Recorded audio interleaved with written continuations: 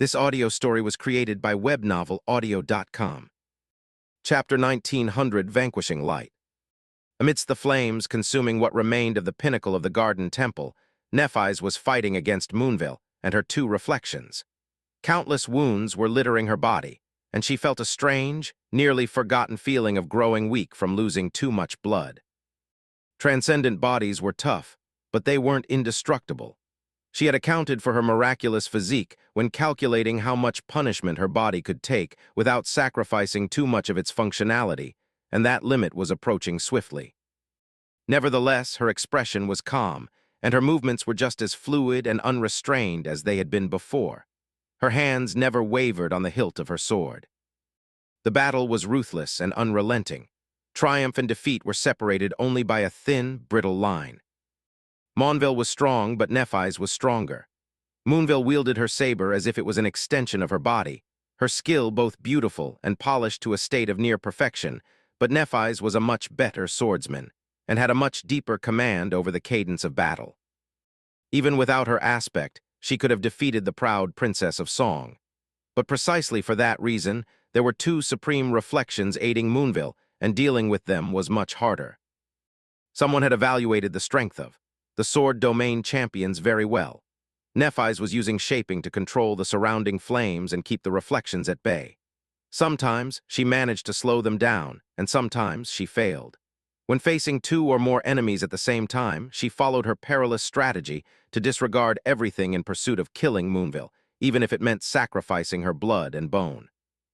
As a result, the beautiful princess was forced to defend herself without having a chance to launch a counterattack. Her reflections, however, made up for that with a vengeance. "Oh, it hurts." Both Nephis and Moonville were bloodied, however. Nephis was bleeding more. Her wounds were more dire and more plentiful. It was already starting to become a detriment to her strength and mobility, not because she was paralyzed by pain, but simply because her muscles were cut, her tendons were damaged, and her bones were cracked. She had managed to avoid receiving truly debilitating damage, but the harm done by countless small wounds was slowly mounting. Moonville could see that as well. Therefore, she grew a little more confident. Nephis would have smiled if it didn't seem like a lot of effort. "Got hurt." She remembered being a fairly straightforward person a long time ago. But somehow, over the years, she couldn't quite remember how Nephis had come to value deceit and misdirection, even if it was not something she was naturally good at. She must have learned how to use lies to her advantage by quietly observing people around her. If so, she had been blessed with good teachers.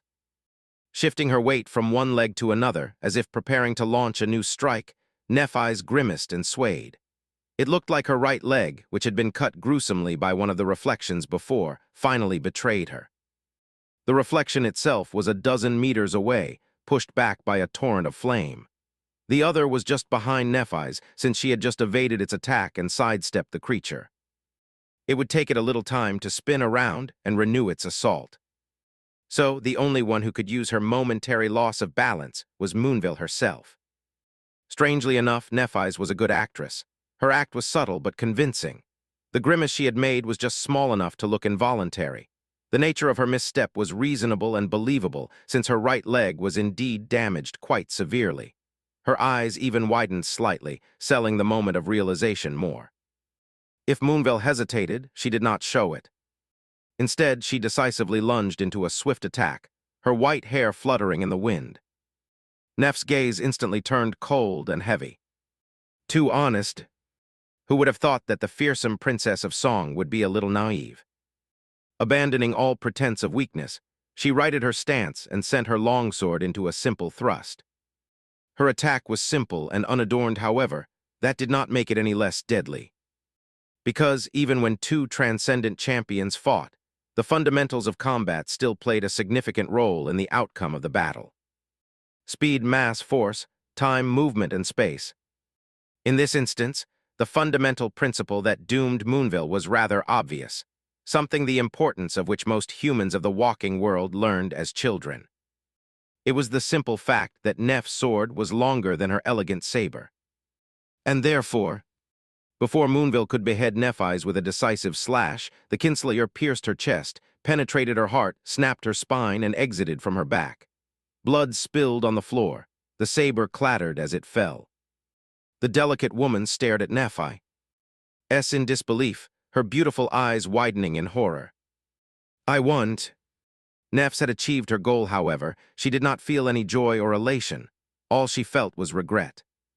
Because humanity had lost a powerful saint, one of many that would die in this appalling, senseless war.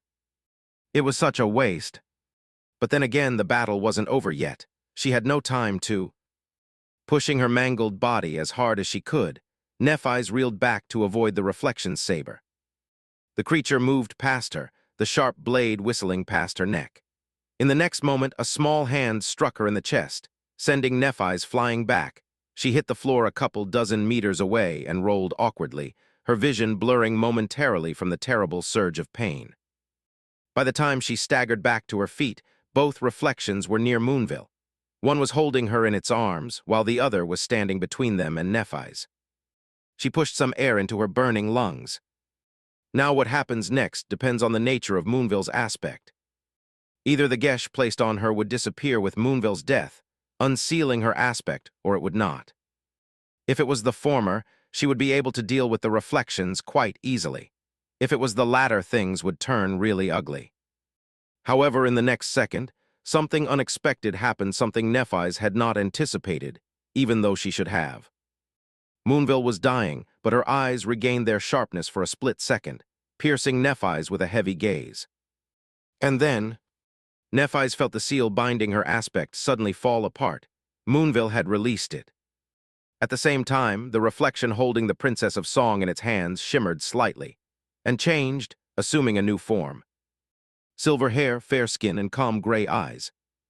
A face that could have been beautiful if it was expressive and lively, instead of being cold and motionless like a lifeless mask.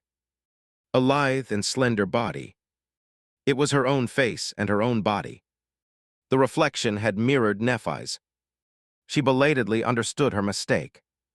A moment later, a soft radiance enveloped the hands of the reflection, pouring into Moonville's body. And Moonville's terrible wounds miraculously healed. Nephis stared at her from a distance, feeling dismayed. What a cheat! The Princess of Song was as good as new. Of course, now that Nephis had been given back her aspect, her wounds were also healing, and a raging flame was rising in her soul. For a moment, nobody moved. Moonville was panting heavily, looking at Nephis with a hint of wariness. Nephis, meanwhile, smiled a little. On the other hand, that works as well. Moonville and her two reflections wore somber expressions as they readied themselves to continue the battle, which would grow infinitely more devastating and terrible now, without a doubt. But Nephis was about to surprise them as well. She unleashed the suppressed power of her aspect, assuming the incinerating form of the radiant spirit. At the same time, she called upon the sea of flames surrounding them, wrapping it around herself like a mantle. However, she did not direct all that fiery power at her enemies. Instead, she aimed it at the wooden floor beneath her feet. Surrounded by blinding light and a raging tide of immolating fire, Nephis fled from the battle and rushed down, piercing one level of the ancient citadel after another like a falling star. Countless layers of mystical wood parted in front of her, crumbling into ash, as she burned a scorching path into the depths of the castle. Lower and lower, and lower still, until she plunged into a sea of impenetrable darkness, vanquishing it with her light. Chapter 1901 Falling Sun. Sunny was in the throes of the familiar state of merciless clarity. He was fighting revel in the ruins of the dark hall, pushing his body and mind to the absolute limits, each breath searing his lungs like acid. The devastating fury of their clash made the world quake. Everything around them was enveloped by flowing darkness and suffocating smoke, the air suffused with sweltering heat. Neither Sunny nor Revel were armed, using nothing but their bodies to destroy each other. The rolling echoes of their crushing blows were like deafening thunderclaps, and both moved at a speed far greater than what a mundane human would have been able to perceive. The battle was fierce, fearsome, and chillingly ruthless. Its frenetic pace was daunting. Its violent brutality was appalling. Sunny was having a tough time. Devoid of the ability to call upon his aspect, he could only rely on his physical might and combat technique to fight Revel. The problem, however, was that her transcendent form was more than twice his height, with much longer arms and legs, which gave her a tremendous advantage in reach, and that was not even counting her one remaining wing. Sunny's disadvantage was only confounded by the fact that he was witnessing the battle through Saint's eyes, not his own. He was more used to seeing himself from the third perspective than most people due to long years of perceiving the world through the shadows. But it was still a disorienting experience to fight while only relying on someone else's sight. Revel had figured out that he was somehow relying on Saint to guide him almost instantly and made several attempts to destroy the wounded shadow. Sunny managed to block her from reaching Saint, but she methodically attacked him from positions where his own body blocked the living statue's view. Worst of all, Lightslayer could still use her aspect freely, which she did with great foresight and skill. At any moment, the beautiful demon could turn into a torrent of flowing darkness to escape, advance, circle around Sunny, or simply bypass his attack. It was infuriating, reminding Sunny of the battle he had fought against Fiend in Falcon Scott. It felt as if he was fighting himself, which was not a pleasant feeling at all. Now that he was suffering at the hands of an enemy who possessed such an ability, he learned painfully well just how much of a cheat his shadow step was. He could not do anything against her aspect ability, but he could somewhat negate her advantage in size by manipulating his weight with the feather of truth. Sunny might have been smaller, but his mass was even greater than that of the towering demoness. As a result, his blows were especially devastating, and it was harder for her to throw him off balance. His armor was shattered, and his body was hurting. And yet, so was hers. Sunny was holding his ground while surrounded by true darkness, trading blow for blow with its Saint. It was just that damned wing. As Sunny blocked Revel's clawed hand, the obsidian talon stung his side, where the surface of the onyx mantle was already cracked. Feeling a pulse of sharp pain, he hissed and tried to grab the retreating wing, only to be sent stumbling back by a devastating kick. A thin crack crossed the surface of his mask. Worse still, Revel was already turning into a torrent of darkness, rushing toward Saint. Damn it! Sunny ignored the pain and dashed forward to intercept her. But at that moment, he felt the entire citadel shudder, and a thunderous boom resounded from far above, followed by another a moment later, and then another, almost without pause. It was as if something was tearing through the ancient castle, traveling toward the ground at terrible speed. Then the heat permeating the air seemed to grow 10 times more intense, and Sunny was confused for a moment. What is that?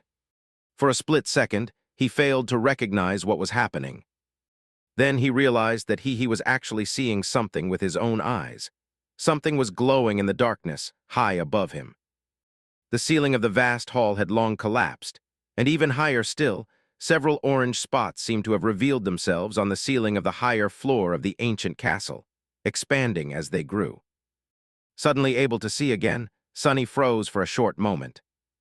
In that short moment, the burning ceiling exploded with a deafening roar, and a blinding radiance blinded him all over again. It was as if the sun had risen in the middle of the citadel, or rather, fell down from the sky. Surrounded by a sea of flames, an incandescent being plummeted from the burning inferno above, crashing into the floor between Sunny and Revel and instantly setting it on fire. Covering his eyes, he staggered back. Revel's darkness was vanquished, and he could finally sense the shadows again. There was a white silhouette standing in the middle of the raging conflagration, so beautiful and pure that it seemed out of place in this dirty and imperfect world. Sunny's lips twisted into a smile behind his cracked mask. Nephis had arrived from whatever battle she had been fighting, practically bringing the entire citadel down with her. From the brief glimpse Sunny had got, it seemed as if every floor of the ancient castle above them was at least partially destroyed and set aflame. That certainly explained the smoke and the unbearable heat. The radiant spirit of light slowly looked around, taking in the sight of the devastated hall. The broke walls, the hideous wounds littering Saint's body, Sunny's breached armor. Finally, her gaze settled on the bloodied, but still breathtakingly beautiful figure of the creature of darkness staring at her with a grim expression. Revel looked at Nephis and then smiled coldly. Her lips parted, and a single word escaped from her lips. Crap. Chapter 1902, Gruesome Affair. Revel's darkness was chased away and diminished, but it still swirled around her like a cloud. Shrouded by it, she looked at Nephis. Nephis was looking at her as well.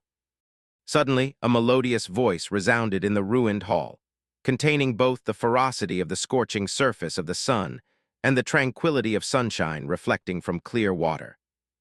"You are the Lightslayer." Revel remained silent for a heartbeat. Her battered, bleeding body looked like a dirty mess in front of the pristine, radiant spirit of light. "That's what they call me, yes." Nephis remained silent for a few moments, then spoke in her usual even tone. "I'm not impressed." Her tone might have been emotionless, but that only made the remark sound more derisive. It was as if she was saying, "Is that all? I am supposed to be slain by you." Hearing that, Revel smiled darkly. "I'm sorry for the disappointment, Lady Nephis." With that, the ruined hall once again exploded with motion. The moment of peace was short-lived. The scorching flames fell upon the Princess of Song, as if possessing a life of their own. The radiant spirit seemed to turn into a streak of light, rushing at her with impossible speed. Sunny was not far behind, either, knowing that this was their best chance to kill Revel. Revel herself, meanwhile, took a step back and turned into a torrent of darkness. The darkness did not attack, however. It did not try to defend itself, either. Instead, it flowed down and seeped into the cracked floorboards, disappearing from view. The flames only licked the ancient wood, scorching it. Neph's strike missed. Sunny emerged from the shadows a split second too late. Revel had fled. For a moment, he was face to face with Nephis, feeling her heat despite the incredible level of elemental resistance granted to him by the onyx mantle. He was silent for a moment. "Are you okay?" The spirit of light nodded, her graceful figure drowning in the blinding radiance. "What about you?" Sunny grinned behind the mask. "I am alive, if that is what you mean." With that, there was no time for conversations anymore. Because they both knew what Revel's retreat meant, she had fled downward, in the direction where the rest of their comrades were most likely fighting for their lives. "Go, destroy the corpse of the Ellerer at all costs." Sunny threw a brief glance at Saint, commanding her to stay safe, and stepped through the shadows once more. A moment later, he emerged in the chaos of the vast hall where the Saints of the Sword Army had been ambushed by the daughters of Kai Song. Just one look was enough to erase the smile from his face, replacing it with a somber expression. "So many have died." The casualties suffered by the Sword Domain were appalling. He could only see 4 members of the Conquest team still drawing breath: Roan, Lely, Jest, and the unfortunate Saint who had been wounded by Silent Stalker at the start of the sight. Rivalin was nowhere to be seen, and the rest of the Saints were now corpses, some of them damaged too terribly to be of use for the Raven Queen, some still moving. Silent Stalker was a bloody mess, barely clinging to life. Lonesome Howl and her one remaining reflection were engaged in a fierce brawl with Fiend, protecting her fragile human body from him. The corpse of the Great Terror, at least, seemed to have already been destroyed. Sunny did not know why Nephis had asked him to make getting rid of it a priority, but he was glad to know that the abominable creature did not pose any threat anymore. Revel had just coalesced from the flowing darkness, standing at the opposite end of the hall from him. She had dismissed her transcendent form and looked like a human once again, her pale face smeared with blood. Just as he caught sight of her, she shouted, "Back!" Immediately, the 2 great wolves leaped away.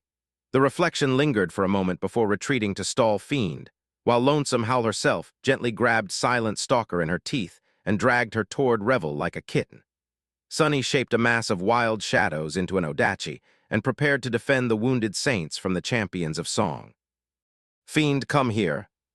The infernal troll looked at the retreating wolves with regret, and then stepped through the shadows to stand by Sunny's side. The 4 surviving Saints were now behind them, looking relieved at the sight of the Lord of Shadows. They were in a sorry state. Even Sir Jest, who had escaped with relatively fewer wounds, was covered in blood. In fact, the only person in the vast hall whose armor wasn't covered in blood was Sunny himself. That was because it was rather hard to make him bleed.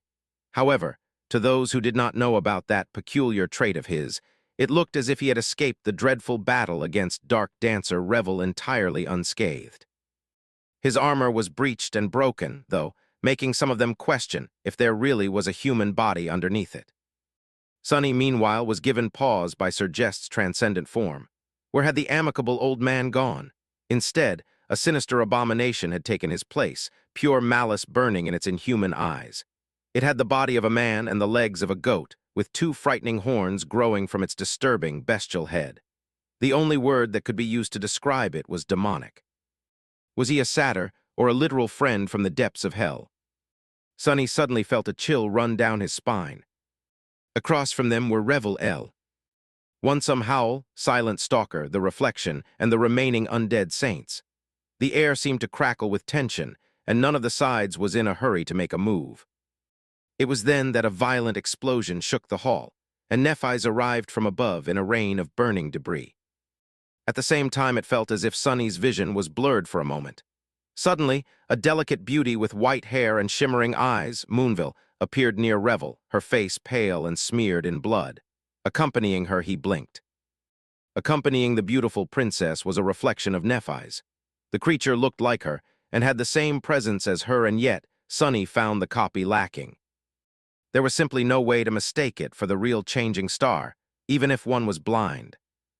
The appearance of the reflection answered Sunny's recent question, though, making him scowl behind the mask. No wonder. Now that he saw the copy of Nephis, he knew why she had told him to destroy the corpse of the Great Terror as fast as possible. Considering that the reflection was able to mirror her, it could not be a mere beast. Nephis had already reformed the soul core she had detonated to escape from the cursed terror, condemnation, and was a transcendent titan once again. Therefore, the reflection had to be a titan as well, either a transcendent one or even supreme. Sunny's eyes widened a little. That bastard! If the Great Terror remained whole, the damn creature might have been able to mirror it instead. Then they would have had to contend against that abomination in addition to the daughters of Kai Song. Sadly, Sunny could only see the reflection of Neph's mirrored soul cores, and with the mess of various potent auras clashing in the dark hall, he could not measure the power of the reflection accurately. It might have been hiding its power as well. Can it really be supreme? What the hell could Mordred have done to nurture a supreme titan? How would he have even created one, considering that each reflection demanded a sacrifice of as many soul cores as a creature of its class was meant to possess? He had so many questions, and none of the possible answers promised anything good for the future. As Nephis softly landed on the ground, an eerie silence settled in the darkness of the devastated hall. A moment later, however, the darkness was chased away by soft light. The wounds on the bodies of Roan, Heli, and the saints slumped on Heli's back shone with white radiance and began to heal with startling speed. Almost at the same time, the reflection of Nephis laid its hands on Revel and Silent Stalker, healing them in turn. Great, Sunny sighed. It was an incredible boon to have a healer on one's side. However, if the enemy had access to a healer as well, an already terrible battle could become a truly gruesome affair. That was precisely what seemed to be happening right now. Chapter 1903, Wide Sleeves. For a few moments, neither side moved. The saints of the Sword Army had almost recovered from their wounds, all except Sir Jest, curiously enough. Sunny couldn't help but notice that Nephis was able to heal the rest from a distance, but that did not include the old man. On the other side, Revel and Silent Stalker were also close to being healed. At the same time, something that Sunny had assumed was a severely damaged statue of a fearsome gargoyle moved, revealing itself to be a living creature. Elhi, Saint of Sorrow.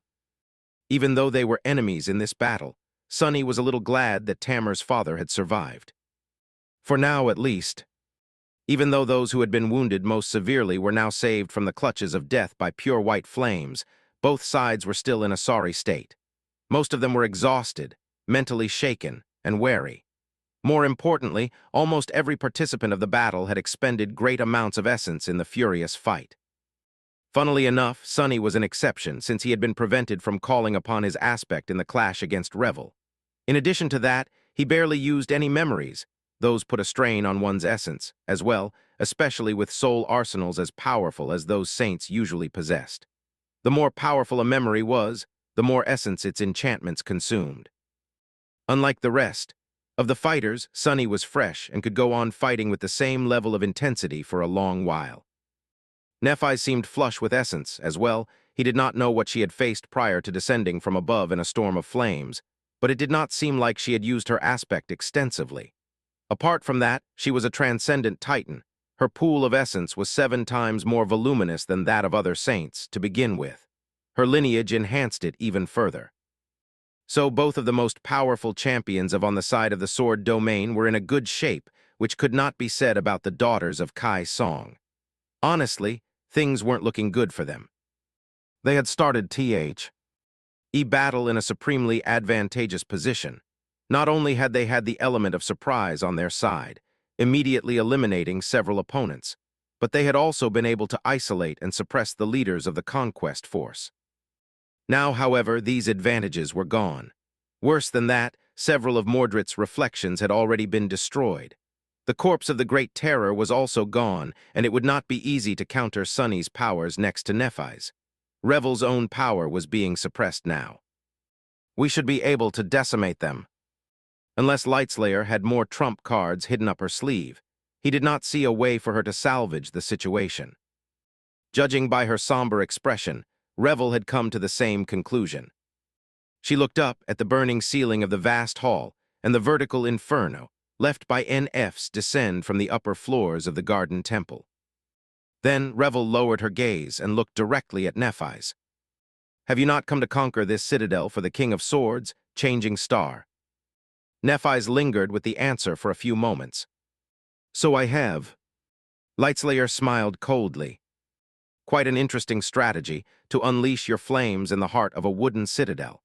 If I did not know better, I would have assumed that your aim is to destroy it instead." Sunny had to admit that there was some truth to her words. Smoke was already drifting into the vast hall from above, and the fire was spreading. The ancient castle had already sustained heavy damage from the furious forces unleashed by the clash of so many saints. In fact, it was a miracle that it was still standing. Sunny remembered the first transcendent battle he had witnessed. Back then, just 2 saints, Tyrus and Cormac, had destroyed an entire island in their clash. The people who had left behind this beautiful stronghold were truly remarkable builders, it seemed. Nephis considered Revel's words for a moment or two. Elhen, her radiance dimmed, and she dismissed her transformation, turning back into a human. Miraculously this time, her armor had survived. However, Sunny gritted his teeth when he saw it. There were no wounds on the body, but her blackened armor was terribly shredded, pierced in at least a dozen places, and on the verge of collapsing into a whirlwind of sparks. She had suffered greatly in the battle against Moonville, it seemed. His eyes flashed with murderous cold behind the cracked mask. "I'll kill them slowly." Whatever fatigue Sunny had felt disappeared, replaced by deadly intent. Standing beside him, Nephis stared at Revel impassively. "If it means denying the citadel to the Song domain, I just might go ahead and destroy it. Why not?" A corner of her mouth curled upward slightly, and she added evenly, "Of course, I'll make sure to destroy you first." Revel's expression turned grim. She hesitated for a few moments, then uttered through gritted teeth, "You can try, you might even live long enough to enjoy the outcome. But what about your companions? Will they survive?" Sunny frowned, not sure why she was saying these things. Was Revel, perhaps, trying to negotiate a peaceful resolution, instead of continuing the bloody battle? If so, she was extremely naive. There was no way that Nephis would surrender her claim on this citadel. She would indeed rather burn it to the ground, if that was the only choice. Which it wasn't, since the remains of the conquest force were poised to achieve victory. But Revel was definitely not naive, so... She's buying time. Sunny cursed mentally and prepared to lunge forward. But it was already late. By that time, Moonville had already finished whatever it was she had been secretly doing. She raised her hands and brought them together, forming a triangle with her thumbs and index fingers. A split second later, a drop of vibrant crimson blood suddenly materialized in the middle of the triangle. And Sunny's senses screamed at him that he was in dire danger. As it turned out, Revel did, in fact, have another trump card up her sleeve. Chapter 1904, Queen's Blood.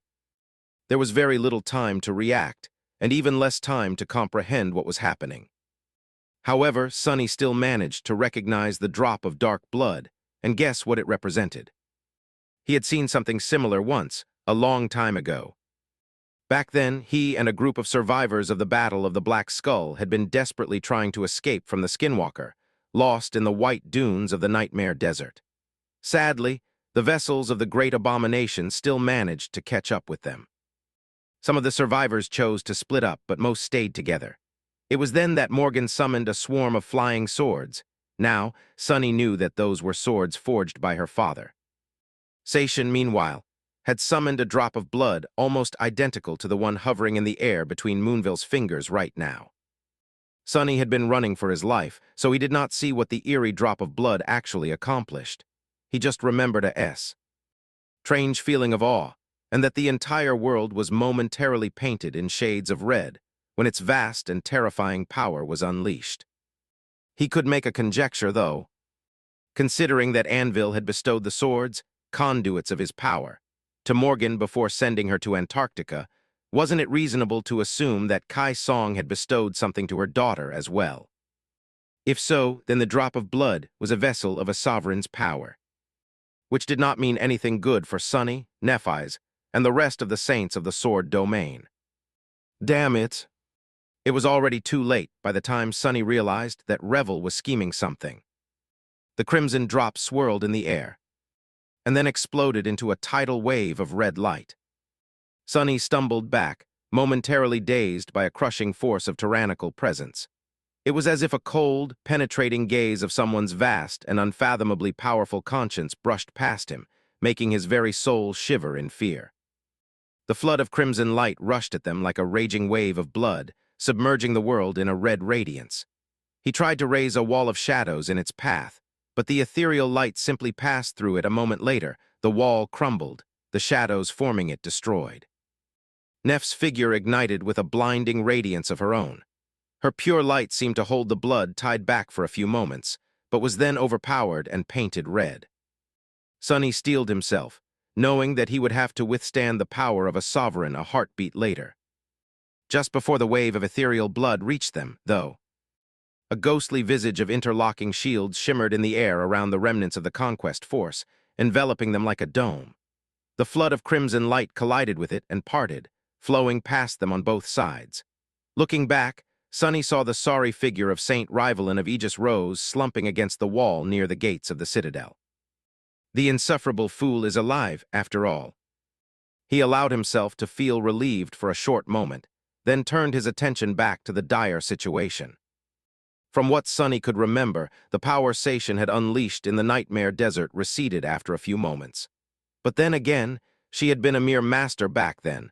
Perhaps a saint would be able to channel the power of a supreme better. He took a step closer to Nephis and commanded Fiend to move forward, shielding the group from the rush of red light. Sadly, Sunny was right. A few moments passed, and then a few more. The bloody radiance drowning the world did not dim. The force field created by Rivalin, however, seemed to be weakening. The ghostly shields had become invisible after manifesting for a second, but Sunny could practically hear them bending under the pressure, ready to succumb to it. The shield wall protecting them from the power of Kai Song was slowly becoming covered by a net of cracks. Or maybe it was rusting, slowly dissolving into red dust. At best, I can escape by using Shadow Step. He could take Nephis with him. Maybe Roan as well, but Sunny had never carried several transcendent beings with him through the shadows. He wasn't sure that he would be able to save the rest. Meaning that he would have to leave at least some of the saints of the Sword Army behind. Who would he abandon? Jest, Rivalin, Heli. Luckily, in the end, he did not have to make that choice. Eventually, after a dozen seconds or so, the red radiance enveloping the world finally dimmed. It dissipated slowly and then disappeared altogether. The vast hall was plunged into dim darkness once again, illuminated by the orange glow of the burning ceiling and the light of several luminous memories. Sunny's eyes widened. The hall was empty. As Rivalin slumped on the floor and the other saints drew hoarse breaths, he looked around and then extended his shadow sense outward. He did not sense anything. Revel and her sisters were gone. So were the Saint of Sorrow and the reflections. Even the transcendent corpses reanimated by the authority of Queen Song were nowhere to be seen. They have fled. The battle was over, ending just as unexpectedly as it had started. Sunny let out a sigh. He did not even know what kind of a sigh it was. Was it a sigh of relief or a sigh of disappointment? In any case, now that the battle was finished, they had to deal with its consequences before thinking about anything else. They're gone. Nephis did not respond immediately, looking up at the sea of flames raging above them. Her expression was somber. Sunny lingered for a moment. "Can you put the fires out?" She shook her head slowly. "Perhaps, but the citadel is already damaged too severely. It's on the verge of breaking apart. By the time I suppress all the flames, it would have collapsed already." Sergest assumed his human form, thankfully, wiped the blood off his face, and said in a wry tone, "Suffering a fire in the middle of a lake inside a dried-up bone. How ironic." He looked around as if search. NG for something, then asked, "So what do we do, my lady?" Nephis walked over to where Rivalin was laying on the floor and kneeled beside him, placing her hands on his bloodied body. "It doesn't matter if the citadel collapses. We just need to preserve the gateway. As long as the gateway survives, the stronghold can be rebuilt around it." That was true. Of course, it depended entirely on how the spell had fashioned this particular gateway. There were some that existed in and of itself, like the altar of the sanctuary of Noctis.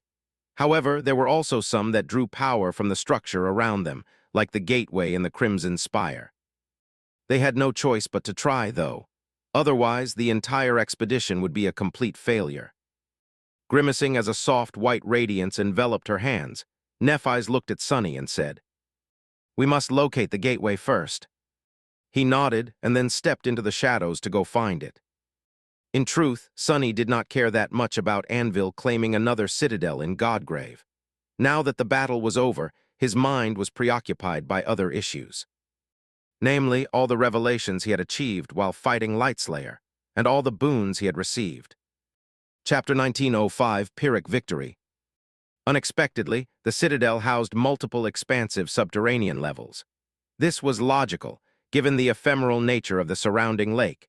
It would rise when the hollows were submerged and recede once the waters traversed the remnants of the deceased deity into its colossal spine. Consequently, these underground levels were only beneath the surface when the lake was at its peak.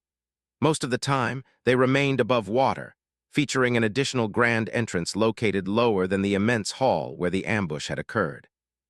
Sunny discovered the gateway beneath a crystalline dome nearby that entrance. He stood motionless for several moments, astonished by the sights and sensations before him. Behind the dome's transparent walls, a small grove thrived. Outside, scarlet vines wrapped around the structure, yet inside, ordinary plants flourished. Lush green grass, ancient oak trees, soft moss, and vibrant flowers adorned the hidden meadows center, where a serene pond of clear water lay still in the peaceful darkness.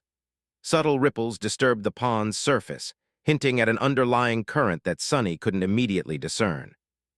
These were the first plants Sunny had encountered in Godgrave that remained untouched by corruption in the entire dream realm, except perhaps those introduced by the inhabitants of the waking world. Moreover, as he entered the crystal dome, Sunny felt a profound sense of sanctity permeate the air, untouched by the corruption that plagued the rest of the cursed area.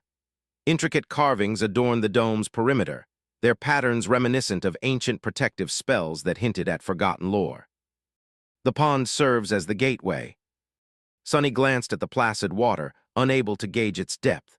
With a shrug, he turned away and melded back into the shadows, rejoining Nephis and the other saints. Soon they all took shelter in the grove. Above them, the citadel was ablaze and deteriorating. Its walls, sturdy enough to withstand the scorching flames summoned by Nephis, held for a time. However, the structure had been overtaken by the scarlet infestation over the years. The vines and trees piercing its framework acted as fuel, allowing the fire to spread and consume the ancient walls. Amidst the chaos, faint echoes of old chants resonated through the flames, suggesting that the citadel's ancient defenses were beginning to reactivate. These sounds hinted at dormant mechanisms that might offer unexpected aid or pose new threats.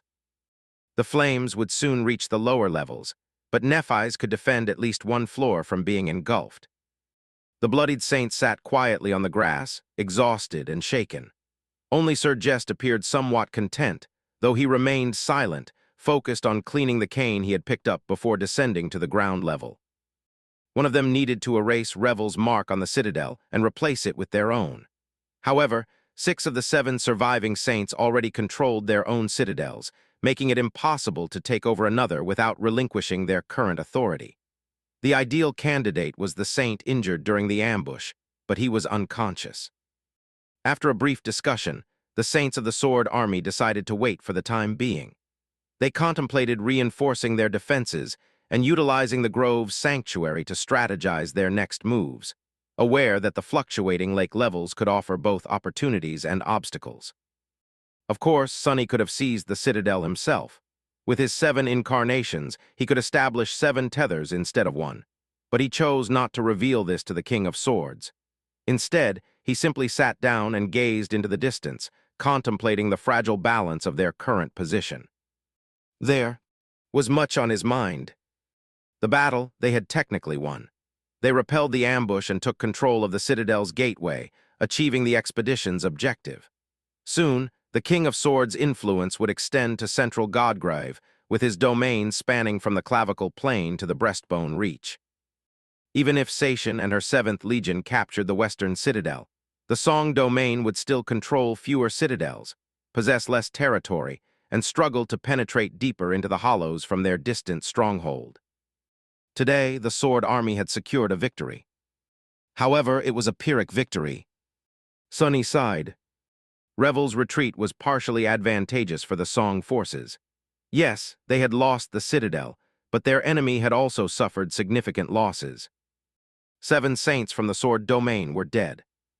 Silent Stalker had taken more lives than anyone else, killing 3 of the Sword Army's transcendent champions. Lonesome Howl and her reflections followed, with 2 kills among them. Moonville had slain 1, and the final fallen saint was defeated by the risen dead. Revel hadn't killed anyone personally, but she had orchestrated the entire battle. In contrast, the Song Army only lost 3 of Mordred's reflections. While their loss was notable, it paled compared to the casualties endured by Nephis' team. The Sword Army was already disadvantaged with fewer saints. Losing 7 champions widened the gap in transcendence between valor and song, likely affecting all future battles negatively. Thus, none of the actual victors were pleased. Concealed behind his mask, Sonny cast a furtive glance at Nephis. She had already finished tending to Sir Jest and his own wounds. Now she sat by the pond, gazing at the water with her usual detached demeanor. A faint aura surrounded her, suggesting she had begun to unlock a new aspect of her power. She was in a difficult position. As the commander of the expedition, Nephis bore responsibility for her people's deaths. Each loss must have weighed heavily on her. Sonny understood the agony of failing those who had trusted you with their lives. Many soldiers had perished to reach the citadel, and now 7 saints were dead, each a unique talent and trusted companion. Nephis had more leadership experience than he did, having ordered more people to their deaths. However, one never becomes accustomed to such losses well. Perhaps that wasn't entirely true. Anvil and Kai Song seemed to have developed a considerable tolerance for sacrificing lives for their goals, and there were likely others like them. But Nephis had not. She was likely suffering deeply. Moreover, while leading these warriors, she was also plotting against their king. In a way, she was an outsider among them, a traitor, even. Her primary concern was who would control the citadel, aiming to weaken the 2 sovereigns against each other. Navigating this situation must have been challenging, both morally and emotionally. Adding to this was the fact that her capacity for emotions and morality, her humanity, was somewhat diminished by the consuming flames of her aspect. Recently, she had started experiencing fleeting visions of an alternate path, hinting at a deeper internal conflict. Sonny wanted to speak with her, but they couldn't have an honest conversation while surrounded by the other saints.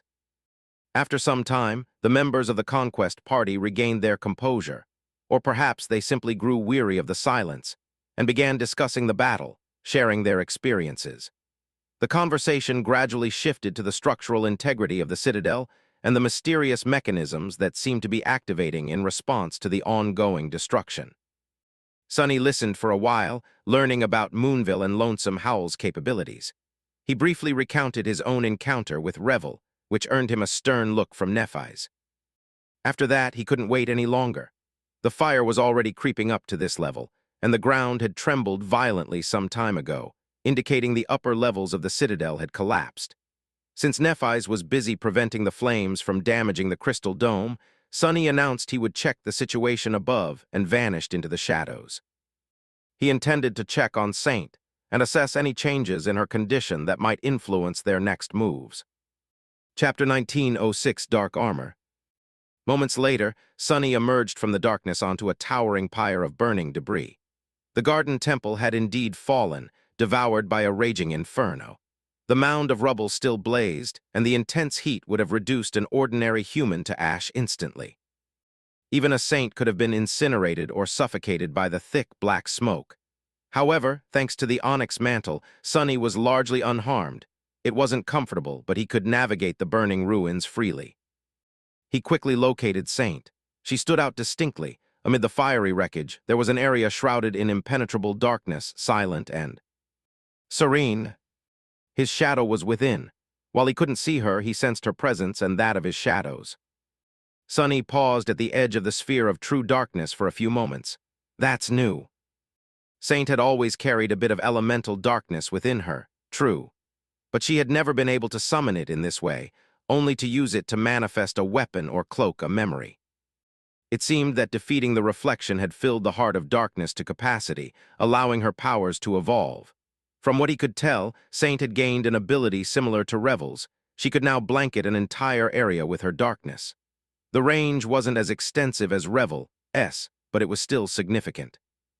Additionally, subtle changes in the darkness hinted at the presence of ancient protective wards, possibly remnants of the Citadel's original defenses that could now be harnessed for their own use.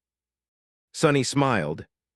What was important was the synergy between this new power and Saint's mantle of darkness ability.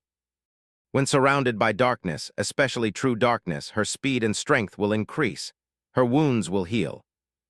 Now that Saint could freely unleash elemental darkness, she could remain enveloped by it at all times. This meant she could almost always benefit fully from the mantle of darkness. There was more to it as well.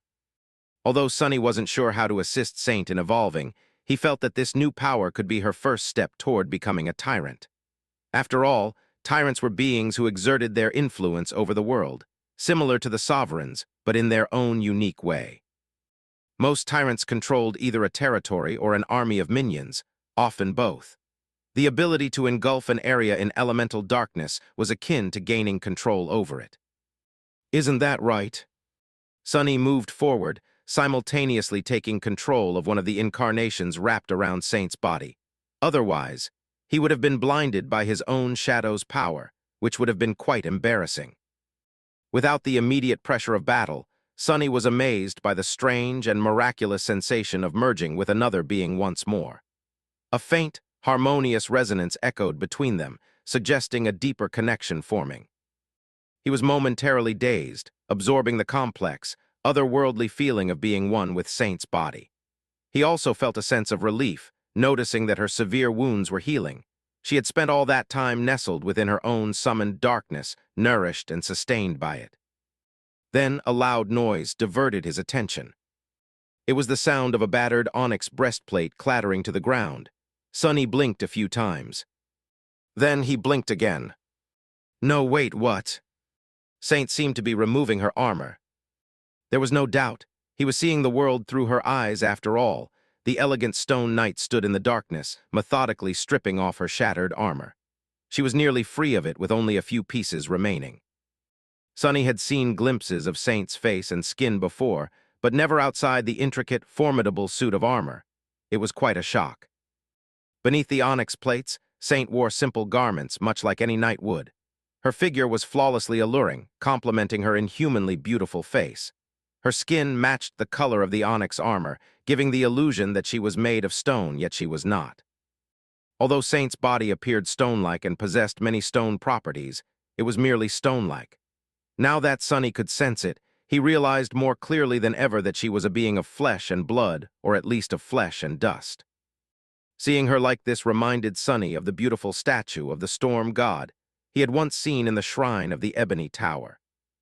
It was evident who Nether had drawn inspiration from when creating the stone saints, at least in appearance. Saint, meanwhile, gave him an indifferent look and continued removing her armor. However, as she did so, faint glowing runes appeared on her skin, pulsating with a soft light that hinted at a hidden power awakening within her. Her greaves and vambraces fell to the ground, leaving her completely unprotected. Sunny recalled that she hadn't come here just to gaze around. But why is she taking off the armor instead of repairing it? His answer came moments later. Saint knelt beside the broken armor, gazing at it for a while. As she did, the runes on her skin began to glow brighter, reacting to the presence of the shattered onyx pieces. It seemed as if a hint of an unknown, somber emotion flickered in her ruby eyes.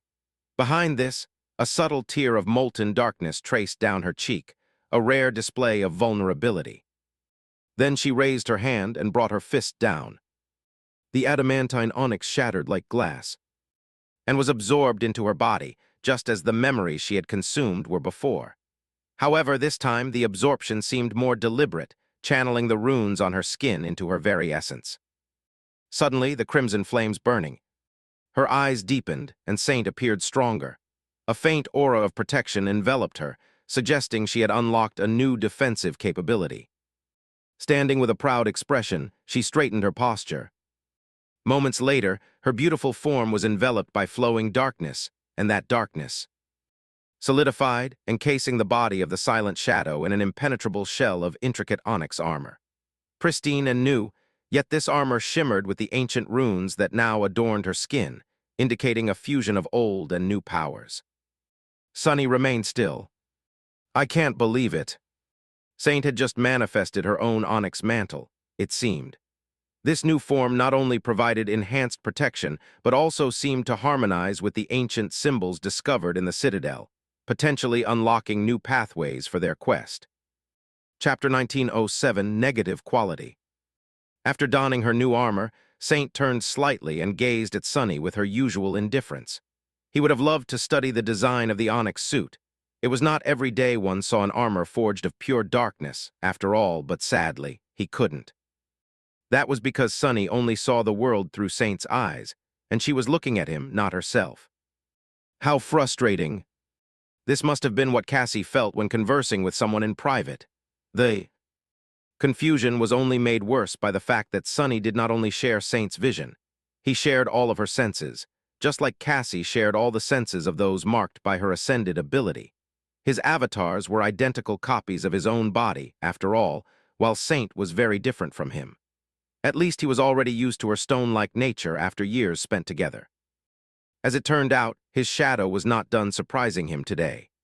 The ability to summon a pool of elemental darkness and manifest a suit of armor was not the full extent of what she had gained by slaying Revel's reflection. There was some distance between Sunny and Saint still.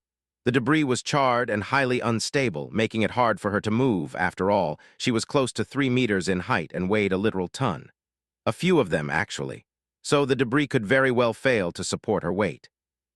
Which was why Saint did not walk. Instead, she simply turned into a torrent of darkness and traveled all the way to where Sunny was standing in a heartbeat. It was not quite as instantaneous as moving between shadows with shadow step, but still quite fast. The sensation of becoming a stream of darkness was also very different from what Sunny usually felt when traveling through shadows, in many ways that he found hard to describe, but mainly because of how hollow it felt to be one with the darkness. He did not feel embraced by the flow of elemental darkness. Instead, it was a cold and unfathomable thing, too alien and indifferent to be welcoming. Even being a part of it, Sunny felt nothing but profound solitude. A moment later, Saint was towering above him, standing only by a few meters of scorched wooden debris away. The ground shook precariously, and the blackened wood creaked, as if ready to crumble into embers and ash. Of course, neither Saint nor Sunny would be seriously hurt if they fell beneath the upper layer of the wreckage. They would not be burned in the infernal depths of the smoldering ruin, either. Still, he would have liked to avoid becoming smeared from head to toe in soot before Sunny could do anything, though Something about Saint changed subtly. Did she just? She had. Saint had effortlessly changed the weight of her stone-like body, making it as light as a feather. Sunny blinked a couple of times. Feather of truth. It was the same ability he possessed, granted by the onyx shell. Saint had not been able to adjust her mass while wearing her original armor, but now that it had become a part of her personal darkness, she could. The effect was more or less the same, but the process was different. Sunny had only vaguely felt it, but it was as if she had not simply changed her mass instead. It was as if a negative quality was added to it, thus reducing the weight. Where had that negativity come from? He did not know. Then again, he did not know how the feather of truth worked either. Perhaps he had always done the same thing without realizing it. In any case, Sunny was quite pleased with the fact that Saint could change her weight at will now. Naturally, an ability like that was an incredible boon in combat. He had woven it so deeply into his own battle art that fighting any other way seemed clumsy and ineffectual now. However, it was also quite useful outside of combat, since Saint's great weight often presented a problem in mundane situations, like walking on fragile floors, traveling by boat, or swimming. Considering how often Sunny found himself inexplicably thrown into large bodies of water, that alone was an invaluable boon. Saint stared at him from above for a bit. Then she stared at him some more. He shifted from one leg to another, trying not to take offense. No, but am I really this tiny? Since he was looking through Saint's eyes right now, he was staring at himself from her great height. From that perspective, Sunny indeed looked like a little toy. Was that how Saint always saw him? He ground his teeth, missing the days when she was a mere monster, and of the same height as him. Fiend had started out as a scrawny gremlin as well, but now that gluttonous idiot was 5 meters tall. Sunny did not even want to imagine what he looked like from Fiend's perspective. He might be huge, but he's still an annoying imp inside. In fact, I should start calling him Imp again, just so that the overgrown bastard does not get a big head. Saint, meanwhile, tilted her head a little. Then he felt her body turning into a torrent of darkness once again. But it did not rush anywhere.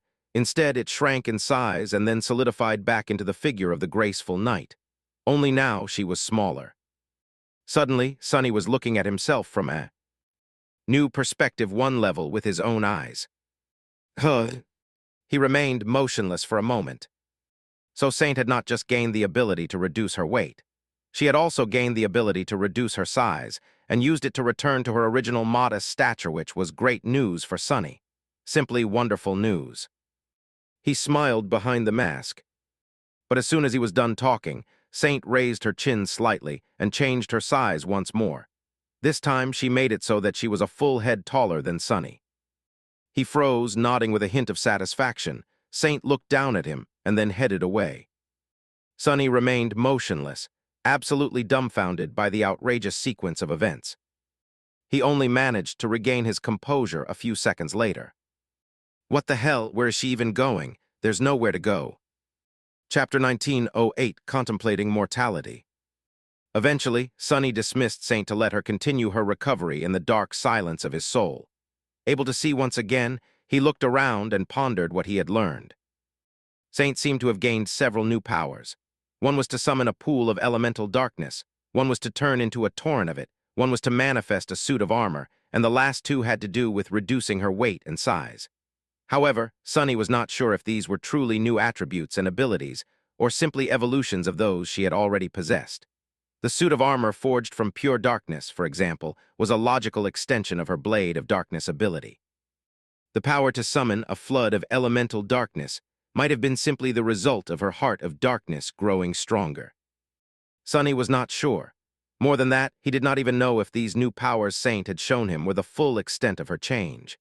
Neither did he know how many shadow fragments she had received after absorbing her old suit of onyx armor. She definitely seemed stronger. Her presence had grown deeper. The cold crimson flames burning in her eyes had become fiercer even though Saint had not evolved to a new class. It felt as if she was much closer to becoming a tyrant now. The problem was that Sunny had no way of knowing the details of what had changed about her. His handy bracelet imitated the shimmering runes, but what they read came from Sunny's own head, not the omniscient reservoir of knowledge that the spell possessed. So there was only one way for him to fully understand Saint's new powers. It was to ask Cassie to take a good look at her. However, doing that was a problem in and of itself. That was because Sunny had been unable to contact Cassie from the moment Revel, and her sisters ambushed the Saints of the Sword Domain, or maybe even from before that, since he had not spoken to her for some time prior to the ambush. As soon as Sunny discovered that he could not hear Cassie, his incarnation in the war camp of the Sword Army had been searching for her. But Master Sunless did not manage to find the blind seer yet. Looking at the subterranean lake through the smoke, Sunny sighed. I wonder what she's up to. The smoke was irritating, so Sunny turned into a shadow and glided to the edges of the smoldering ruin, where the air was cleaner. Taking a deep breath, he looked at the water. The dim darkness of the hollows was illuminated by the orange glow of the towering pyre, and dancing flames reflected on the surface of the lake. It was quiet and pretty, a soothing scene after the violent fury of the recent battle. Looking at it, Sunny felt that an emotion he had been suppressing ever since the daughters of Kai Song retreated finally broke free. A tide of dark, terrifying fury escaped from its cage and flooded his heart. Black Moon.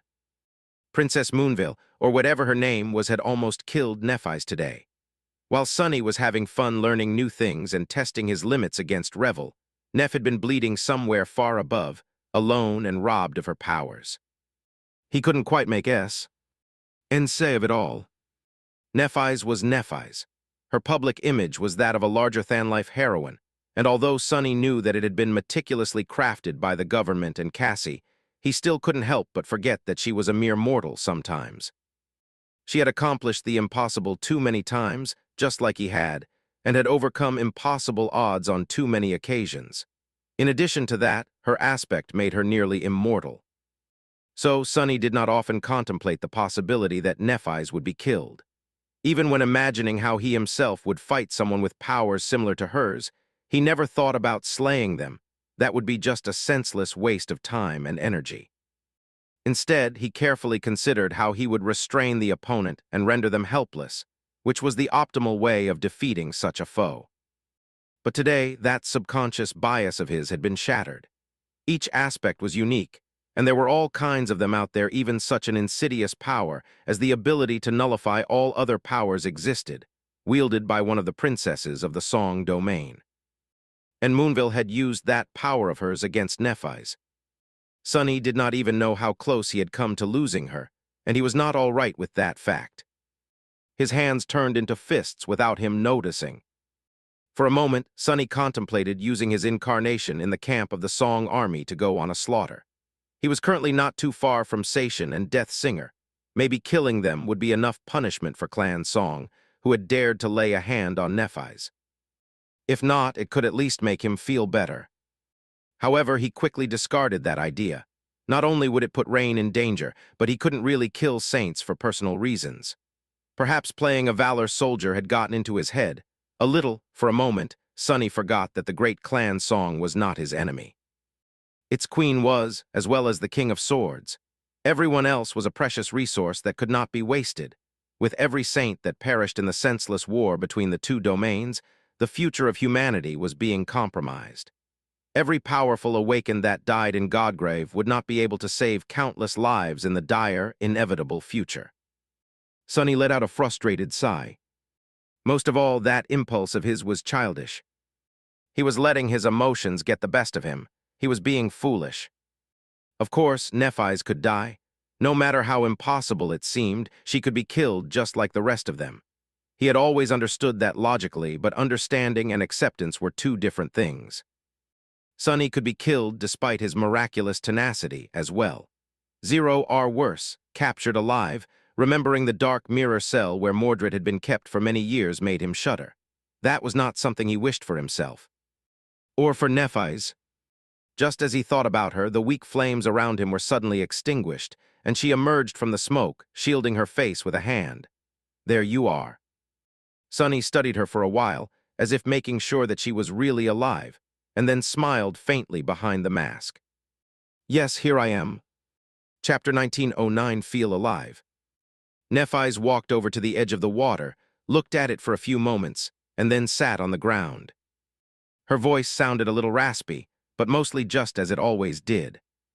He has regained consciousness and is binding the gateway now. Revel's imprint is strong, so it will take some time, 10 minutes at least, maybe half an hour. She sighed. Some of us will have to return to the waking world after that to bring back the initial reinforcements. You know what happens next. Sunny did know. Once the gateway was bound by a saint of the Sword Army, Anvil's domain would manifest in the hollows. The King of Swords would probably arrive at the ruined citadel himself, and the war would finally spill beneath the surface of the ancient bones. The subjugation of the hollows was bound to be an affair both spectacular and harrowing. Considering how powerful the predators of the ancient jungle were, the king would have to lead the conquest personally, at least for a while. By the time the immediate area around the lake was conquered by the Sword Army, both sides would have prominently established themselves in Godgrave. The first stage of the war would be complete, and the two armies would start clashing in large-scale battles, clamoring for control. Control over the surface, control over the hollows, control over the paths to the remaining two citadels. Everything that had happened before was merely a prelude, and the true bloodshed would begin now. Well, there were 10 more minutes before that happened, at least. Nephis sighed and looked down at her blackened, shredded armor. Then she dismissed it and summoned a soft white tunic instead. Her voice sounded a little gloomy. You know, I think I am going to give up on wearing armor altogether. What is the point if it only ends up being destroyed? Or worse, a burden, especially these suits of full plate that Knights of Valor prefer. In the last battle, the left elbow joint was bent almost immediately. I had to struggle every time I needed to bend my arm. A faint smile appeared on her face. I think it will be great less burden, more mobility, wider field of view. Not to mention the heat. Everyone still cooking inside a steel armor will be green with envy, looking at my well-ventilated self. Sunny gave her a long stare, not at all happy at the thought of people staring at Neff's well-ventilated body. And unhappy for another reason, too.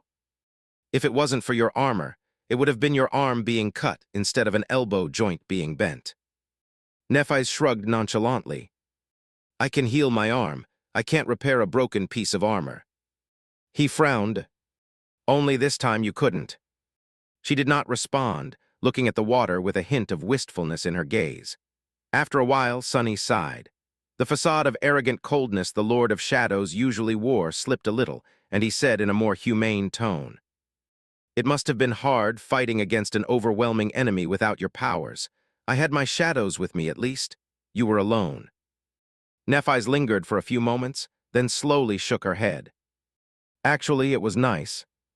Her gaze grew distant. I almost forgot what it felt like to hold a sword without the promise of pain. I loved swordsmanship once, you know. That is because I don't have many memories of my father, and in those that I do, he is teaching me how to hold a sword. So even after he was gone, training made me feel a connection to him. She looked at the water. But I don't love it anymore. Wielding a sword has become simply something that I do because it is one of the tools at my disposal, the sharpest of them, perhaps. In fact, I don't know if there's anything left that I love. Sunny remained silent, but his face fell a little behind the mask. Ouch. He knew that Neff's feelings for him were more shallow than his feelings for her were. After all, from her perspective, they had only known each other for a few months. But it still wasn't very pleasant to hear his supposed girlfriend say something like that. Oblivious to his bitterness, Nephis sighed. Sometimes I wonder what my grandmother would have thought if she saw me now. Would she have been proud or heartbroken? Is this what she wanted for me? Probably not, I doubt it. Sunny sat beside her, then turned and looked at her through the dark chasms of his mask's eyes. His voice sounded a little hesitant. From what I know, she would have been happy that you are alive. She would say, good job staying alive, my dear. Well, or something like that. In any case, you are your own person. Your grandmother could not know the burden you carry and the scars that remain on your heart. She could not understand the choices you make or why you make them. No one is better qualified to know these things than you are, so no one has the right to critique your decisions. Don't worry about it. Gods knew the same held true for Sunny. Both of his parents had been menial workers. He doubted that they would have had a lot of insight into the life of a saint, let alone one as exceptional as Sunny was. Their mundane lives had been far away from the matters of gods, demons, supreme tyrants, and world-ending wars. But they would have been happy to know that both he and Rain were alive and healthy, that they were forging their own path in life, despite how hard and unforgiving the world was, that they had not been bent and misshapen by its cold cruelty. Nephis looked at him, remained silent for a few moments, and said evenly, "Your mask has a crack in it." Sonny blinked. Right. It had cracked during the battle against Revel. The enchantment still functioned, but with Anvil potentially arriving in a matter of minutes, it was better to dismiss definitely not me and don the real deal. He sighed and dismissed the damaged memory, summoning Weaver's mask instead. However, soon after the first mask dissolved into nothingness, and before the second one manifested itself into reality, Nephis suddenly placed a hand on the back of Sonny's neck, pulled him closer, and kissed him. He froze for a moment, then hurriedly dismissed the manifesting divine memory and responded to her passionate kiss. The softness of her lips, the heat of her skin were intoxicating. They quenched a thirst that he had not known he was suffering from, and at the same time ignited a fire within him that was much more scorching than the flames devouring the ruins of the fallen citadel around them. Dazed and enraptured, Sonny quietly cursed the onyx mantle for preventing him from feeling the warm, supple fullness of her embrace. Their fervent kiss lasted for a long time. Nephis only drew away when both of them were on the verge of running out of air. Breathing heavily, they remained silent for a few moments. Sonny touched his lips, blinked a couple of times, then said in an unexpectedly shy tone, What was that for?" She turned away with a slight smile and shrugged. "Just I thought I would die for a few moments back there, so I suddenly wanted to feel alive." He remained silent for a bit. "So do you feel alive now?" Nephis considered his question seriously, then looked at him with a solemn expression. "I'd say I'm about halfway revived." His eyes glistened. Before too long, both of them felt an imperceptible shift in the air. It was as if an invisible but palpable presence settled over the area, changing it subtly, at the same time irrevocably, making it colder, sharper, and heavier with solid intent. The sword domain had descended into the hollows. Chapter 1910, Rivergate. Rivergate, the citadel of Clan Dagonet, was built on a wide river. It cut across it like a great wall, or rather, a series of walls, descending from tall cliffs like steps meant for a giant. It was both a dam and a lock. The highest wall held back the powerful current. Each step below it was separated by a vast chamber with towering gates, which could be filled with or drained of water with the help of ancient enchantments. A ship traveling to or from the storm sea could descend from the cliffs or scale them due to the ancient system of locks, never leaving the river. At the same time, nothing could swim further upstream without destroying the citadel. And even then, the assailant would have to crawl out of the water and travel by land with the locks destroyed. There was almost a kilometer of vertical distance between the highest point of Rivergate and its lowest point. Each descending wall was incredibly tall and thick, built of monolithic stone, with battlements constructed on top of it. Fearsome siege weapons stood on the battlements, some of them enchanted with ancient sorcery, some built by the forgemasters of Clan Valor. Hundreds of awakened crowded the walls, led by a dozen masters. 7 saints were standing on the highest of the fortress walls, looking down with somber expressions. They were Morgan, the Princess of War, and 6 champions whose help she had enlisted or coerced. At this point, there was little difference. 3 of the 6 saints had belonged to the House of Night once, Saint Neve, Saint Bloodwave, and Saint Etha. The other 3 were with the government, Nightsinger, War Beast, and Soul Reaper Jet. At that moment, Neve was talking to War Beast, Saint Athena, raised by wolves. "So you encountered that fiend before?" She gave him a long look, then smiled wryly. "We even killed him before." Neve turned to a startlingly beautiful man with auburn hair and mesmerizing green eyes, a stunned expression on his face. "Saint Nightingale, is this true?" St. Kai shifted uncomfortably. "Not exactly. What we killed was not that fiend. Rather, it was a corrupted version of his transcendent self conjured by the nightmare. Even then, none of us 3 dare claim any credit. He was eradicated by Lady Changing Star." He sighed. "Still, we know more about what he's capable of than anyone else. That should be of some help. Neve looked down, then cast a dark gaze south. At least we know that he can be killed then. Less than a day had passed since Mordred of nowhere, really, had landed on the shore of the Sword Domain. The 6 saints Morgan had recruited barely had any time to talk while being brought to Rivergate by her. The journey from Bastion to here had been swift due to the fact that there were 3 transcendent champions of the House of Night with them. Morgan herself had not said much to them, spending most of the journey thinking about her task with a dark expression on her face. She had, however, given each of the 6 saints an amulet in the shape of an anvil pierced by a sword, all except Nightingale, who already possessed one. Her expression had been solemn, while entrusting her companions with the steel charms. At the moment, there are only 7 of these in existence. Now, 6 of them are here. I spoiled quite a few relationships to take them away from the previous owners. So, treasure them well. Never part with the amulet and don't allow that man to take it away from you, unless you want to become one of his vessels. St. Neves studied the amulet with a mournful expression. After a while, he asked, "Don't you have one for yourself, Lady Morgan?" She shook her head. The 7th had been lost in Antarctica and never recovered. My uncle wore it, of course. Clan Valor possesses other means of defense against that man, but none are quite as easily transportable. In any case, don't worry, I'll be fine. Hearing her words, Soul Reaper raised an eyebrow. Oh, how so?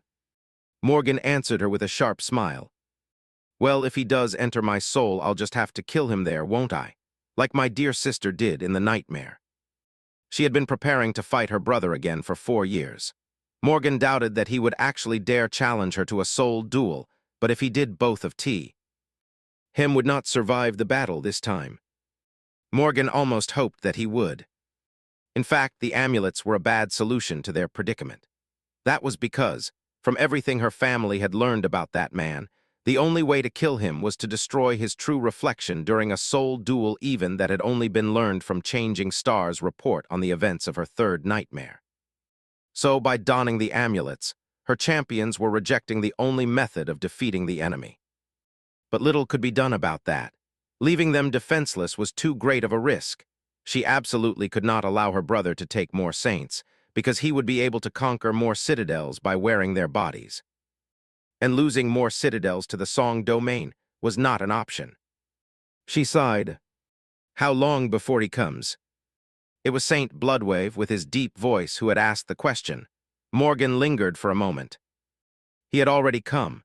He's just hiding and observing us for the time being. Her words seemed to unsettle the 6 saints, or rather 5 of them. Soul Reaper remained relaxed and aloof, leaning on her ghostly war scythe as she lazily studied the ancient walls of Rivergate. Raised by wolves shifted from one leg to another, and then looked at Morgan with a smile. You know what they usually do in such situations in heroic novels, don't you? Morgan couldn't help but admit that she was continuously perplexed by that woman. She blinked a couple of times, trying to remember if she had even read a heroic novel in her life. Surely not. Can't say that I do, Saint Athena. The tall woman, beautiful as a statue of the goddess of war that had come alive, grinned. Well, the resourceful type of hero always blows up a dam and drowns an army of 10,000 men, achieving an impossible victory and proving their strategic genius. You're the strategist, so we aren't going to blow up Rivergate, are we? Oh, and call me Effie. Morgan stared at her for a few moments, then slowly shook her head. No, we are not going to blow up Rivergate. Why would I try drowning an enemy whose vessels are all saints from the House of Night? That doesn't make any sense. Raised by wolves, Effie nodded knowingly. A good decision. You really are a genius.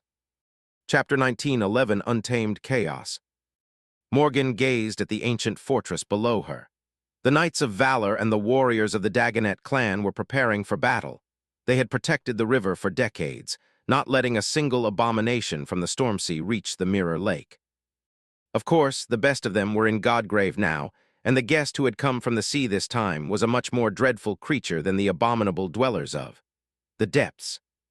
She winced. The river passed the series of great locks and flowed south, disappearing beyond the horizon. The Stormsea was somewhere out there as well, a few days away. In truth, Morgan did not need to destroy Rivergate, because it was already doomed. The warriors crowding the walls of the fortress did not know it, and the 6 saints she had recruited did not know it either. But in truth, there was no way to stop her brother here. He would destroy Rivergate himself, everything except for the gateway, and unleash the caged river, washing away all signs of the destructive battle. The warriors would die. The civilians living in the young city that had grown upstream of Rivergate would most likely become collateral damage in the transcendent clash. Morgan's goal here was not to save the ancestral home of Clan Dagonet, but to get a measure of the enemy's strength and hopefully destroy a couple of his transcendent vessels. Still, fighting a losing battle did not feel pleasant. Morgan had inherited the lineage of War God, and so she was often called the Princess of War. She had been fighting against nightmare creatures since before she was an awakened. In fact, Morgan had barely finished middle school when she was sent into an arena to face a dormant beast for the first time. Her first nightmare had been a ruthless one, and she had undergone the trial of the winter solstice like any ordinary sleeper would. As an awakened, she led countless warriors into battles to protect the lands controlled by her father, as well as various cities in the waking world. She had conquered the second nightmare without losing a single member of her cohort, and excelled in every duty entrusted to her as a master. Until Antarctica. In the 4 years since, Morgan's renown had only grown. She had challenged the third nightmare alone, attained transcendence, and took her rightful place as the general of the Valor Army. Changing Star might have shone brighter on the battlefield, but it was Morgan who governed the powerful war machine of the Sword Domain, making sure that the blossoming kingdom suffered no setbacks. Today, many people called her a genius strategist. Of course, most of those people had no idea about what that word really meant. In truth, there was no strategy. To a war of awakened, there was only chaos. In a battlefield where saints and devils fought, chaos reigned supreme. There were too many strange aspects, too many bizarre powers, too inconceivable variables. Most lessons taught by the history of warfare went out of the window, leaving only mayhem and carnage in their wake. So the only thing a strategist could do was reign in the chaos, tame it, and make it serve their goals. Take Rivergate, for example. It was a mighty fortress, one that should have been nearly impregnable for any enemy coming from the south. But what did it matter if the enemy possessed the ability to connect 2 reflections through his small, personal mirror realm and travel between them, bringing his army along? The warriors on the walls were preparing to repel an attack from the south. The siege weapons were aimed downstream, and even Morgan herself was looking there. But her brother could easily attack from the north, taking the city behind the fortress hostage first. In fact, he could just bypass Rivergate entirely and go directly to Bastion. Only he wouldn't, because Morgan was here, taming the chaos. Mordred's goal was Bastion, but he did not know what traps his father and Clan Valor had set up for him there. So, he would not attack it recklessly. Conquering the Great Citadel was a time-consuming affair. And if he left Morgan behind to advance north, she would simply go south and take the Night Garden instead.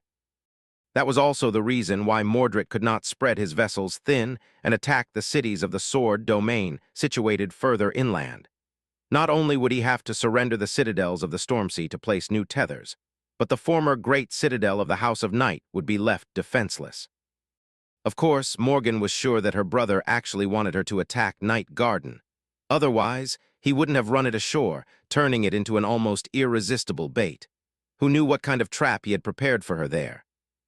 After all, Mordred, that thing pretending to be her brother, was an heir of war as well, no matter how much her father wanted to deny it. Mordred knew how to tame chaos, too.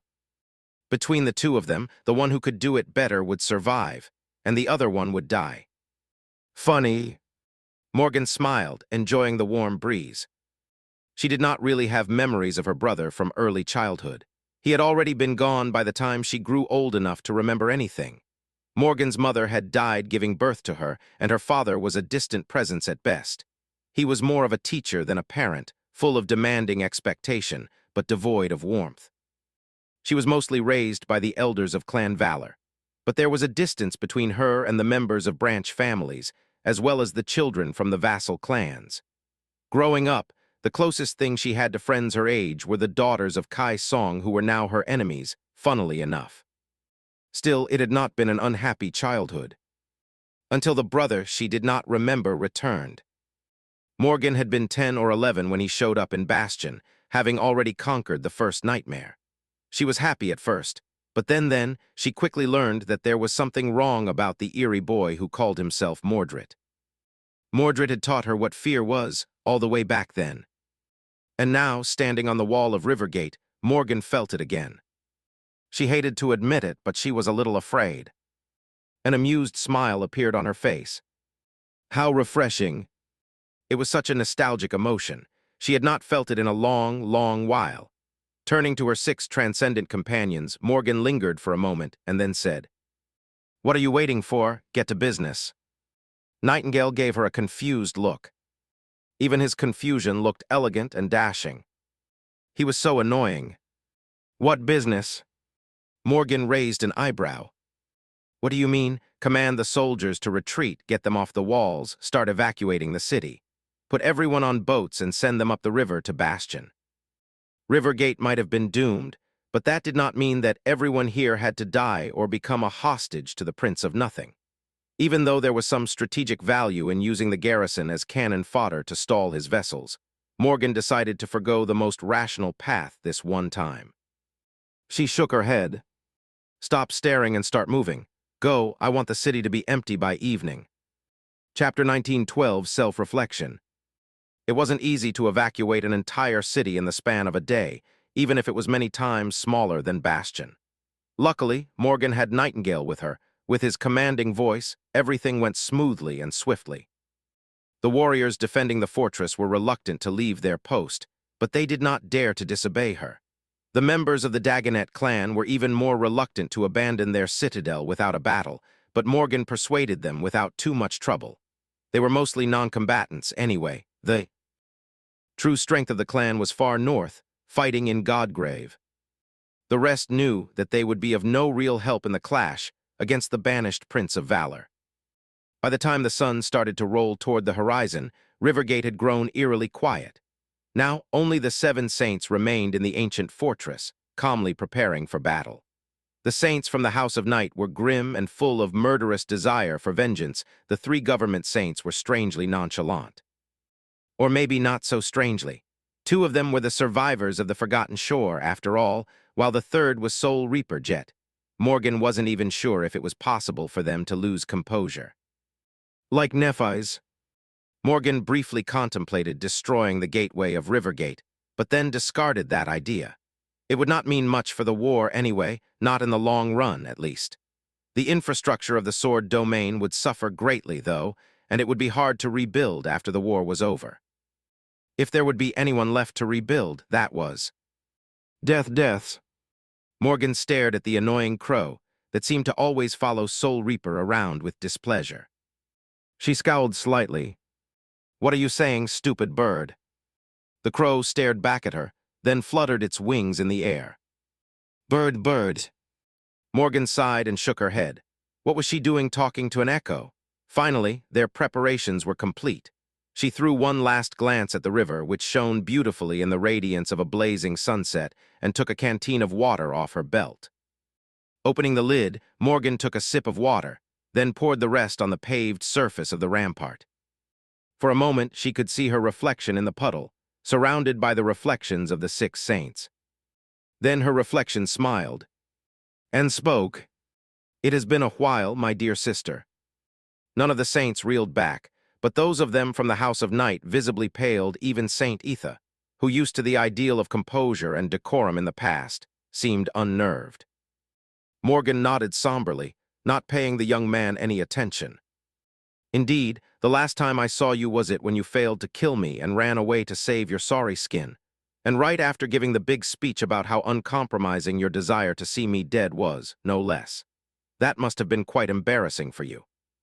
Her reflection laughed. "Ah, what a sweet memory.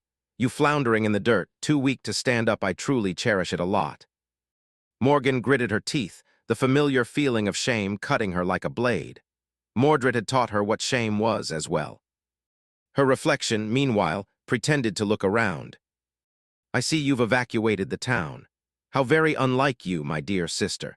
I would have rather expected you to string every man and woman living there on the fortress walls to serve as padding. That would be more in line with our family's style, wouldn't it? The reflection smiled pleasantly. Of course, nothing is stopping me from going after the boats first, and then returning here to finish you off. Morgan met his smile with one of her own.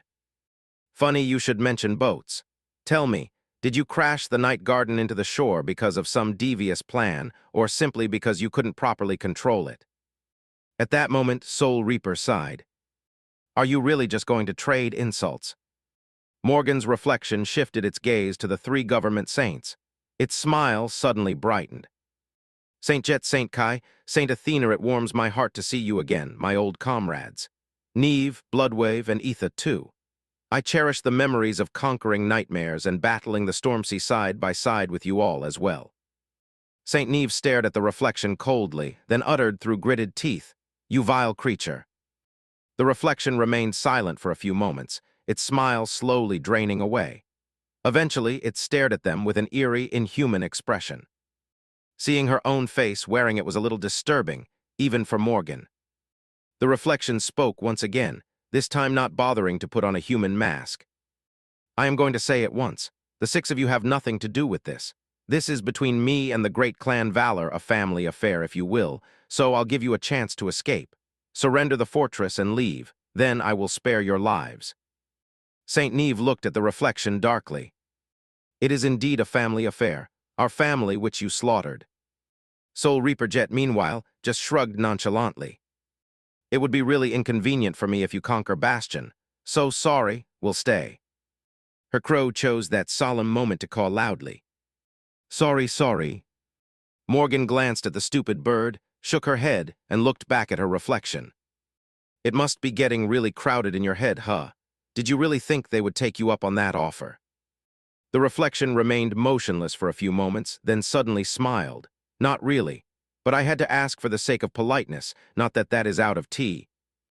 Wei. Its smile turned bleak and eerie. Prepare to die, I guess. I have really waited for this moment for a long, long time. A moment later, the wall under their feet trembled slightly. And at the same time, the water of the river far downstream churned, revealing several gargantuan shapes. Morgan looked at the sunset and took a long, deep breath. Scarlet sparks danced around her head, forming into a black helmet. Prepare for battle. And just like that, the battle for Rivergate began. Chapter 19:13 Devastation. The battle for Rivergate began at sunset. By the time the sun rose from behind the horizon once more, the ancient fortress was gone. The towering gates of the great locks were bent, broken, and torn off their hinges. The impregnable walls had crumbled. The enchanted siege weapons had been reduced to dust. The river, which had been held back by the immense dam for thousands of years, had broken free and rushed toward the distant sea. The devastating flood had demolished the smoldering ruins and washed away the traces of the dreadful battle. The artificial lake around which the city had been built dried up, revealing its muddy slopes. The basin of the river below the cliffs, on the contrary, was flooded. The entire landscape of the region had been devastated and reshaped, becoming almost unrecognizable. A great waterfall roared as it plummeted from the tall cliffs, while the stronghold of Clan Dagonet was no more. What a pity! Morgan looked at the ruins of Rivergate with a wistful expression. With the loss of the ancient stronghold, the sword domain would grow a little weaker, while the song domain would grow a little stronger. But that was not the reason for her regret. The real reason was that Bastion had lost its connection to the sea. Even if Godgrave was conquered by humans, it would never be a safe place. So, no matter which side won the war in the end, the Stormsea would become the connection between the two parts of the great human kingdom in the Dream Realm. Without Rivergate, it would be much more difficult to establish trade routes to and from Bastion, and trade was the true engine of civilization. Why am I even thinking about this, L? Morgan tiredly dismissed her helmet and spat out a torrent of blood. The helmet had caved in by a devastating blow, and so had the right side of her face. She could feel the sharp edges of her shattered teeth cut into her tongue, and the inside of her torn cheek an unpleasant sensation, no doubt, but far from the worst of what she was feeling right now. Mordred had been like a calamity, descending upon them in all his cold, inhuman fury. They had managed to give him a good fight, quite an excellent one, really, but at the end of the day, it was all for naught. They stood no chance against him. So Morgan had commanded her 6 subordinates to retreat and stayed back to stall the enemy for a little while. She was starting to regret that decision a bit now. "You don't look so well, my dear sister." Her brother's insidious voice was not mocking or full of dark glee, but rather cold and indifferent. Strangely enough, that only made it sound more frightening. Morgan looked at herself quietly. It's true. Her armor had been breached and broken.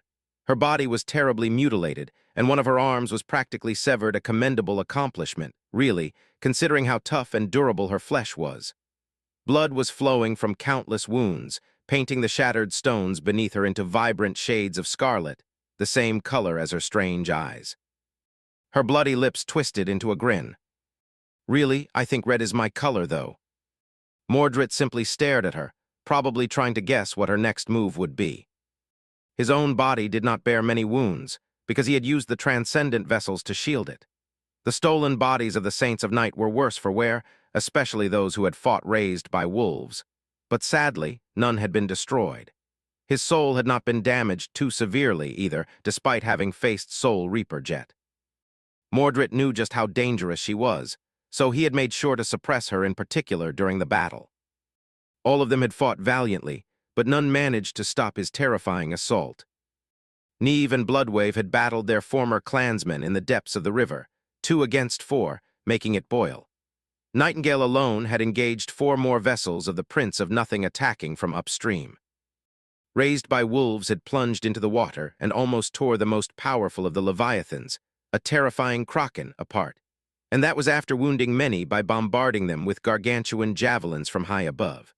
Etha had defended the walls, while Soul Reaper had played a deadly game of cat and mouse with 4 of Mordred's vessels in the south. Morgan herself had engaged the true body of the Mirror Wraith. Hence her current sorry appearance. She took a hoarse breath. "I'll give it to you, brother. You are indeed great and terrible. To think that you have been able to obliterate an entire great clan, now only that, but you have even become no different from a great clan yourself. What a weird sentence to say, oh, but in any case, it is quite an amazing feat for a single individual to change the entire flow of the war through his personal achievements."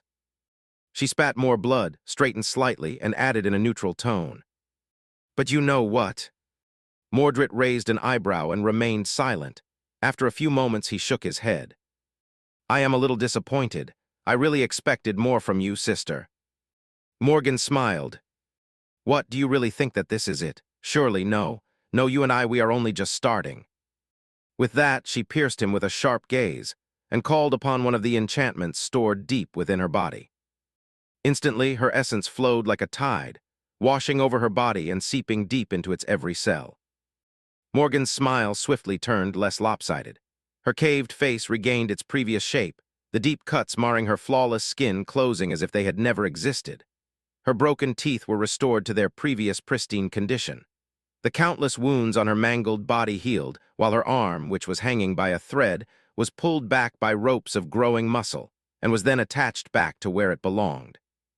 In just a few moments, Morgan was restored to perfect health, her body brimming with energy and overflowing with soul essence. It was as if she had not endured a grueling battle against her brother at all. She moved a hand, and a deep cut split the stones between her and one of Mordred's vessels, almost severing its head.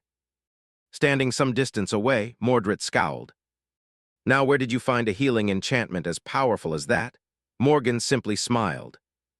"I guess you might say that I saw it in a nightmare." Chapter 19:14 Floodgates Open. Morgan raised her sword and pointed it at the man who called himself her brother. "I've collected a few other enchantments in preparation for meeting you one day, brother. Would you like to see?" Slowly, a dangerous light ignited in his mirror, like eyes, and his thin lips twisted into a cold smile. "Sure, why not? I do wonder how long your essence will last. If I cut off both of your arms this time, would you have to spend more?" "No, actually, I think I'll take your eyes. I remember losing one to your blade once, so it will only be fair." Morgan pierced him with a burning gaze, wishing that she could destroy this monster here and now. Then she gritted her teeth and called upon another enchantment. There were all kinds of memories in the world, and Morgan's ascended ability allowed her to assimilate their enchantments into her body. There were limits to that power, of course, and a price that had to be paid for using it. However, it granted her a unique level of versatility, made her supremely unpredictable in battle, and most of all, granted her great power. If he wished so and had enough time to prepare, she could fly like Nightingale, become a colossus like Raised by Wolves, cut souls like Soul Reaper Jet, command darkness like the Lord of Shadows, even unleash incinerating flames like Changing Star. Sadly, nothing of what she could do, at least currently, could allow her to defeat her monstrous brother and his 13 transcendent vessels alone. So she did not try. Her goal at Rivergate had been accomplished anyway. The enchantment she called upon was powerful, but simple. It allowed her to travel across great distances in an instant, as long as she had established an anchor point in advance. Morgan had placed an enchanted anchor on the shore of the river while traveling to Rivergate from Bastion, and now, it was as if she was being pulled back to it by a force overwhelming enough to pierce space itself. As Mordred and his vessels readied themselves to repel Morgan's trump card attack, she simply vanished into thin air, leaving no trace behind. Mordred froze for a moment, staring at where his sister had been a split second ago in disbelief. His gaze became unfocused for a moment, traveling across the myriad reflections in the vast area around Rivergate. Morgan was nowhere to be found. Suddenly, a wry chuckle escaped from his lips, and he threw an amused look north. His eyes glistened with dark, mad, killing intent. "I'll see you in Bastion, then." A moment later, Morgan found herself on the shore of the river, flying through the air at terrible speed. She hit the ground roughly and rolled several times, smashing a couple of boulders into dust with her steel body. Eventually, she came to a halt in a cloud of dust, just a few meters from the edge of the water. It was a less than graceful entrance, to say the least. Grimacing in annoyance, she flipped onto her back and slowly sat up. The desolate ruins of Rivergate were gone, replaced by the picturesque view of the Sword Domain's heartland. The clear water of the river glistened in the golden light of dawn, and ancient trees swayed in the light breeze, their emerald leaves rustling like a sea. Of course, there were all kinds of horrors hiding beneath the surface of the water, and the tall trees could pull you under the ground with their roots to serve as nourishment for the rustling leaves. The dream realm could often be beautiful, but it was never kind. Today, however, everything was peaceful and quiet, as if the river and the forest were afraid to make a sound. And for a good reason. There was a majestic dragon laying on the shore of the river, his midnight blue scale almost turning black in the sunlight. A woman with icy blue eyes was leaning on his side, emanating a feeling of chilling cold. Another woman, this one seemingly cast of polished steel, was gnawing on a bone of a slain abomination near a fire nearby. Two great shadows were hiding under the water, and a young man in a suit of damaged armor was sitting on the shore, staring into the water with a bleak expression. As she appeared, everyone turned in her direction. They were battered and bloodied, but alive. The young man was the first one to speak. "Lady Morgan, you have survived." She spared him a short glance, then turned away. "It's quite insulting to see you acting so surprised, Lord Etha." "Of course I did." Morgan couldn't help but treat the young man coldly. Etha used to be one of the most promising young saints of the House of Night when it still existed. He was strong, talented, valiant, and excellent in all regards. In fact, back when Clan Valor had been in talks with the House of Night to forge an alliance through marriage, it was Saint Etha who was supposed to become her fiancé. The negotiations had fallen through, of course, and although Morgan knew that it was for a political reason, she couldn't help but feel personally slighted by the man. Which was ironic, honestly, considering that she had not really wanted negotiations to succeed, feeling ambivalent about the whole affair. Still, look who crawled back to beg me for help after rejecting me so firmly. Of course, she did not let these childish thoughts show on her face.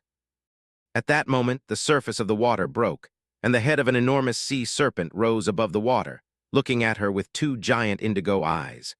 Saint Neve assumed his human form and walked onto the shore, looking slightly worse for wear after the tough battle. He gave her a bow. "Lady Morgan." The older Nightwalker hesitated for a few moments and then shook his head. It is good that you are unharmed. However, the enemy, I simply can't understand how an individual can be that strong. What kind of monster has your clan created? She gave him a bleak look. First of all, it wasn't us who created him.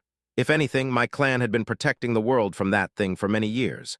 Secondly, he is that strong because he is the first human in the history of our world who has attained a divine aspect. Yes, those do exist, but actually we are in luck. Neve scowled. You call that luck? Morgan let out a tired sigh and smiled at him. Unlike Etha, she quite liked Saint Neve.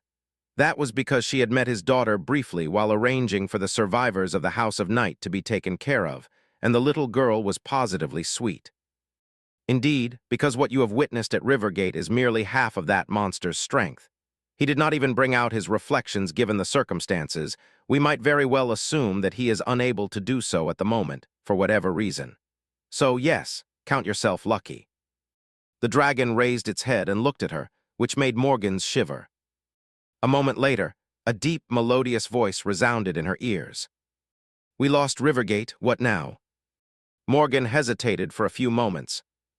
She could evacuate the modest town that had grown around the citadel of House Dagonet, but there were tens of millions of people living in Bastion. They would not be able to flee anywhere when the war came knocking on their door. Of course, Bastion was not just any citadel, but a great one. It had a power of its own, and if she used that power well, the outcome of her battle against Mordred would be less set in stone than it seemed at the moment. Rising to her feet, Morgan shrugged. Now we rush back to Bastion and prepare for a siege. A pale smile twisted her bloodied lips. If I can have my way, that siege is going to be a long one. Chapter 1915, Broken Balance. A hideous abomination lunged at a screaming soldier, only to have an arrow pierce its eye and tumble to the ground. As the massive beast rolled in the red moss, another was already climbing over its dead body. Grab him! Rain took a shaky step back, necking another arrow on the string. As she strained her muscles to draw the beast of prey, two awakened warriors of the 7th Legion dashed forward, grabbed the soldier, and dragged him back toward the crumbling phalanx. The man was missing both legs and bleeding profusely, his screams drowning eye. In the horrid cacophony of the battle, he was going to bleed to death shortly, if not for Fleur, that was, whose aspect allowed her to stem bleeding and hasten healing. The dying soldier was thrown to the ground behind the loose line of the melee vanguard, and she immediately fell to her knees next. To him, reaching with both bloodied hands to treat his terrible wounds. The delicate young woman had lost her usual sweet barrence and luster, looking grim and haggard. Her beautiful silk robe was painted red by blood, and her red hair was soaked with sweat. She gritted her teeth, which made her fair face look even paler. Rain did not have time to see if her friend was doing all right. She barely managed to take aim before letting go of the string, then stumbled another step back. All around them, the expedition force of the Song army was drowning in a seemingly endless tide of abominations. There was no end to them, and the hideous corpses kept piling, forming a morbid rampart around the stubbornly resisting human legions. That rampart of bleeding flesh, at least, slowed the nightmare creatures down. The scale of the battle was inconceivable. There were countless awakened warriors, more than 1,000 masters, and 36 saints battling the frenzied hordes of nightmare creatures under the blinding radiance of the cloudy sky. The ground was quaking, the air was permeated by an unbearable stench of blood, and the abominable jungle was burning all around them, black pillars of smoke rising above the chaotic battlefield.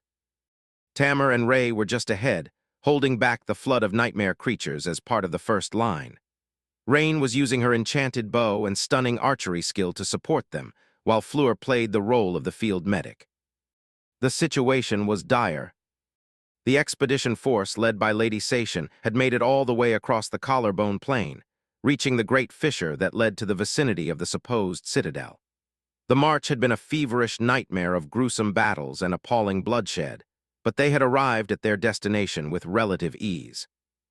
The jungle had been pushed back and burned, its inhabitants had been obliterated. A chain of fortified forts had been raised along the way, encircling lesser cracks in the bone plain, their garrisons tasked with holding back the scarlet infestation. The soldiers were growing used to the deathly threat posed by the sky, so fewer and fewer of them lost their lives when the veil of clouds parted.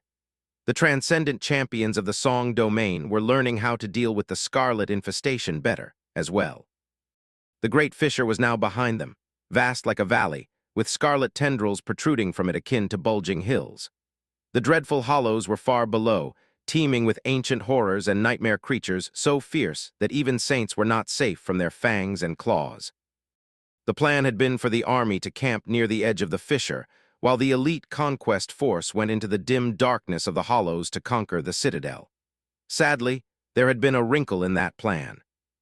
That was because a terrifyingly vast and inexplicable horde of nightmare creatures suddenly emerged from the jungle and rushed at the expedition force like a tidal wave, threatening to swallow the entire army. No one knew where the abominations had come from in such great numbers and why. However, in hindsight, their appearance was only logical. Godgrave was not just a place, after all, but also an eerie and bizarre ecosystem. Everything here was connected. When the Sword Army initiated its conquest of the Collarbone Plain from the east, they had destroyed and incinerated vast swathes of the Scarlet Jungle.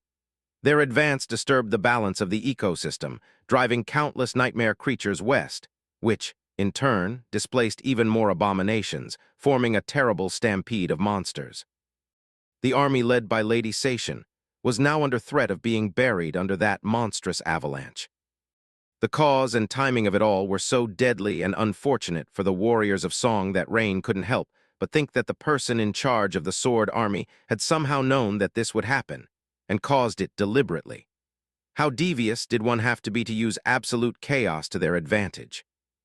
In any case, the Song Army was now surrounded, with their backs pressed against the edge of the great fissure, with nowhere to retreat and no chance but to fight. Which was what they had been doing for many hours, killing countless abominations, and still there was no end to them. Worse still, there were dreadful nightmare creatures climbing out of the hollows to attack the rear of the battle formation, as well, each vastly more powerful than those attacking from the front. Because of that, the attention of the Song Saints was split, and the front line received far less support from the transcendent champions than it needed. Lady Sishan was in the rear, as well, holding the ancient predators of the hollows back while her army was being slowly consumed by the nightmare stampede. The 7th Legion was currently being commanded by her personal retinue, the Blood Sisters. Just as Rain thought about it, one of them appeared in view. A swift silhouette of a beautiful woman with a slender figure plummeted from somewhere above, diving into the horde of nightmare creatures like a splash of red. Blood spilled like a river, and her crimson garments fluttered as she tore through the flood of abominations, rending them with what seemed like her bare hands. Even though the Blood Sisters were merely masters, each of them was worth a cohort of Ascended in battle. With just that woman alone joining the fray, the pressure on Rain's span of the front line lessened significantly, and she could finally catch her breath. "Oh, I'm tired." The Blood Sisters were cold and unapproachable, usually keeping to themselves, so they seemed a little mysterious. Because of that, there were many strange rumors floating around about them. However, Rain did not care about those rumors one bit. As far as she was concerned, these older sisters were the epitome of grace and coolness. At the moment, especially, she was ready to kowtow in front of them and sing them endless praise. Using the momentary lull in the onslaught of abominations, she staggered toward Fleur and patted the delicate girl on the shoulder. "Fleur, recharge, please." Even her seemingly inexhaustible awakened endurance was being sorely tested by the grueling demands of this battle. The delicate young woman's dormant ability, meanwhile, could alleviate one's fatigue. That was just what Rain needed after drawing the heavy string of her enchanted bows so many times. Fleur looked up at her, forced out a smile, and raised her hand. In the next moment, Rain felt as if she had been given a second wind. Of course, it was more like a 6th or 7th wind. Already in any case, her body felt reinvigorated, and a new strength filled her limbs. She smiled back. "Thanks." Then she knocked another arrow and drew her bow once again, quickly searching for new prey. She had already wounded, maimed, and killed many nightmare creatures. What frightened her, though, was that no matter how many of them they killed, there did not seem to be fewer of the horrid creatures still hungering to taste their blood. Chapter 19:16 Burning the Bridges. A few moments later, the Blood Sister escaped from the tide of abominations, sliding dozens of meters back on the slick surface of the ancient bone. Coming to a halt just behind the frontliners, she straightened calmly, her beautiful face smeared with blood, none of which was her own. Blood was also dripping from her hands, soaking the edges of her sleeves. Her eyes, however, were eerily calm, as if she had not just perpetrated a brutal slaughter in the midst of a frenzied horde of nightmare creatures and then escaped unscathed. Her crimson garments had no tears in them, and her expression was cold and emotionless. By mere coincidence, the Blood Sister was standing just a few steps away, so Rain could see every detail. She allowed herself to stare for a moment, then looked back at the carnage in front, worriedly searching for Ammer's swift figure. It was easy to spot the young legacy due to the fact that she moved like lightning, stepping on air to slay the abominations while avoiding their claws. Her giant swayhander was like a white blur, severing enormous beasts in half and taking off their limbs. Still alive. The entire formation was pushed back, and Rain took another step back as well. Her body was not exhausted yet thanks to Fleur, and her mind had not turned numb yet thanks to the puppeteer's shroud. She drew her bow, aimed, and put another arrow through an abomination's eye. Usually, it would have been difficult for her to kill a beast of such rank in one shot, but her bow had an enchantment that enhanced the damage each of her arrows dealt. Her aim was even better, and she rarely failed to strike a weak point. Just then, another Blood Sister appeared near the first. This one had come from the rear of the formation, with a somber look on her face. The first Ascended turned her bloodied face toward her. "What is it?" The second answered in an even tone. "Lady Sation sends orders." Rain could not help but hear their conversation, so her heart started to beat faster. She did not see a way for the army to survive this avalanche of nightmare creatures, not without suffering crippling casualties, at least. But maybe the person in charge of the whole expedition had a solution. The Blood Sister paused for a moment and then continued. "There is no hope of withstanding this stampede in a frontal battle. We are to retreat into the hollows." The first one raised an eyebrow. "Everyone, awakened soldiers too." The over-ascended nodded. "Lady Sation has already descended into the fissure to cleanse a landing zone for the army. The other saints will hold the line while the troops follow. The 7th Legion's precise orders are." Rain gulped. Among all military maneuvers, an organized retreat was probably the hardest to pull off. One that included an orderly descent from a vertical cliff, though was almost unheard of. And they were not descending to safety, either. Instead, they were descending into the hollows, a place where the weakest abomination could devour a saint. She suddenly felt cold despite the suffocating heat. An army of awakened would not survive in the hollows not without the support of a sovereign's domain, at least, which meant that their only chance to live on was to reach the citadel and conquer it. By giving such an order, Lady Sation was basically burning the bridges behind herself. Well, it wasn't like they had a choice. They weren't going to survive this nightmare tide either. Rain sighed and then furtively glanced at her shadow. "He'd better give me another memory if I survive this. 2 memories, even." Before too long, there was the sound of a war horn, and the Song army started the dreadful and laborious process of retreating into the vast fissure. With how many soldiers there were in the expedition force, the process wasn't fast, and the battle had only grown more fierce as troops were pulled back and sent rappelling into the fissure.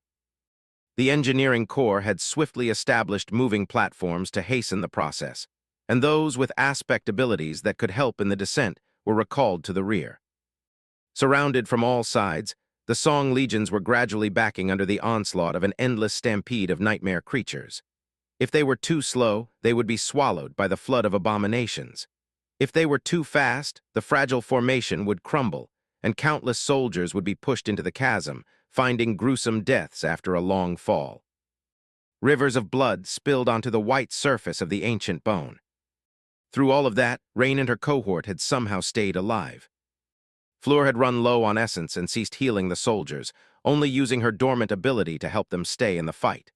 Ray stumbled back at some point, miserable and cradling a grisly wound.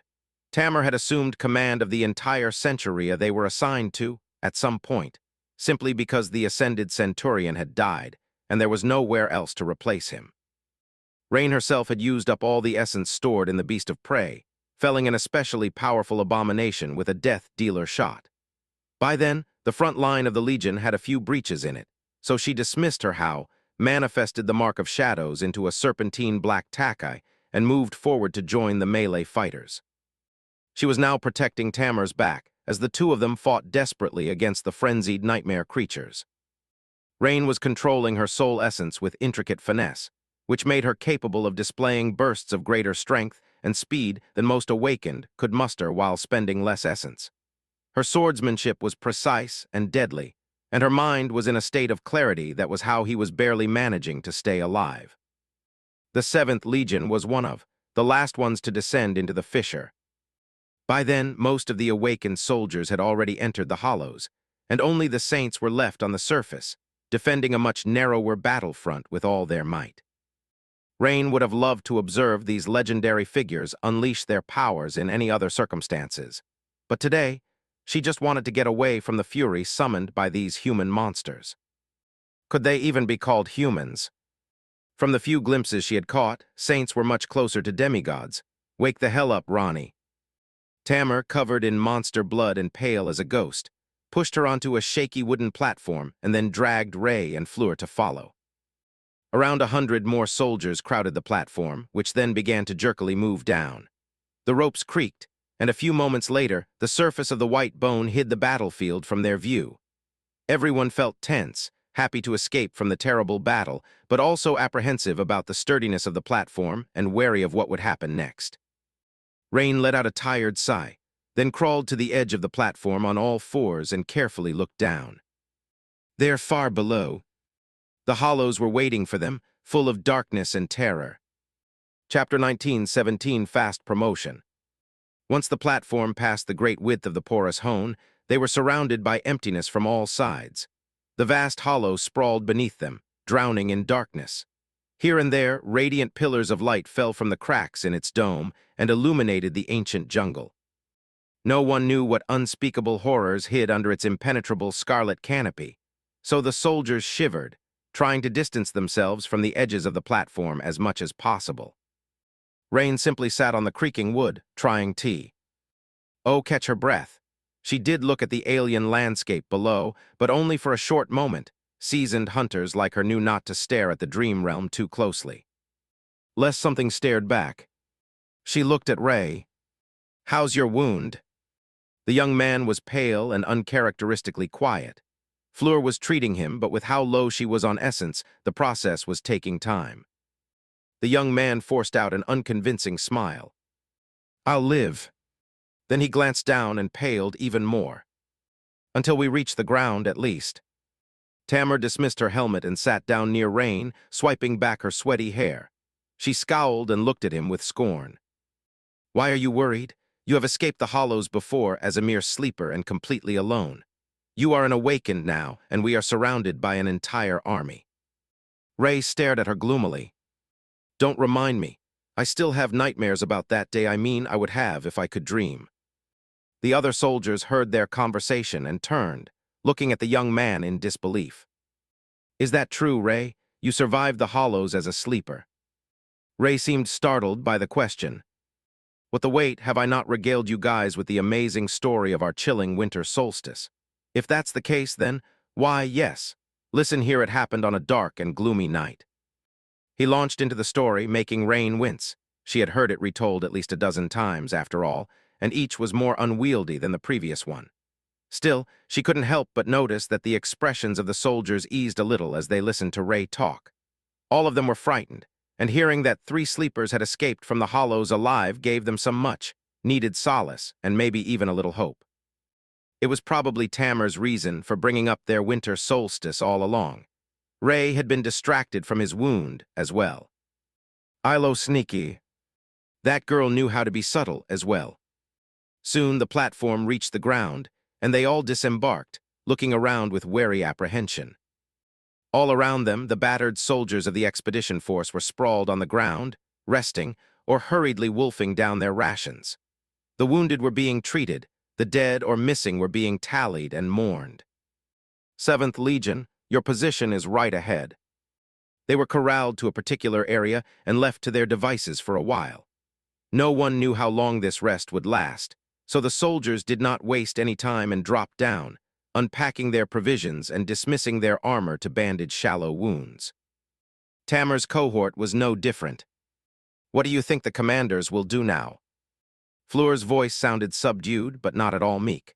Rain had assumed that the delicate girl was really soft at first, but after getting to know her better, she realized that their sweet healer had more spine than most awakened. She shrugged and looked into the darkness. We'll know soon. They weren't properly in the hollows yet. The fissure the army had used to descend here was so vast that sunshine freely poured down, and so the scarlet infestation in a wide area was no older than on the surface. It had already been annihilated by the advance party led by Lady Sishan, making the landing zone relatively safe. But not peaceful. The sounds of the fighting above barely reached here, but there were other sounds reaching the makeshift camp from somewhere in the darkness. Lady Sishan and Death Singer were currently there, facing the old monsters of the hollows in a bloody battle to clear a path for the army. Deadly nightmare creatures in front of them, a vast horde of abominations behind them. The expedition force was in a perilous position. Well, there's not much we can do about it. All they could do was fill their stomachs, replenish their strength, and prepare for battle. Which was exactly what they did. Half an hour later, a weary adjutant approached from deeper in the camp and gave something to Tamer, then ran off after saying a few words. The young legacy remained motionless for a few moments, then sighed and sat back down. Then, she attached a pin in the form of a blood drop to her armor, and threw another one, this one much smaller, to Rain. Congratulations, Ronnie. I guess you're my right-hand man now, which technically makes you a junior officer. Rain caught the pin, raised an eyebrow, and asked in an amused tone, Goodness, I'm so honored I can cry. Right, what does it make you, then? Tamer stared at her bleakly. A captain, no, wait, a centurion, technically, since we're in a royal legion. Ray whistled. Ever the overachiever. The entire composition of the Song Army was a bit of a mess. There were brigades and divisions, following the unit structure borrowed from mundane armies, but also the 7 royal legions, which did not. The legions consisted of century, which were supposed to consist of 100 awakened warriors, but were actually larger than that. In any case, these units of awakened were usually led by an ascended officer, called a centurion. Tamer wasn't the first awakened in the Song Army who had been given the command of a centuria, but she was definitely the youngest. It was indeed quite an achievement. The young legacy did not seem too impressed, though. Instead, she grimaced and asked in a grumbling tone, Whatever, is the food ready? Fleur smiled. Coming right up. They ate a simple but filling meal in silence. After that, another messenger arrived, dropping a scattering of shimmering crystals in front of them. Rain's eyes glistened. Finally, the crystals were, of course, soul shards. Chapter 19:18 Growing Strength. The soul's shards were some of those that the engineers had time to scavenge from the corpses of the nightmare creatures in the recent battle. That task was important enough that it had to be completed even in the middle of the most terrifying clashes after all. With every soldier that managed to fully saturate their soul core, the strength of the Song Army grew. Tamer had long saturated hers, so the share of their cohort was divided 3 ways between Rain, Fleur, and Ray. Today, that meant that Rain received about a dozen shards. The rewards were distributed according to the contribution of a cohort, and theirs always performed exemplary. Granted, in a chaotic situation like this one, no one was actually keeping score. Usually, the centurions would make reports to Legion Command after the battle, and the allocation of spoils would be decided later on. But their centurion was dead, and the battle was not even over yet. So Rain felt lucky to even receive anything. All of these shards were of a higher rank than Rain herself was as well. It was a sizable boon. Forgetting her worries for a few minutes, she concentrated on shattering the shimmering crystals in her fist. And look at that, she did not even need to use the pommel of her knife to break them. Just her awakened strength was enough. I'll never grow used to it. A stray grin somehow found its way onto Rain's face. She had not been awakened for long, so the novelty of possessing superhuman strength was yet to lose its luster. She loved the feeling of being strong, of being powerful after all. It was the feeling of powerlessness that had instilled into her the desire to step on the path of ascension all those years ago, to begin with. Rain still remembered the day when a nightmare gate opened near her school clearly. The panic, the dazed faces of the students, the teachers who tried to look calm in front of the children but still couldn't hide their fear. She was supposed to die on that day, most likely, but through a twist of fate, somehow, she survived. An awakened warrior appeared out of nowhere at the last moment, shielding Rain from the lunging abomination and slaying it with a single slash of her sword. Rain's memories of that awakened were strangely blurry. Well, it wasn't that surprising, considering her mental stare at that moment. She vaguely remembered a graceful black armor, a feminine silhouette, and a cold indifference with which the unknown woman cut down one nightmare creature after another, not letting a single one pass. In the end, none of the students died. The teachers had survived as well, and Rain had come to know that she never wanted to feel that weak again, for her parents, for her siblings, and for herself as well. Her path to awakening had been a long and brutal one. She often complained and berated her teacher for his whimsical antics and unreasonable demands, wondering why she was putting herself through all that grief. But she had never once regretted her decision to strive for strength, and had never once regretted agreeing to her teacher's offer. Even if Rain died in this godforsaken land, she would probably still die feeling gratified for having chosen strength over weakness. Strength was a bit intoxicating, like a sweet drug. And with each soul shard she absorbed, Rain grew stronger. The improvement was small and incremental, but noticeable especially now that she had already absorbed close to 200 of them. Since most, if not all, nightmare creatures in the Godgrave was of a higher rank than Rain, her core was supposed to be getting close to full saturation. The same was probably true for most awakened warriors of the Song army, as well. She was still unclear on how to ascend without the help of the spell, but this increase in overall power was most welcome. What's that stupid grin for Ronnie? Crushing the last soul shard, Rain glanced at Ray and winked at him. Oh, I'm just glad to be an archer. How is the frontline duty treating you, stealth boy? He gritted his teeth and hissed in outrage. Hey, that's a low blow. She simply laughed. Sadly, Rain had not laughed for long when a new command arrived, stirring the entire camp. Assemble battle march formation. Hurry, hurry, hurry, move. Tamar sighed and jumped to her feet, going about bringing their centuria to order. The soldiers seem a little disoriented, but not very surprised by the sudden command. No one had expected to get a good rest in the hollows. But why did the orders sound so urgent? Soon enough, they found out. By the dead gods. High above them, ant-like figures appeared on the great vine bridges that stretched all the way to the surface, flowing down their twisting width like a tide. The engineers, who had been desperately trying to destroy their roots, cursed and dashed away, dropping their tools as they ran. It was a good decision. Just a handful of seconds later, the first nightmare creature fell from above, its body hitting the ancient bone with a disgusting squelch. The massive beast let out a shriek of agony, then struggled weakly, trying to stand up. Although its body was terribly damaged, it was still alive. A split second later, there was another squelch, and then another. Driven mad by the smell of human souls, the horde of nightmare creatures was following the expedition force into the hollows. Rain broke her rule and stared at the flood of ant, like figures that covered the surface of the vine bridges far above. Her hands shook a little. Well, crap. On second thought, maybe she should have chosen weakness over strength after all. Then the commanding shout of one of the Blood Sisters brought her back to reality. Move. Barely rested, the Song army abandoned the relative safety of the illuminated area and marched into the darkness of the hollows. They were following a blood trail left by their commander, Princess Sation. Behind them, more and more nightmare creatures fell from high above. The fastest of those abominations who managed to remain on the vine pillars were already halfway down. The future looked bleak, just like the dim expanse of the great hollow ahead. Chapter 1919, Ancient Jungle. As the army marched into the jungle, several figures plummeted from high above to surround it. This time, however, they were not nightmare creatures, although some looked quite monstrous. Instead, they were the saints who had been holding the abomination tied back on the surface. and were retreating now that the enemy could not be stalled anymore. Some had assumed their human forms to descend safely with the help of memories. Some were naturally able to fly while transformed.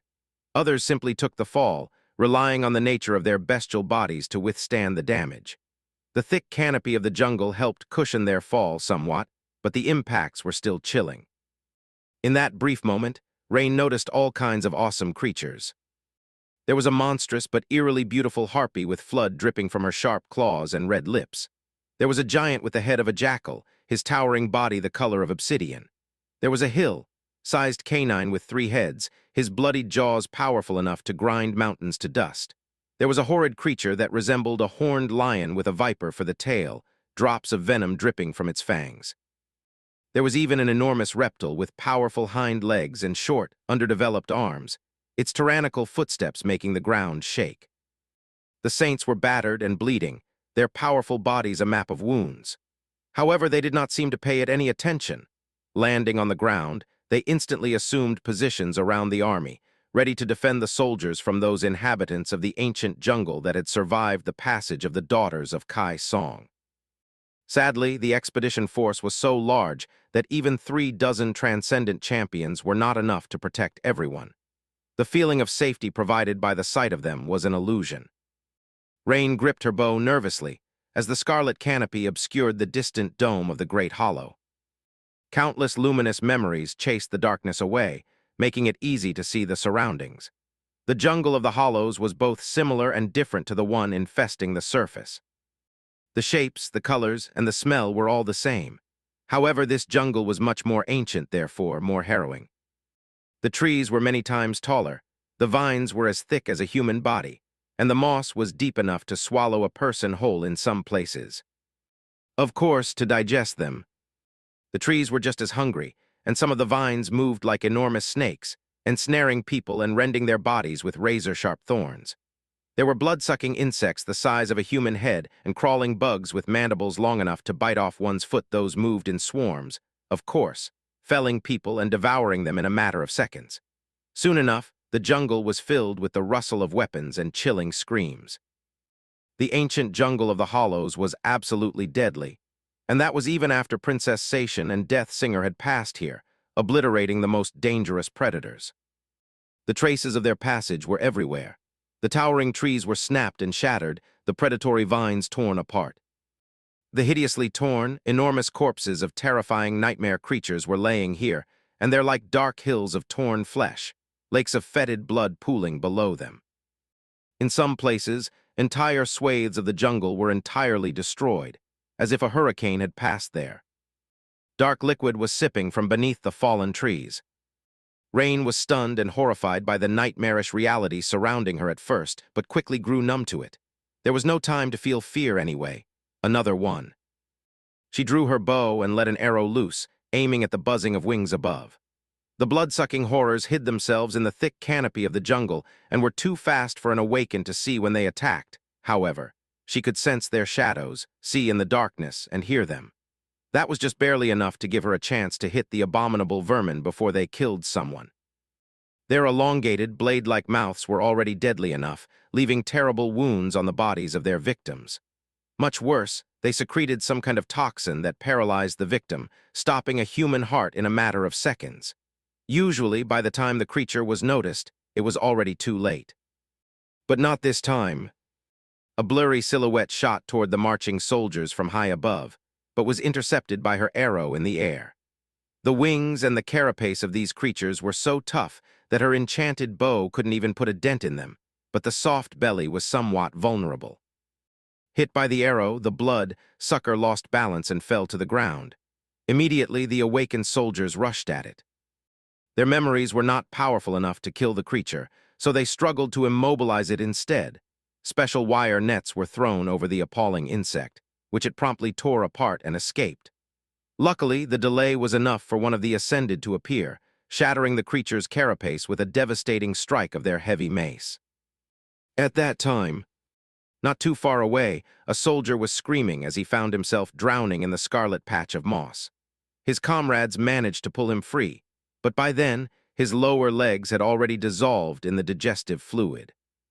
At the same time, A tall tree shook, and a rain of vermilion leaves fell from its branches. Each leaf was like a serrated blade, easily slicing through enchanted armor, flesh, and bone.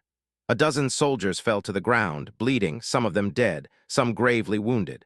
Both the dead and the living were then pulled underground by the roots that emerged from beneath. Other humans tried to dig them up, but it was useless. At the same time, a vine covered in beautiful flowers released a cloud of scarlet pollen into the air, and a few soldiers that were not fast enough to escape dropped their weapons to the ground, walking into the red haze with empty expressions. By the time the pollen dissipated, they were gone, vanished without a trace, with not even footprints hinting at what might have happened to them. Rain covered her mouth with a hand, looking around with horror. This is hell, it must be. All around the marching army, the saints were engaged in desperate battles with the great abominations that emerged from the jungle from time to time, attracted by the smell of human souls.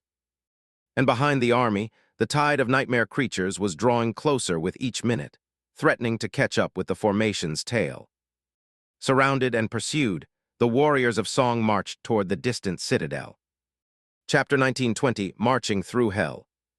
Eventually, the already dire situation turned into absolute chaos. The horde of nightmare creatures had caught up with the expedition force, and the rear of the formation became engrossed in a moving battle. Several saints led the defensive efforts, slaughtering the menacing abominations with all their might. The death toll among the nightmare creatures was high, but the soldiers were suffering heavy casualties as well.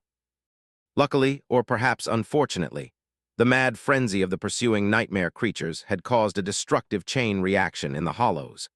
The local predators were overcome by hunger and bloodlust at the sight of human troops, but they weren't happy to see the numerous abominations from the surface invade their territory either. To the great ones inhabiting the ancient jungle, the weak surface dwellers were nothing but prey, just like humans were. For that reason, the pursuing horde suffered a terrifying massacre when appalling silhouettes lunged into it from the jungle. The ancient predators grew mad from the stench of blood. Slaughtering everything they could see with chilling cruelty, a few of them fell, too, buried under an avalanche of hideous monsters. The internal strife between the rightful rulers of the hollows and the invading surface dwellers alleviated some of the pressure on the army, but not a lot of it. The expedition force was still bleeding lives, not a staggering number F them, but more than ever before. The people trapped in this morbid hell soon found themselves missing the unpredictable and inescapable radiance of the deadly sky. Who would have thought? Rain, meanwhile, was missing the weird antics and ridiculous stories of her teacher. In the past 4 years, she had lived through plenty of frightening situations. Hunting nightmare creatures as a mundane girl was not a safe vocation. After all, but he was always there with her, talking her through the difficult ordeals and taking care of her when she felt lost. He was still with her, hiding in her shadow, but because they were surrounded by thousands of soldiers, her teacher could not speak. Even though Rain would never admit it, she would have loved to hear him tell an outrageously nonsensical story with a straight face right now. Let's see. Breathing heavily, she helped Elammer deal with a monstrous tick that had lunged at them from a branch and assessed how much essence she had left. One benefit of not having an aspect was that she rarely ran low on it, unlike other awakened. So Rain was doing quite fine for now. What would he say in this situation? Probably something like, "What this? This is nothing.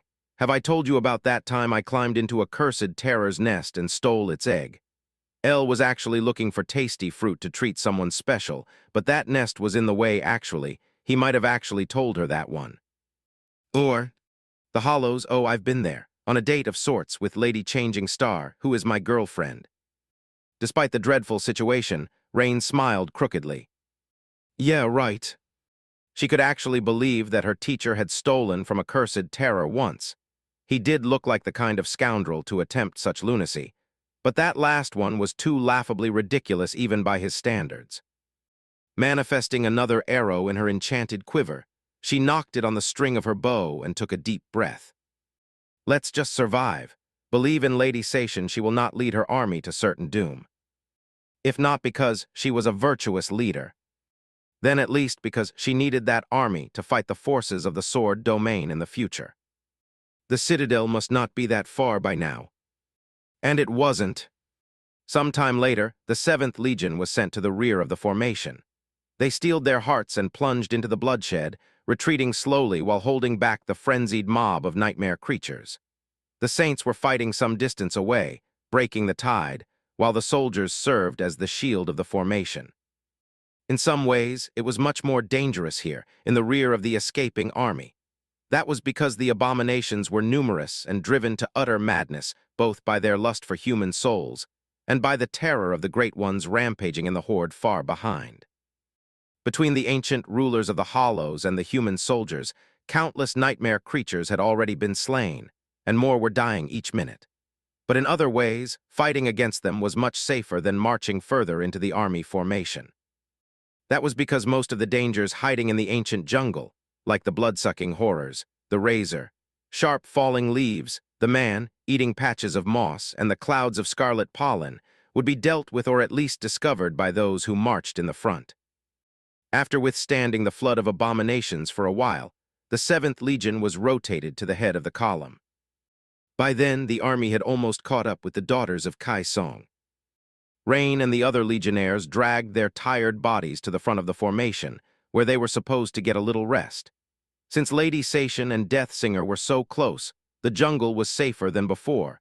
Its inhabitants had just been slaughtered by the transcendent princesses, and those pests that had survived were hiding, afraid to attract their attention.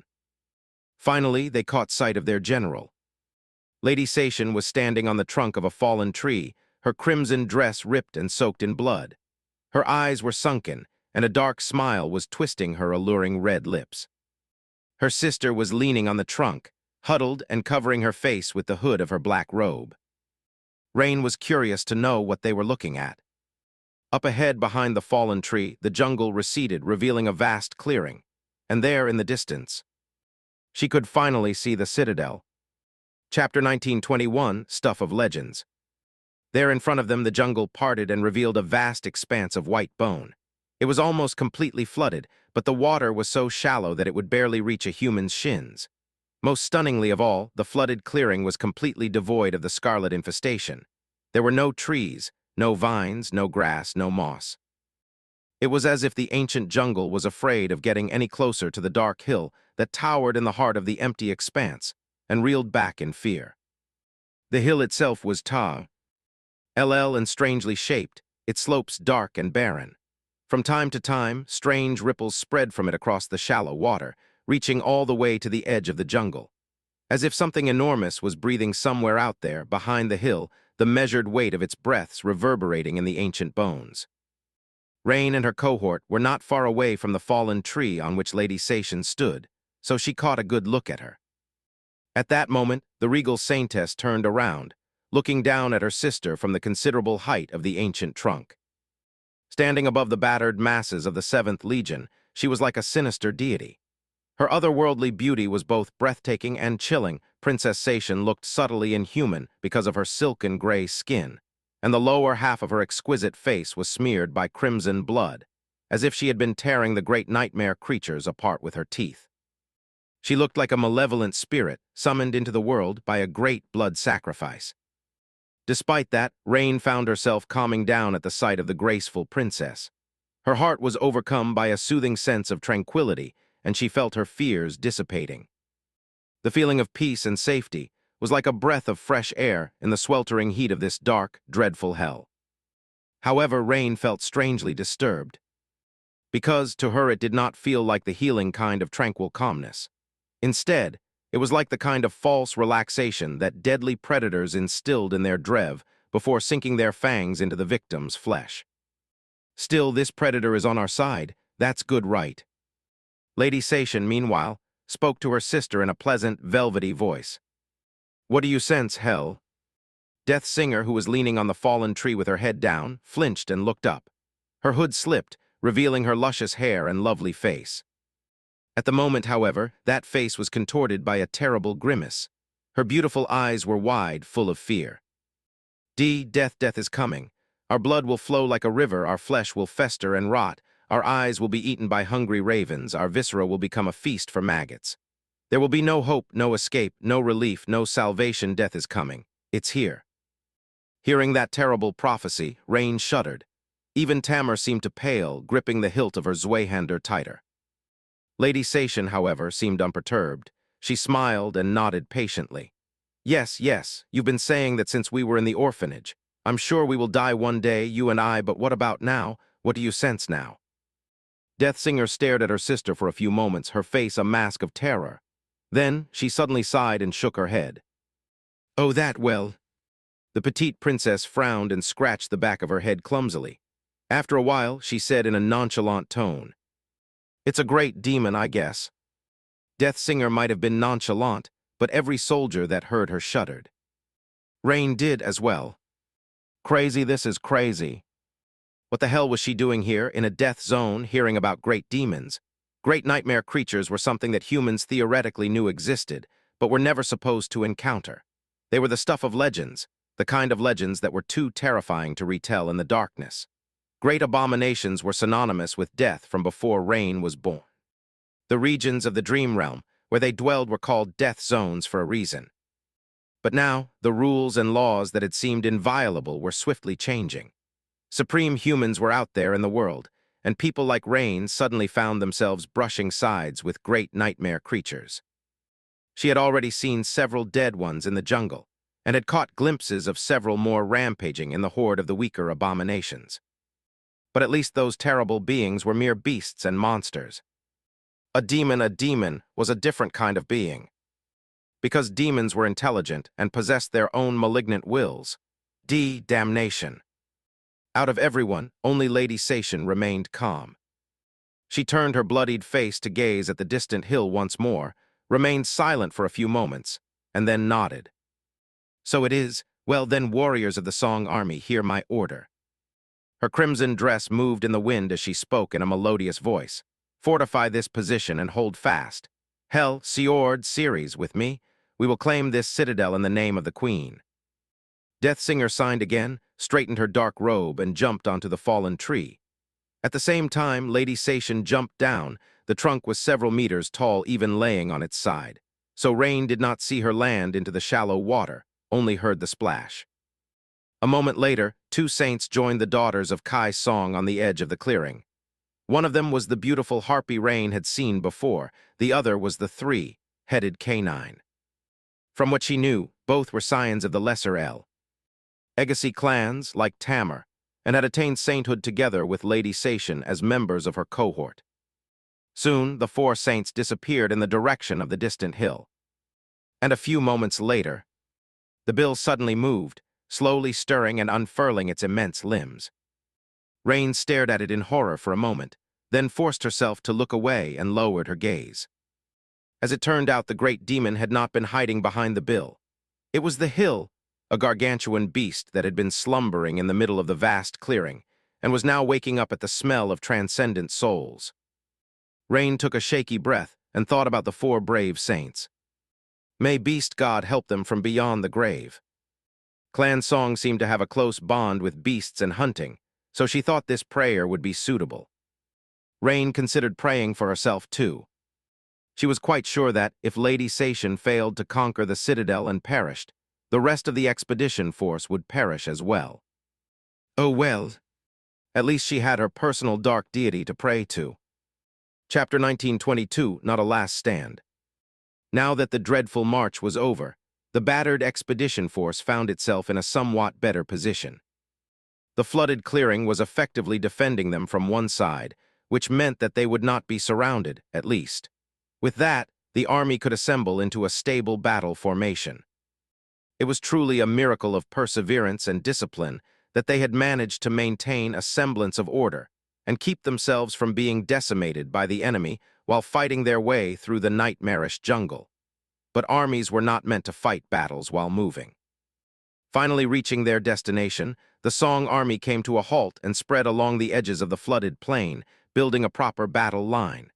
It had two layers, so that forward units could rotate back and give way to fresh troops, then switch again after a period of rest. A field hospital was being hastily arranged behind the two layers as well.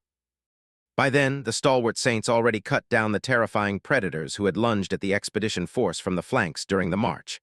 Those were the true rulers of the hollows, old abominations of the great rank. Luckily, there were far fewer of them than the saints, so the champions of the human army were able to team up and bring each of the monsters down in groups of 3 or 4. Many were wounded, but none had perished, yet the situation might have been different if not for Lady Sation and Princess Hell, who had culled the rulers of the Scarlet Jungle on their way to the Citadel. Now, the saints were free to assume positions in front of the battle line, serving as its pillars and anchors. In any case, the situation of the Song army, while still resembling a hellish nightmare, was much better than before. However, it was also much more perilous than before, because their fates now depended on the success of Lady Sation and her party. If the great demon guarding the citadel triumphed, then every advantage gained by the expedition force would turn to ash. The demon would attack the battle formation from the rear, and they would be devoured from 2 sides. Of course, first, the army had to survive long enough to learn who prevailed in the battle for the citadel. It's going to be fine, yeah, definitely. Rain stared at the approaching tide of nightmare creature with apprehension, trying to convince herself that the current preparations of the Song army did not resemble getting ready for a heroic last stand. Lost in a godforsaken hell, suffocated by sweltering heat, their back pressed against the territory of a great demon, and facing an endless flood of nightmare creatures, that definitely sounded like prime material for an inspiring and terror-inducing ballad that would be sung through the ages. But Rain didn't want to be sung about, he would much rather survive. Heroes were very admirable, but they were also very dead. She had no aspirations of becoming a hero. Damn it. Archers. The 7th Legion was currently on the front line, preparing to clash with the vanguard of the Nightmare Horde. The Blood Sisters, there were around a dozen of them, were very noticeable among the centurions with their red garments and striking beauty. Seeing them gave the soldiers some confidence, and it was these women who commanded the Legion in the absence of Lady Sation. So the voice that called upon the ranged specialists to unleash their fury on the approaching horde was rather melodious, making the grim scene feel less horrid. Rain drew her bow, took aim, and let an arrow loose. With how numerous the nightmare creatures were, one would think that she did not have to aim too well in order to hit something, but sadly, that was not the case. Because her arrows were not powerful enough to pierce the hides of the abominations, she had to strike them precisely in a weak spot. Which was why the horde was not slowed down, and at all by the devastating barrage of arrows, various projectiles, and aspect abilities unleashed by the human army. It was like mundane archers showering heavily armored cavalry with arrows. A few abominations stumbled and fell, but most remained unscathed. Worse still, the nightmare creatures were not at all deterred by these losses. Soon after, they crashed into the battle formation. Rain continued to shoot, trying to remain stable on the quaking ground. In front of her, the tide of monsters broke against the saints, flowed past them, and reached the front line of the 7th Legion. Tamar and Ray were in front of her, surrounded by the awakened warriors of their centuria, which was in a worse situation than most because it lacked an ascended but luckily positioned well.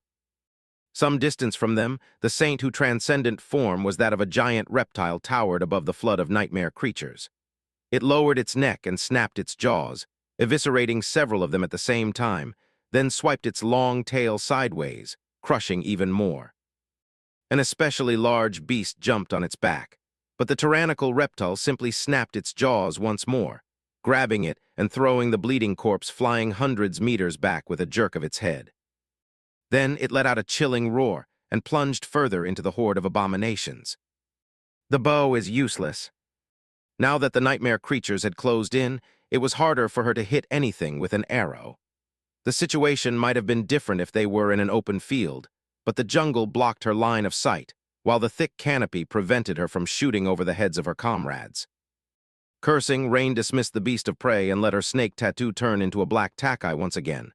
Gritting her teeth, she left floor and advanced forward. Hack, slash, pierce, block, dodge, evade.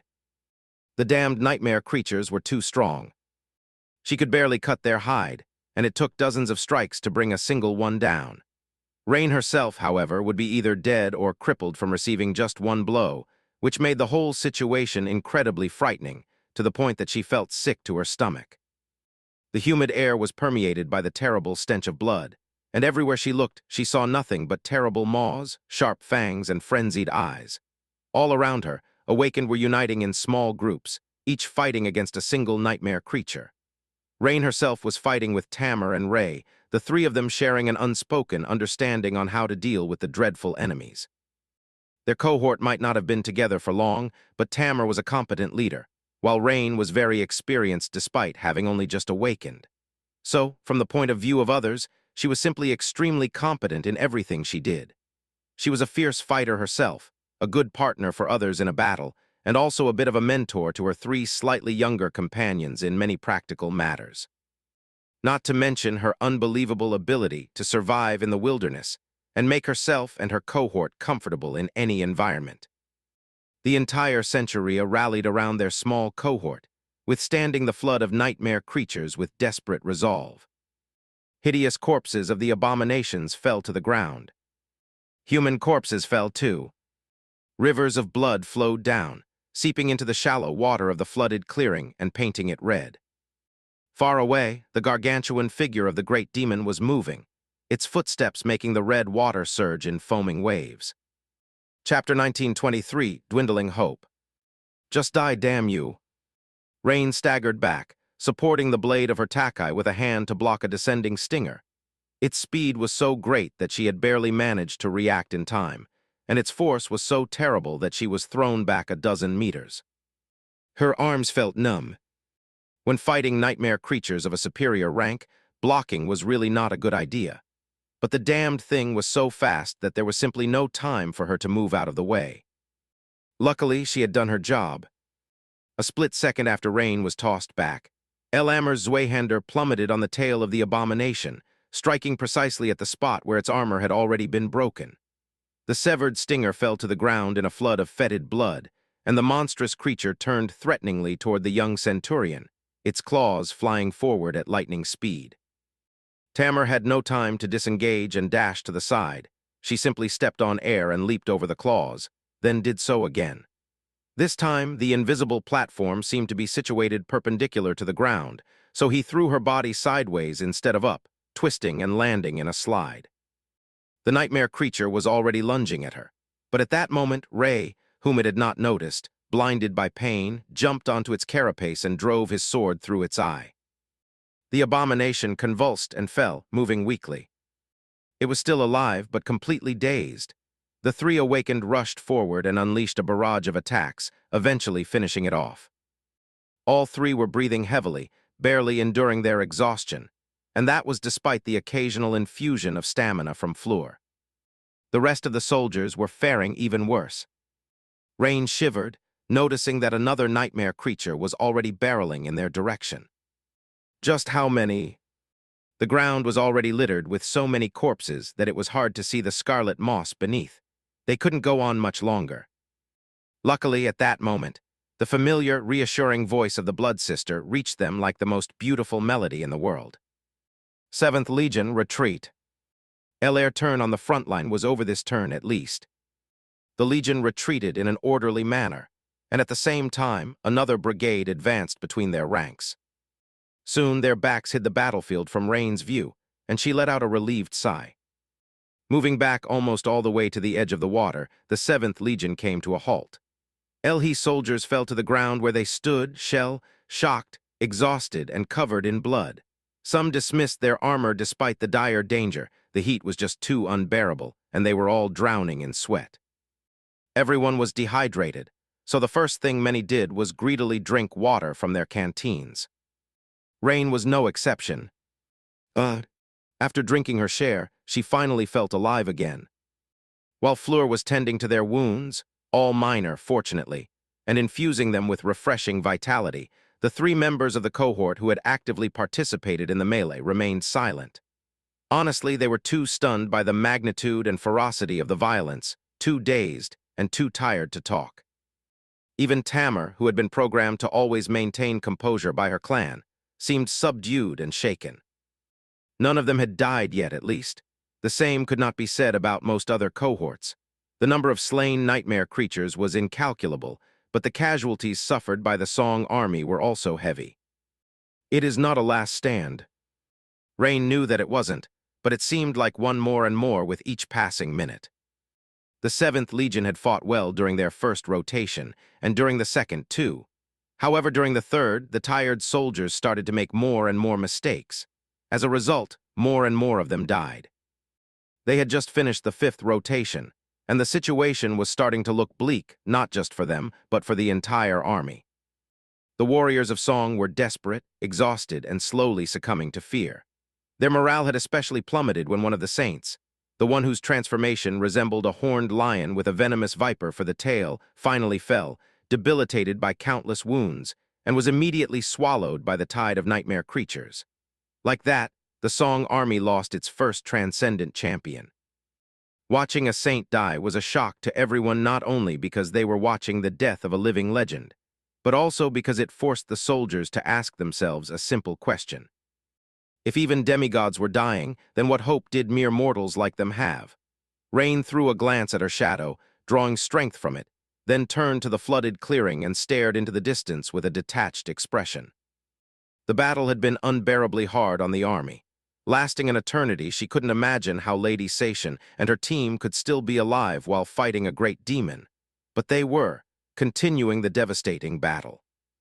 Even though it was taking place too far to discern the silhouettes of the daughters of Kai Song, everyone in the second layer of the battle formation could turn around and look at the flooded plain to see the massive shape of the demon moving across the water, making it surge and boil. At some point, Rain did not know when, the water, which had been clear and transparent before, had turned entirely red, like a lake of blood. Some of it was because of the blood flowing from the shore where the Song army was fighting, but most of it she had no idea where it had come from. Something flashed in the distance, and a few moments later the echo of a terrifying roar reached them from afar. The ground quaked, and the lake of blood surged, a tall wave crashing into the low shore. The Queen's daughters were still fighting the great demon. Chapter 1924, Pit of Despair. In the middle of the flooded clearing, Song Sation was standing in the crimson water, looking at the gargantuan creature in front of her with a twisted smile. Her eyes were shining with an eerie red glow in the dim darkness of the hollows, and her long braid was fluttering in the wind that had risen from the demon's last attack. The Great One was like a mountain, its mighty body covered by bristling black fur. Its body was not quite bestial, but also not quite human. The creature was like an abominable ape, its fangs protruding like cliffs, its eyes burning with diabolical cunning and murderous fury. It was wielding a great club made out of bone, and each time it struck the ground, the entire world quaked. Siord, the beautiful harpy, was playing a deadly game of cat and mouse with the demonic ape by flying around its head, barely dodging its obliterating attacks. Ceres, the enormous three-headed canine, was in an even more precarious position, dancing between the abomination's feet and trying to tear pieces of flesh out of its shins. Neither had managed to deliver even a single wound to the great demon yet. However, the demon was bleeding. Opening its maw, the terrifying creature let out a deafening roar and shuddered, forgetting about the annoying fly and the three-headed pest for a moment. Then it vomited a terrifying waterfall of blood. Blood was flowing from its mouth, from its nose, even from the corners of its eyes, spilling into the shallow water like a red river. That was because Sation was using her awakened ability. It had taken a while for her ability to take effect, considering how powerful her enemy was, but she wasn't powerless either. If anything, the most difficult part was limiting the area of effect of her ability, to spare her allies from sharing the same fate as the demon. The intoxicating smell of blood was driving her mad, and at the same time making her many times stronger. Standing in the middle of a lake of blood spilled by a great abomination, Sation was infused with a raging inferno of hungry, furious power. It was the scaling augmentation granted by her ascended ability. It was partially because of that power that she had been able to move with stunning speed to evade the demon's earth, shattering attacks and recover from the terrible wounds littering her body, staying alive despite how vast the gap between her and the guardian of the citadel was. The second reason was her transformation ability. Sation had possessed the ability to turn into a monster from the time she was a young sleeper, lost in the darkness of the forgotten shore. Therefore, she had not gained the ability to transform into something else when attaining transcendence. Instead, she had gained the ability to transform others. Those she transformed became stronger, and their strength could enhance her own power in turn. And finally, the third reason was the blood of beast god that flowed in her veins, bestowed upon her, whether she had wanted it or not, by her mother, the Raven Queen. And then there was her flaw. Sation grinned and dashed forward, flying above the red water with stunning speed. The infuriated demon swatted Sjord away and kicked Ceres with devastating might, sending the giant canine flying like a tiny pup. Both saints crashed into the shallow water, their bodies bleeding and broken. After that, she was the sole target of the Great One's fury. The enormous bone club crashed into the ground, displacing countless tons of water and making the world shake. Sation never slowed down, pivoting and then leaping gracefully. Before the displaced water could even start raining down, she already landed on the surface of the club and rushed across its surface, ascending hundreds of meters above the clearing in a heartbeat. Her polished nails turned into terrifying claws, and the red glow of her eyes turned furious and predatory, full of murderous intent. Sadly, she knew that she could not kill the great demon. Maybe if she had time to observe and study the abomination, learning its strengths and weaknesses, gaining a thorough understanding of its powers, and getting insight into the way its perverse mind worked, she would stand a chance. But she was forced to attack it blindly, without making any targeted preparations, so her chances were close to zero. Just the sheer size of the abominations was already an obstacle, not to mention every unholy trait and attribute that thing possessed. Sjord and Ceres were severely wounded and would not be joining the fight again. But that was all right. There was a reason why Sation survived the longest out of anyone who had ever been sent to the Forgotten Shore. That reason was that she knew how to find a way out of the most desperate situation and then drown her enemies in the pit of despair she had escaped. Right now, for example, there was little chance of defeating the great demon. Therefore, there was no reason to try. Instead, her goal was simply to draw its attention, which she had already done, and stall it for a while. After all, they had not come here to slay a great demon. They had come here to conquer a citadel. And while Sation was dancing with death by enduring the wrath of the dreadful abomination, her sister Hel was sneaking into the citadel to claim its gateway.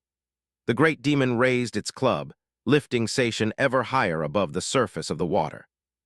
For a moment, she was level with its enormous head and saw the waterfalls of blood flowing from its maw and nostrils. She shivered, feeling her flaw call upon her from somewhere deep, deep within. Sation licked her alluring red lips. "Oh, I want to taste it." "Advance." The battered 7th Legion rushed forward once again. The retreating soldiers stumbled between them, bleeding and barely staying upright. Their pale faces and sunken eyes were full of numb terror. Reaching the front line, Rain saw a carpet of corpses covering the ground everywhere she looked. Most belonged to hideous nightmare creatures, but many were those of humans, some sickeningly mangled, some strangely intact. There were so many dead that the ancient jungle seemed unable to swallow them all, its profane hunger satiated for the first time in eons. Curse it all. The Song army was still holding fast, but its breaking point was drawing close. Once they reached it, and the battle line collapsed, an even more harrowing slaughter would take place, and all of them would be devoured by the rampaging of nightmare creatures. Stay alive, forward together, for the Queen. Tamar's shout brought her back to her senses. Gripping the hilt of her black takai, Rain gritted her teeth and braced herself. A moment later, the nightmare creatures were upon them. Hopeless, it is hopeless. No matter how much they fought, no matter how much they killed, no matter how much they died, the flood of abominations would not end. And these nightmare creatures were the lesser evil at that. Even if the expedition force somehow managed to eradicate them all, the true horrors of the Hollows would soon arrive, attracted by the overwhelming smell of blood. Rain felt a chilling shiver run down her spine when she realized that she could, indeed, die here today. Her sweat turned cold, and she drew in a shaky breath. And then, something imperceptible changed about the world. It was as if the sweltering heat of Godgrave receded a little, and a cool breeze gently caressed her skin. Rain was not just imagining it, either. She could see her fellow soldiers react to the strange change, too. Even the nightmare creatures were affected. Their ceaseless onslaught turned slower for a moment and then lulled. What? Confused and struggling to believe what she was seeing, Rain stared at the abominations. The abominations had actually stopped, and were now sniffing the air, growling and. It almost seemed as though some of them were cowering in fear. Far behind her, in the middle of the flooded clearing, the gargantuan great demon noiselessly fell down. And at the same time, Rain froze in terror. The countless corpses littering the vast swath of the jungle all moved at the same time. The dead nightmare creatures, the fallen humans they all stirred, moved, and then slowly rose from the ground. Far behind her, the slain great demon was rising from the bloody water, as well, its dead eyes staring forward with no emotion. Rain took a step back, her face turning even paler than usual. The Queen.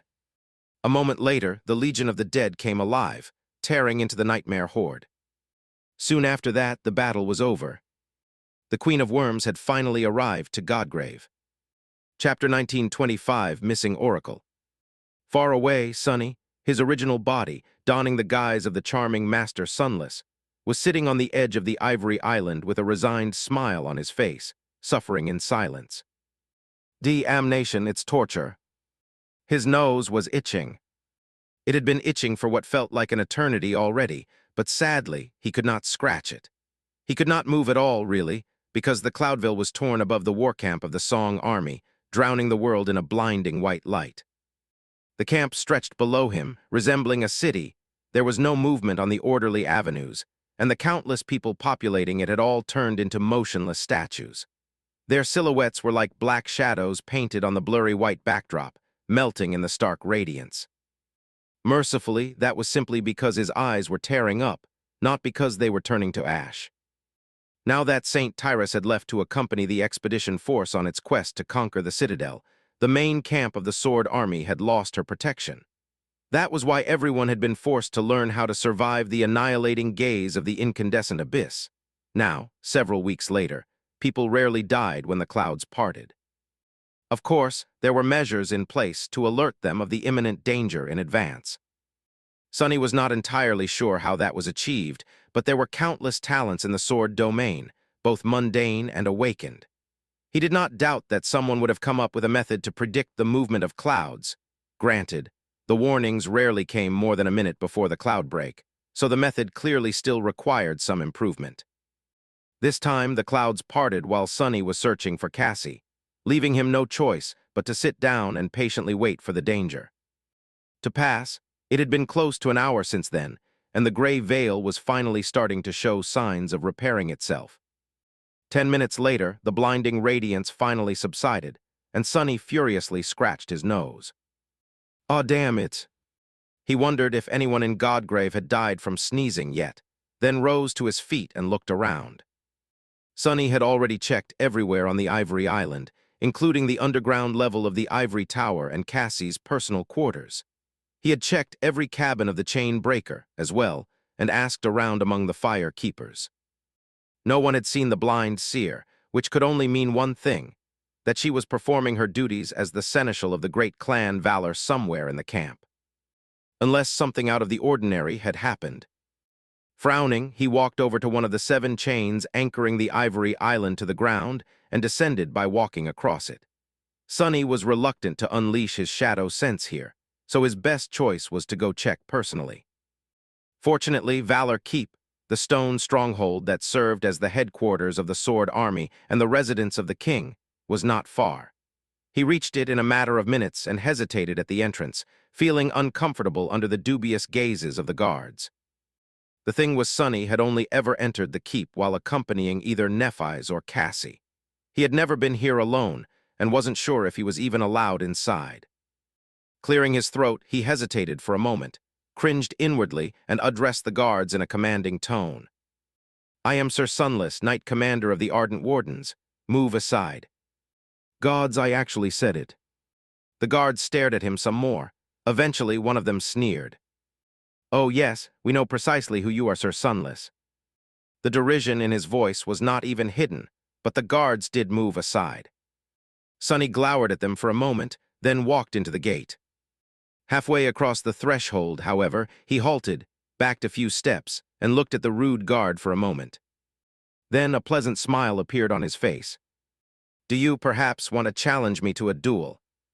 The guard paled a little, shivered, and slowly shook his head. "And no night sunless, sir." Sonny's smile brightened menacingly. "Thought so." With that, he entered the stronghold without looking back. Nephis was gone from the camp as well, so people were getting braver as far as showing him their contempt was concerned. Sonny did not really mind, but it was starting to get tiresome. Perhaps it was time to teach them another lesson in humility. But not now. Sighing, Sonny found the nearest person wearing the colors of clan valor and inquired if Song of the Fallen was nearby. He had not really expected a positive answer, but to his surprise, the man simply nodded and gave him directions to a certain chamber in the depths of the keep. The chamber was guarded by several knights, which gave him pause. Although nothing showed on his face, Sonny felt his whole body tense up for a moment, and his heart started to race. Were these ascended guards sent to protect Cassie as a sign of how highly she was valued by clan valor, or were they here to make sure that she couldn't escape? Was there a sorceress cage inside the chamber that cut off her powers, similar to the one in which the two of them had spent an unforgettable time in the Night Temple? This was the burden of being a double agent for a regicidal insurgency. Sonny never knew if he was one heartbeat away from having his treasonous ways revealed. He lingered for a moment, then asked with decorum, "Is Saint Cassia inside?" One of the knights looked down at him sternly, then nodded and turned around to knock on the door politely. "You have a visitor, my lady." Hearing Cassie's response, he opened the door and let Sonny inside. The chamber was sparsely furnished, but quite comfortable. There was a soft sofa, several armchairs, a wooden table with succulent fruit and refreshments, and even a memory keeping the air cool, not to mention a few bottles of beverages from the waking world. Vermilion curtains moved slightly in the wind, and sunlight was pouring through a narrow window. Cassie was half sitting, half laying on the sofa, her beautiful face showing signs of extreme fatigue. One of the hands was lowered powerlessly, while the other was holding a silver goblet. Sonny was worried for a moment, then determined that there were no wounds on her body and let out a sigh of relief. The blind seer, meanwhile, turned her head in his direction. "Who is it?" He frowned. Shouldn't she know already? Then again, their mental link seemed to be inactive, which meant that Cassie's ascended ability was suppressed, for some reason. If the same was true for her awakened ability, which allowed her to sense what would happen a few seconds in the future, then she would be truly and utterly blind. Sonny's frown deepened. "It's me, Saint Cassia, Master Sunless." He threw a glance at her ascended guard. And unceremoniously closed the door. That would not prevent them from eavesdropping on their conversation, but it was better than nothing. A pale smile illuminated Cassie's face. "Sonny, it's good that you're here. I was just thinking about asking someone to escort me back to the Ivory Island." Sonny took a deep breath, considered his thoughts for a moment, and then asked bluntly, "What happened to you?" He thought that he already knew the answer. In hindsight, it was quite obvious. Cassie sighed, then dropped her head on the soft armrest of the sofa. Her voice was a little tired. Essence exhaustion. Chapter 1926, Enhanced Interrogation. A few moments later, Sonny led Cassie out of the stronghold. Since she was currently robbed of all her abilities except for the dormant one, she once again turned into the helpless girl he had once guided across the forgotten shore, which was both nostalgic and a little heartbreaking to see. Sonny offered her his arm, and she took it tentatively. Their physical closeness earned him a few scornful looks from the passerby, who seemed ready to beat him up as if he was some kind of despicable philanderer with a healthy dose of envy mixed into the anger, perhaps. He was momentarily happy that Cassie could not see these reactions. Ignoring the idiots, Sonny led her toward the Ivory Island. Essence exhaustion. Of course, it was the most obvious answer. He just failed to consider it seriously because Cassie, unlike Nephis and Sonny himself, had very rarely driven herself to that state before, if ever.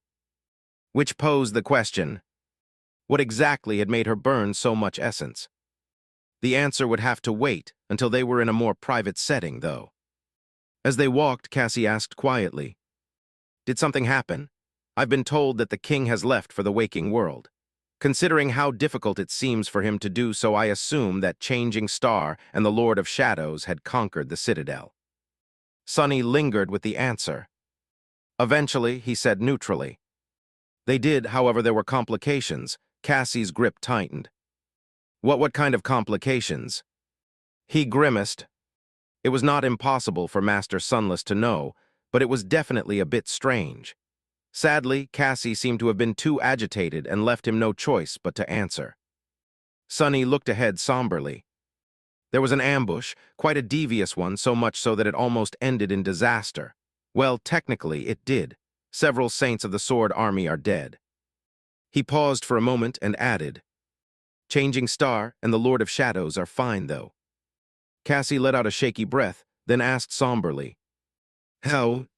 He sighed. 4 daughters of the Queen, each a transcendent of divine lineage, and 4 reflections, they also. Sunny hesitated for a bit before finishing the sentence. They also knew too much, while we knew too little. There seems to be a powerful diviner among them, as well as a few talented spies hiding among us. His tone was neutral, but it must have sounded like an accusation to Cassie. After all, she was the premier diviner of their small faction, no, of the entire Sword Army. This failure was, in no small part, the result of her personal failure to outperform the Oracle of Clan Song Death Singer, most likely. It could be easily misjudged as an indictment of her inadequacy. The delicate young woman grew quiet and did not speak again until they reached the ivory tower. Sunny guided her to her personal quarters. As they were ascending the stairs, Cassie seemed to finally regain a little of her essence. She gently let go of his hand and walked the rest of the way on her own, tracing her fingers across the cold stone of the great pagoda's wall. Hidden safely in her office and protected from any potential eavesdroppers by a few special memories, they could finally talk. Luckily, Anvil himself was currently away as well. Cassie sat down in her chair and let out a heavy sigh. What exactly happened? Sunny leaned on the wall and crossed his arms, then said somberly. They went after 2 citadels at the same time. The army marched where we expected it to march, but a small team of powerful saints went directly to our destination instead. They got there faster than us, as well, of course. We don't know if they lost anyone in the process, and how many. However, they killed the Great Terror defending the citadel and claimed it. Needless to say, once we entered, we found ourselves inside Kai Song's domain. With each word he spoke, Cassie's expression darkened. Sunny remained silent for a few moments, then continued. Worse than that, they were prepared to face me and Nephis in particular. Dark Dancer, Revel, and Moonville managed to counter our aspects almost perfectly. They might not have managed such a feat alone, but with Mordred's reflections mirroring their powers, it worked. It was a tough fight. I have not felt that pressured in a long, long while. He slowly shook his head. We managed to drive them away in the end, but not why. Without heavy losses, I even gained quite a valuable boon in the process. Still, it might have gone much better if you had not suffered essence exhaustion at the same time. Finally, it was his turn to ask the questions. What did you do? How did you end up like that in the middle of the war camp? Cassie did not answer immediately, troubled by what he had said. After a while, she sighed and leaned back in the chair, touching her blindfold briefly. You mentioned that there are spies hidden among us. Sunny nodded. I did. Cassie's expression turned dark. I was interrogating those spies. That was how I spent all my essence. Huh. He considered her words for a few moments. Since when have you become Valor's interrogator? A bitter smile twisted her lips. Cassie took a deep breath, then shrugged. Since Anvil decided to use me as one, I guess. The situation was difficult. I don't know how Valor managed to sniff out and capture those spies, but they proved too seasoned and zealous to betray the secrets of their queen. None of the memories Valor usually uses to get the truth out of people worked, and their interrogators failed as well. Torturing these people would have been of no use, and so I guess the king remembered that I can read people's memories. So I was summoned. Sunny scowled. Cassie's aspect did indeed make her a terrifying entity to those who wanted to keep secrets. However, violating the memories of captive people seemed like quite a vile affair, and one ill-suited for the beautiful song of the fallen. The fact that Anvil had forced her to do something so dirty irked Sunny to no end. Not that he thought that Cassie was above doing such vile things, he was pretty sure that she would stop at nothing to achieve her goals, no matter how brutal or distasteful. It was just that the King of Swords did not know that, so what right did he have to make such a demand of Cassie? That bastard, I'll kill him slowly one day. Or swiftly from the shadows and stabbing him in the back. Either worked. Cassie, meanwhile, rubbed the bridge of her nose. Reading someone's deep memories against their will can be an intense process, for me, especially if their mental resilience is high. That was why I had to expend a lot of essence to get the answers Anvil wanted. She lingered for a few moments, and then suddenly smiled darkly. But that was not the reason why I exhausted it completely. Sunny walked over and sat on the chair across from her. Oh, Cassie nodded. No, the real reason is that I used that chance to get the answers I myself wanted. Answers about song and valor, which might lead us to learn more about the sovereigns, perhaps even their weakness. Her smile faltered, then disappeared. And I did, although it is only a thread. We will need to keep pulling it to find the truth. Sunny leaned forward a little. And what exactly is that thread? Cassie hesitated for a few moments, then raised a hand and pulled her blindfold off. It will be easier if I simply show you. He frowned, considering the implication of her words. You mean? She nodded. Yes, before I took a look at your memories. Now I will share mine with you instead, if you'll accept them. Sunny blinked a couple of times, suddenly reluctant to look in her beautiful eyes. But then he forced himself to gaze into them deeply. His lips twisted into a dark smile. Sure, why not? In the next moment, Cassie's eyes changed. But Sunny once again failed to perceive the nature of that change, because he was suddenly pulled into a strange and stunningly vivid memory. Chapter 1927, Blind Seer. Sunny had an excellent memory, but Cassie was on an entirely different level. Her memory was simply absolute. It was incredibly vivid, detailed, and all-encompassing, as if it was impossible for her to forget something even if she wished to. He knew that it had not always been like this. Cassie's ability to remember everything with perfect clarity had slowly developed as she climbed the path of ascension, most likely reaching its current state as a result of transcendence. It was bitterly ironic, therefore, that her memory felt fragmented and shrouded in fog. Being drawn into Cassie's recollection did not mean that Sunny could read her mind. The only thoughts he could sense and hear were those that she remembered thinking, after all. However, he could still feel how burdened she was by the shattered nature of her past. Great swathes of her life were missing, and that fractured emptiness seeped into the very foundation of herself, making the whole world feel like treacherous quicksand. Nevertheless, Cassie was undeterred, confidently walking forward despite being unable to look back. Sunny, though, was far less poised. As soon as the unfamiliar recollection blossomed in his mind, a strong sense of vertigo overcame him and he swayed. If he wasn't sitting on a chair, he would have probably lost balance entirely. Cassie's world was far too overwhelming. He suspected that she must have been dazed. When reliving his own memories, after all, the way Sunny perceived the world was unique and extraordinary. Not only was his mind split between several incarnations, but he also possessed a sense that humans did not, navigating the world full of shadows. So, Sunny was not a stranger to complex points of view. But the way Cassie perceived the world was simply overwhelming in its staggering complexity. To start with, all her senses were incredibly sharp, many times sharper than that of over-saints, which were already far, far superior to that of mundane humans. All senses except for her sight, of course. Cassie's world was a world of darkness, and being blind was a mild shock to Sunny in and of itself. He had experienced being blinded before, but never as a permanent and inseparable part of his existence. And then there was more. Cassie's own point of view was already disorienting enough, but it was not the only one she was living. As she was walking down a stone corridor, she was also perceiving the world through several other people. There was Nephis, leaving the expedition force of the Sword Army behind to descend into the hollows. The sweltering heat of Godgrave was pouring from the radiant sky, and drops of sweat were rolling down her lean, powerful body. Then, a wave of harrowing agony washed over her, burning her alive, and two beautiful white wings spread open behind her. There was Sunny himself and his world of shadows. As well, the impression of his original incarnation was sharp and clear, the other two less so.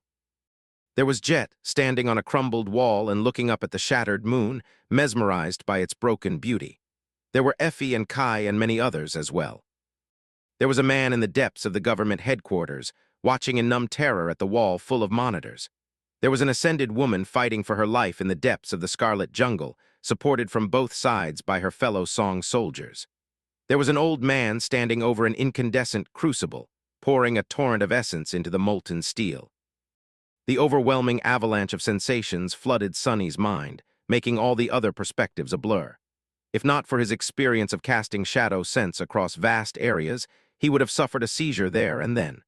As it was, he was only dazed, struggling to find his way in this kaleidoscope of varied lives. But that was not all either, the worst was yet to come. That was because Cassie's own point of view was split between 2 points in time, as if she was experiencing the present and the near future simultaneously. And that included the feedback she would receive from her marks in her future, doubling the terrifying flood of knowledge pouring into her mind. That weight of it was so heavy as to almost be unbearable. Her ability to sustain it was monstrous. It took Sonny some time to learn how to not drown in the blind seer's view of the world. Even then, he was barely staying afloat, feeling like a drunk. He limited what he paid attention to and concentrated only on Cassie's own perspective while pushing everything else into the dark corner of his mind. Cassie was walking down a long stone corridor. She was blind, and although someone's measured steps were resounding beside her, weighty and metallic, far apart, betraying the person as a tall man wearing armor, his point of view was not among those she shared. Therefore, Cassie was navigating the corridor with the help of her awakened ability, which was a disorienting and bizarre experience. Feeling a shift in the draft blowing through the corridor, and knowing that a turn was drawing near, she habitually lowered a hand on the hilt of the quiet dancer. Suddenly, Sonny was enlightened why Cassie often wore her echo in a scabbard on her waist, where the habit of resting her hand on its hilt had come from, and why she was still using the temperamental rapier despite how relatively weak it was in comparison to the enemies they usually faced these days. I see, of course. Awakened shared a sort of connection with their echoes, allowing them to give the sorceress constructs mental commands. Quiet Dancer, however, turned out to be a bit of a unique echo, of course it was, considering its unusual nature. When Cassie held its hilt, their connection deepened, and she was able to vaguely sense what the flying rapier was sensing. Of course, Quiet Dancer did not perceive the world as a being of flesh and blood would. It had no sight, no hearing, no sense of smell, and no concept of what these notions were.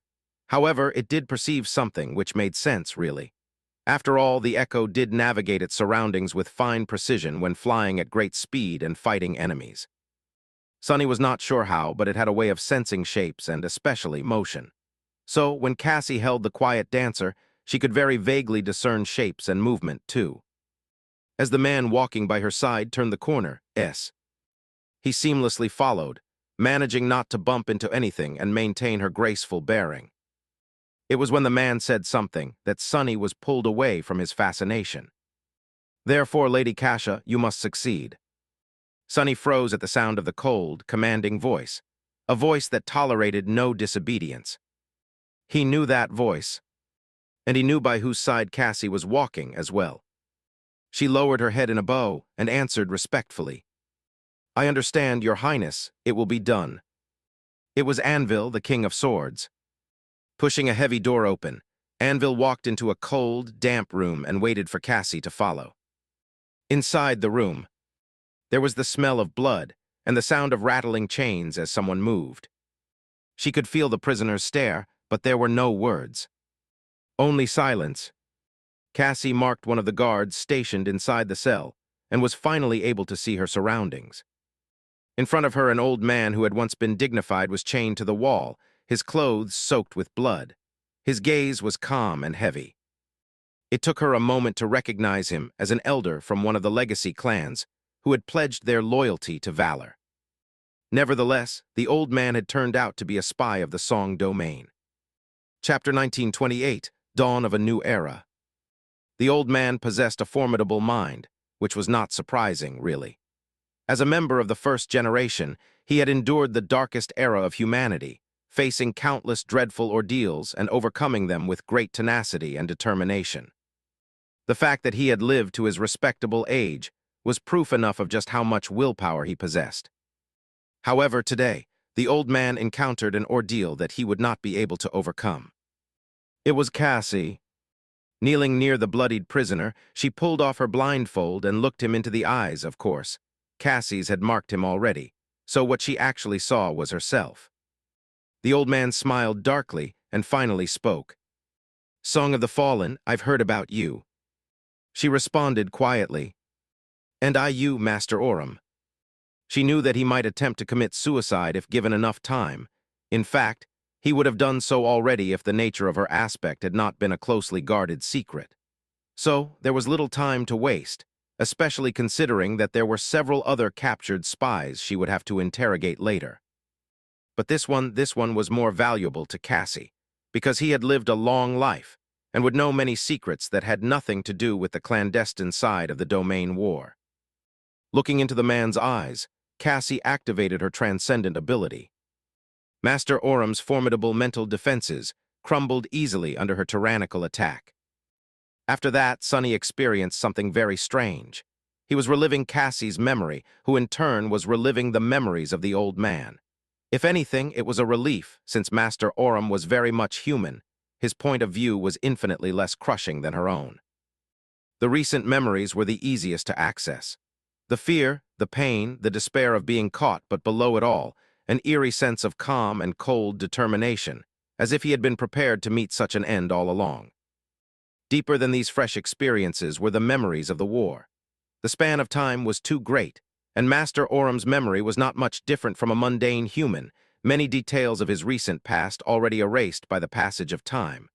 Cassie somehow sifted through the vast volume of random recollections, zeroing in on only the most important ones. She completed the royal order with relative ease, finding the details of Oram's clandestine activity. How long he had been relaying information to Song, what methods he used, which secrets he had shared, who were his contacts in the Sword Army, and so on. It was eerie and frightening, how easily she had learned his most precious secrets, and how helpless the stalwart old man was in front of her. However, even after learning everything the King of Swords wanted to know, Cassie showed no sign of having achieved her goal. Instead, she kept looking into Oram's eyes, diving deeper into his memories, deeper, deeper, and deeper still, until his whole life was laid open in front of her like a book. There were too many pages in that book to read them all, but some were more solid and important than others. They were his core memories, as well as those memories that had just got stuck in his mind for one reason or another, sometimes for no reason at all. Even there were too numerous for her to fathom in a short span of time, without revealing her secret actions to the onlookers. So, Cassie focused even more, her mind spinning on all cylinders to find the pieces of precious information she desperately wanted to know.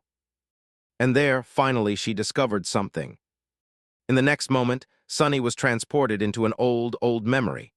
Despite its age, however, it was incredibly sharp and vivid, hinting at how important these events were to Master Oram's.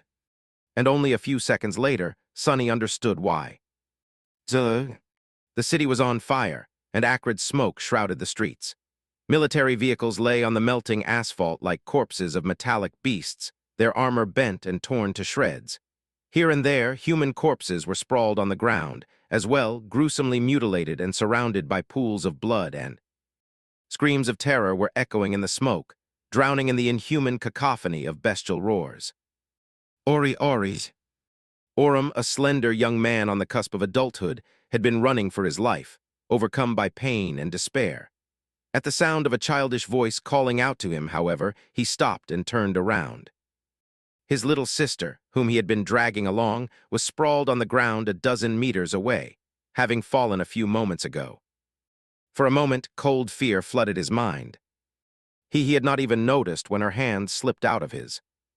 Limping back in a hurry, he picked her up from the ground and wiped tears out of her eyes. It's all right, come one with have to." At that moment, a hideous figure lunged at them from the smoke, frenzied madness burning in its terrifying eyes. It was one of the infected, or whatever these demons were. Oram froze. Luckily, his body moved even if his mind was paralyzed. It pushed his sister back and whipped an arm forward, a senseless gesture, considering how powerful and unstoppable the infected were.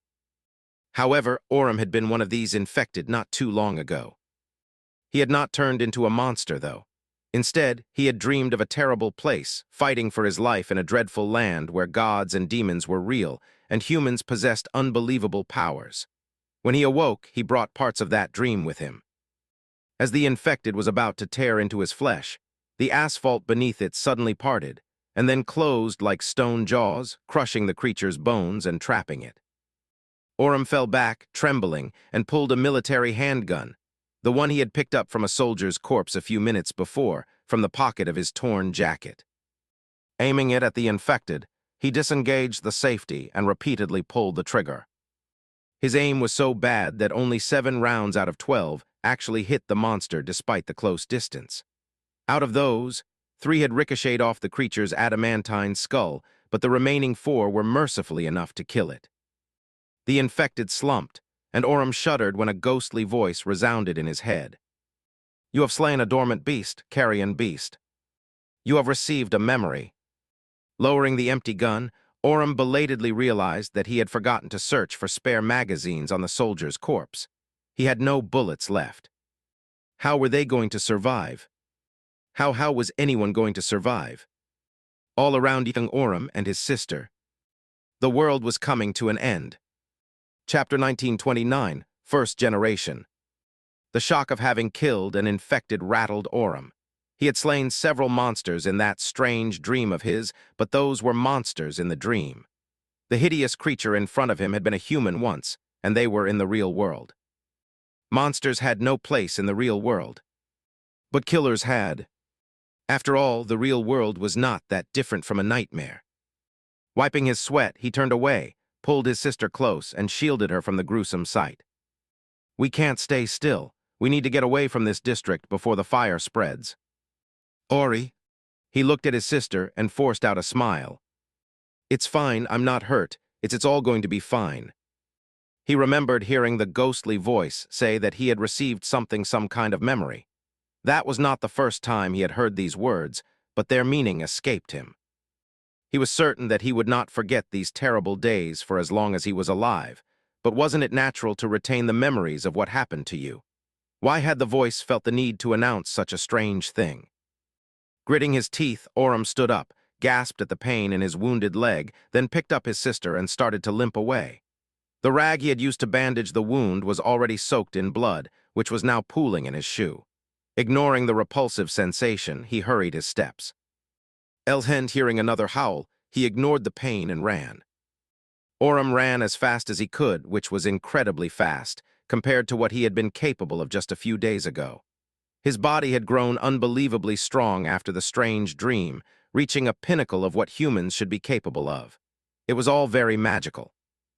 And yet it wasn't enough. Pretty soon Orem stopped, looking around in desperation. They were on a wide intersection, surrounded by burning tanks. Here there was nowhere to run anymore. That was because several infected had been feasting on the corpses of the soldiers that littered the ground here, and were now staring at him with bestial eyes. Several more were rushing from behind, only a few seconds away. Why from catching up? Orem held his sister tighter, not knowing what to do. No, he knew what he had to do. He had to fight. It was just that fighting these monsters was suicide, even if he still had the gun. Or he could try to escape, alone, if he lost the pack of supplies weighing him down as well as his sister. He shuddered, revolted, and loathing himself for the momentary thought. He would not leave his sister behind, ever, and that meant that both of them were going to die here. Orem slowly lowered the little girl to the ground, then picked up a length of iron pipe that lay nearby, slightly bent and heavy in his grip. If he was going to die, then he would die fighting. He would die taking as many of these monsters with him as he could. However, Orem did not die. Just when the infected were prepared to lunge at him, something whistled in the air, and the head of one of the infected exploded. A split second later, another fell to the ground, and then one more. Each was hit directly in the eye. He shook off his shock and raised the ground in front of them akin to a wall, the cracked asphalt scattering into the air. The wall shuddered when two monstrous creatures crashed into her, producing an appalling sound of breaking bones. Orem toppled the wall of earth onto them and raised his pipe, bringing it down on the cracked skull of the first creature to emerge from beneath the debris. The ghostly voice whispered into his ear again. "You have slain. He killed the second infected as well, although that one took several blows." By then their pursuers were already upon them. Or rather, they were sprawled on the ground, blood flowing from jagged holes in their heads. Orem tiredly lowered his pipe, took his sister's hand, and looked around in confusion. A few moments later, he froze. Someone had walked out of the smoke. It was a beautiful young woman in dark military clothes, visibly one or two sizes too large for her frame. She had gorgeous raven-black hair and a confident gaze, using a high-powered magnetic rifle as a walking stick to help her walk. And she needed the help because she seemed to be late into her pregnancy. Her belly protruded forward like a ripe fruit, and she was using her other hand to support it. Orem recognized her as his savior and bowed hurriedly. Thank you." The young woman glanced at him, then hung the rifle over her shoulder and outstretched a hand. His eyes widened when a scarra-looking hunting knife appeared in it, seemingly out of thin air. She studied him for a moment, then smiled lightly. "What's your name, boy?" Orem gulped. It's Ori." She nodded, then smiled wider and offered him the strange knife. "Well, what are you waiting for? We need to get the shards before more of them appear, and it's a bit hard for me to bend down at the moment, so." He stared at her in incomprehension. "The shards? What shards? Wait, where did this knife come from? How did you?" The young woman blinked a couple of times. "Right, I guess not everyone has figured these things out inside the trial. Well, worry not, Ori, I'll explain to you what a soul shard is, what a memory is, and how to survive the end of the world." She lingered for a moment, and then added with a smile. "Oh, I'm G1, by the way, Song G1." She patted her belly. "And this little bean is my future daughter. She'll be a real princess, no doubt." Chapter 1930, Bright Future. That is Kai Song's mother. As Sunny thought that, surprised, the memory dissolved into the stream of Cassie's consciousness, and another one surfaced. Orem, now awakened, was standing at the edges of a crowded square in NQSC.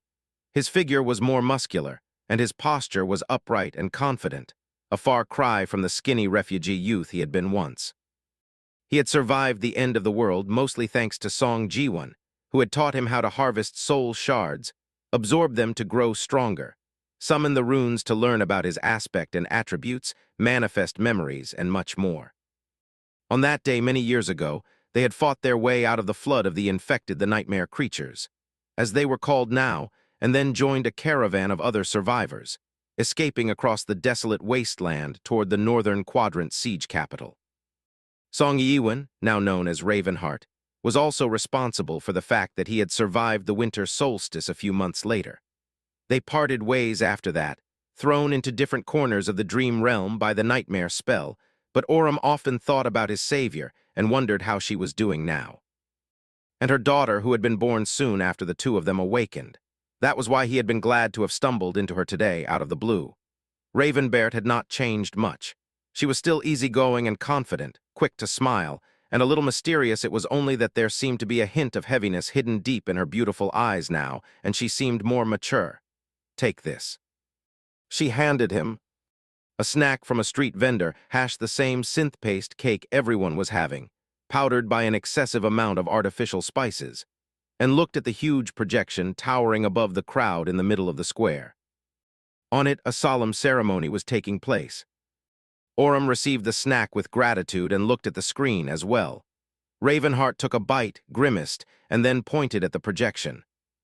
"Oh, I recognize some of those guys. Let's see, the one who looks like he only has one expression should be good old Warden of Valor. He's not that bad, actually, just terribly stiff. The handsome devil next to him is Immortal Flame. Then goodness gracious, is that who I think it is? That must be him. Nightwalker, so the rumors are true, he does exist. Let me see who else. There were more renowned warriors beside them. The people whose image was projected above the crowd were the best and the brightest humanity had to offer, the militant heroes of the new era. Everyone had fought relentlessly to make sure that the world did not fall apart, of course, but these remarkable individuals had carved their names into history. And now they were about to do it again. Orem glanced at Ravenheart and asked, feeling a little self-conscious, "You know them?" She shook her head. "No, not really. Small people like us rarely get the chance to brush sides with the big guys, don't we?" He smiled. Ravenheart was being falsely modest. Sure, her fame was nowhere near someone like the Warden or Immortal Flame, but she was far from ordinary. After all, she was one of the rare individuals who had earned a true name from the spell as well. One of the people in the projection, meanwhile, was finishing a speech. "But we endured, we survived, we thrived. The nightmare creatures are now fully eradicated across countless cities, and we have reclaimed our planet. However, it is still too early to celebrate. There are still many more cities that must be liberated, and many more people that need to be saved. And so, to achieve this glorious goal and protect humanity from the perils of the uncertain future." The speaker took a dramatic pause, and then finished with a bright smile. "I am proud to announce the formation of the United Human Government." The crowd exploded with applause and cheers. The old countries were gone, and in the chaos of the new era, the survivors had been united around local powerhouses, mostly awakened champions. There was a lot of cooperation between various stronghold cities, especially recently in no small part because those same powerhouses were often fighting side by side in the dream realm when they slept. So this was welcome news. People felt as if a semblance of stability was returning to the world. Ravenheart clapped her hands together as well. "Good, things were getting crazy in some parts of the world lately, both worlds, I mean. There are all kinds of lunatics out there, some holding significant power. This new united government will probably push them out, slowly but surely." Orem nodded. "Yeah, I'm just glad that some kind of universal order will be established. Honestly, I felt like we'd devolved back to feudalism for a while." He was actually powerful enough to become a feudal lord himself, a small, time lord perhaps, but a lord nonetheless. Still, that was not the world he wanted his sister to grow up in. Ravenheart gave him a curious look. "I mean, we probably still will, but at least this new feudalism will have a nice veneer and a sleek PR department." With that, she finished her snack and headed away from the square. "Come on, Ori. The whole city will be celebrating today. We should have some fun while we can, shouldn't we?" Orm chuckled, threw one last glance at the projection, and followed. "Sure, just the two of us." Ravenheart flashed him a smile. "Actually, I had one more person in mind." Half an hour later, Orem found himself looking at a shy, incredibly sweet little girl hiding behind her mother and throwing cautious glances at him. He blinked. "Is that you, little Kai? Gods, when did you get so big?" The last time he saw her, she was a tiny, wrinkled infant swaddled in a bundle of cloth. So many people had died during the first months of the nightmare spell that simply surviving was seen as a great accomplishment. Surviving while being pregnant, like Ravenheart did, was nothing short of a miracle as well as a testament to how exceptional she was. So this little girl's life was a miracle. She had been born and survived against all odds. But it was only looking at her now, grown up and resembling an actual human, that Orem finally felt it. How far they had come, and that the world was not ending anymore. That they had saved it. Looking at the shy little girl, he smiled. "What, don't you remember your Uncle Ori? I'm hurt. I was there when you were a tiny little baby, you know." He couldn't help but wonder what future awaited this sweet child. Surely she would live a long life. Her future will be warm, bright, and full. L of Happiness. Chapter 1930, One Torch Bearer. He actually did it. Today was another day of celebration, but Orem remembered too much, and felt too much, to share in the excitement that had seemingly taken the entire world by storm. He was dressed in his best clothes, standing in the grand assembly hall of the UHG headquarters. The somber space had been transformed into a lavishly decorated venue for the occasion, and there was a lively crowd enjoying the generous banquet, those who wielded power over humanity and the members of their families, all dressed to the nines and glowing with joy. Orem should have probably felt pride in being one of them, but he was not in the right mood. He was not young anymore, having passed 30 last year. He was also not an inexperienced greenhorn who barely knew how to kill a nightmare creature. Instead, he was one of the most renowned awakened in the waking world. Ruling a citadel of his own in the dream realm, his status was not as high as that of the brilliant heroes who had become the idols of humanity, perhaps, but not far below them. That was why Orem felt frozen and somber in the middle of the joyful celebration. There were others like him, as well, mostly those who had endured the horrors of the nightmare spell from the very first day of its descent. That was because they understood better than anyone what today's ceremony meant, and how many lives had been lost to pave the road for it. Today they were celebrating Immortal Flame, the fiery champion of humanity, who had done something they all considered impossible. Who had conquered the second nightmare. Orem raised a crystal glass to his lips and took a sip of the liquid inside, not feeling its taste. Immortal Flame was not the first awakened who had responded to the call and led a cohort into a seed of nightmare. In fact, many had tried before, some burning with ambition, some simply unable to resist the call anymore. It was just that none of them had returned alive. Orem had lost plenty of friends that way, their absence leaving deep scars on his heart. Some people still held hope, but most had long given up on ascendance. Immortal Flame had changed everything. His impossible feat shook the very foundation of the established world order and would inevitably and completely change the future. Orem was sure of it. The news had been announced only a few days ago, and everywhere he went, he could already hear cautions, whispers of trying to challenge the nightmares again. He was even tempted to consider it himself, but no, he couldn't. He had a family to take care of. Maybe later, when the kids passed the age of becoming dreamers. But still, ascendance. Immortal Flame himself was not in the assembly hall, whisked away by other powerhouses to hold a closed-door meeting, but Orem had met him briefly when entering the venue. Of course, he could not tell how much more powerful the man had become exactly, but it was impossible to mistake him for an awakened. Just like a fallen abomination was incomparable to an awakened one, an ascended human should be an invincible existence to people like Orem, which was both disquieting and reassuring. Steeling his wildly beating heart, he gulped down his drink and let out a shaky breath. We all owe Immortal Flame. What he did proves that conquering the nightmares is possible, which was an invaluable blessing, considering its necessity. Most people did not know, but Orem was high enough in the hierarchy of humanity to have a good rapport with the UHG.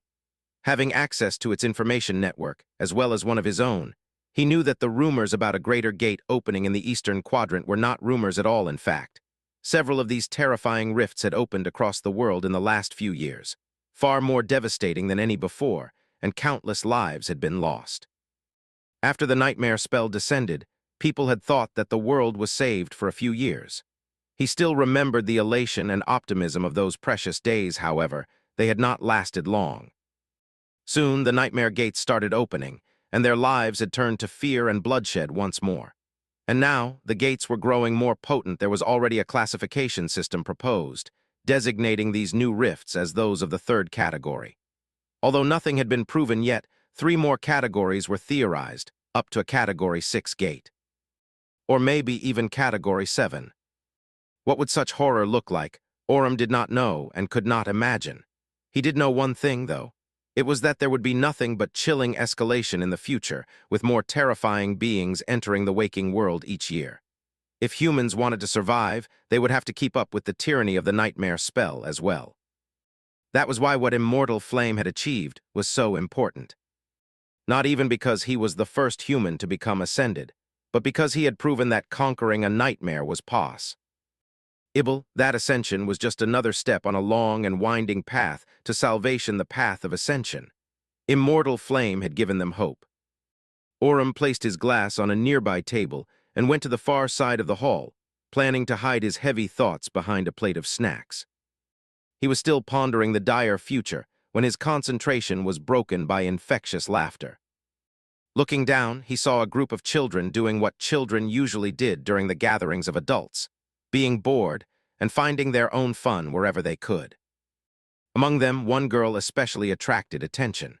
She was maybe 11 or 12 years old, wearing a frilly gown that made her look like a little princess, and a smile so bright and radiant that even Orem's own lips curved upward slightly. At the moment, the girl was dragging a serious boy of the same age by the hand, saying something Eon Vale. I really saw an echo. It's just outside. The boy pursed his lips, unhappy. But Maddox said that I must stay here. The girl scoffed. What does he know? Why is he ordering you around anyway? He's only a year older than us. Orem recognized the cute pair. The boy was the younger son of the warden. The girl would probably be the daughter of Immortal Flame himself. He sighed and looked away with a smile. Little monsters. Orem had never become a father himself, but he was helping raise his niece and nephews. There had been a time when he thought that the children of the new era would grow up knowing nothing but peace and warmth, but fate was cruel. Instead, they grew up surrounded by terror, blood, monsters, loss, and death. They had been raised in the world of the nightmare spell, and as a result, they were far more fierce and feral than the children of his own era. Thinking about that, he looked up and froze. There, separated from the group of boisterous kids, stood another girl, this one a couple years older and a little gloomy. No one seemed very interested in speaking with her, so she was all alone, holding to the dull fabric of her far less opulent dress awkwardly. Orem paid no attention to her clothes, however. He only looked at her face, which was painfully familiar. It took him a few moments to remember whom she reminded him of. The girl was the spitting image of her mother. Forgetting everything, Orem couldn't help but walk closer and ask, his voice hiding suppressed emotion. Little Kai. Chapter 1932, Second Generation. Orem had not seen Ravenheart and her daughter often since that day. They spent together in NQSC. They were living in turbulent and tumultuous times, and he had had family matters to deal with back then. Later, his focus shifted to the dream realm. He pursued his ambitions and eventually conquered a citadel of his own, wishing to build a livelihood for himself and his family. Awakened were naturally grouped together by the region of the dream realm they traveled to at night. Ravenheart was simply too far away, in a place where few others had been sent by the nightmare spell. She was not very sociable either, so the two of them had grown distant, eventually losing contact altogether.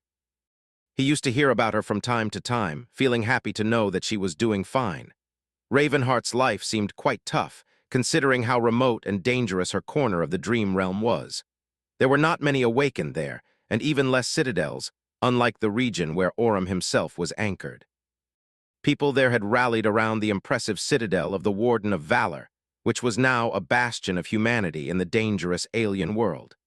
It almost seemed like it was the center of the dream realm, with everything else existing on the periphery.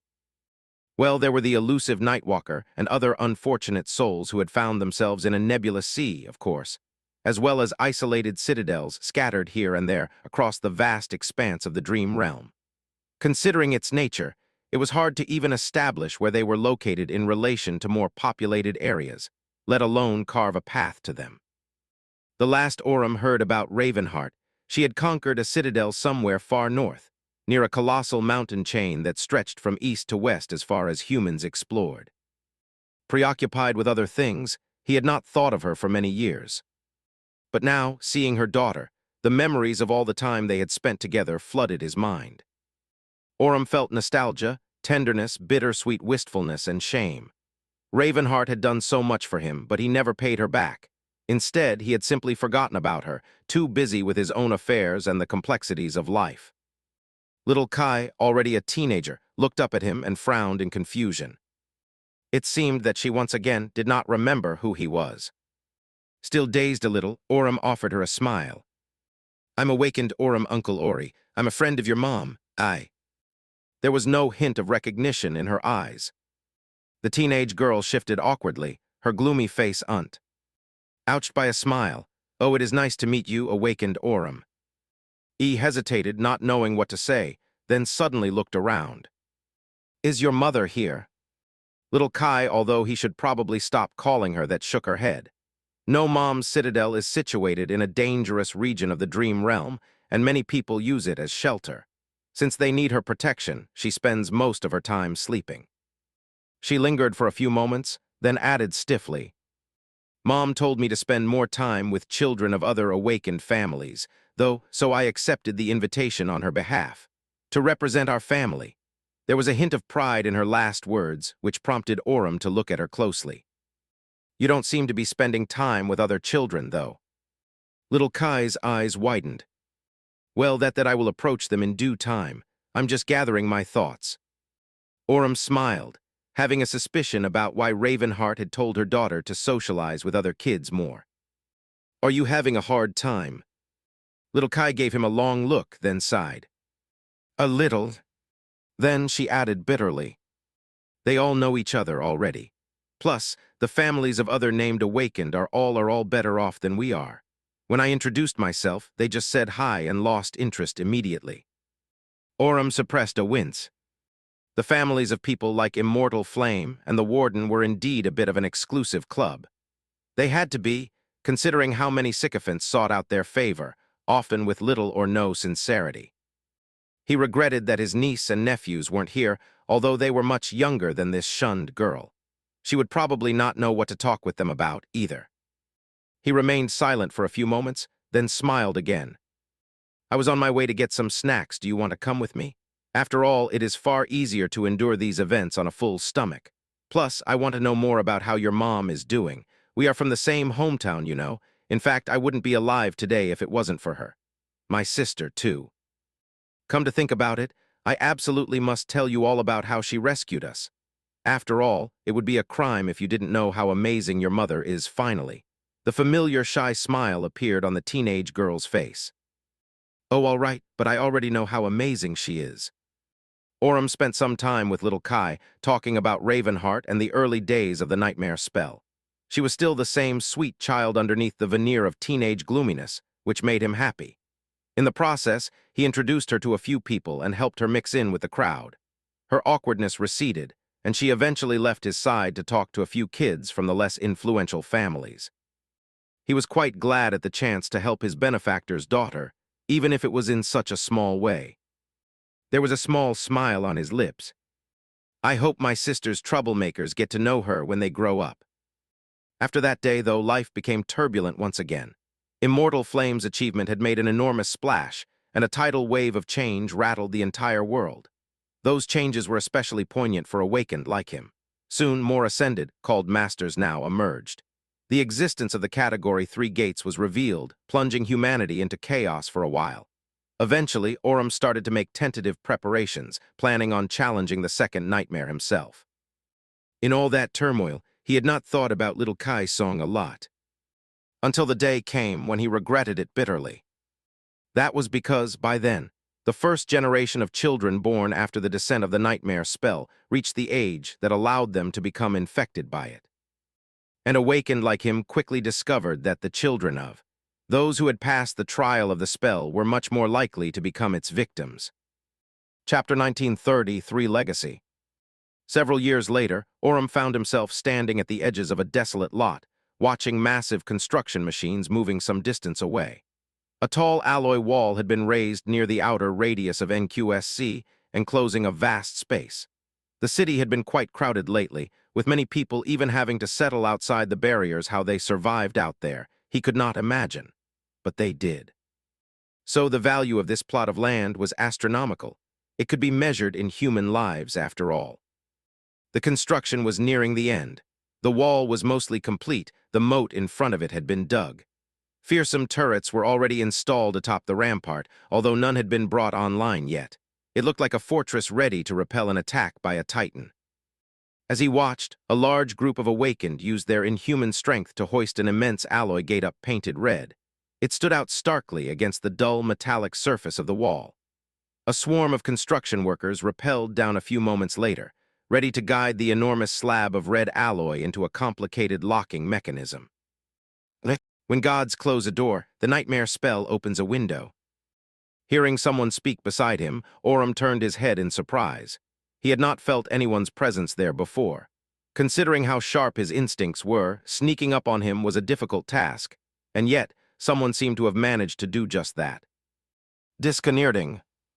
Orem noted the slurred words and the drunken giggle that followed the sudden proclamation, then smelled alcohol in the air. He frowned. There, just a step away from him, a disheveled man in expensive clothes was leaning on a wall, holding a mostly empty bottle of liquor in his hand. There was a snide smile on his lips, and a strange expression in his cold, cold eyes. Orem looked away and smiled. I didn't know that it was possible for a master to get drunk. Are you pulling a prank on me? Ascended jest. The man turned to him and grinned. Yo, awakened Orem, funny to run into you here. Orem pursed his lips. He knew Jest rather well, and although the two of them were on friendly terms, the man always made him feel uncomfortable. Everyone was aware what role the Jest played in Warden's cohort, and how many people had died by his hand. Plenty of fringe factions had been quietly eliminated to restore the order in the world, after all. Despite his carefree attitude and humorous appearance, the man had quite a twisted and sinister side. Les turned to the towering alloy wall and asked, his voice curious. Have you come to take a look too, Orem? Awakened Academy, what a grand name. Ah, but these lazy bastards, the opening is in a few days, and they haven't even finished setting up the defense systems. He sighed. Well, on the other hand, some might say that they're right on time. The Awakened Academy was a project that had been forced on the government by the factions of several renowned masters. Or rather, the government was forced to make it a priority. There had always been plans of creating a centralized education facility to newly infected carriers of the nightmare spell and the younger awakened. But considering how difficult and complicated the logistics of such an endeavor were, it always ended up on the back burner. Until now. That was because almost 18 years had passed since the descent of the spell, and the children of many original awakened were swiftly approaching the age that would allow them to be infected. In fact, some already had been. Much worse, the rate of infection among the relatives of awakened had been proven to be much higher than among the general population. The grim news had shaken the awakened a great deal. So those in power had finally taken off the gloves and showed the government in no uncertain terms what its place was. Jest looked at the alloy wall somberly, the smile slowly disappearing from his face. You must have heard right. Old Valor's youngest boy is infected. Immortal Flame's girl, too, and so many others. They'll be the first class of the Awakened Academy. Orem remained silent for a few moments. What about your kids? Jess smiled. Nope, my kids aren't infected. My youngest is not of age yet. My oldest, he's dead. He didn't pass the first trial, so he's technically not infected anymore. There. This academy has nothing to do with me. As Orem looked away with a sigh, Jess took another sip of liquor and laughed. Ain't it a joke, Drum? The nightmare, it never ends. All the dirty things we've done, and it's only getting worse. Worse and worse and worse. Ah, it's hilarious. He looked down, his gaze turning cold once again. Your sister's children are what, around 10? You must be thinking about a lot of things right now, too. Huh, Orem. Orem nodded slowly. Yeah, I am thinking. I really hope that they won't become infected. Of course, I'll need to prepare them well in case they do. Everyone would probably be thinking the same at the moment. The Awakened Academy was one thing, but the entire education system would have to be reworked. There were more and more infection cases every year, so it was not enough to teach children literature, sciences, and basic self-defense anymore. They needed to be taught how to survive, how to fight, and how to kill. Which, in turn, would make them even sharper and more cruel than they already were. Jess smiled again. That is why I like you, Orem. Thank the gods you're still normal, at least. His expression changed again, growing cold and resentful. At this point, it was unclear if he was really drunk or just pretending. In any case, just uttered through gritted teeth, his voice full of contempt. Do you know what the others are thinking, though? Orem silently shook his head. Jess smiled darkly.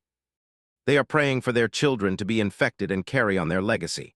There's talk about dynasties, control over citadels, and consolidating power everywhere. Well, I get it. Fools like us have grown used to our lofty status, and that status only exists because of strength. If our children remain mundane, it will disappear like dew after we die. There'll be no legacy. Orem looked at him, unamused. I'd rather not leave a legacy, then. Jest simply laughed. As if you have a choice. Orem, my friend, listen to this fool abandon hope.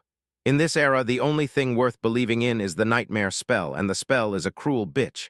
Just teach your kids well. Teach them really well, bastard. With that, he finished his liquor, waved a hand weakly, and headed away. See you at the opening ceremony, Orem.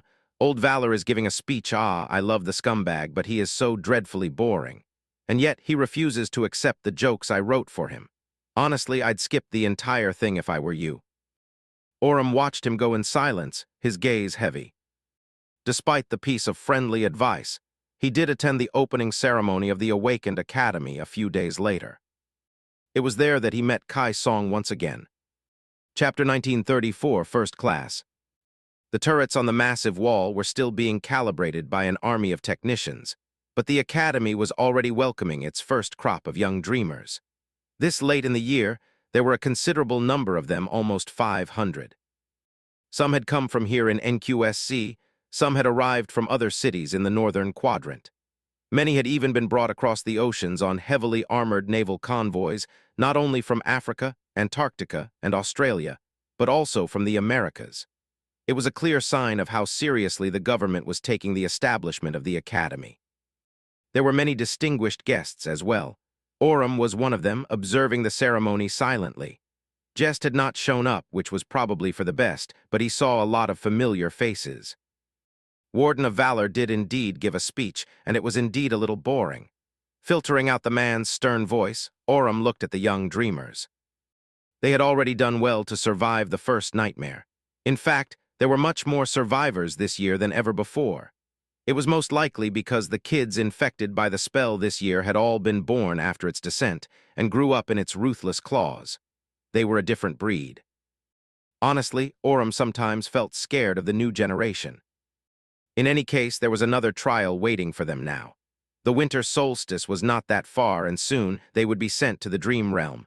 How many would be left alive? He hoped that all of them would, but of course, his wish was not meant to come true. At least the impressive roster of instructors employed by the academy would be able to prepare them for the journey better. Naturally, those instructors were not awakened of the highest caliber, but they were competent enough to earn his trust. He recognized a few of the sleepers as well. The tall youth with a cold expression was Anvil Old Valor's son. He gave off an unapproachable impression and was easily noticeable because of his flawless poise and composure.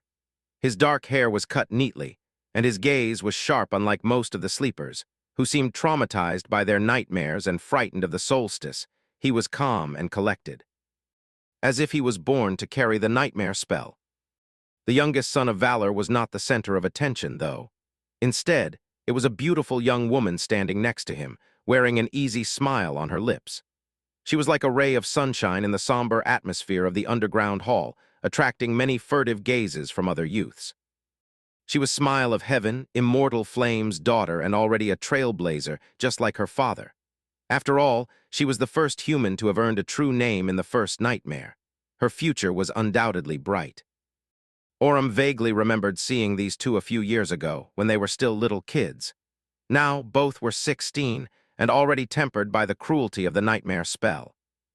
To his surprise, though, there was someone else who drew his attention. He did not know this youth and couldn't place him. The young man did not look like a child from any of the powerful families that had emerged since the descent of the spell. Unlike Anvil and Smile of Heaven, the youth was wearing cheap clothes that were most of the way to becoming rags. He had black hair and piercing gray eyes, his gaze strangely heated. There was a quality of sharpness about him that only those who had witnessed a lot possessed, but also a hint of gentleness that was both endearing and out of place. Orem instincts told him that the youth was special in some way, but he couldn't quite put a finger on it. "Oh, I see." He finally understood why the young man stood out among his peers, and smiled slightly. It was because everyone else was trying to hide their glances, but the youth was staring at Smile of Heaven brazenly. "What a brave fellow." Shaking his head, Orem looked away and threw another look at the sea of youthful faces. Then he froze for a moment. There was another familiar face in the crowd, quite far from the Sen. Tur of attention, one that he knew far better than that of Valor's son or Immortal Flame's daughter. Little Kai. A dull pain pierced Orem's heart. She was a couple of years older than the other two, at the edge of the age susceptible to the plunder of the nightmare spell. She had almost been safe. Her youthful awkwardness was gone, replaced by quiet confidence. The hint of gloominess remained, though. Orem gritted his teeth and looked away. Of course. Her mother was such an outstanding awakened, after all. If even his niece and nephews were at risk, then little Kai would be too. He sighed heavily. It's all right. She was Ravenheart's daughter. An apple did not fall far from the tree, and her mother would have prepared her well. Little Kai had already survived her first nightmare, proving that she was strong enough to endure the cruelty of the nightmare spell. Yes, her future would be one of bloodshed and peril, like that of all awakened, but Aurum had been living this life for a while, and he was fine. Surely she would be fine, too. Her mother ruled a citadel in the dream realm. Although the Song family was not very renowned, it was still one of the most distinguished families of the modern era. Little Kai had plenty of advantages to help her survive both in the waking world and in the dream realm. And he had his own problems to deal with, too many of them to waste time on the child of an old acquaintance. Soon the ceremony was over. The sleepers were taken to their dormitories by the attendants, and the distinguished guests were guided to a banquet hall. Aurum found himself in the middle of a celebration once again. He did not attempt to socialize with his peers, though, standing in the corner with a somber expression. Eventually, he found his way to the center of the hall, where a small crowd was gathered around an exalted figure. Congratulations, sir. Your son has definitely inherited his father's valiance. How goes the struggle against the dark forest? I haven't visited Bastion in a while. Aurum patiently made his way through the circle of sycophants and bowed slightly. Ascended Warden. The man, Warden of Valor, looked at him in confusion for a moment, then smiled slightly. Awakened Aurum, it is nice to see you again. How is your citadel doing? If that fallen demon is still causing trouble in your territory, I can send some of my knights to assist you. Aurum smiled politely. Thank you, but I have dealt with it already. Rather, I wanted to talk to you regarding something else. Warden's smile brightened a little, and he patted Aurum on the shoulder. You took down a fallen demon, Aurum. As expected, great. That is what an awakened should strive to be. He threw a derisive glance at the other people around them, then looked back to Aurum. What did you want to talk about? Aurum lingered for a moment, then said in a neutral tone. Actually, I was quite touched by your speech. Everything you said is true. These children are indeed our future. So, I was wondering if there is an instructor's position left open at the academy. I'm quite busy handling my territory and the citadel, of course, but I think I can stay at the academy for a few months. Learning from a seasoned veteran like me should benefit the kids, don't you think? Chapter 1935, Four Prodigies. I'm Instructor Aurum. Aurum looked at the youths crowding the dojo, hiding his confusion behind a cold expression. How the hell did he end up becoming a teacher? Doing something like that had never been a part of his plans. In fact, he was supposed to be preparing to challenge the second nightmare right now. His soul core had long been saturated, and he had carefully assembled a potent arsenal of suitable memories. He was even in negotiations to purchase a powerful echo. He was also in contact with several seasoned awakened, searching for reliable companions to enter the seed. Each of them had endured the horrors of the nightmare spell shoulder to shoulder with Aurum at some point in the past, so he trusted both their skill and their character. However, assembling a strong cohort was about more than mere power. There was also the question of complementing each other's powers and covering for each other's weaknesses, not to mention that most people were unwilling to even entertain the thought of gambling away their lives by challenging the second nightmare. In short, the process was slow. So why was he at the Awakened Academy preparing to teach a combat class? Aurum's gaze briefly fell on a young woman with raven hair and gloomy eyes. There was his reason.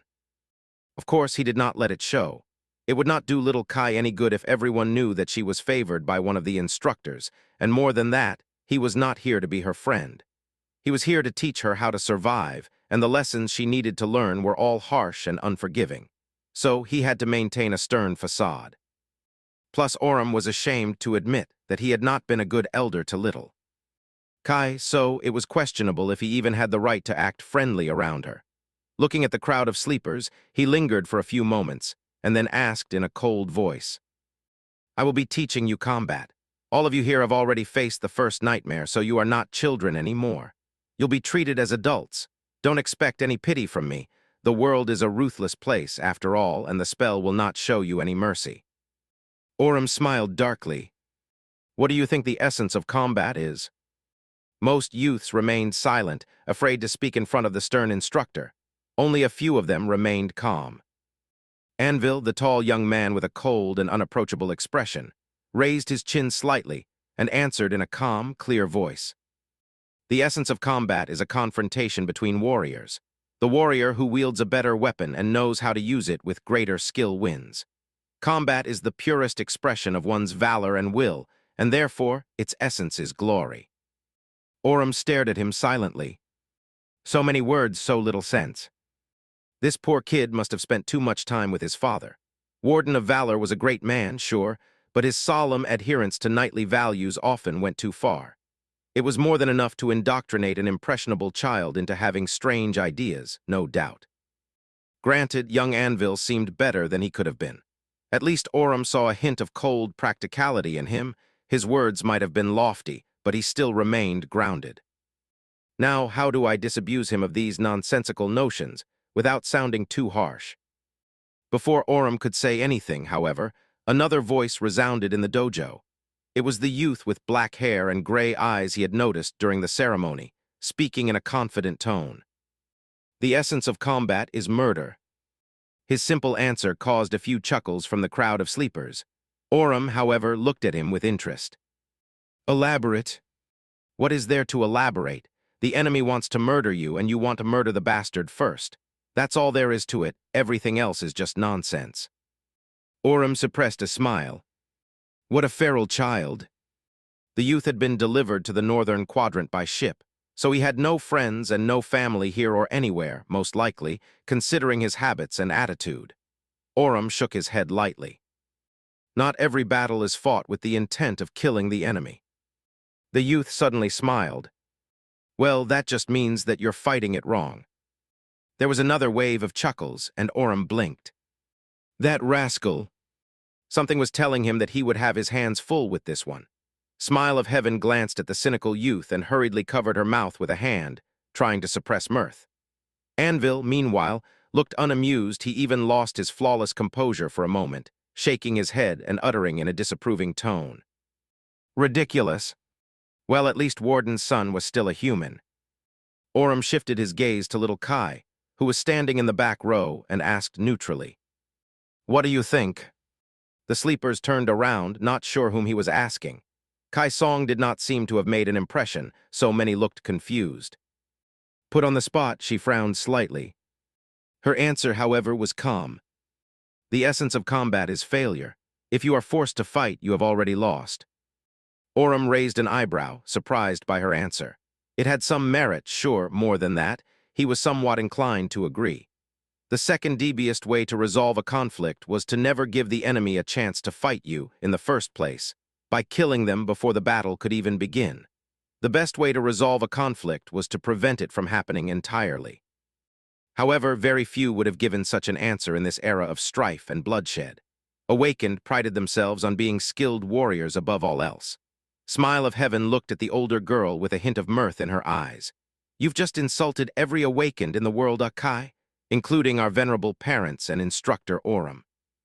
Little Kai threw a gloomy glance at her, then turned her gaze to Orem and looked him right in the eyes. It's not my problem if they feel insulted by the truth. Smile of Heaven finally couldn't hold herself back and laughed. Orem sighed quietly. I'm going to have my hands full with this one too, aren't I? He couldn't have known, of course. But Sonny, who was experiencing his memories, did. He knew that this was the first conversation between four people who would go on to shake the very foundation of the world. Chapter 1936, Adulthood. The months before the winter solstice were precious and short, so the staff of the academy and Orem, who had somehow found himself playing the role of an instructor, wasted no time. The sleepers were trained and educated according to a grueling schedule. The system was not very sophisticated yet, but they were already seeing good results. The youths were learning how to use their new powers, absorbing Nold. About the dream realm and getting to know each other, which would help them fight side by side with fellow awakened in the future. Of course, teaching them was not a simple affair. Each sleeper possessed a unique aspect, after all, and had received a varied level of prior training. Evaluating their potential was similarly not easy. Nevertheless, 4 of them emerged as undisputed standouts early on. The first one, quite unsurprisingly, was Smile of Heaven, the girl who had received a true name in her first nightmare. She was bright and beautiful, and there was something subtle about her that made people feel warm and at ease in her company. More importantly than that, however, was the fact that she was strong, shockingly strong, in fact. Her aspect remained a mystery to Aurum, since she had never said anything about it, but her extraordinary talent was apparent even without it. Her physical prowess, martial technique, combat intelligence, and willpower were all incredible, making Smile of Heaven a natural leader among the sleepers. It was just that her personality was not exactly serious enough to settle in that position, and she didn't seem interested in authority and status, either. So, she was more of everyone's favorite person than the leader of the pack. Instead, 2 boys were competing for the title. One of them was, naturally, Anvil. The serious young man was excellent in all regards, his conduct was flawless, and his battle prowess was exemplary. Added to the immense fame of his family, it was no surprise that other sleepers looked up to him. Interestingly enough, he seemed more interested in knowing weapons than he was in wielding them, although his combat technique was still stellar. His aspect granted him a high affinity to metal, which he used to skillfully control a flying sword, or enhance his swordsmanship in a number of ingenious and quite insidious ways. Both Smile of Heaven and Anvil showed a level of physical strength and endurance that Aurum couldn't quite explain, and honestly found a little monstrous. However, he was happy to see the new generation thrive in the perilous world they had been born into. The second candidate for the title of the very best among the crop of sleepers, however, was a complete surprise. It was the brazen youth with gray eyes whose amusing remarks had made the entire class chuckle during the first combat class. The young man had come out of nowhere and had no background to speak of. Nevertheless, he was truly a genius at all things having to do with swordsmanship and combat, easily holding his own against the scions of the most prestigious families and defeating them one after another. His talent stood out starkly even when compared to the most excellent sleepers in his class, perhaps of any sleeper ever, really. His technique was rough, sure, but it was improving by leaps and bounds every day. It was to the point that Aurum almost felt exasperated and insecure, unsure if he would have anything left to teach the rascal in a few more months. The boy's aspect was an unusual one, too. It had nothing to do with combat, but was instead connected to perception. The young man had an uncanny ability to perceive the underlying elements of various concepts and deduce the connections between them, granting him an unparalleled level of insight into all kinds of things, from how a battle style flowed to how communicators were built. And lastly, there was Kai Song. While not as bright and eye-catching as the other 3, she soon quietly emerged as one of the strongest members of her generation. Everything about her was balanced and without glaring flaws.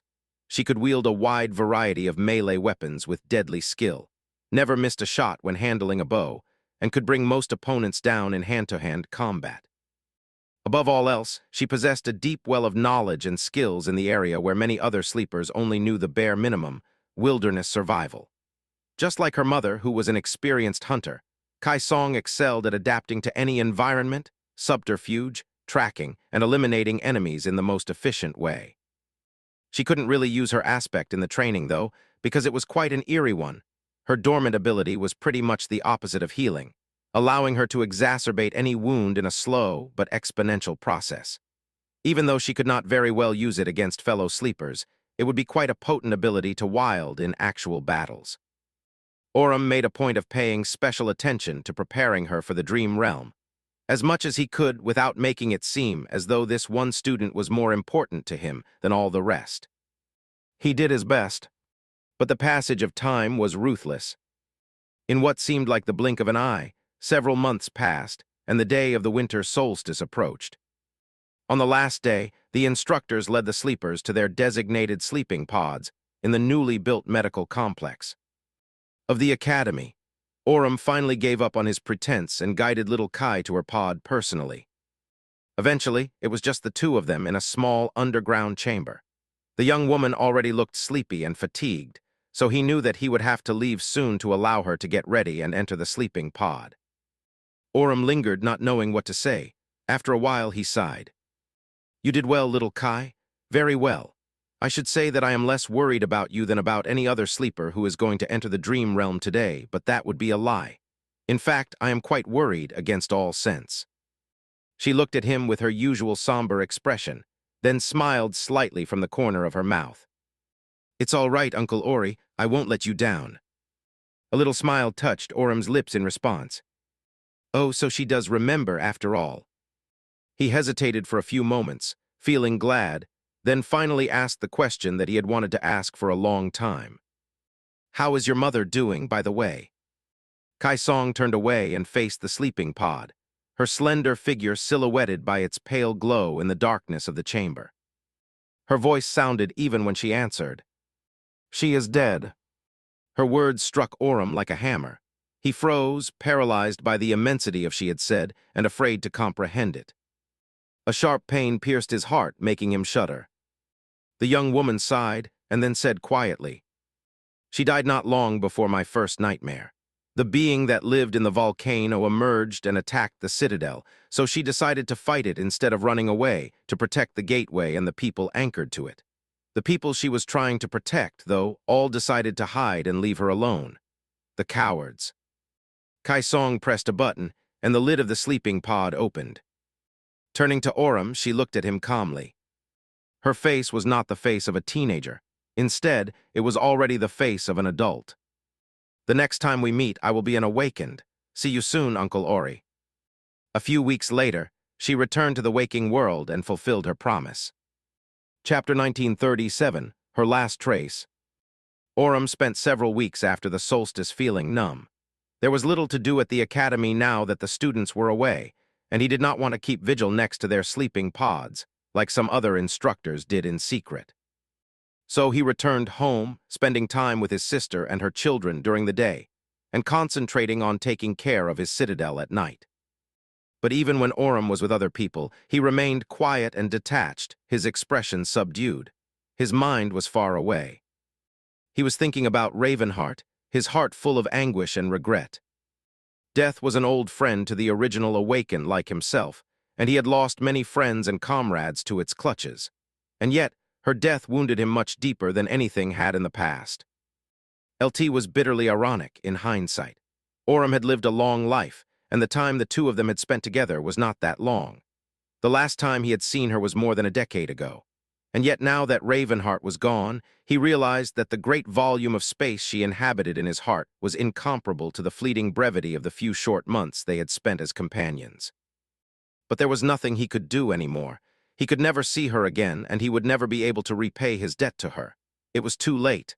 Ravenheart had died alone, far away, with no one standing by her side. Now her presence in his heart was replaced with a hollow absence, and all he was left with was regret. The only trace of her that remained was her daughter. "Ori, are you all right?" He glanced at his sister, hearing concern in her voice, and smiled gently. "Sure, don't worry." Orum hesitated for a few moments, then asked suddenly, "Do you remember Ravenheart?" Seeing confusion in her eyes, he corrected himself. "G1, do you remember her?" His sister frowned, started to shake her head, but then brightened. "Ah, Auntie G1. She was with us when we arrived at NQSC, right? Sure, I remember she was very kind. Why are you asking?" Orum looked away. "It's nothing. I met her daughter at the academy recently, so I was just thinking about the past." His sister smiled. "Her daughter? Then you have to take good care of her. Oh, and protect her well from the male students if she's as pretty as her mother, then they'll be making trouble." Orum forced out another smile and nodded. "Sure, I will." Soon enough, he found himself back at the academy. By then, many of the sleepers had undergone the awakening and returned from the dream realm. A particular gray-eyes, brazen youth had even managed to earn himself a true name on his first visit to the dream realm, and was now known as Broken Sword. Orum would have to check the records again to be sure. Kai Song was the last of the 4 frontrunners to come back. He found her in the dormitory cafeteria, eating a light meal in solitude. The awakening had made the young woman Ev, and more beautiful, earning her quite a few stares, but he couldn't see her as anything but a child. Even though he knew that she was not anymore, and not by a long shot, Uncle Ori. He sat down across from her and looked at her silently, not knowing what to say. Was he supposed to offer her condolences, beg her for forgiveness, promise her that everything will be fine?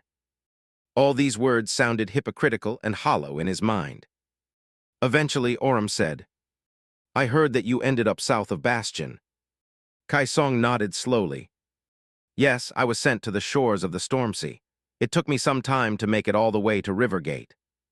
He considered the known geography of the Dream Realm for a few moments, then smiled. "It's not that far from my own citadel. If you want, I can reach Rivergate in a few weeks and take you back with me. You'll be welcome among my people. I'll take care of you." The young woman looked at him silently, her gaze calm and strangely dark. He couldn't read what she was thinking at all. Eventually, she asked, "Why would you go to all the trouble on my behalf?" Orem met her gaze, then leaned back with a sigh. Indeed, they were passing acquaintances at best. Little Kai was an orphan now, with no valuable connections to speak of. While talented, she had not proven herself yet, so there would be no factions clamoring to recruit her at all costs. Considering all that, his offer to brave the dangers of the Dream Realm for her sake could hardly be explained unless one considered less savory motives. Orem shook his head and answered simply, "Because I owe your mother a debt."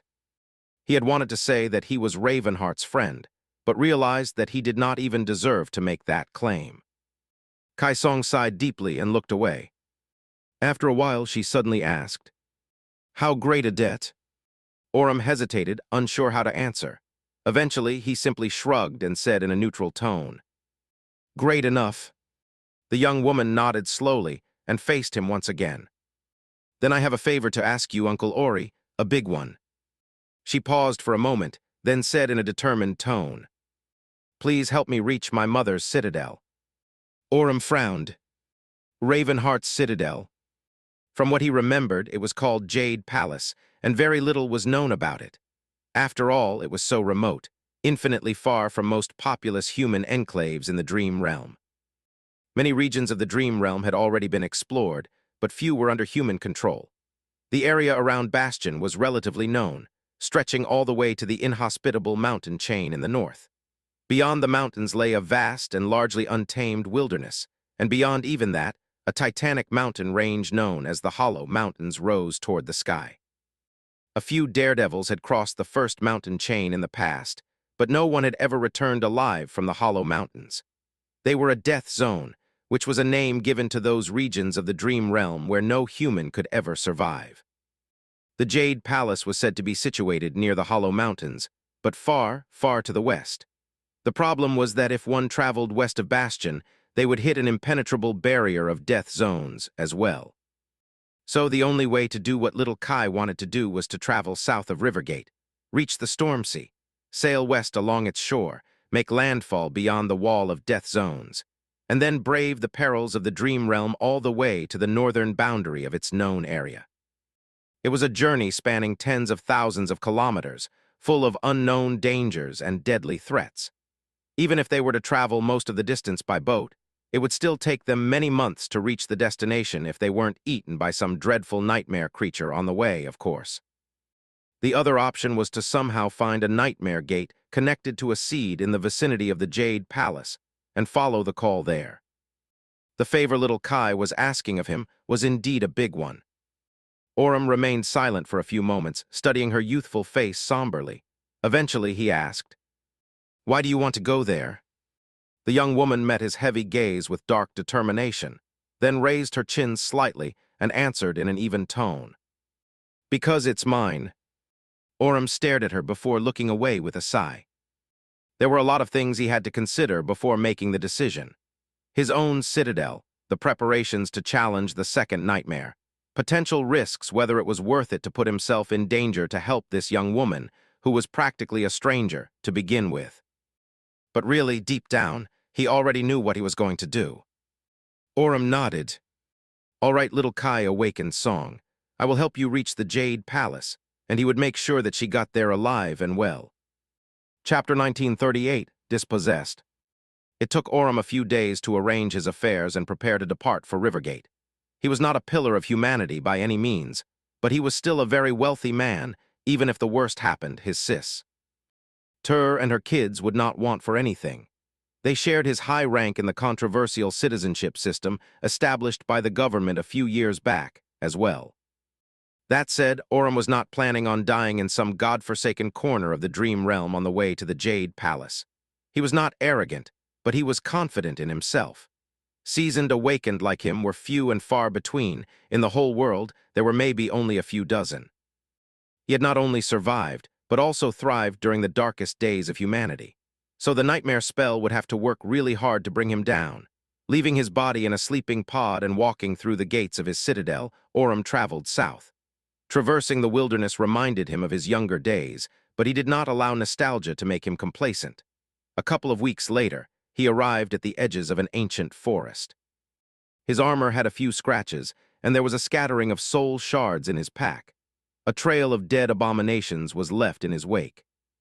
The forest was an entirely different kind of beast. Entering it alone was simply asking to be swallowed by it. So Orem made camp and waited for a while. The sea of leaves rustled in the distance, and the nearby river murmured as it flowed south, disappearing between the tall trees. He spent a restless night on its bank. On the next day, a battered ship appeared from somewhere upstream, and Orem used his chance to brave the strong current and climb aboard. The crew was surprised to see him, but glad to have another awakened blade with them for the last and most dangerous leg of the journey. The river was teeming with nightmare creatures, but it was still safer than the dark expanse of the forest. So, unless someone had a cohort of warden's knights escorting them, they preferred to travel by water. Orem reached the Mirror Lake, changed ships at Bastion, and continued on his way to Rivergate. By the time he met little Kai there, he was carrying quite a few soul shards with him. Here, take them. The more saturated your core is, the easier it will be for us to travel. The young woman took the shards silently and crushed them one by one in her fist. They were currently in the dining hall of Rivergate. There was a small crowd of awakened having a meal there, some of them warriors serving jest, some simply people anchored at the ancient fortress. The master of the citadel himself, luckily, was nowhere to be seen. Now that Anvil had awakened, his father's old comrades, those of them who were still alive, were probably busy guiding the young man in hunting down nightmare creatures in the wilderness, both to saturate his core and to help him gain experience. Warden had big hopes for his youngest son. Orem looked at little Kai quietly. She was wearing an enchanted black leather armor, trying to look calm and confident. However, he knew that she was most likely disoriented and afraid. It took time to get used to the dream realm, and most people never did. Those like him who were at home here were the minority. He hesitated for a few moments. Why do you really want to go to the Jade Palace? Are you planning to take revenge on the nightmare creature that killed your mother? If so, sure, let's do it, but we'll have to be careful. Ravenheart was strong, so if that thing managed to kill her, we have our work cut out for us. She paused for a moment, then shook her head. No, the nightmare creature, it's already dead. Mom killed it before succumbing to her wounds. Orem raised an eyebrow. Why then? Little Kai gave him her usual gloomy look and remained silent for a while. Eventually, she said, she arranged for the citadel to become mine in case anything happened to her. The uncles and aunties who lived there, they were supposed to take care of me and carry out her will. Orem frowned, already suspecting what had happened. But they haven't. She smiled darkly. No, they took the shards and memories she set aside for me, and they've taken the citadel, too. They told me that they'll gladly surrender it to me if I awaken and come to claim ownership of the Jade Palace, though. Orem sighed. Of course, they had said that, knowing perfectly well that the dream realm was vast, and her chances of making it to that remote place alive were very slim. A young girl with no connections would not dare to travel far across the wilderness in the first place. Ruling a citadel was both prestigious and lucrative, so the newly ownerless Jade Palace would ignite people's greed. They had underestimated little Kai's determination, though, as well as her connections. He shook his head and asked in a business-like tone, "What is your awakened ability?" She hesitated for a few moments. I can animate inanimate objects and control them like puppets. Orem considered that ability for a while. It sounded useful, almost as if little Kai could create surrogate echoes without actually receiving them from the spell. Of course, he would have tea. Oh, see just how powerful her puppets were, and how well she could control them in a fight. A puppeteer was quite a frightening existence, though. Orem had battled a few abominations with similar powers in the past, and each time was a real nightmare. He nodded. "What about your flaw?" The young woman stared at him silently. "I'm not telling." Orem laughed. "Good, I would have stopped you if you tried. Never reveal your flaw to anyone, girl, not even your family." She continued to stare at him with the same expression. "I don't have a family." He hid his pain and discomfort behind a smile. "Well, you will, hopefully one day soon." At that, her expression subtly changed, turning even more gloomy. They left Rivergate the next day, traveling by boat to the shores of the Stormsea. There, a large ship was already waiting for them. Orem had pulled some strings and arranged passage west for himself and little Kai. Despite the fact that he knew the captain, hiring her had cost him a fortune. Soon, the ship set sail and dove into the perilous mists of the nebulous ocean. Chapter 1939, Life and Death. Orem had seen too many terrible things to count, both before and after the descent of the nightmare spell, but the voyage across the Stormsea was by far the most harrowing experience of his life. The nebulous ocean was boundless and unfathomably deep, with untold horrors dwelling beneath its restless waves. It was shrouded in impenetrable fog sometimes, and at overtimes surged and boiled in the throes of devastating storms. Night and day never followed a set pattern, sometimes coming and going in an instant, sometimes lingering for far too long. Most of the time, though, there was twilight, with countless pale stars shining on the velvet background of the distant sky. All of it felt as if the world was fragmented and disconnected here, and that made Orem feel lost. The fact that he was away from land, which was the foundation of his aspect, did not help one bit. The wooden ship they sailed upon was constantly assaulted, either by the towering waves and hurricane winds or by dreadful abominations that dwelled beneath the waves. And that was even after their experienced captain had set a course that took them past the dwellings of the truly deadly nightmare creatures, sticking close to the shore, where the danger was less severe. Both Drum and little Kai were forced to participate in many battles, barely surviving a few of them. And I thought that Warden and his people, who had chosen to settle in the middle of an actual Titan, were insane. Nightwalker and his ilk were far more crazy.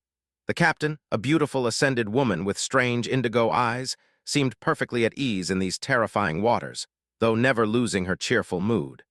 The only time she looked wistful was then talking about her newborn baby, an infant boy named Neve, whom she had left in the waking world to make this journey. Orem felt a bit guilty for cashing in the favor she owed him. In any case, he was having trouble maintaining his composure at sea. Considering that little Kai had just awakened and did not have a lot of experience, he would have expected her to struggle much more, but to his surprise, he took the horrors of the Stormsea in stride, never showing any signs of fear or agitation. It took him some time to understand that it was because she had never expected anything else from the world, to begin with. Orem and the other awakened of his generation had a frame of reference and were able to compare reality to how it used to be before the nightmare spell. Little Kai and her peers, however, had been born into the dread of the spell and grew up surrounded by nightmare gates, murderous abominations, and chilling stories of the dream realm. They had never known anything else, and so the terrors of the modern era were simply mundane reality to them. Orem understood that rationally, but the young woman's callous indifference still seemed eerie to him. It was more than a little inhuman. Nevertheless, it was quite helpful on this dangerous journey. The Stormsea was harrowing, but it did not claim their lives. Eventually, the ship made landfall on a desolate shore far west of Bastion and Rivergate, past the impenetrable barrier of death zones. Orem and little Kai said their goodbyes to the ship's crew and captain, and headed deeper inland alone. It took them a few weeks to reach the River of Tears, which would serve as their guide on the way north. The estuary of the great river was ruled by a particularly terrifying nightmare creatures, so ships couldn't enter it from the Stormsea. That was why Orem and the young woman he was escorting had to travel by land. Looking at the vast river, little Kai sighed. It's a shame. If someone managed to slay that thing and conquer the estuary, human territories in the west would have become connected to the Stormsea, and therefore to the eastern enclaves. they would have started to develop much faster. Orem smiled. Well, maybe someone will one day in the future. For now, however, a corrupted terror is too dire of an adversary for us humans. It's not impossible to kill one if enough ascended joined forces, but many of them would probably perish. His smile dimmed a little and he sighed. For now, all we humans can do in the dream realm is survive, and even then just barely. I don't think we'll be able to concern ourselves with things like progress and development anytime soon. Little Kai remained motionless for a while, looking over the vast expanse of flowing water with a thoughtful expression. Eventually, he turned away and aimed her gaze north. Let's go, Uncle Ori. And so they did. There was a citadel on the shore of the River of Tears a few weeks of travel north. From there, they would be able to hire a rowboat and sail upstream, either all the way to the edges of the Moonriver Plains, or until the boat was destroyed by the abominations populating the river. Orem and Little Kai had plenty of opportunities to fight side by side on the way to the citadel. Of course, he was the main force of the small cohort, but due to his power and his experience. However, these skirmishes helped Orton understand just how precious the young woman's aspect truly was. It was not even her awakened ability, which allowed Little Kai to bring inanimate puppets to life. Those were strong and convenient to have around, sure, but heavily limited by her ability to construct them. After all, animating a log would not be very helpful, considering that a log was relatively fragile and, most importantly, had no articulated limbs. The young woman had made a few crude dolls out of clay that Orem had summoned, hardened to resemble granite and shaped. They were quite handy, drawing the attention of the nightmare creatures away, stalling the enemies, and giving him a chance to slay the abominations without risking his own body. If one was destroyed, another one could be built. Sadly, these dolls were still too weak, no stronger than mundane humans would be and far more clumsy. Perhaps if Little Kai had spent a fortune to commission one or two from an awakened craftsman, things could have been different, but it was not something they could do now. It was her dormant ability, however, that made Orem reevaluate the young woman's aspect. Little Kai's insidious power was reasonably strong on its own, but it was when she fought side by side with someone else that it truly shone. Especially someone like Orem, who possessed an aspect capable of dealing direct damage to the enemy. With the young woman by his side, his own effectiveness increased exponentially. That was because Orem did not have to deal fatal wounds to nightmare creatures anymore, which was quite difficult to do. Instead, any wound sufficed, from relatively severe ones to insignificant and shallow. If he managed to as much as scratch an abomination by controlling the earth, Little Kai's power would infect the little wound, slowly making it more and more dire. The cut would continuously widen and grow deeper, more and more blood would flow from it, and the flesh surrounding it would start to rot. If enough time passed, the scratch would become a deadly wound, draining the nightmare creature of all life. And the more deep the initial wound was, the less time had to pass. Watching the abominations die in agony was quite chilling, but also quite satisfying. More than that, Orem felt at peace, knowing that with such power, Little Kai would be welcomed by any cohort. Even the best warriors would benefit greatly from having her by their side, and that was not even considering her excellent martial talent and keen mind. 80, her future was all but set. If she survived that journey, of course. Ensuring that was his job. Chapter 1940, Ugly Side. Orem's confidence had not been in vain. In the end, they did make it across the entirety of the explored area of the dream realm alive, even if it took them many months. The journey had been dreadful and permeated by the stench of blood, but he and Little Kai had not had to endure it without respite. They traveled from one citadel to another, slowly moving north, and took breaks when arriving at a new human stronghold. Sometimes they simply remained at the citadel, enjoying the hospitality of the locals, patching up their wounds and recuperating. Sometimes they used the gateways to return to the waking world, climb out of the sleeping pods, and let their tired minds and souls rest by enjoying the lavish offerings of the modern era. In the process, Orem had to reevaluate his opinion of the Western human territory in the dream realm. Yes, it was far less lively and populated than the Eastern enclaves, but there were still far more people using the isolated citadels as shelter than he had expected. It made sense in hindsight.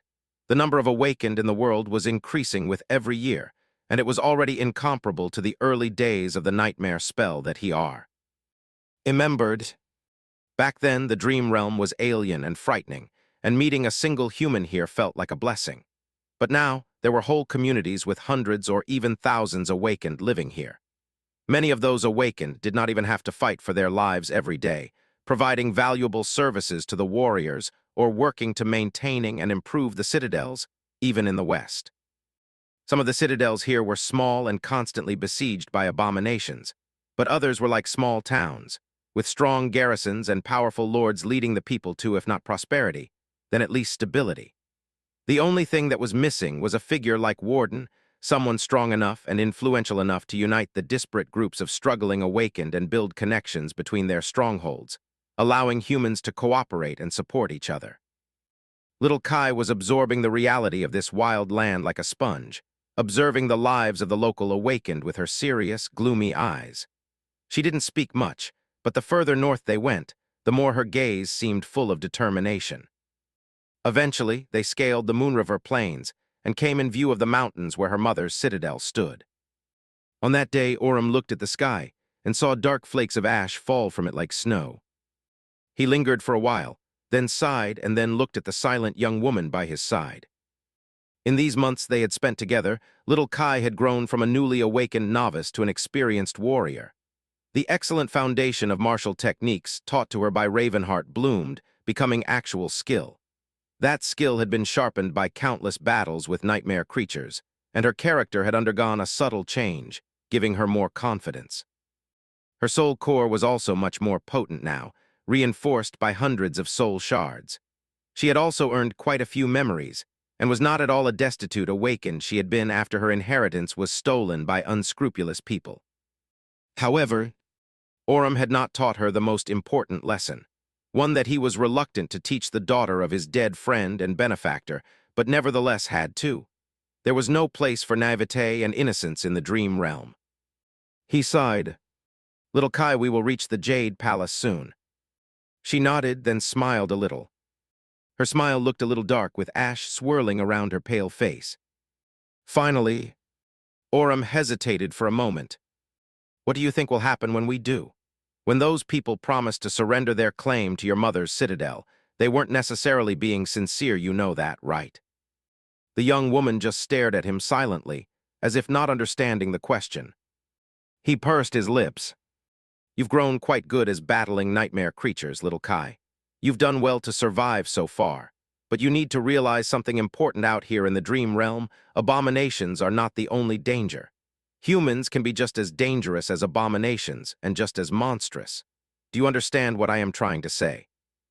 Orem had matured in the chaos caused by the descent of the nightmare spell, so he knew all too well how hideous and vile humans could be.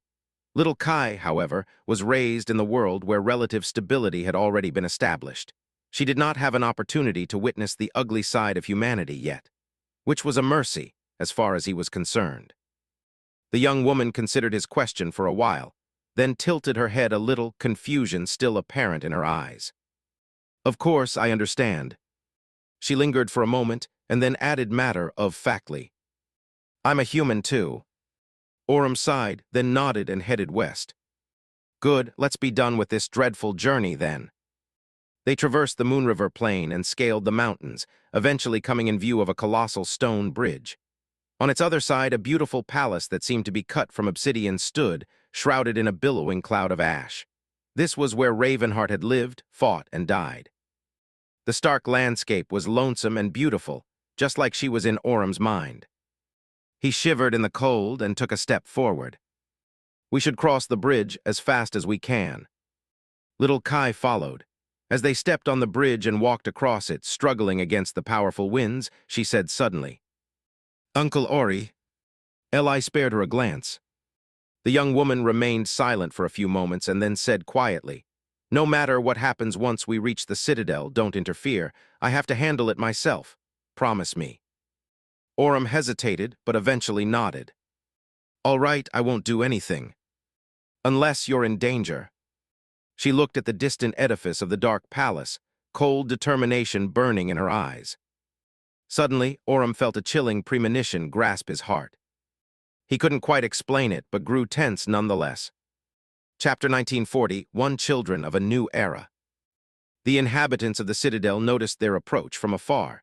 By the time Orem and Little Kai reached the gates of the palace, a small crowd had already gathered in the great hall beyond, looking at them with varied emotions. There were very few awakened anchored here, no more than 30.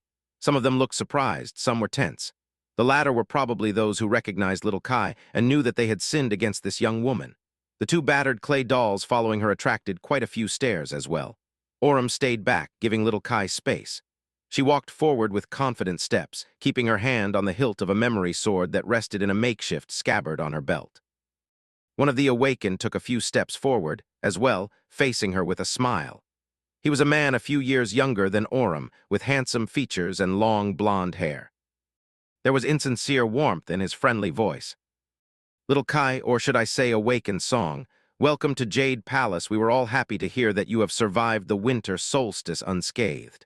Warms my heart, really, to know that you are doing well. Granted, I am surprised to see you all the way here.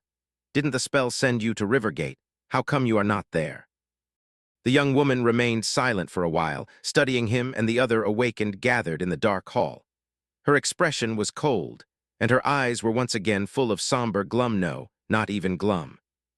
They were simply full of darkness, devoid of any human warmth. Little Kai looked at the blond man and said calmly, "Where else would I be? This is my citadel. I have come to claim what is mine."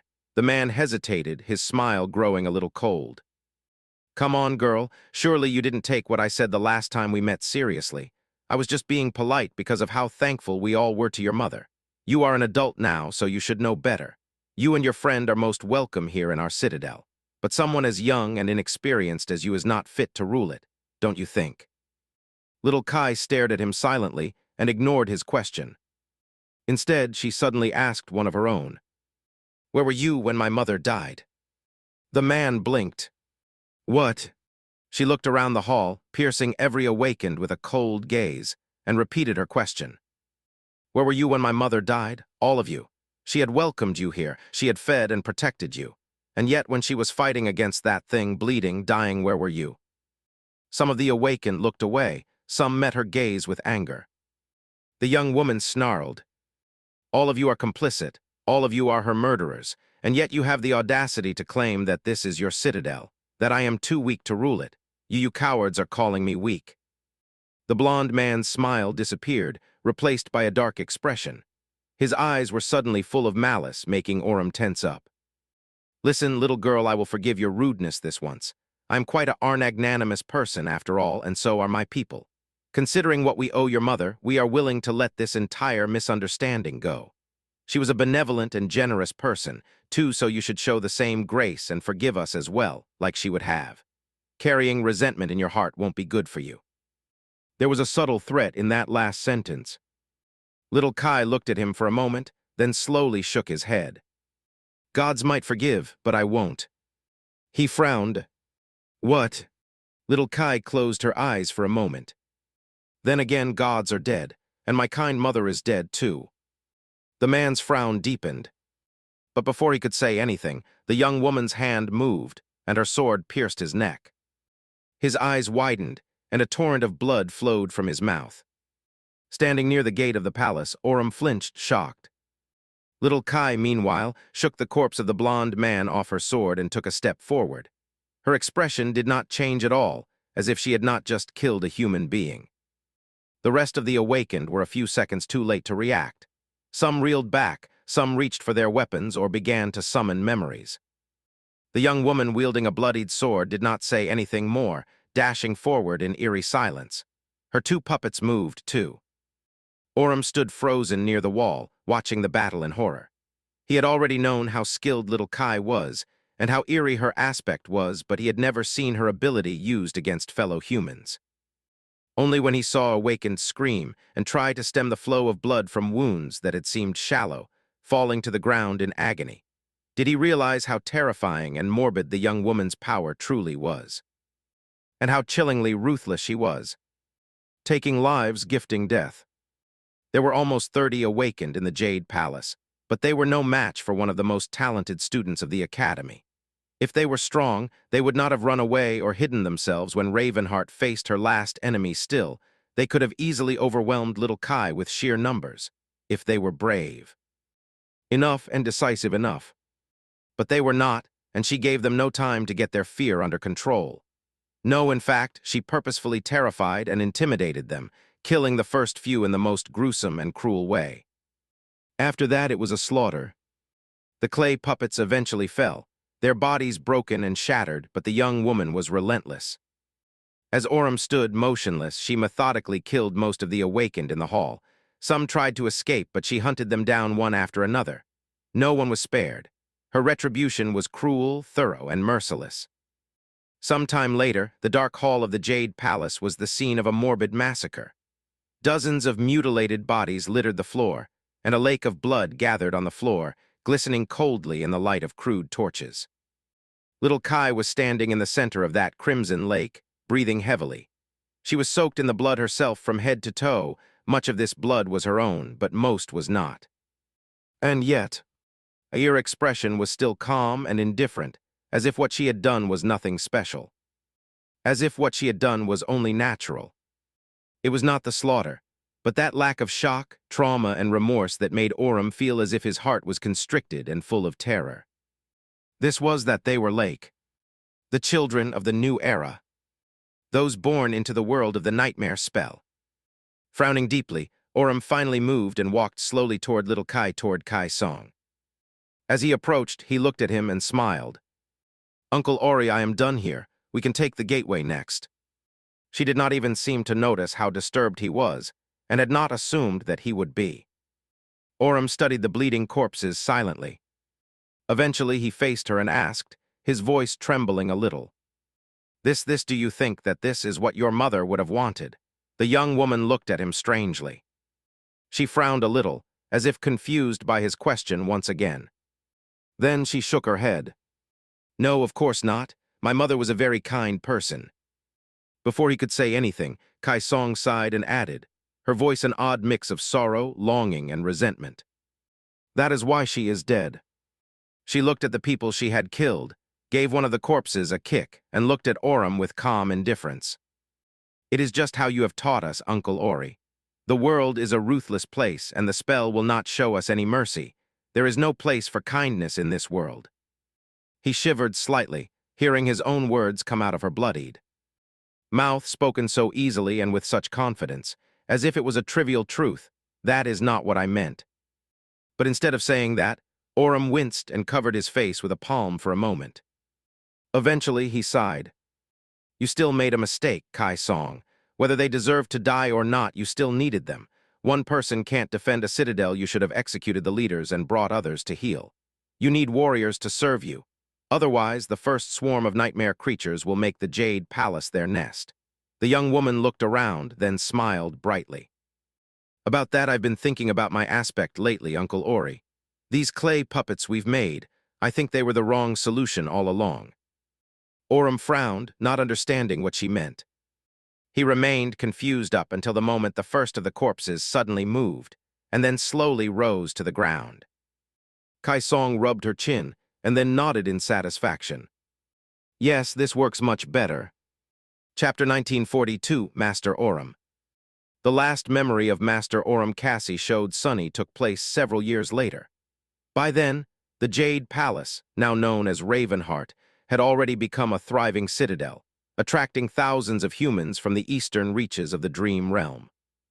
Kai Song herself had become a renowned awakened, her fame second only to that of those three brilliant stars of her generation, Smile of Heaven, Broken Sword, and Anvil of Valor. Her influence and authority spread all the way to the estuary of the River of Tears, where a corrupted terror still dwelled, blocking convenient access to the Stormsea.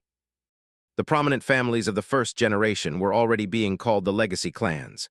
Valor, Immortal Flame, and the newly established House of Night were at the height of their power, known as the best among equals. No one called them the great clans yet, but the idea of some distinguished families being a cut above the rest was already apparent. Clan Song was relatively small and unassuming when compared to these titans. Aurum's relationship with Kai Song, however, had grown distant over the years.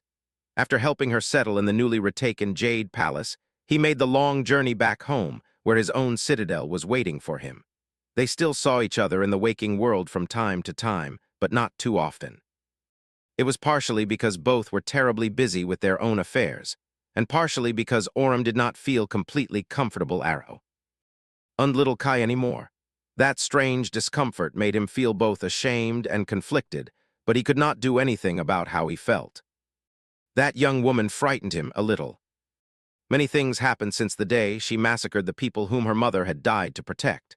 New regions of the dream realm were explored and conquered. The number of awakened continued to grow exponentially. Orem himself finally challenged the second nightmare and became a master, receiving his legacy relic as a reward. His niece turned 16 and became a carrier of the nightmare spell, which was why he was now back at the Awakened Academy, preparing to continue educating her in an official capacity. The first batch of sleepers had yet to arrive, so there was nothing much for him to do. Orem checked the equipment in the dojo, then visited the medical complex, and finally made his way to the cafeteria to have an early lunch. His steps slowed down as soon as he entered, though. That was because there was someone familiar sitting behind one of the tables in the mostly empty dining hall. Little Kai looked quite different now.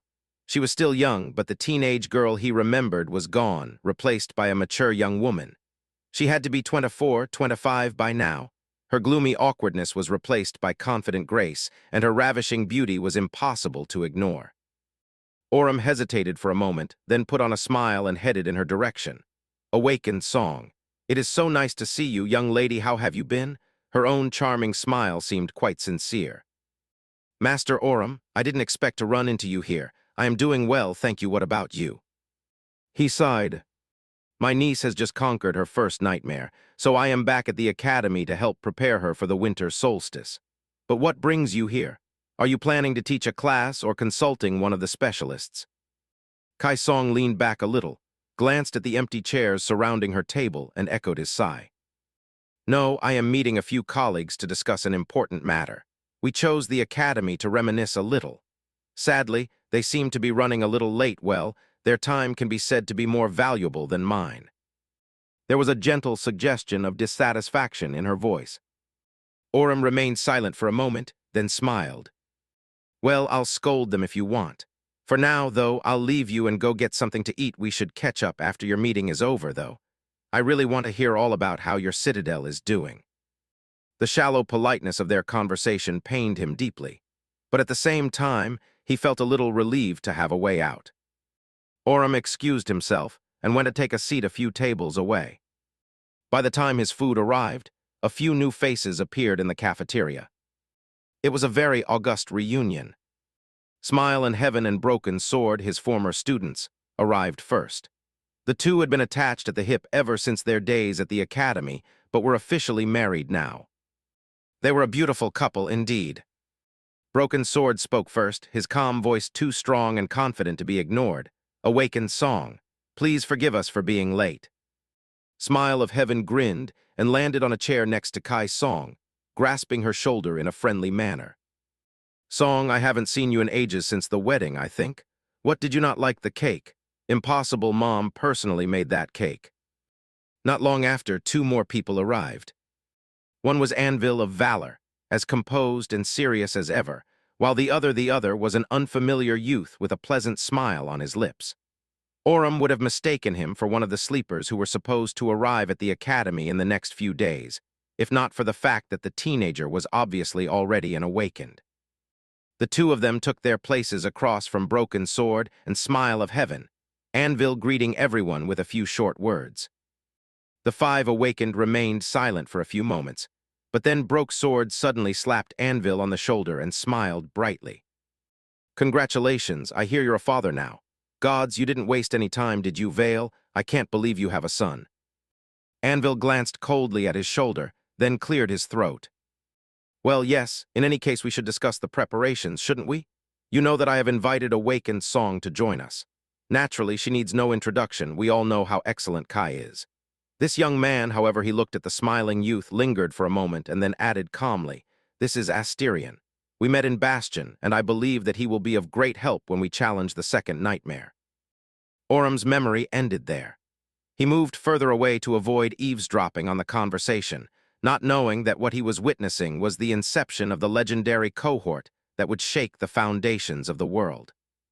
After that, Sonny found himself back in the damp cell, looking into Cassie's beautiful blue eyes through Oru. M's own, the ironclad figure of the King of Sword towered behind her, both familiar and unrecognizably changed. The features of the young man Orum had once taught could still be recognized on the somber face of the sovereign, but just barely. Anvil's gaze was infinitely heavier than it had been once, and there was no hint of human emotions in it anymore. Only the cold indifference of sharpened steel. Cassie lingered for a moment, feeling tired and drained of essence. There were other spies she would have to interrogate, too. She sighed and then rose from her knees. Taking a step back, she faced Anvil. "I'll have learned what you asked for, Your Majesty." Cassie lingered for a moment before adding, "For what it's worth, Master Orum's family does not seem to be aware of his actions. St. Heli, her loyalty was not compromised." Anvil gave her a curt nod and stepped closer to Orum, looking down at him with a cold expression.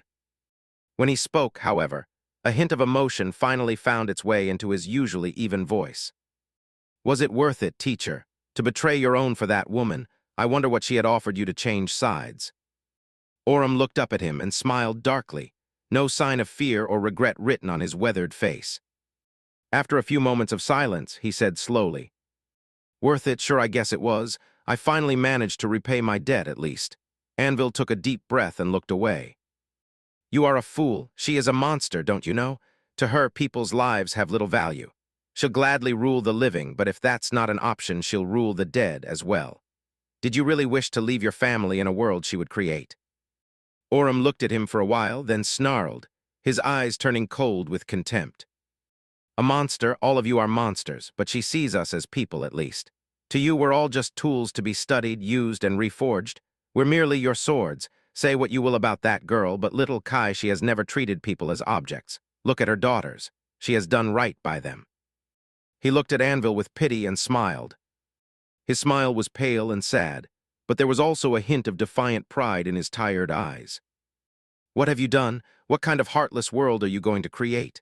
Anvil stared down at the old man from above, not saying anything.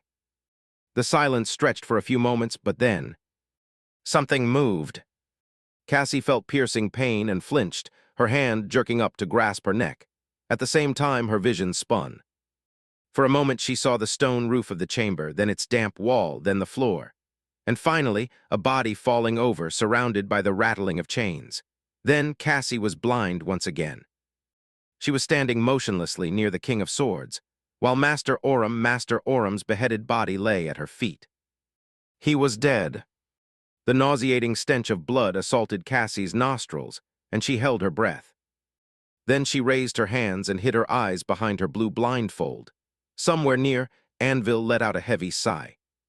He remained silent for a dozen seconds, then turned to her, regaining his emotionless composure. His voice sounded calm. "Lady Kasha, there are more prisoners waiting to be interrogated, if you will." She allowed herself to linger for a moment and then bowed her head respectfully. "Yes, my king." Chapter 1943, Raven Queen. Cassie released her transformation, and Sonny was finally freed from the torrent of alien memories. He exhaled slowly and looked away, staring into the distance with an absent expression. Witnessing human memories was not at all like reading a book or watching a recording. They were often vague and disjointed, sometimes withered and shallow, sometimes fresh and intensely vivid. It was hard to make sense of them, and it was even harder to fathom their every nuance. Sonny was still reeling from receiving such a great amount of information in such a short amount of time. What was more, he was still reeling from witnessing the life of Master Orum. It was such a strange thing. The old man was a complete stranger to him, and yet Sonny felt so close to him. How could he not, after experiencing what Cassie had gleaned? It was because of this unearned closeness that Sonny felt shaken by Orum's death at the hands of the King of Swords. As if he had lost an old friend. He sighed and looked down, considering Master Orum's long life and bitter death. It felt wrong for a member of the first generation to die so ingloriously, hidden from everyone's sight in a small stone cell by another human's hand. The old man had witnessed so much, had fought so hard, and had survived so many dreadful ordeals. He had lived through the darkest days of humanity and saw a new world being built on the ruins of the old one. And yet his storied life had come to such a grievous end. At least he had been at peace in those last moments. He had perished loyal his principles, finally at ease for having repaid the debt to his long-lost friend. That did not really do anything to assuage the bitterness Sunny felt, but it was at least something. Orem had cared deeply about Ravenheart and her daughter, after all. Kai Song. Sunny wondered if the Queen of Worms cared about the old man in turn. Would his death sadden her like it had saddened him? Or was the shy little girl Orem had met once, a long time ago, completely gone? Replaced by a supreme being whose heart and mind were closer to those of a deity than those of a human, and therefore devoid of humanity. Sunny did not know. His thoughts drifted to Kai Song herself. Cassie had not been wrong. They learned a lot about the sovereigns, and Kai Song in particular, from Master Orem's memories. Her roots, her scars, the details of her aspect, the formative experiences that had made her who she was today. Of course, there was plenty Sunny did not know about the Queen of Song, since there were vast swathes of her life that Orem had not been privy to. But he knew enough to infer many things. In fact, there was almost too much for him to mull over. He did not even know where to start. First, her character. Queen Song was without a doubt an entirely different being from the person little Kai had been. Time changed people, and so did impactful events, and she had experienced plenty of those. More than most people ever would. If even the world itself had been fundamentally altered by the things Kai Song had lived through and made happen, how could she have remained the same? And that was not even accounting for the inevitable changes that walking the path of ascension caused. Both Sunny and Cassie were examples of how deeply people transformed as a result of attaining higher ranks. The way they lived, thought, and perceived the world was quite different from mundane humans. Kai Song, meanwhile, had walked down the path of ascension much further than any human of the waking world had, except for the other two sovereigns. And yet some things about a person never changed. If you know the enemy and know yourself, you need not fear the result of 100 battles. Was that not what Nephis had told him once, in the depths of the third nightmare? Sunny would not go as far as to say that he knew Kai Song now, but he knew her a fair bit. She had been born in the year of the nightmare spell's descent. Her mother had been a benevolent but solitary awakened warrior. Ravenheart spent most of her time in the dream realm, so Kai Song must have felt lonely, growing up near her quietly humming sleeping pod. And yet she had loved her mother fiercely. She had also felt proud of her, because her mother was one of the most powerful awakened in the world, but not the most powerful. It did not escape Sunny's attention how neglected young Kai Song had felt in the company of the true aristocrats like Anvil and Smile of Heaven. It must have been an awkward position for a child to be in, to come from a family that was prominent enough to be included in the gatherings of the nascent legacy clans, but not prominent enough to garner much respect or attention from them. Especially considering her talent, which was in no way inferior to those who were seen as her betters. And then there was Ravenheart's tragic death, and the ruthless retribution young Kai Song had delivered to those who had stood by and done nothing while her mother was dying. It was funny Orem had been terrified by her callous disregard for the sanctity of human life and her cruel ruthlessness, but Sunny did not see anything wrong with it.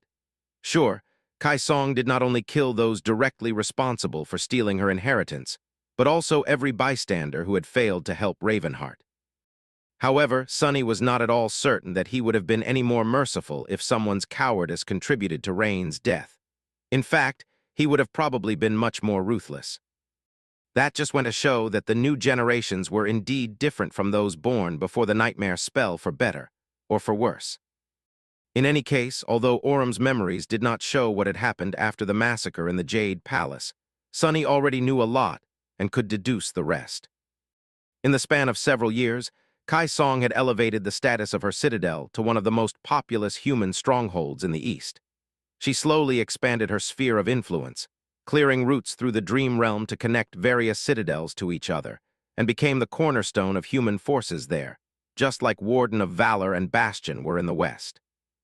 At some point, she joined Broken Sword's cohort and challenged the Second Nightmare, becoming a master and earning wide renown. Following that, Kai Song defeated the corrupted terror ruling the estuary of the River of Tears, opening the path to the Storm Sea and strengthening the ties between the East and the West, thus helping all awakened deepen their roots in the inhospitable soil of the Dream Realm. While Anvil was waging war against the Dark Forest and leading human conquest of new territories in the north, she was busy working on developing the basin of the River of Tears and strengthening human position there. That helped Clan Song soar to the pinnacle of prominence. And at some point during those years, she had also found and claimed the divine lineage of Beast God. Chapter 1940, Four Footsteps of War. Sunny did not miss the fact that neither Ravenheart nor her daughter had seemed to possess the lineage in the early years of the Nightmare spell era. At the academy, Aurum had noted that Smile of Heaven and Anvil were exhibiting unexplainable physical prowess and strength, but Kai Song was not. That was because by then, Immortal Flame had already claimed the lineage memory of Sun God, while Warden of Valor had already found the lineage memory of War God. Nightwalker, meanwhile, had most likely already gained the lineage memory of Storm God. Sunny did not know how Kai Song earned the lineage memory of her own or where, but she definitely had not inherited a divine bloodline like Smile of Heaven and Anvil did. Instead, she found it at some point after awakening, just like their parents had. Then she followed Broken Sword into the Third Nightmare and attained sainthood. By then, Clan Song would have already been considered one of the great clans. And then, finally after both Smile of Heaven and Broken Sword were gone, the Raven Queen would be born in the crucible of the Fourth Nightmare, cementing her power over the world. It was admirable, really. Sunny could not help but feel awe at what that woman had achieved. He would have applauded Kai Song if he wasn't planning to kill her, and was therefore at great risk of being killed by her first. If anything, Sunny would have dearly preferred if his adversary was less outstanding. He rubbed his face and sighed. Sunny felt a little conflicted now that the enemy he had been thinking about so much had a face in his mind. Both Kai Song and Anvil, despite how valuable it was to have seen where they had come from, it was harder to hate them after witnessing them as children and inexperienced youths. But at the same time, it only made him resent them more, because he had seen the world of their youth with all its countless possibilities and knew what they had turned it into in the end. Regardless, knowing what he now knew about Kai Song now, he felt that he could understand her actions in the war a little better, and maybe even predict what she would do next to some degree. Sunny looked at Cassie. Her flaw. Although little Kai had never confessed it to Aurum, there were a few hints. Witnessing the old man's memories and knowing how her life would turn out in the future, he could make a cautious guess. Cassie leaned back in her chair. It has to be connected to family, right? Sunny nodded. Right. Back then, Kai Song had just lost her mother and faced her first nightmare almost immediately after. There, she earned her aspect and her flaw. Her expression had changed subtly when she told Aurum that she did not have a family anymore, as if she wanted to say that she would never have one again, either. Had Kai Song adopted Seishin and other orphan girls because she was unable to have children of her own? That would be a bitter flaw to bear for someone that lonely, indeed. Of course, Sunny could not be sure. He frowned. That is not exactly what I was hoping for. If that is indeed her flaw, it won't be easy to exploit. Cassie sighed. But not impossible. Her expression turned somber. You did not miss it, did you? Sunny slowly shook his head, knowing what she was talking about. Perhaps the most important detail of Aurum's memories did not have anything to do with Kai Song, actually. Instead, it had to do with Anvil. Due to the fact that Kai Song had been a lonesome child and slaughtered everyone who could have known her well, there weren't any people Sunny and Cassie could seek out to learn more about her most important secrets. Even her daughters might not know much about their regal mother. But it was different for Anvil. Aurum remembered that the youngest son of the founder of Clan Valor had been entrusted to his father's comrades soon after awakening, to be trained by them and gain experience in the Dream Realm. Those people would know more about him than anyone else. So, If Sunny and Cassie wanted to learn the weakness of the King of Sword, they were the ones that had to be found. Sunny stared at Cassie with a heavy expression. How many members of the Warden's cohort are still alive? She let out a heavy sigh. Many prominent awakened of the first generation perished while trying to conquer the third nightmare, as you know, including Warden of Valor himself. That is why there are so few of them around. As for his cohort, as far as I know, there's only one person left. We must get to him. Sunny lingered for a moment. You're not suggesting that we should kidnap Saint Jest, are you? Cassie raised an eyebrow. Why has the old man's amiable act fooled you? Sunny slowly shook his head. Not really. She leaned forward a little. Good, because he is more sinister than you can imagine and probably the most prolific killer of this era. Worst of all, there are people loyal to Valor, and then there's Jest of Dagonet. His devotion to the king is absolute. So whether we like it or not, he'll turn his malice toward us sooner or later. Sunny looked at her with a grim expression. That might be true, but he is a saint and one of Anvil's most trusted people. I doubt that he'll share what he knows voluntarily, so how do you expect us to take him without Anvil noticing? Cassie grimaced, then shrugged. The war is chaotic. There will be an opportunity, I'm sure. Her voice sounded determined, but tired. She had been exhausted even before showing Sunny Orum's memories, and her fatigue must have only grown worse as a result. He closed his eyes for a moment. There was a lot to think about. He would have to go over everything he had learned, examining each event and every detail for hints he had missed. He would have to contemplate all of it deeply as well. Of course, Nephis would have to be brought up to speed, too. Sunny suddenly looked at Cassie. These memories, will you show them to Nephis? She nodded silently. A sigh escaped from Sunny's lips. Good. These scenes were merely a source of information for them. But for Nephis, they would be something more. She had lost her father as a young child, after all. As for her mother, Nephis had never met her at all. The only image of smile of heaven she had was that of a hollow shell. Seeing them like Sunny and Cassie had seen them in Orum's memories, young and happy, would mean a lot for Changing Star, the last daughter of the immortal Flame clan. Sunny sighed, feeling a little happy for Nephis, but also a little envious of her. After all, there was no one in the world who remembered his own parents. The only image of them that remained was hidden in his own memory, growing more blurry with each year. Raising from his chair, Sunny threw one last look at Cassie and turned away. Rest well, Cass, and good job. We indeed learned a lot today. Leaving her chambers, he descended the stairs and exited the ivory tower. Outside, the war camp of the Sword Army was boiling with activity. The war raged on. In fact, now that both domains had descended into Godgrave, it was about to grow much fiercer. Chapter 1945, Spreading Domains. The nature of war did indeed change after the invading armies of humanity conquered two of the ancient citadels in Godgrave. The authority of the King of Swords now stretched from east to west, covering vast areas of the Collarbone Plain and the Breastbone Reach. Anvil had waged a terrifying battle against the inhabitants of the Hollows after arriving at the smoldering ruins of the citadel, eventually clearing a safe area around the lake. The lake itself grew shallow and drained in a few days, though, turning into a nearly impassable marsh. The Sword Army established a secondary camp above the closest fissure and stationed a formidable garrison to guard the gateway in the Hollows. From there, they started a tentative exploration of pathways to the remaining two citadels once situated far below, in the spine of the dead deity, the other at the very edges of the Sea of Ash, on one of the titanic skeleton femurs. Neither were easy to reach, let alone conquer. The path to the Spine Ocean was perilous and hard to navigate, while the dark waters below were home to untold horrors. The Femur Citadel in the south was relatively easier to reach, especially considering that the Nameless Temple, the stronghold of the Lord of Shadows, was located on the southernmost point of the Breastbone Reach.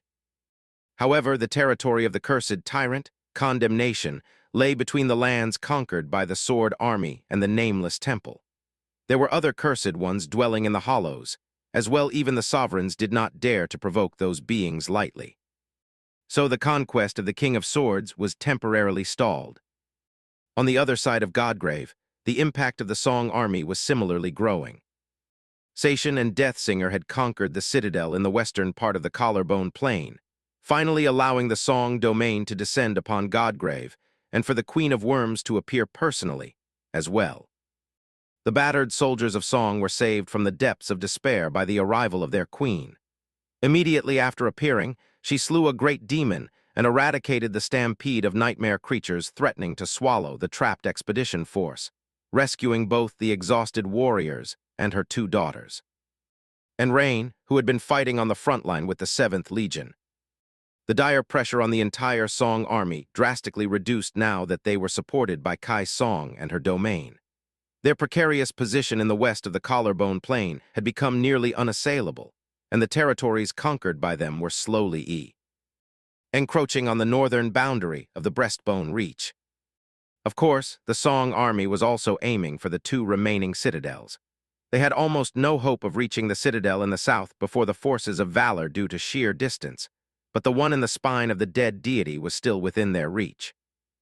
On paper, Song still seemed like the losing side. After all, they only controlled one citadel in Godgrave, cornered on the western part of the Collarbone Plain. The Sword army, meanwhile, controlled 3 or 2.5, if one considered the lukewarm loyalty of the Lord of Shadows, its vast sphere of influence dwarfing that of Song, and stretching all the way from the eastern edge of the dead deity's collarbone to the southern boundary of the Breastbone Reach. However, if one looked beyond the mere marking on the map, the strength of the two armies would seem more or less equal. While the Song army controlled much less territory, it also possessed many more saints. More than that, Prince Mordred was still besieging his father's domain from the south. His seemingly inevitable march north had been halted by the tall walls of Bastion, for now, but no one knew how long Princess Morgan would be able to contain the terrifying power of her traitorous brother. The outcome of the war was still uncertain, and the future of the world still hung in fragile balance. Which was good news for Sunny and Nephis, who needed the sovereigns to weaken each other. The three leaders of the Sword Army's expedition force had temporarily parted ways. The Lord of Shadows was dispatched back to the Nameless Temple in order to defend it and prepare raids on the supply lines of the Song army, just like he had been supposed to do before the fall of the House of Night. Summer Night was left in charge of the lesser camp of the Sword army in the Breastbone Reach. Nephis was eventually sent back to the main camp in order to mobilize the fresh forces there and helm the expansion of the Sword domain's territory. It was then that Sunny learned a peculiar fact about the domains, something that he had not known before. In his mind, the territory of a domain had always been strictly dictated by the power of its ruler and the location of loyal citadels. Sunny had usually imagined the influence of a sovereign akin to his own shadow sense as a formless sphere that spread to a certain distance, centered around its source.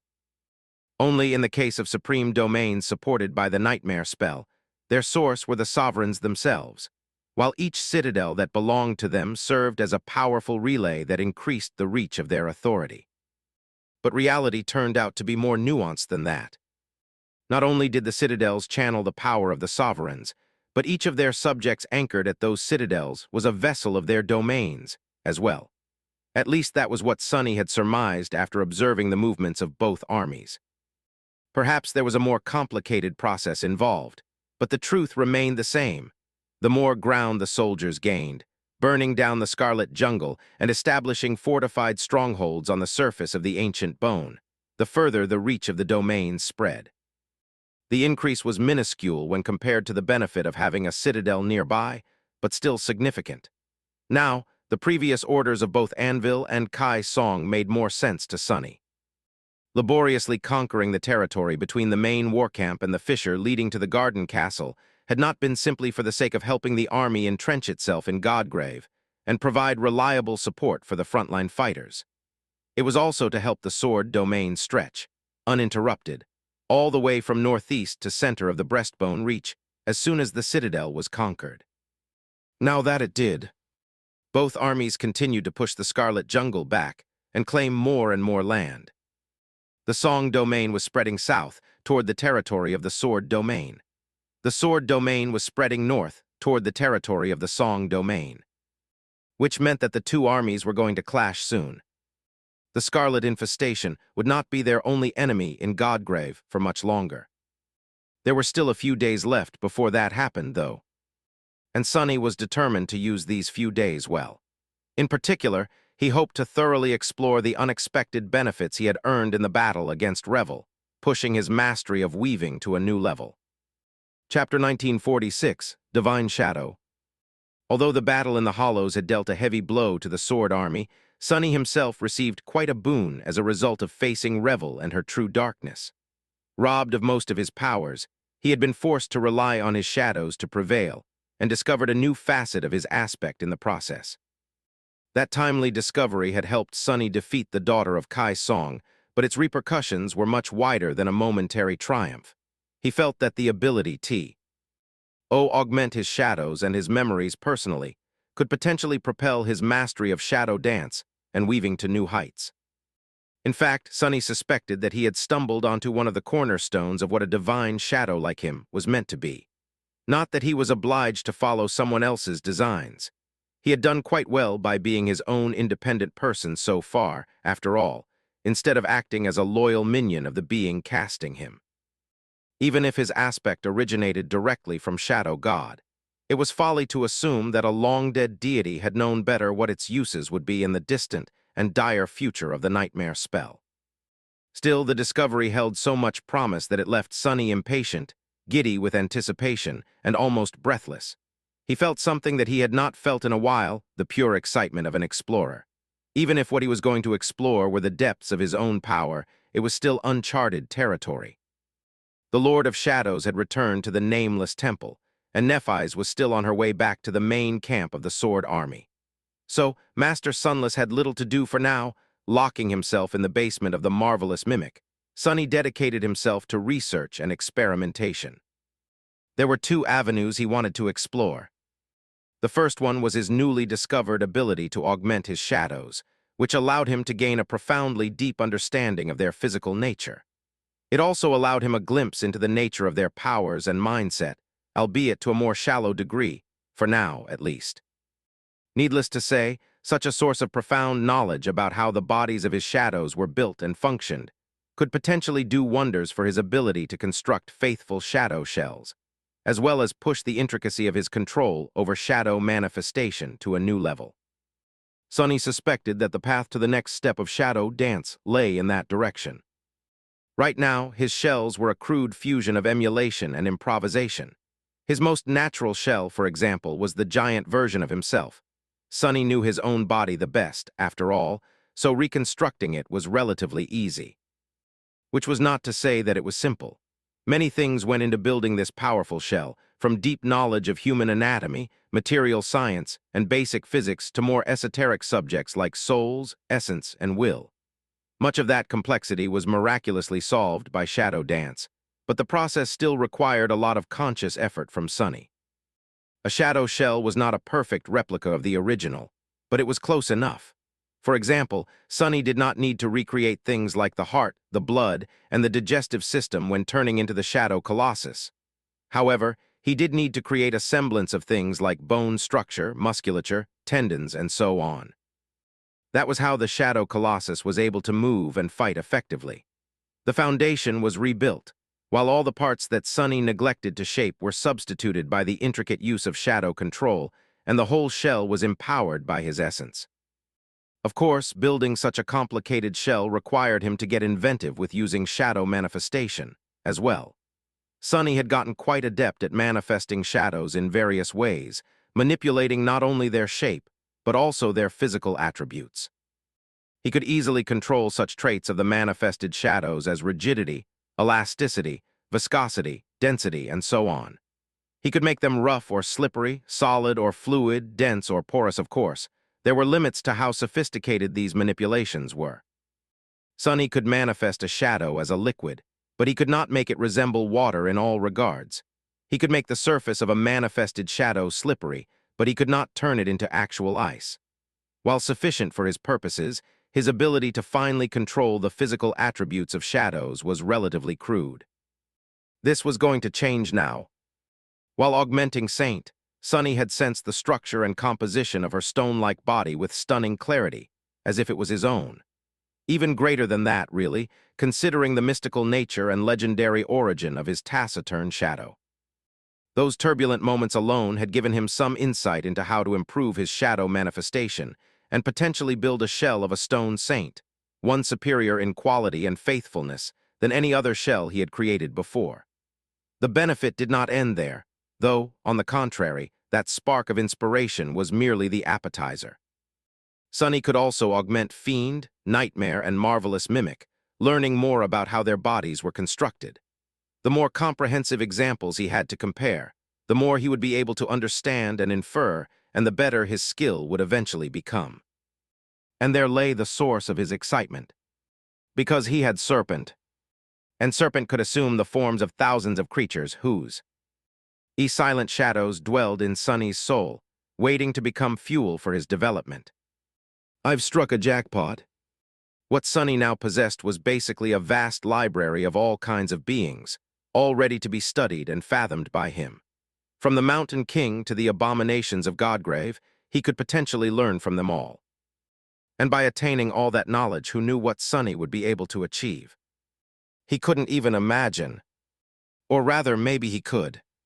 Standing in the basement of the brilliant emporium, Sonny suddenly shivered. His eyes widened a little, full of shock and fear, glistening with ambition and greed. Shadow dance. He had often wondered, of course, what the final form of shadow dance was supposed to be. He had already mastered 4 of its steps, but 3 still remained, both alluring and elusive. The first 4 steps of shadow dance were about sensing the essence of a being to shadow their mind, skill, and overall form. The 4th step in particular had allowed Sonny to delve into the physical structure of creatures both deeper and faster, which allowed him to shadow them more perfectly by assuming the same shape as them through the use of shadow shell. But there was a glaring difference between the forms Sonny assumed and the beings he endeavored to shadow. It was that he could not replicate their attributes, aspects, and mystical powers. He could become a 5-meter-tall adamantine troll to resemble Fiend, but he could not breathe out jets of infernal flame. But what if he could? If he was supposed to be a divine shadow, then what was the shadow of a god supposed to look like? Was it supposed to only replicate the general shape of the being casting it, or was it supposed to replicate more? All of it, perhaps. Overwhelmed by these thoughts, Sonny made a tentative guess about what the final form of shadow dance was meant to be. It was the ability to become a true shadow of a being, all of them, including their mystical powers and authorities, not just their shape. The 5th step of shadow dance, then, would have to encompass the ability to shadow a being's attributes. Some of them, at least. Chapter 1947, Formlessness. Sonny's theory that mastering the remaining steps of shadow dance would allow him to shadow the attributes and aspects of other people, as well as profane powers of nightmare creatures, was not built entirely on pure conjecture. Sure, his intuition was telling him he was right, but sadly, his intuition was not what it used to be now that Sonny was cut off from fate.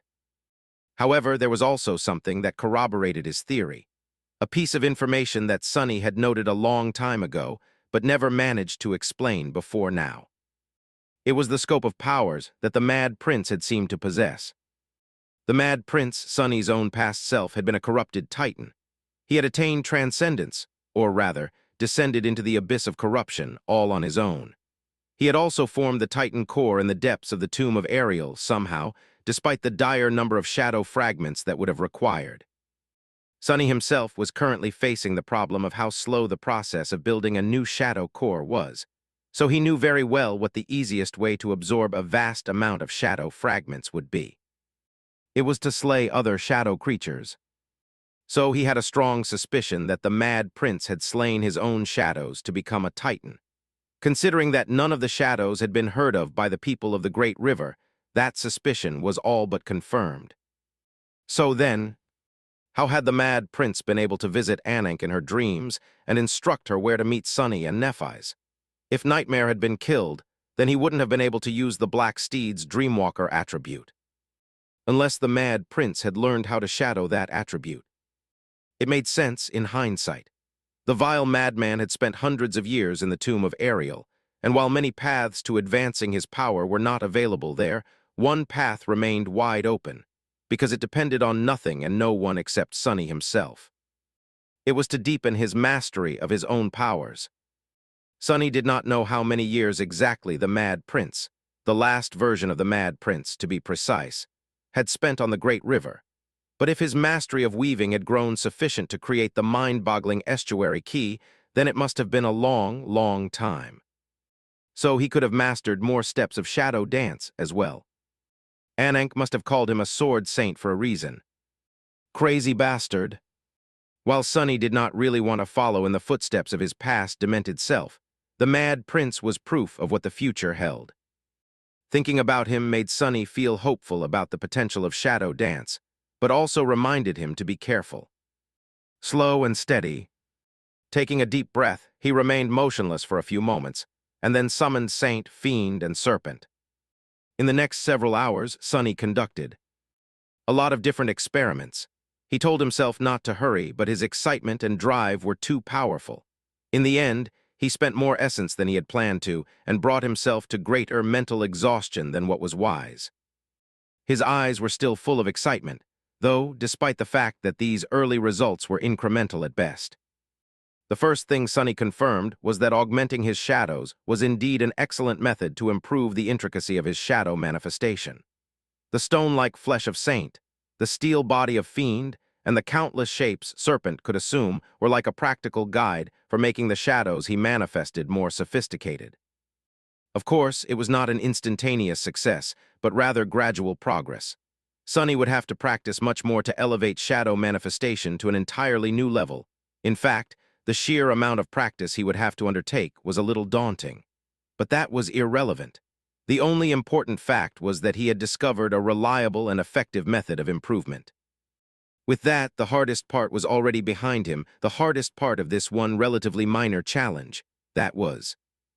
What came next was actually implementing this new skill to create a more faithful versions of shadow shells. For now, Sonny concentrated on two new prototypes, one shell emulating the Onyx Saint, and another one emulating Fiend.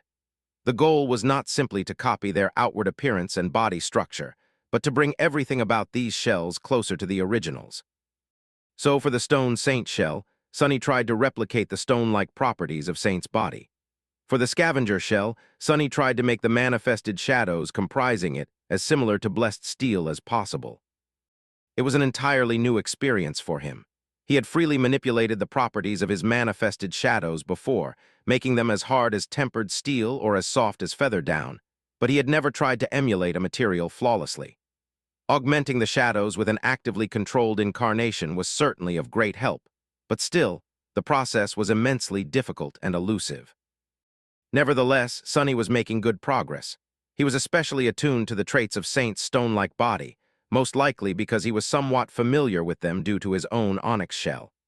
After a while, Sonny was able to make something that might not have been exactly like what he wanted to achieve, but at least resembled it closely. It was a good result for the first day of experimentation. Trying to replicate Fiend's steel carapace was somewhat harder, but Sonny had a lot of experience in emulating metals as well. After all, one of the most persistent uses of shadow manifestation in his arsenal was the creation of weapons for him to wield. So, he possessed relevant experience in that field too, just on a more shallow level. Considering that Fiend had inherited some of his most fundamental traits by munching on Sonny's own flesh all the way back in Antarctica, there were similarities between his towering four-armed body and the Shadow Spawn shell. So, Sonny experimented both with replicating the gluttonous Shadow's form and with modifying his very first shell to resemble it in a few ways. In the process, he also spent several minutes standing motionlessly, basking in the feeling of sharing a supreme creature's ferocious power. Sonny had a little hope that augmenting a supreme devil would instantly reveal the secrets of supremacy to him, but sadly, that was not the case. Although it was indeed a new and startling experience, Fiend was not a sovereign. Creatures like him were different from humans, and followed a different path, and even though Fiend did possess a nascent will capable of influencing the world, he was too young and inexperienced to truly be in command of it.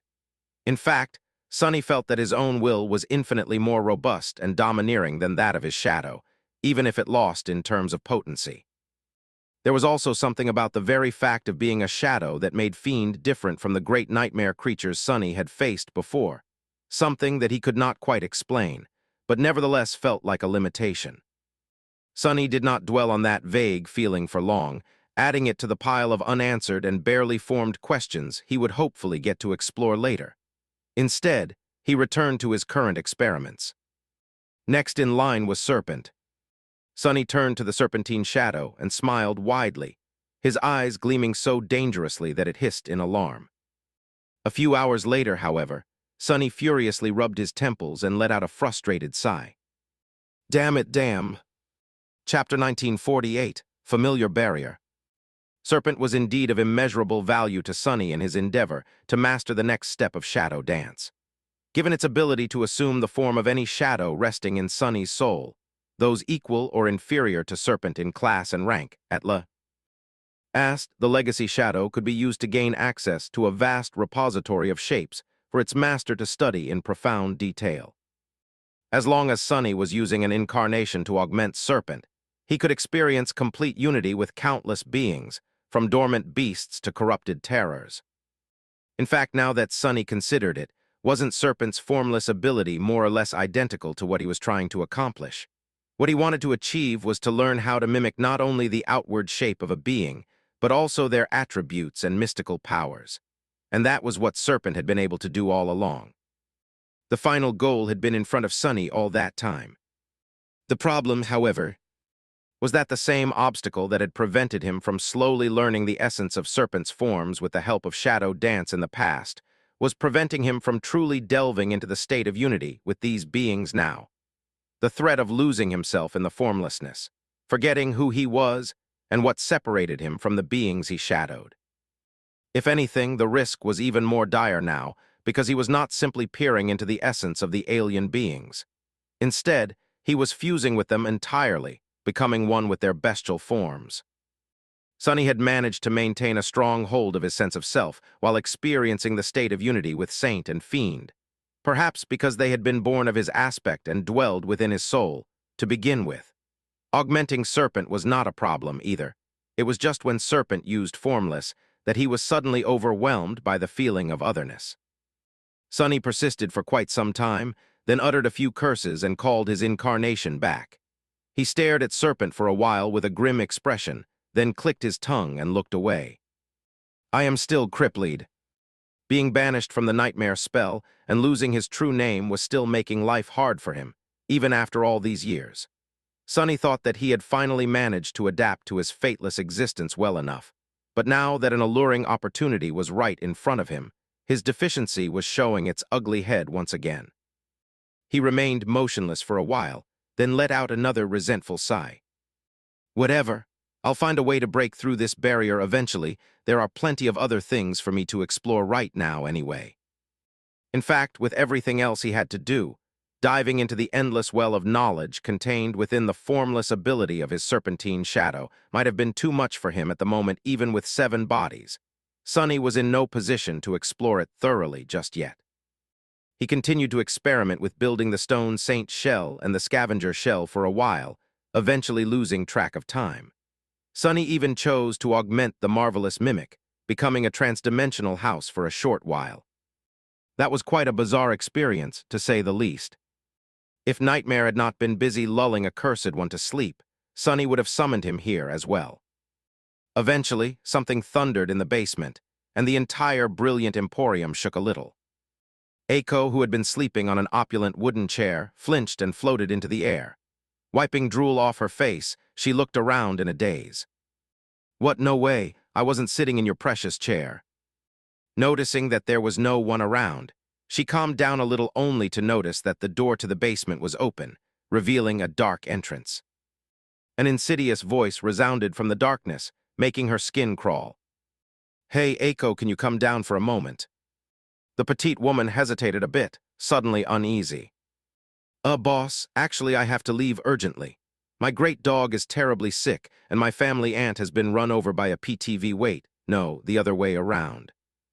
The darkness spoke again. It won't take long, come down. Aiko let out a heavy sigh and glided into the basement with a resigned expression. Her boss was sitting on the floor with a mad look on his face and a frightening glint on his eyes.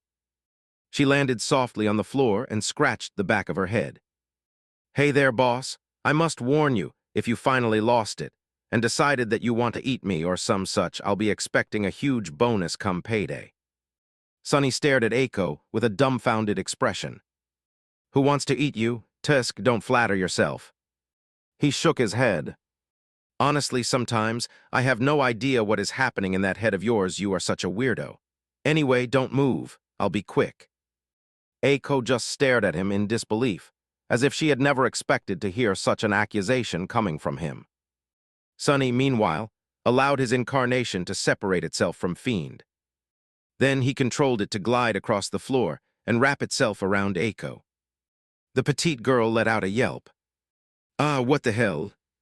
She subconsciously floated up, this time shooting almost all the way to the ceiling. Sonny let out a whistle. "So this works too." Aiko regained her composure, landed, and looked at her small hands. After making them into small fists a few times, she blinked. "What the hell, why am I suddenly so strong?" Sonny took a deep breath. His aspect could be used to augment himself, his memories, his echoes, and his shadows. He could also augment inanimate objects to a degree, but he had never been able to augment other living beings, with the sole exception of Nephis, whom he had been connected to by Shadow Bond before. Shadow Bond was no more, and although Sonny did not have a master now, he did have a connection to two other people. They were Rain and Aiko, both bearing the mark of shadows. So Sonny had decided to see if he could augment his followers as well. Amazingly, it worked, which was a great thing, because keeping Rain alive in the middle of Godgrave was getting harder and would get harder still once the two armies clashed in earnest. She did not even have an aspect, so Sonny was quite happy to find a way to boost her strength. Looking at Aiko and staring at himself through her eyes, Sonny grinned. "Don't worry, that's just a little benefit of being a member of the Shadow Clan. Basically, I used one of my incarnations to fuse with you, thus doubling your strength. No need to stare at me with admiration." The petite girl was indeed staring at him. However, the emotion in her eyes was very far from admiration. "Fuse with me? Who bastard, you have some nerve, going around fusing with unsuspecting women without permission. Thanks, but no thanks, I did not assent to fusing of any kind. Defuse me right this second." Sonny blinked a couple of times, then recalled his incarnation and coughed awkwardly. Right. In hindsight, he could have just sent his shadow to augment Aiko without controlling it directly. He just forgot about it in all the excitement. Well, that's embarrassing. Sonny cleared his throat. "Whatever, anyway, you can go. I'll think about giving you a bonus. A small bonus, mind you." Aiko opened her mouth, wanting to retort, but he added sternly, "And by the way, were you sitting in my chair?" The petite girl turned around and hurried upstairs. "I'll be going, boss. My great-uncle and my family cat, I mean my auntie and my dog anyway. See you later." Sonny scoffed and looked at his shadows. After a while, he dismissed them, deciding that it was time to switch gears. Next, the memories. It was time to delve into the second avenue he wanted to explore. The first one had to do with augmenting shadows to advance his mastery of shadow dance, while the second one was inspired by the experience of fusing with Serpent in the soul weapon form and had to do with memories. Sonny hoped to advance his mastery of weaving by augmenting them. Chapter 1949, Sonorous Silver Sunless. Sonny had quite high expectations for the next stage of his experiments. He had been making a living by selling memories, after all, and was obligated to forge a stellar sword for Nephis. There were many saints in the world, and even a couple of others who possessed divine aspects. However, he was the only weaver left in existence. Some could enchant weapons and craft memories, but their ability was no more than a pale imitation of his own. Therefore, what Sonny was going to do now thrilled him even more than the possible advancement of shadow dance. He was just a bit tired, so his excitement was calm and focused. He was going to fuse with his memories, which would hopefully allow him to learn more about their weaves. Let's see. He summoned the runes to study his soul arsenal. Memories asterisk. Silver Bell, Extraordinary Rock, Endless Spring, Weaver's Mask, Shadow Lantern. Shadow chair, overpriced saddle, weaver's needle, nebulous mantle, handy bracelet. Quintessence pearl, definitely not me. He possessed far fewer memories now, after being banished from the nightmare spell. Still, it was enough for a good start. The memories he did possess could be divided into three categories: the ones he had created himself, the ones he had altered, and the two divine memories he had received by chance. Sonny suspected that he would be able to learn the least from the first category, and the most from the last if he even had the capacity to fathom the infinite sophistication of Weaver's mask and shadow lantern, which was unlikely. In any case, it made sense. He knew everything there was to know about the weave of those memories he had personally created, after all. Shadow chair, overpriced saddle, and Weaver's needle could barely be called memories. They were simply objects he had outfitted with the rudimentary enchantments every memory possessed. Handy bracelet, quintessence pearl, and definitely not me were far more complex, each created after he became a transcendent. Studying them would be of more use, but probably not as much as studying the memories initially forged by the spell. They were Silver Bell, Extraordinary Rock, and Endless Spring, each D accompanied him for a long time. Then there was the Nebulous Mantle, which had a somewhat special origin. Neither Sonny nor the nightmare spell had created it. Instead, it had been woven by the sorcerers who worshipped Weaver, passed down to Anank, and eventually ended up being turned into a memory by Sonny.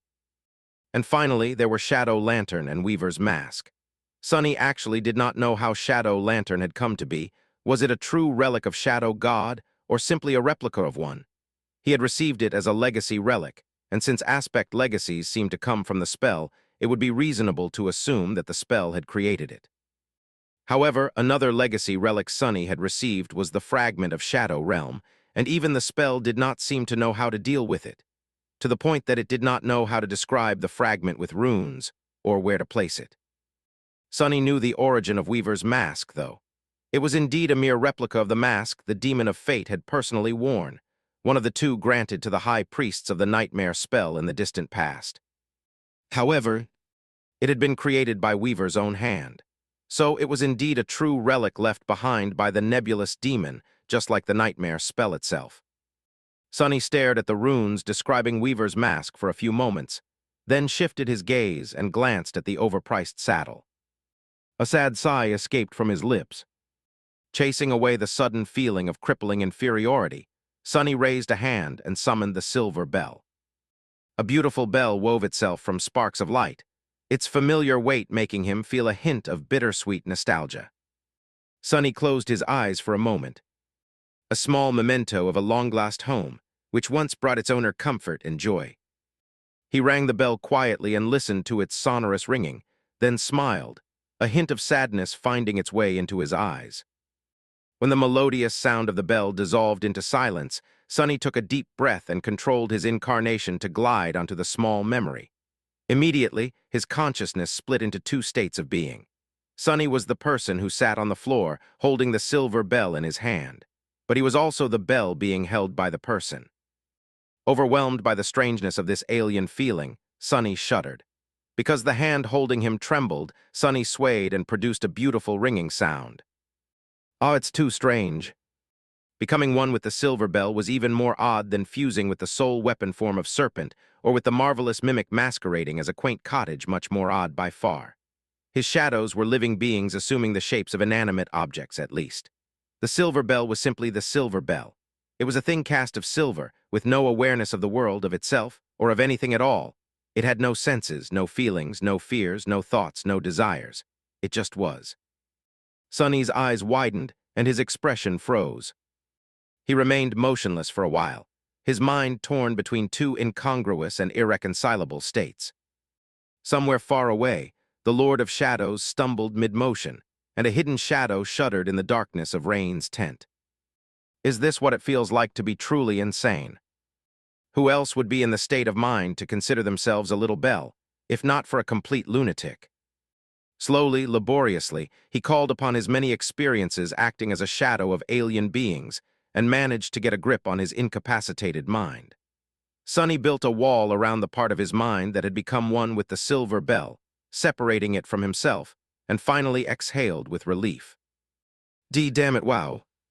Sonny had known that he would experience something exceedingly bizarre by personally augmenting a memory, but nothing could have prepared him for the strangeness of this foreign state of being. Still, it was illuminating. Even though the silver bell had no senses, no concept of self, and no way to perceive anything, it still had something. A subtle awareness of movement, vibration, and sound. And underneath it all, something far more conclusive. The silver bell might have been inanimate and simple on the material plane, but beyond that, it was a marvel of radiant light and flowing energy that existed in the vast emptiness of a lightless abyss. After all, it was woven out of soul essence and contained intricate enchantments designed by the nightmare spell itself. Even the asterisk sonorous enchantment added to it had not been invented by Sonny, but simply copied from another memory into the weave of the silver bell. Within it, soul essence flowed according to an elegant, complex, and infinitely ingenious pattern, its movement and pathways dictated by the intricate tapestry of ethereal strings embedded into the nature of the silver bell beyond the material plane. That was its spellweave and the resulting mechanism of its enchantments, shining brightly in the darkness. And therefore, that was Sonny's spellweave and the mechanism his enchantments. He inhaled slowly, staring into the distance. Sonny had seen plenty of weaves before, but he had never experienced being a weave before. He had never felt every detail and nuance of his sorcery so deeply, vividly, and in such a profound way. His eyes, which were opened wide, suddenly glistened with sharp light. And deep within them, golden strands shone for a moment, then disappeared into lightless depths. Chapter 1950, High Sorcerer. Some time later, Sonny let out a shaky breath and sprawled on the floor. His mind felt like it was on fire, and there were a myriad of thoughts swarming in his head. He had been right. Using an incarnation to augment a memory was, indeed, a game changer. The act of fusing with a memory gave him an entirely new level of understanding of how its enchantments functioned, and how its spellweave caused those enchantments to exist. It was one thing to see the tapestry of ethereal strings, but experiencing it as a part of himself was completely different. Before, Sonny could study a weave and make logical conclusions about how its elements functioned, as well as what role each string played in the tapestry. By observing the structure and guiding principles of countless weaves and comparing them to each other, he could deduce the purpose of some of the patterns and weave memories by recreating them.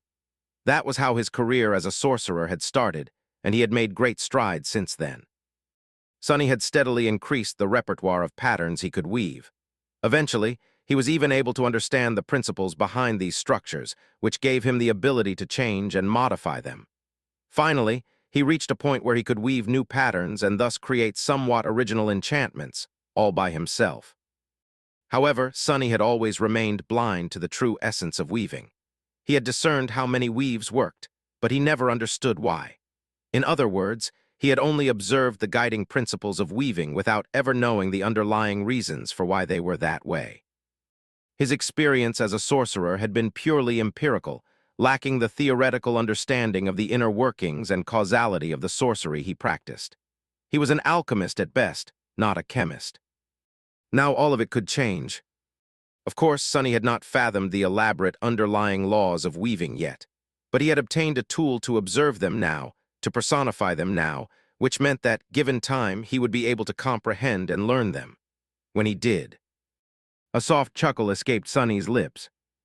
If he did manage to grasp the why of weaving instead of only just how, then he would not need to rely on imitation to create enchantments. He would not need a repertoire of weaves and patterns anymore, because he would be able to solve any problem by simply knowing the rules of solving it. Of course, that would not make Sonny an omnipotent sorcerer in an instant. After all, having the tools necessary to solve a problem was not the same as mastering them. Otherwise, people would have been able to resolve, well, something terribly complicated in mathematics immediately after formulating the rules of arithmetic. To his shame, Sonny did not know enough about mathematics to come up with an example. Why am I even thinking about that? Right, he was thinking about it, because he had decided to rest a little after his brain almost melted as a result of experiencing the fusion with Silver Bell. Still, he had rested enough already, hadn't he? Sitting up, Sonny shook his head energetically. Let's see what mysteries you're hiding. And summoned the extraordinary rock. Sunny did not say that. The extraordinary rock said that. But in the next moment, Sunny had become the extraordinary rock. Immediately, he shuddered. Somewhere far away, the Lord of Shadows slammed into a pillar while walking out of the nameless temple. Elsewhere, a hidden shadow let out a frustrated sigh, making Rain stir a little in her sleep. Let's continue.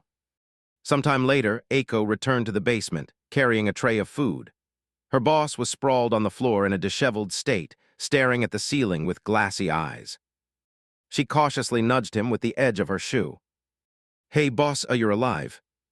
Sunny turned his head and looked at her with a frown. "Which me are you asking? Also, define the meaning of alive. Also, define the meaning of you." He blinked a couple of times, then shook his head. "Never mind. Yes, I'm alive. But what are you doing here?" Aiko let out a sigh and put the tray on the floor near him. "Here, have some food. I thought you'd be hungry." Sunny tilted his head a little. Why would I be hungry?" The petite girl shrugged. "I mean you've been locked in the basement for 3 days without ever stepping out." He stared at her for a few moments, then looked down at the food. It did smell very appetizing. "It's been 3 days already? Wow, that's crazy." Pulling the tray closer, Sunny grabbed the nearest pla. Tea and shoved a spoonful of fragrant soup into his mouth. "Has Nephis returned to the camp by any chance?" Aiko watched him eat with a dubious expression, then shook her head. "Not yet. She's still en route inspecting the extermination outposts or some such, from what I hear. She'll probably be here in a couple more days." Sunny nodded. "All right, let me know when that happens. I'll just stay here in the basement until then." Then, thinking about it, he suddenly pierced her with an intense gaze. "Wait, how's our war profiteering business coming along?" The petite girl flinched. What war profiteering? There's no war profiteering whatsoever happening here.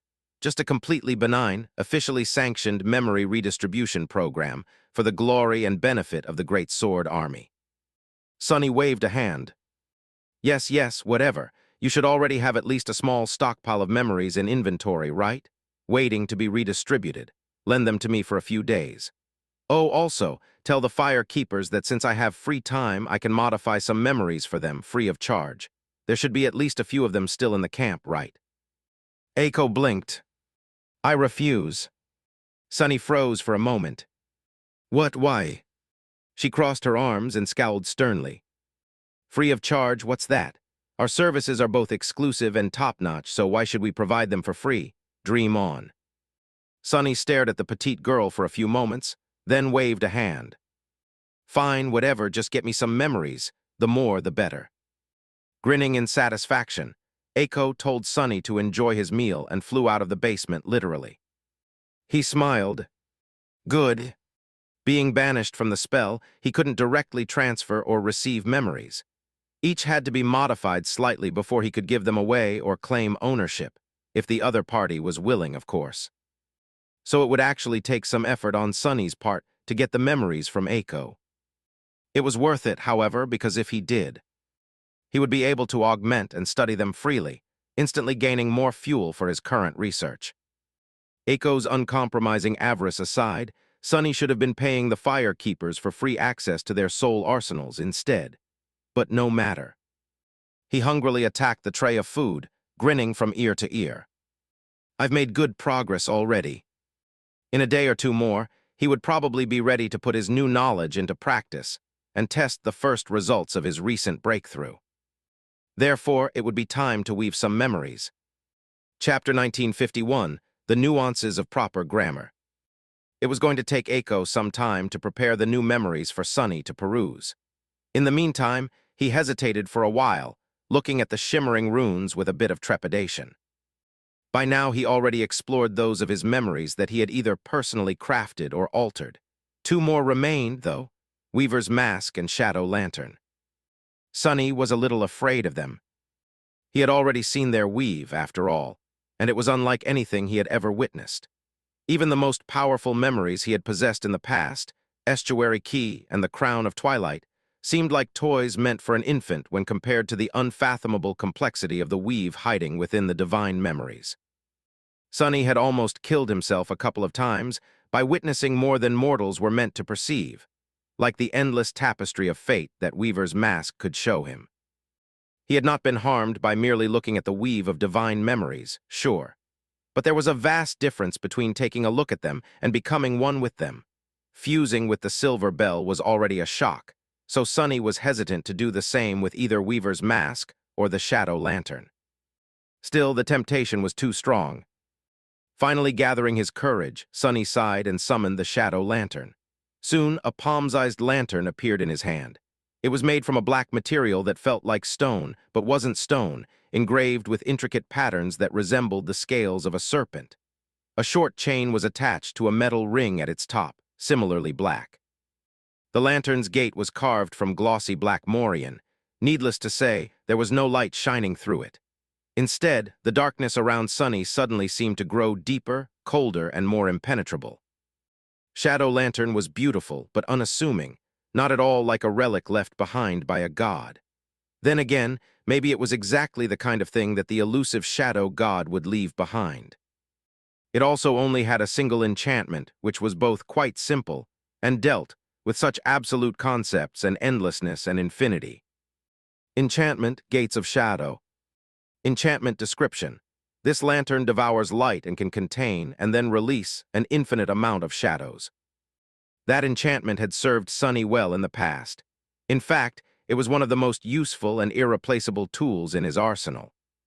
He remained motionless for a while, studying the dark memory, then sighed again and controlled his gloomy incarnation to wrap itself around the serpentine stone lantern. In the next moment, Sonny let out a horrified yelp and tossed the lantern away. Of course, that did not do anything, so he belatedly remembered to separate himself from the divine memory by allowing his trembling shadow to dash away. The shadow lantern fell on the floor and rolled a few times, its chain ringing in the silence. "Oh, goddammit." Sonny found himself laying on the floor, having hit it hard with his forehead. Of course, his head was quite sturdy, so he wasn't even bruised. The marvelous mimic, however, seemed to have received some damage. The floorboard was cracked, slowly repairing itself.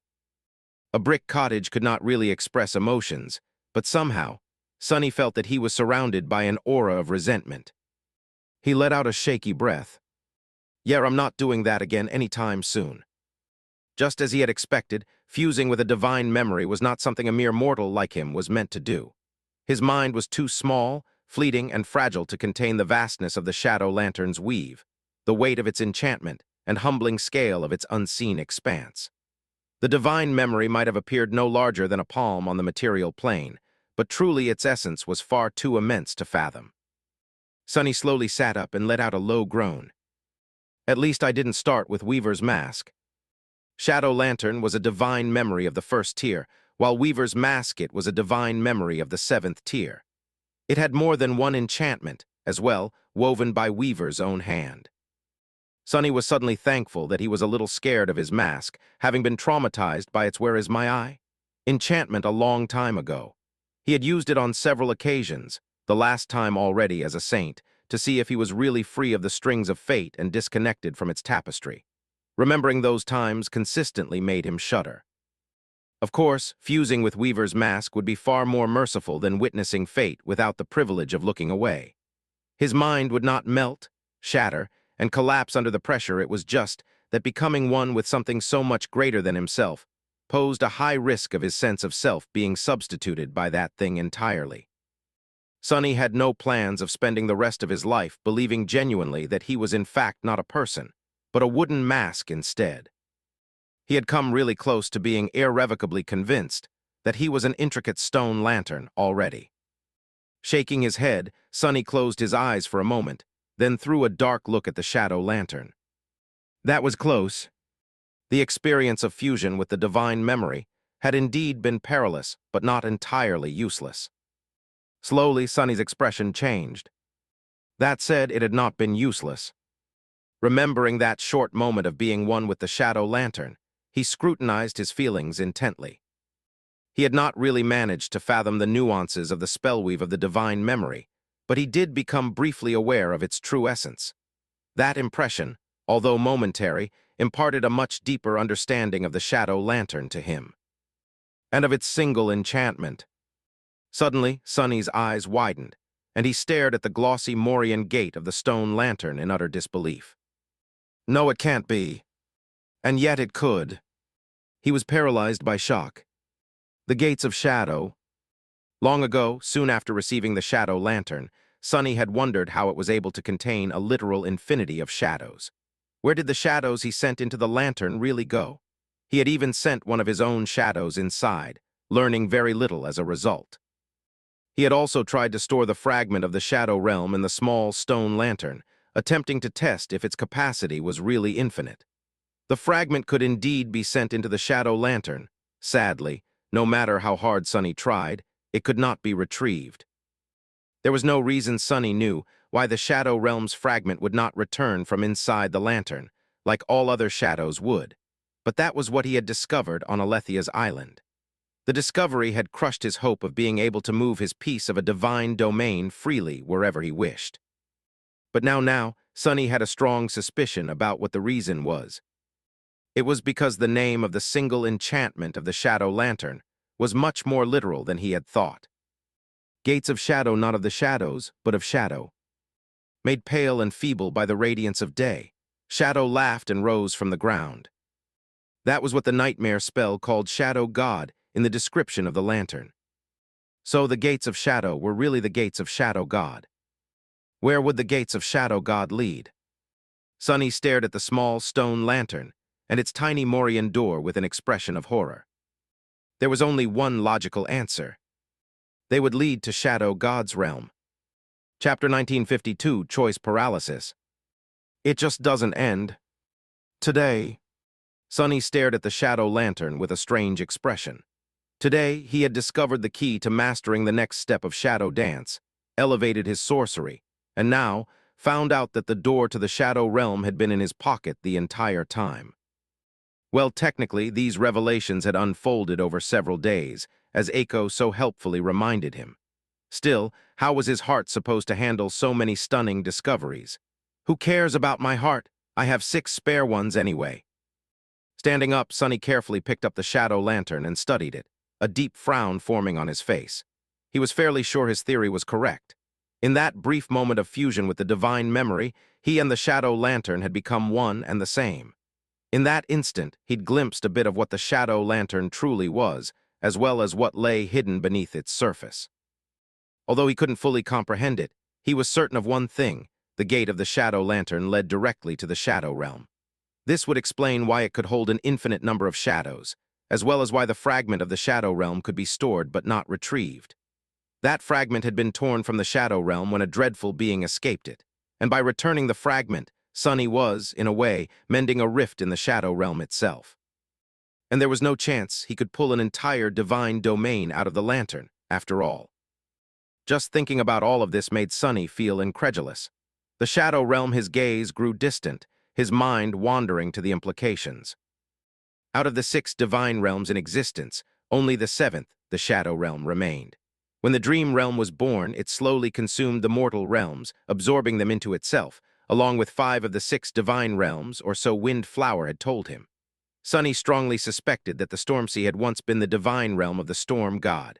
Godgrave had likely belonged to the sun god. The burned forest may have been the divine realm of the heart god. As for the beast god, fragments of its realm lingered in the song domain. Finally, Earth seemed to have once been the divine realm of the war god, humanity's patron deity. While 5 divine realms had been accounted for, the shadow realm had always remained a mystery. Where was it? Had it been swallowed by the dream realm? If so, where in this nightmarish world were the remains of the shadow god's realm? Sonny had never seen or heard of a place resembling the realm of shadow, so he'd always wondered where it went, and now he could go find out. The thought made him shudder with a sense of profound dread. Could he? Should he? The first question was simple. Yes, he could. His shadow had entered the shadow lantern back when he first acquired it. Now, with shadow incarnation and the ability to control his shadows directly, he could do it himself.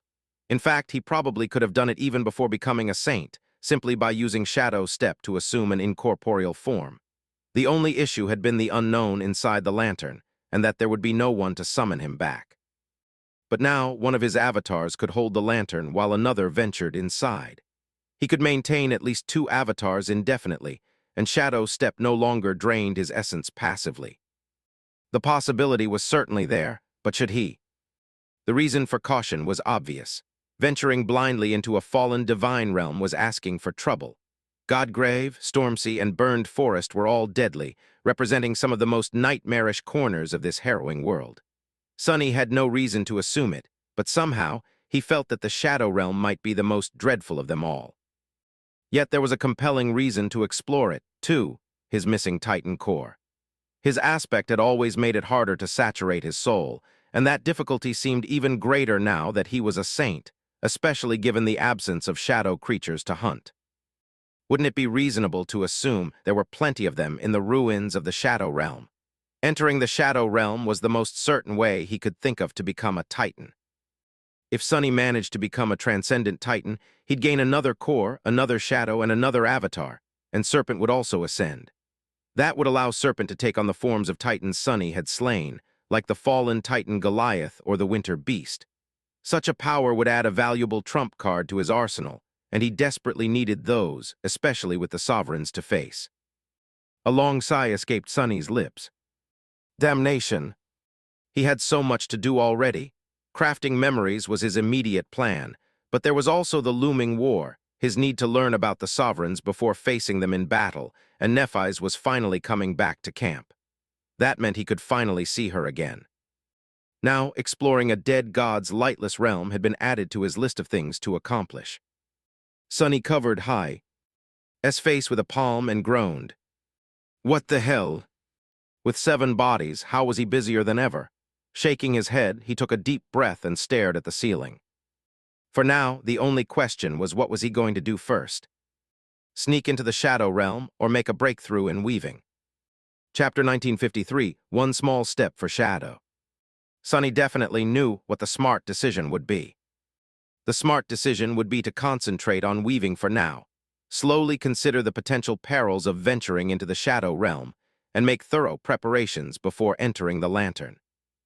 For example, he had to decide which of his incarnations would explore the Shadow Realm.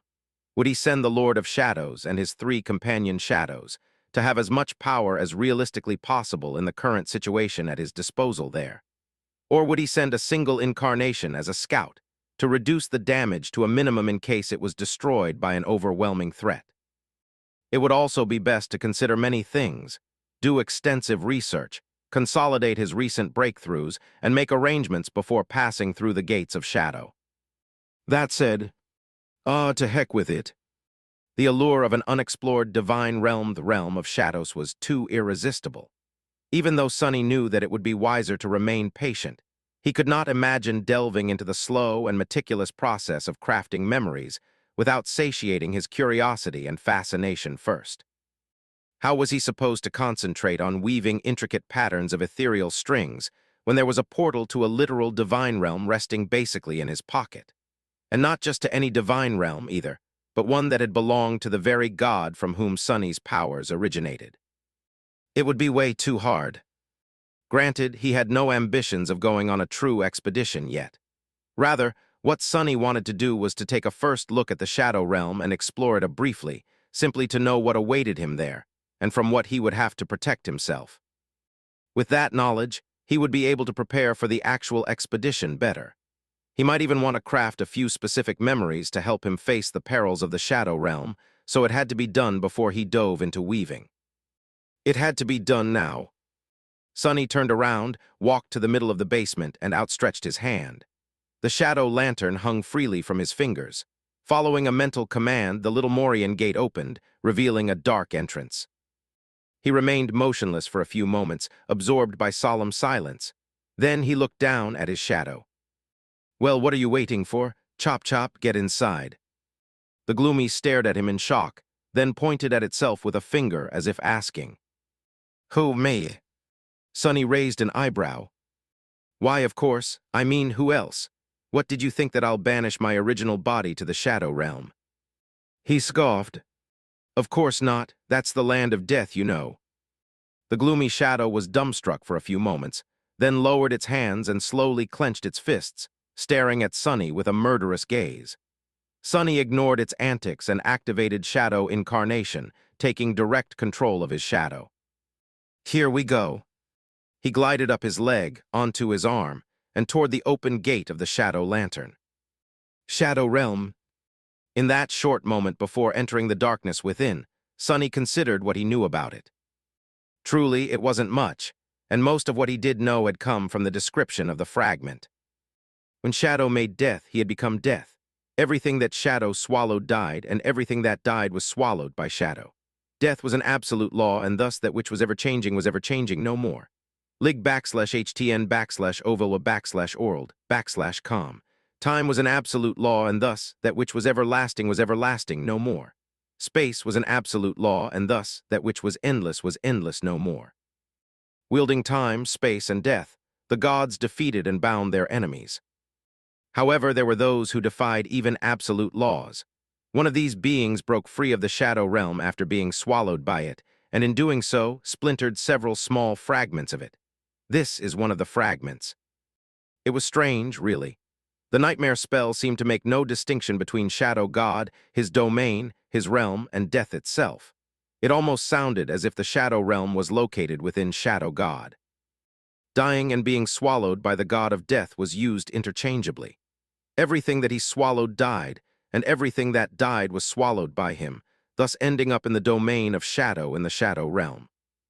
So, is Shadow Realm Shadow God's soul sea?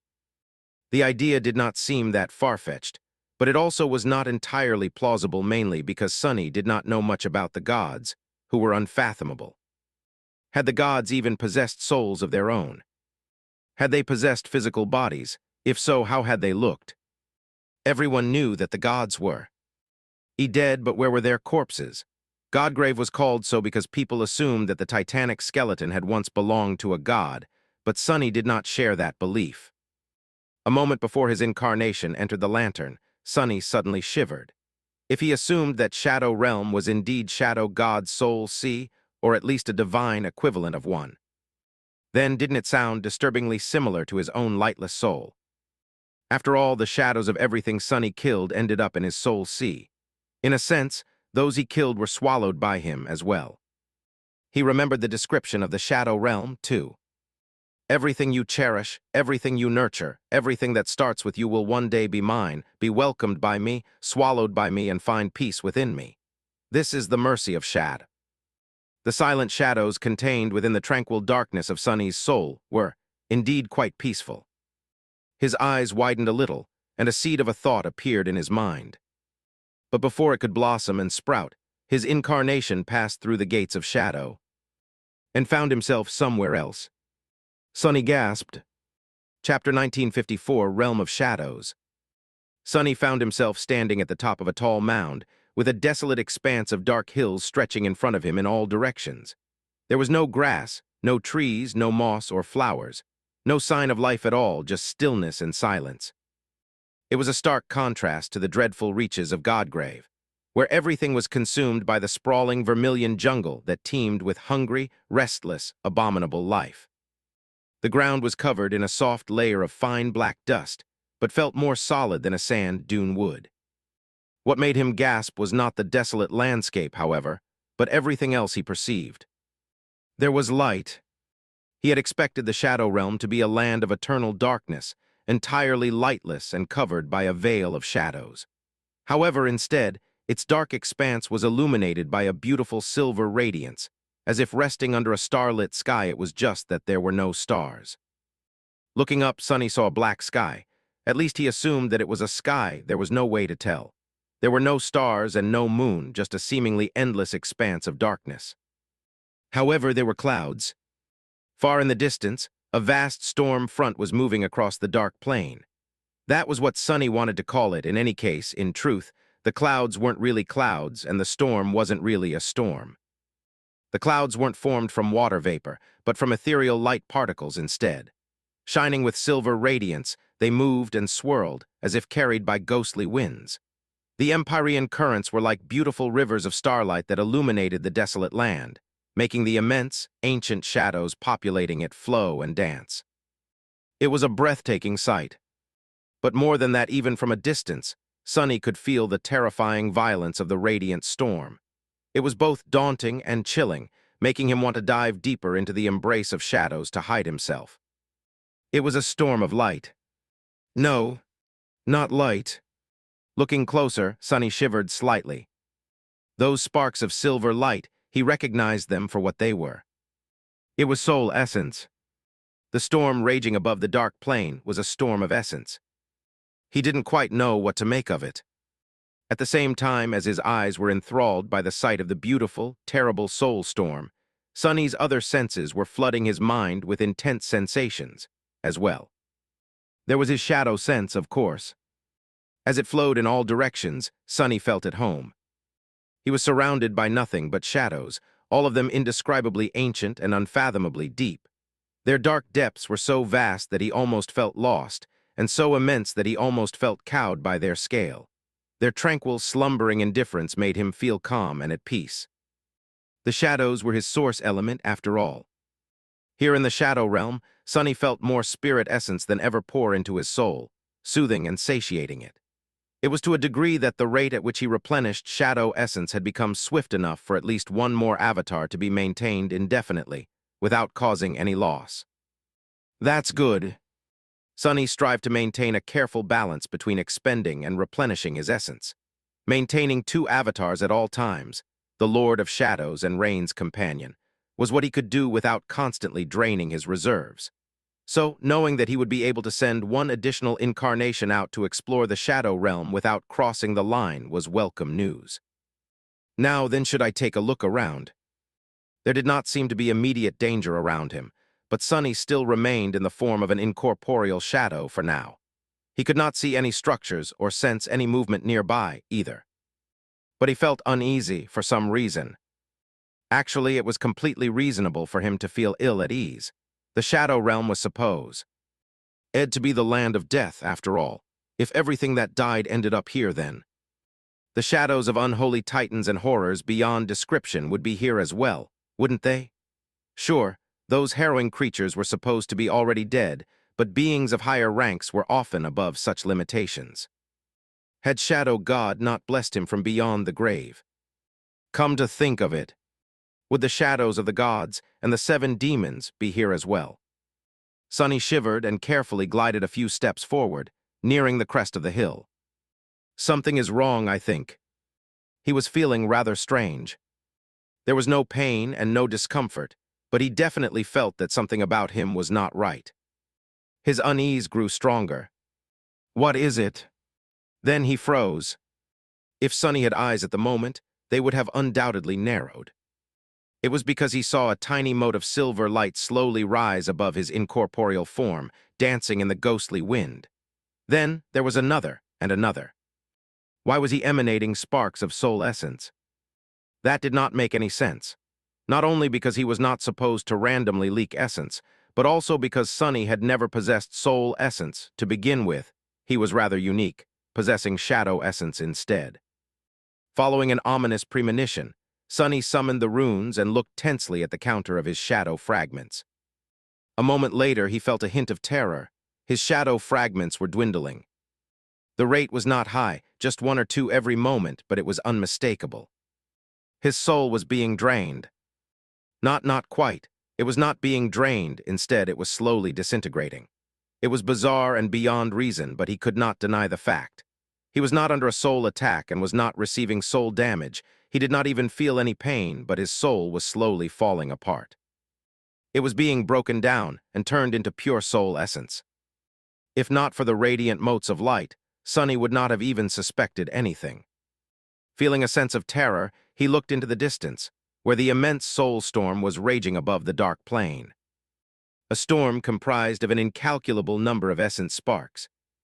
If Sunny had hair right now, it would have stood on end. Damnation. What the hell was this place? Following an instinct, Sunny assumed his human form and immediately manifested the onyx mantle. A shadow was quite vulnerable, after all, leaving the soul without the protection of a physical body. Finally, the stream of essence sparks rising above him was cut off. Sunny trembled and let out a relieved sigh.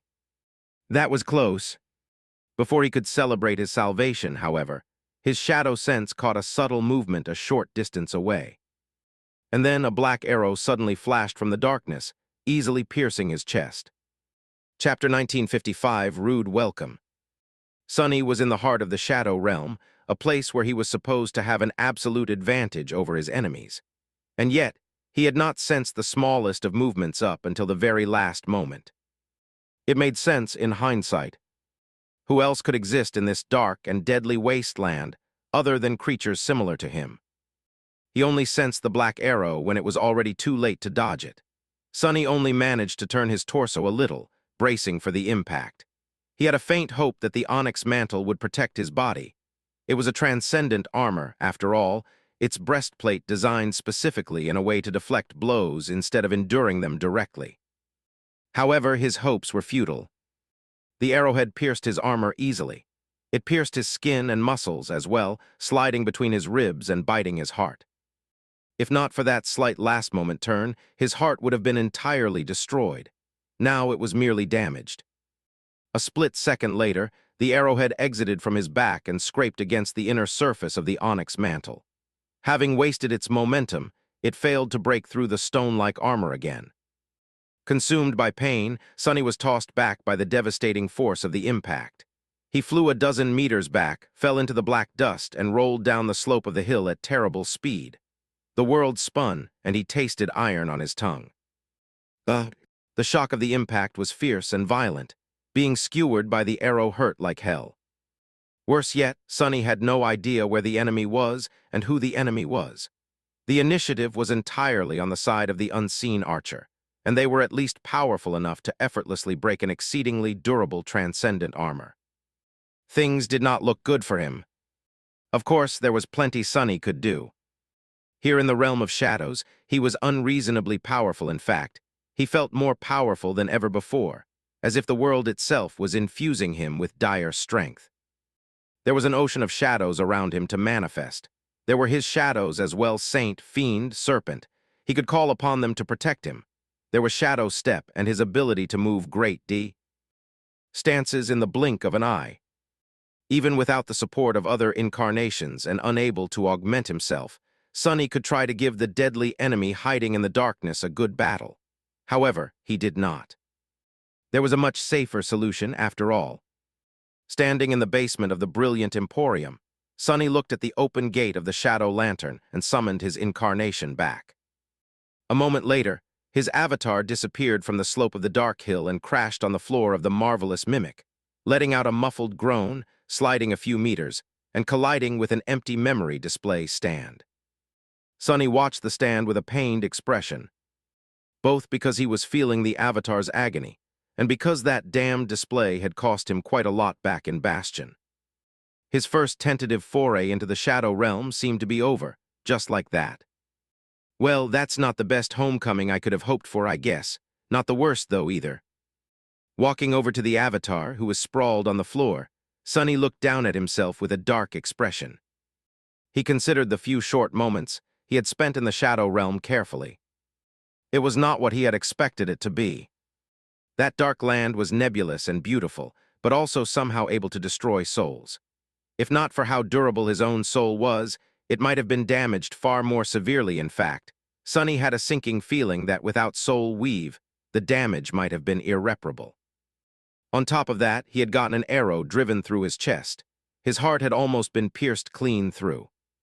In fact, the wound would have been fatal for most humans, even saints. His avatar was only alive because of blood weave, which helped him ignore the damage dealt to his heart and keep the blood running through his veins. For now, the avatar stared back at him from below, his face pale and his lips red with blood. Sonny sighed. "What are you waiting for, fool? Hurry up and turn back into a shadow." That would not heal his wound, but it would at least prevent the wound from killing his body. The avatar gritted his teeth, lingered for a moment, and then said in a resentful tone, "Go to hell, you smug bastard." Sonny smiled pleasantly. Berating himself was still fun. We're already in hell, though. With that, he released control of his incarnation and allowed the avatar to become a shadow once again. Gloomy was a little damaged and seemed rattled by the whole experience, but at least it wasn't vomiting blood. Sunny sighed and looked at the ceiling. I'll need to ponder a bit before venturing into the shadow realm again. He lowered his gaze and looked at the darkness hiding behind the open gate of the shadow lantern. His thoughts returned to what he had seen, sensed, and experienced on the other side. It was a little bit overwhelming, however. Sunny had a feeling that there was something in particular that he was missing at the moment. Something important. As a scowl appeared on his face, his shadow stirred on the floor. In the next moment, Sunny's eyes widened and he reeled back. Almost at the same time, there was a quiet rustle, and another black arrow suddenly shot out of the gate of the shadow lantern, missing his head by a hair's breadth. It struck the ceiling above, tearing a hole in it and making the marvelous mimic shudder. It can follow. Stunned and terrified, Sunny fell on his back. He froze for a moment, dazed, and then hurriedly slammed the gate of the shadow lantern shut. A few moments passed in tense silence, but nothing else happened. The basement of the brilliant emporium was silent and peaceful. Sunny's mind, however, was anything but.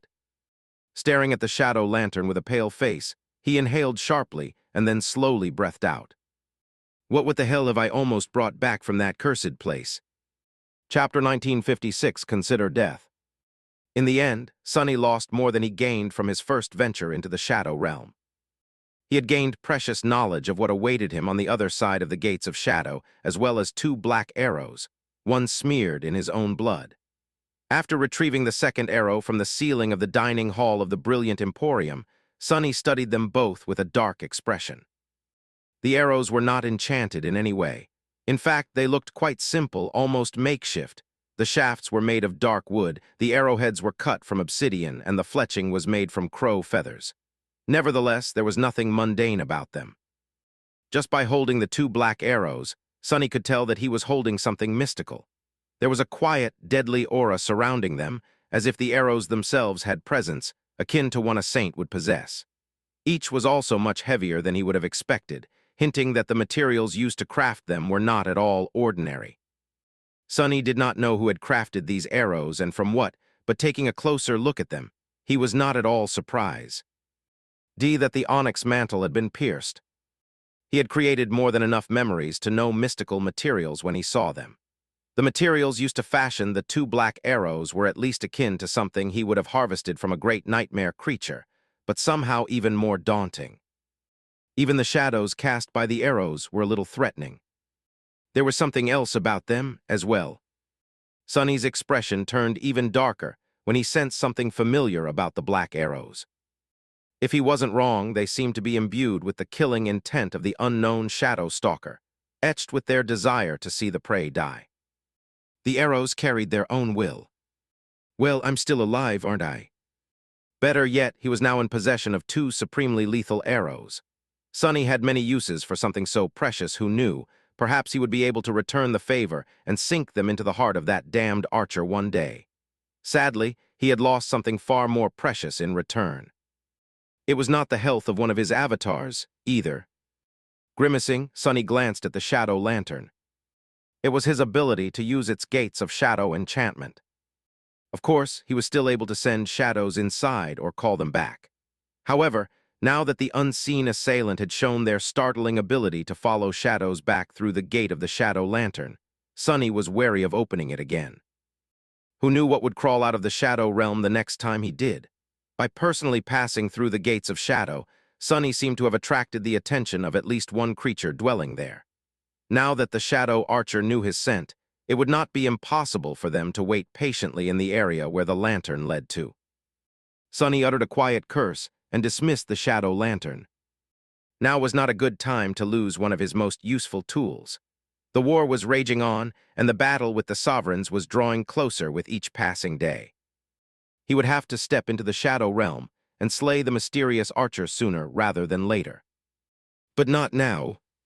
Now Sunny had to collect his thoughts and pay attention to his other endeavors. First, his sorcery. He looked at the destroyed display stand, sighed, and called upon the shadows to clean up the debris. There was a lot to do and no time to waste.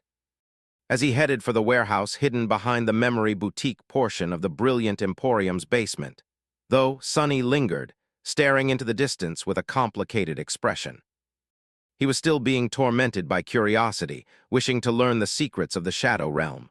If anything, his thirst had only grown stronger after witnessing the unforgettable vista of the dark, silent land. But he could wait for a bit before trying to quench it. Nevertheless, he had to consider something. He had to consider death. The soul storm raging in the distance, and the strange fact that his own soul had started disintegrating almost immediately after entering the Shadow Realm were obviously connected. In fact, Sunny had an idea of what the storm of soul essence was. If his shadow had been almost reduced to a whirlwind of essence, then other shadows would be, too. And since the shadows of all living beings that died were supposed to enter the Shadow Realm, he could safely assume that the soul storm was formed by countless shadows being transformed into essence by the dark expanse of the Shadow Realm.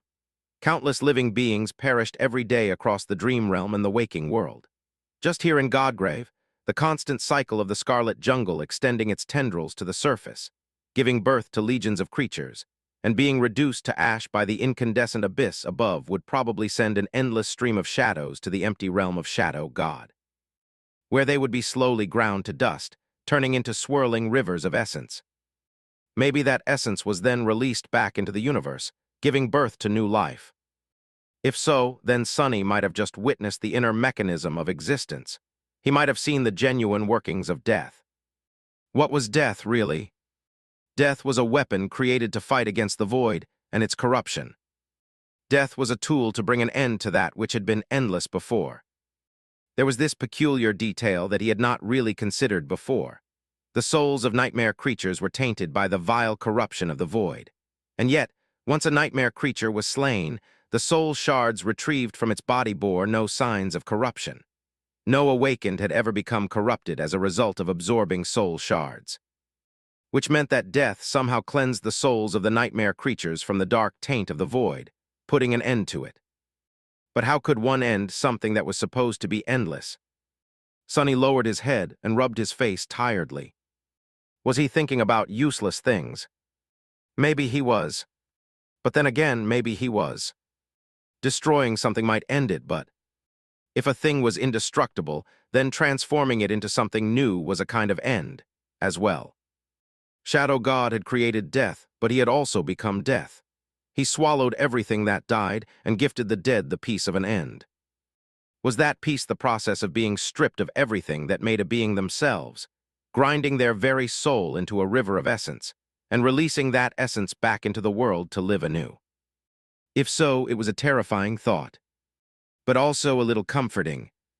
Most of all, it made Sunny think about his own soul and the shadows that he himself carried within its dark depths. Was his soul a weak, tiny seed of a new shadow realm?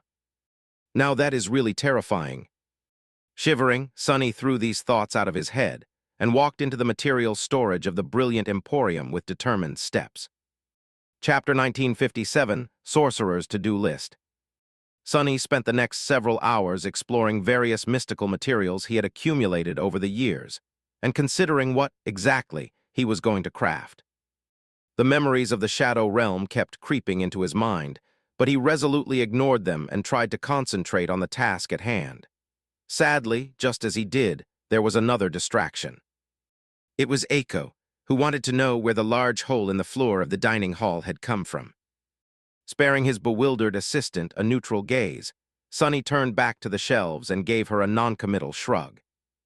"Oh, you know, I just happened to find the gates of death by accident and decided to take a quick look at what was on the other side. It was quite pretty, actually. Sadly, my soul kept disintegrating and someone shot an arrow through my heart. So I took offense and left." He sighed. "But I sort of forgot to close the door after returning. As you can see, we lost a bit of flooring as a result, and an entire display case, the fancy one with silver inlays and tempered glass." Eiko stared at him for a while, then lowered her head tiredly. "I see." Her gaze naturally settled on the two black arrows lying on a table nearby. She studied them for a moment, then shivered. What's that?" Sunny glanced her way absent-mindedly. "Oh, those are arrows from Death's realm. By the way, can you go clean the one on the left? I got it wet, with my heart blood." Then he scratched the back of his head and added in a doubtful tone. Actually, scratch that.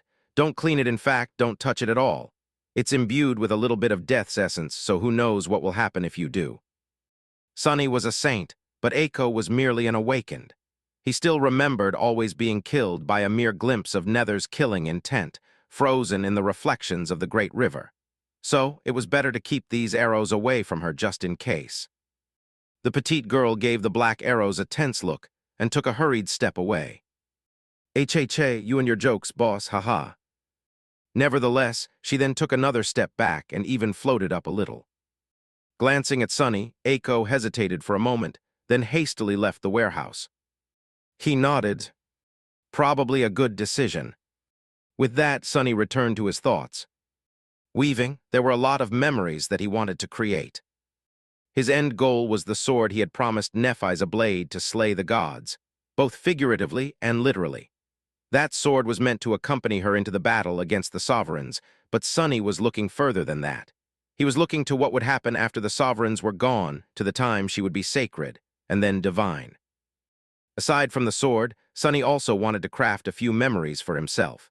He wanted to create several soulbound charms, in particular, so that the underworld armament trait of the onyx armor would be finally put to use again. He had some ideas, but wasn't certain what these charms would be just yet. He also did not know how many of them he wanted to create. One would be enough, but 7 would be better. That way, each of his incarnations would be able to use a unique soulbound charms, and all of them would be able to use the charms simultaneously.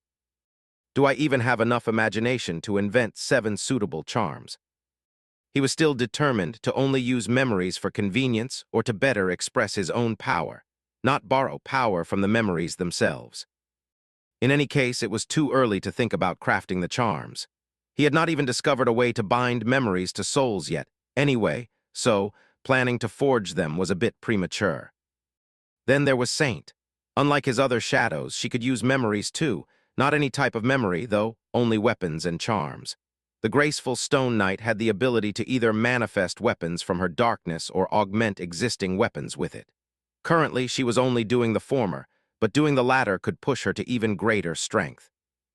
And just like Sunny, her armor could augment the enchantments of a single charm.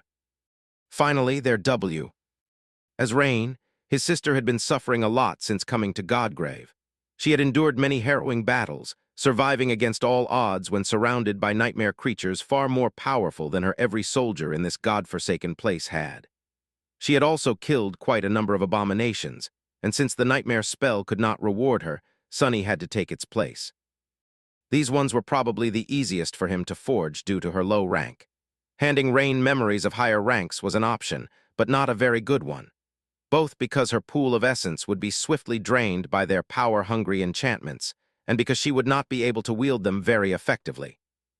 Plus, she would learn to rely on the memories provided by Sunny too much, which would stunt her own growth.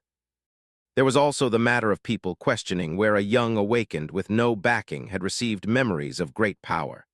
Not only would that cast suspicion on Rain, but there was a slight danger that someone would decide to try taking them from her. Her safety was already guaranteed by his presence by her side, so Sunny did not want to overdo it with her equipment. I'll start with crafting something for Rain. That would be a good start, as well as something that would allow him to realize his recent insights. Chapter 1958, Practice Run. Sunny had a lot to consider. He wanted to give Rain the best chance of, if not thriving, then at least standing on her own in the war between song and valor. The problem was that there were only a handful of individuals in the world who could stand their ground in the sweltering hell of Godgrave. The rest of them, the awakened soldiers, the ascended officers, even the transcendent generals, were really out of their depth. They were not meant to be here, in the middle of a harrowing death zone, and they were definitely not meant to spill each other's blood for the benefit of 2 callous sovereigns. If even saints could not guarantee their survival in the war, then mere awakened like Rain could only rely on luck and good fortune to survive. Of course, Rain had her faithful shadow companion to keep her safe, but she did not quite know how far her teacher was willing to go to protect her. It was so by design. Sunny had intentionally made himself look eccentric and unreliable in front of her, so that she wasn't stifled in his vast shadow. Still, he could think of a few things that would help Rain in the days and months to come. He thought back to his experiences on the Forgotten Shore and the memories he had relied on to survive there. In a sense, Godgrave and the Forgotten Shore were somewhat alike. The latter was a dire crucible in which the dreamers of the Dark City had been forged into unparalleled warriors, those of them who survived, of course. Even Eiko was someone far more dangerous and capable than an average awakened was, despite her outwardly whimsical and cowardly appearance. The former was much the same for the soldiers of the two great armies. Those of them who were destined to survive would come out much more fearsome and stalwart on the other side. So Sunny could very well look to his own experience to determine what Rain needed the most at the moment. The nature of the war was also changing. Before, during its early stage, the dangers his sister had faced were predominantly those posed by the dream realm itself.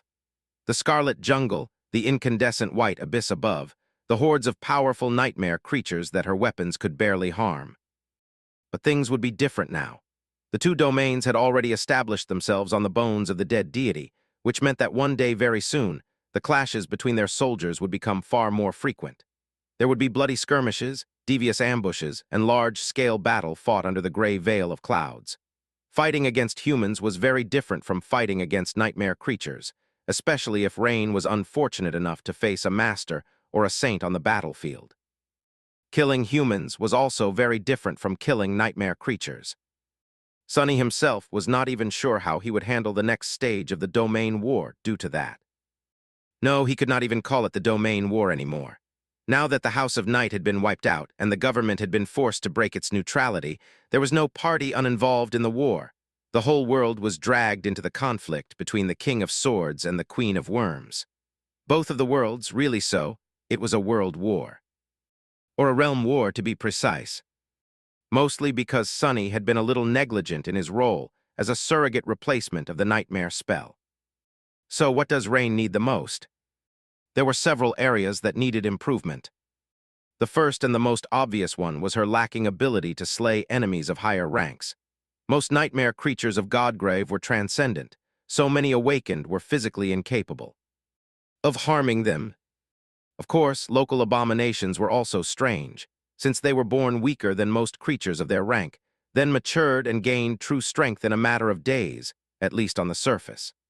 That was how the two great armies had been able to push the Scarlet Jungle back, slaying these nightmare creatures before the enemy could come into their natural power.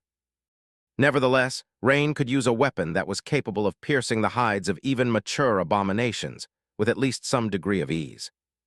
Considering that her weapon of choice was a bow that meant arrows, Sunny glanced at the two black arrows, then shook his head. If even Eiko wasn't safe handling them, Rain wouldn't be either. The second area that needed improvement was Rain's defense. The puppeteer's shroud was a good armor, but it wasn't the most durable of them. Its main benefits were that it was light, sufficiently resilient, and protected one's mind. Better yet, it had an invigorating effect on someone's mind as well, helping its master deal better with mental fatigue, which was perhaps the most valuable gift Sunny could have given Rain in a dreadful war. That said, he had not anticipated that she would keep ending up in the midst of a melee so often when transferring the puppeteer's shroud. Wasn't she supposed to be an archer? Why was his sister constantly fighting side by side with that girl, Tamer of Sorrow? Sunny grimaced and shook his head. Then again, he had been supposed to be a stealthy assassin, too. Life never went the way one wanted it to go. The puppeteer's shroud had seemed sufficient at the start of the war. But now that the two great armies were about to clash, Rain would be going into battle against humans against awakened. She would be exposed to countless aspects, and those were varied and unpredictable. So she needed to both bolster her overall defenses and gain resistances against a varied array of attacks, from relatively simple elemental ones to more strange and sophisticated forms of harm. Sunny hesitated for a while, looking around the crowded warehouse. Then he nodded. Arrows, defensive equipment, utility memories. He had his work cut out for him. Chapter 1959 in the bag. Sunny had woven many memories in the past. However, today he had an entirely new goal, weave something entirely new without relying on imitation. In theory, he was ready for that challenge. His foundation was quite solid. Firstly, he had meticulously studied countless weaves, so his mental library of string patterns was sufficiently vast. Secondly, he had spent numerous hours poring over these patterns, trying to discern how they worked. These efforts allowed him enough insight to change and modify the weaves he was familiar with however he saw fit well, maybe not. Although Sonny could indeed achieve a lot, he was still somewhat limited in the scale and scope of such alterations. For now, lastly, there was his new ability to fuse with the memories in his possession, which allowed him to fathom the connection between the weaves and the enchantments they produced on a much deeper level. It was that last gain that was supposed to give him the push he needed to break free from his past limitations. Sonny looked around the material storage, then walked over to the section containing various leathers, which he had made himself from the hides of nightmare creatures over the years. Choosing a roll that wasn't too valuable, he considered it for a moment.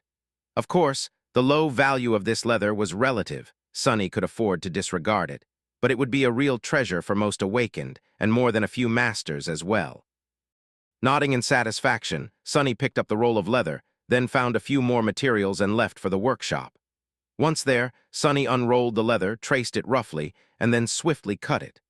The material was durable enough to resist enchanted weapons, but he effortlessly sliced through it using nothing but his nail. After that, Sonny got to work. Sitting down, he manifested 4 more hands. These shadow hands were responsible for weaving threads of essence, while his original pair was handling the leather. Funnily enough, Sonny also summoned Weaver's needle. Today, it had some mundane stitching to do. Slowly, a leather backpack took shape in his hands. The backpack was on the smaller side, but crafted with utmost care. In fact, it could quite easily compete with the most luxurious leather bags sold by famous fashion designers in the waking world. That was how good his craftsmanship had become. After paying a ridiculous amount of credits for what would eventually become the overpriced saddle, Sonny had given a solemn vow to never be robbed blind like that again and learn how to handle leather himself. The name of that memory was not a joke, but rather an expression of his deep, inconsolable anguish. He continued to focus on his work. When Sonny needed additional tools, he manifested them Fr. Ohm shadows. When he needed thread, he used the diamond thread from the ebony tower. Eventually, all that was left was to add the clasps to hold the flap of the backpack tightly closed when moving. Finishing that, he gave the backpack an appreciative look. Damn, it's a shame I can't sell you right now. Aiko already had the combat equipment market. On the Valor side of Godgrave basically cornered, but no one said that they could not expand into fashion people longed to look good even in the middle of an apocalyptic war, after all. Take Kai, for example, who chose his armor based on how pretty it was. That fool. Shaking his head regretfully, Sonny walked over to a massive chest and opened its lid, revealing a radiant pile of soul shards. Most of his fortune was safely stored in the nameless temple, but he had plenty of shards at hand here as well. Fishing out a few ascended shards from the pile, Sonny returned to his workbench. He did not know yet how many anchors his weave would need, so it was better to be safe than sorry. Then he summoned the endless spring, put it down, and gave it a complicated look. Sonny had always suspected that the beautiful glass bottle was, at its core, a spatial storage memory akin to the covetous coffer. However, after exploring it recently, he realized that he could not have been further from the truth. The endless spring was unique, to say the least. In hindsight, it was a truly remarkable memory, far beyond what other enchanted tools of its rank and class were supposed to be. But then again, Cassie, the person who had initially received it from the spell, was quite an unusual awakened herself. Considering that her aspect was of the almost unheard of sacred rank, the nightmare from where the endless spring had come must have been a remarkable trial, as well. In any case, the endless spring could not help Sonny with what he was trying to do at the moment. The marvelous mimic, however, did. So Sonny augmented his shadow instead of the beautiful glass bottle. He wanted to create a spatial storage memory for Rain, and for that, there was no better reference point than the covetous coffer, which the marvelous mimic had been born of. Sonny closed his eyes and sighed, contemplating the next step all the while continuing to weave threads of shadow essence with his additional hands, of course. Space was an absolute law, so violating it was no easy task. He wasn't sure that there were memories out there that could achieve that, but if there were, they must have been of the divine rank. He was far from being capable of creating something like that. Luckily, there were plenty of ways to manipulate space without violating its laws. The original covetous coffer had done just that, and the marvelous mimic inherited this ability. It contained an independent space within itself, a pocket dimension, basically, and at the same time served as a portal between the larger world and that space. More than that. Sonny leaned back with a contemplative expression. In some sense, the covetous coffer had also been a soulbound memory. Not to the same degree as and in a different way than the mantle of the underworld, but its capacity to mimic various objects, as well as the volume of its inner space, had depended on the potency of its master's soul. That was definitely something Sonny had to explore further. Even if he could not repeat what Nether had done with the mantles, there were still ways for him to achieve the desired effect. In any case, creating an independent dimension and then connecting it to the world through a memory was still a difficult task. Sonny was confident that he could do it, if given enough time for research and experimentation, but Rain did not need something that sophisticated, and there was a much easier way. Chapter 1960, Master Weaver. Sonny could simply trap a bit of space within the backpack, making it much larger on the inside than it was on the outsider. Of course, that would create several problems of its own, which he would then need to solve. For example, there was the issue of weight. A simple memory like that would be able to contain many items, but it would also weigh accordingly. Having a spatial storage memory was of little use if its master could not lift it, after all. Luckily, Sonny had long mastered enchantments that manipulated weight. By adding a simplified version of the Feather of Truth, he would be able to give the backpack the ability to reduce the weight of all items stored inside. Then there was the issue of continuity. Effie had actually possessed a spatial storage memory of her own long before the Black Beast locket, all the way back on the Forgotten Shore. However, it possessed a glaring flaw when compared to the covetous coffer. Once it was dismissed, everything inside was tossed to the ground instead of being safely stored within her soul. The same would be true for the leather backpack, unless Sonny came up with countermeasures. He had to weave plenty more shadow threads, so there was enough time to think. Actually, I feel that the answer is hidden in the rudimentary enchantments that all memories possess. The most basic of them, the ability to dismiss a memory and manifest it again from essence. If I can somehow make the backpack treat everything stored inside of it as a false memory, maybe a part of itself, that's worth exploring. He mentally planned out the desired enchantments in his head. Just like with the backpack itself, which was made from leather, but required many little details to be added, like clasps, pockets, decorations, and so on. The fundamental weave also needed many additions to perform well. There was a lot to think about. Eventually, though, Sonny took a deep breath and concentrated on the backpack, peering beneath its surface. He was ready as he would ever be. The tentative design of the weave was fleshed out in his mind. Unlike how he had done it before, meticulously imagining every twist and turn of each single thread of essence, Sonny did it differently this time. Instead of a precise and clear image, the weave in his head was more abstract. There were clearly defined sections, those that were responsible for the overall structure and framework of the entire tapestry. There were also several precisely mapped patterns, mostly the smaller ones. However, there were also segments that were loose and vague, more of a concept than a detailed solution. Those he was going to finish in the process, following his knowledge, intuition, and inspiration. Before starting, Sonny cleansed his mind, bringing it to a state of clarity, something he usually only did when going into battle, but which felt strangely appropriate. Then he picked up Weaver's needle and one of the soul shards, and started to weave. Sonny started slowly, creating the framework of the weave and its rudimentary enchantments. In the process, he dove deeper into the state of unity with the marvelous mimic, exploring its connection to space. Of course, the marvelous mimic was a shadow now, not a memory, but Sonny remembered the spellweave of the covetous coffer quite well. By becoming the mimic, he could mentally connect its traits and attributes to the corresponding patterns on the coffer. I think I understand. Following an intense spark of inspiration, Sonny entered the state of flow and switched to the conceptual patterns of essence strings he had loosely planned. It was not absolute improvisation, rather, It was a guided improvisation that sought to invent the correct connections between the concepts and elements of the weave he had prepared in advance, forming the functional pattern out of them. There was a strange, unfathomable, and beautiful logic to weaving that Sonny did not quite understand, but could feel intuitively. It felt close now, just out of reach now. He was the heir of Weaver, after all. Armed with that intuitive kinship, the deep well of theoretical knowledge he had built, and the state of unity with the marvelous mimic, Sonny used all 6 of his hands to form the intricate patterns of essence threads. At some point, his eyes widened. This is it. As if by magic, the chaotic mess of strings was slowly forming into a harmonious tapestry, giving birth to order. The correct decisions were just clicking together.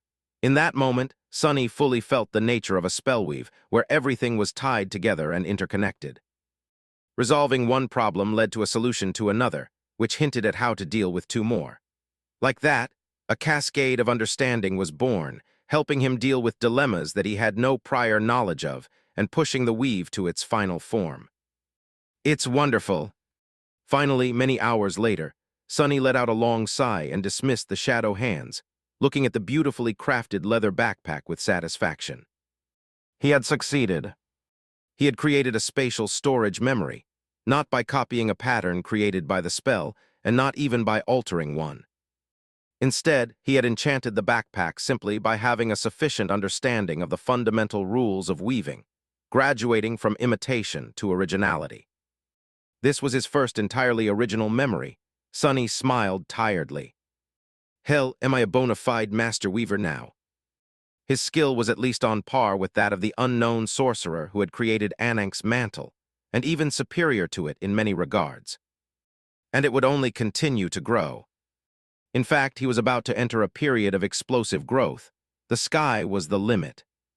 Well, maybe here in Godgrave, that phrase was not the best to use. In any case, there was one last step left. Sonny stared at the leather backpack lovingly. What should I call you, huh? He intended for Rain to use it well. Sonny scratched his chin. What was the purpose of a spatial storage memory? Obviously, it was to hold things. Not just hold things, of course, but hold it away from the grabby hands of other humans. And here in F, front of him was basically a leather bag. Sonny's eyes glistened, and he raised a finger into the air. I know. It was so obvious. He nodded in satisfaction, as if having arrived at a perfect answer. I shall name you the Bag of Withholding. Chapter 1961, Soul of a Poet. Several more days past Sonny would have lost count of how many, honestly, if not for the fact that 2 of his incarnations were out there in the world. One marching with the Song Army, the other preparing to raid and destroy its supply lines. He had spent these days immersed in weaving. At some point, Aiko delivered a collection of memories to the basement of the brilliant Emporium. Some of them she had purchased and was about to resell. Some had come from the Fire Keepers. Sonny had to take breaks to rest his boiling mind, replenish essence, and weave more shadow threads, so he spent his breaks studying these memories. With each memory he merged with, his insights grew. Almost 2 weeks had passed since his battle with Revel. The marvelous mimic had long since healed the hole made in the floor of the dining hall by the Black Arrow, and Nephis was set to arrive any moment now. Letting out a tired sigh, Sonny took a step back and looked at the memories resting on the workbench in front of him. The first of them was the Bag of Withholding, the spatial storage memory that had helped him advance his sorcery to a new level. Next to it was a canteen that looked like it was made from green copper, housed in a black leather sleeve with an intricate image of a coiling serpent etched into it. There were some decorative patterns on the canteen itself, all following the same theme. In truth, Sonny had crafted it from the leftover scraps of the huntsman's axe. The canteen was a kind of storage memory. As well, albeit quite different from the Bag of Withholding, it could store a great volume of water and purify it. Needless to say, it was his crude attempt at replicating the Endless Spring. The knockoff Endless Spring had been considered, but eventually dismissed. Crafting the green canteen had not taken him much time, actually. However, unlike the original, it had to be filled by hand, so Sonny sent Aiko to do just that. The canteen could really contain a lot of water, so his poor assistant had to spend an entire day filling it under the confused gazes of the fire keepers. They even chased her off the Ivory Island when the water level of the lake started to drop. The third memory Sunny had crafted for Rain had a very simple enchantment, but was exceedingly difficult to devise. In terms of complexity, it might have been the most troublesome of them all, forcing Sunny to really strain himself mentally. It was a long strip of black silk that could be used as a sash or a scarf, decorated with subtle embroidery. After thinking for a while, Sunny had named it in case of emergency. The in case of emergency was meant to serve as a safeguard against a very particular peril, the incinerating radiance of the white abyss that hung above Godgrave. Its function was indeed simple.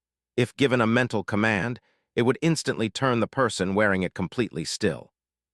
After all, Rain could potentially topple after a few hours of immobility due to running out of essence, which would render the entire memory useless. So, Sunny had tried hard and eventually managed to make the in case of emergency consume less essence than any awakened could replenish naturally, thus making its enchantment somewhat passive, as long as it was used by a person of Rain's weight.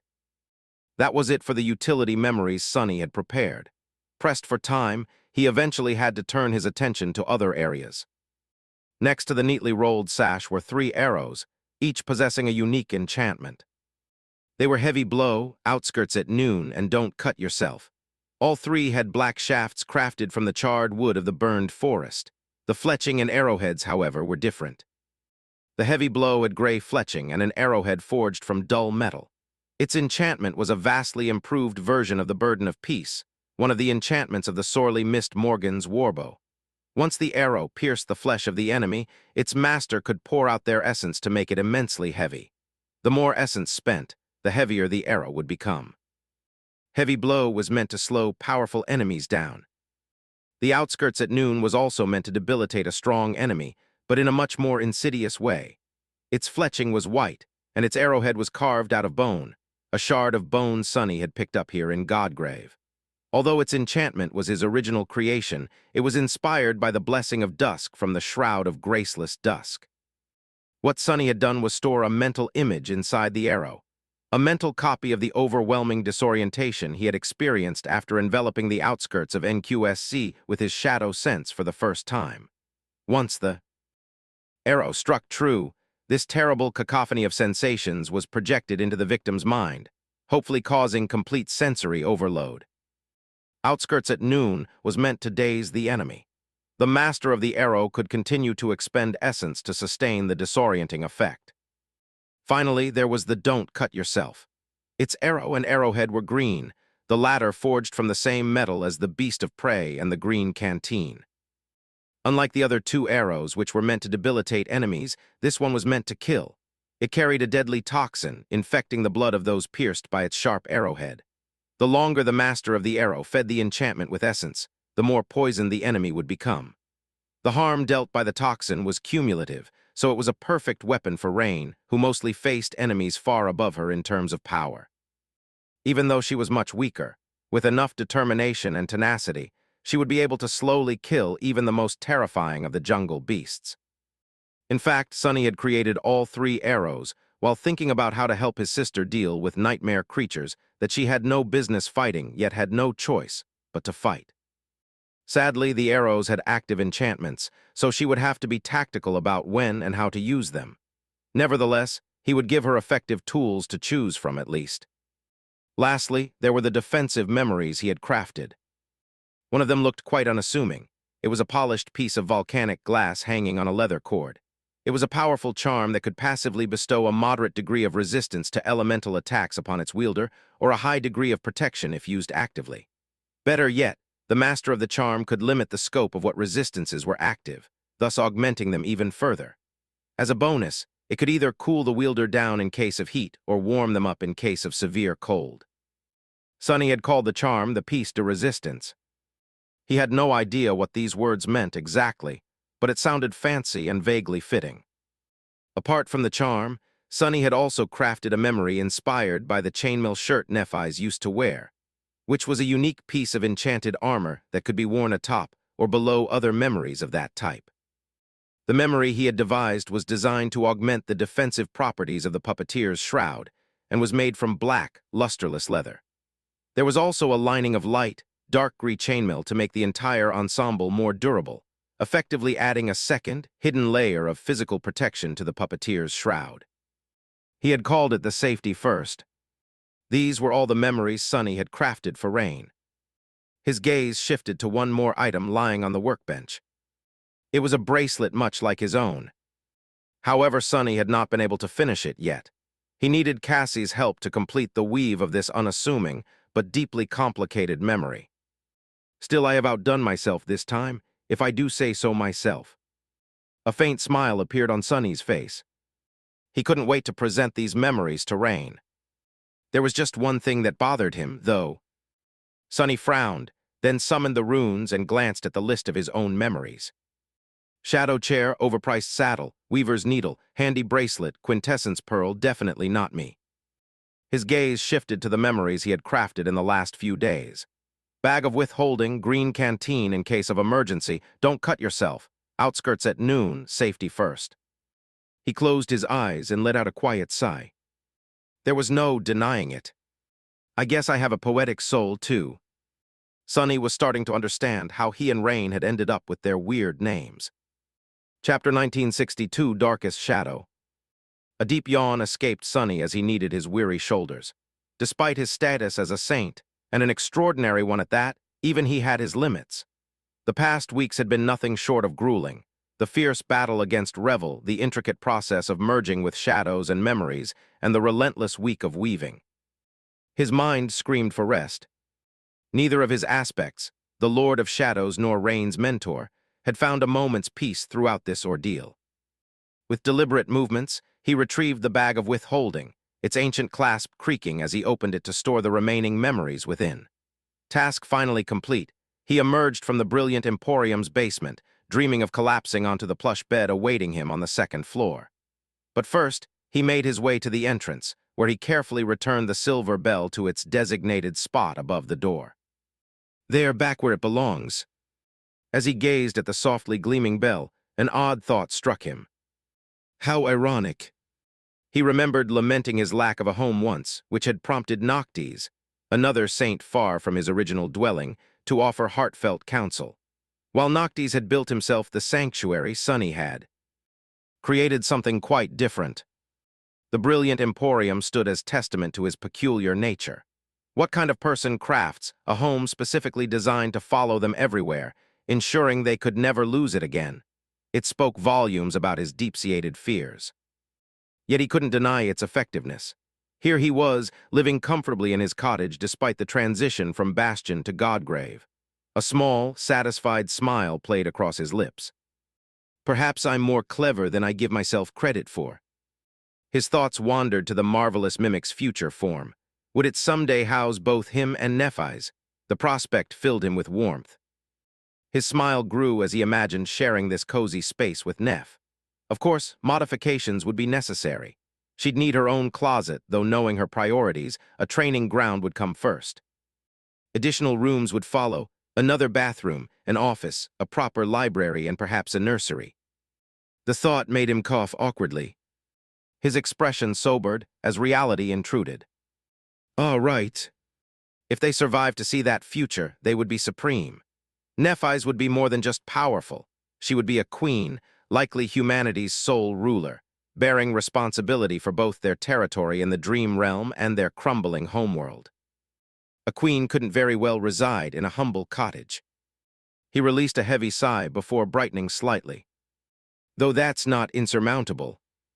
The marvelous mimic possessed another remarkable quality, its ability to reshape itself. Since its form's complexity depended on Sonny's soul strength, by the time he reached sovereign status, his modest cottage could easily transform into a magnificent palace. Sonny scrubbed his face with his hands. What strange paths my mind wanders. Sleep, I need sleep. He turned toward the stairs, but before he could reach them, the silver bell's gentle chime announced Aiko's arrival. She entered the dining hall wearing a bright smile, only to freeze upon spotting him. Boss, you've emerged from the basement. Her surprise is rather unnecessary. I'm hardly some cave-dwelling hermit. After studying her briefly, he nodded. Indeed, you seem particularly cheerful. Her grin widened. Oh, St. Tyrus has returned to camp, which means we'll have a break from those awful cloud breaks. They're such a nuisance. During the last one, I was headed to the bathroom and got stuck there for 4 whole hours. Sunny's expression turned deadpan. That's more information than I required. Then the significance of her words struck him. St. Tyrus has returned. Sky Tide had been traveling with Neph's group, which meant Nephis was back as well. His eyes lit up with sudden energy. Finally, with renewed vigor, he turned away from Echo and headed for the door. After a moment's consideration, though, he used Shadow Step to transport himself to the brilliant Emporium's 2nd floor. 2 weeks in the basement had left their mark on his appearance, after all. Meeting Nephis looking anything less than presentable was out of the question. A thorough shower is in order. Duh. While Sunny's anticipation for Nephis's return ran high, the entire Sword Army shared his excitement. The army had split its forces between 2 locations. The main contingent remained at their primary camp, while the expedition force established a secondary position on the dead deity's breastbone. Nephis's return would likely trigger a reorganization of these forces. Her delayed arrival stemmed from her mission to secure a safer, broader path connecting the 2 camps. The secondary camp would function as their offensive spearhead against the Song army, while the main camp provided rear support.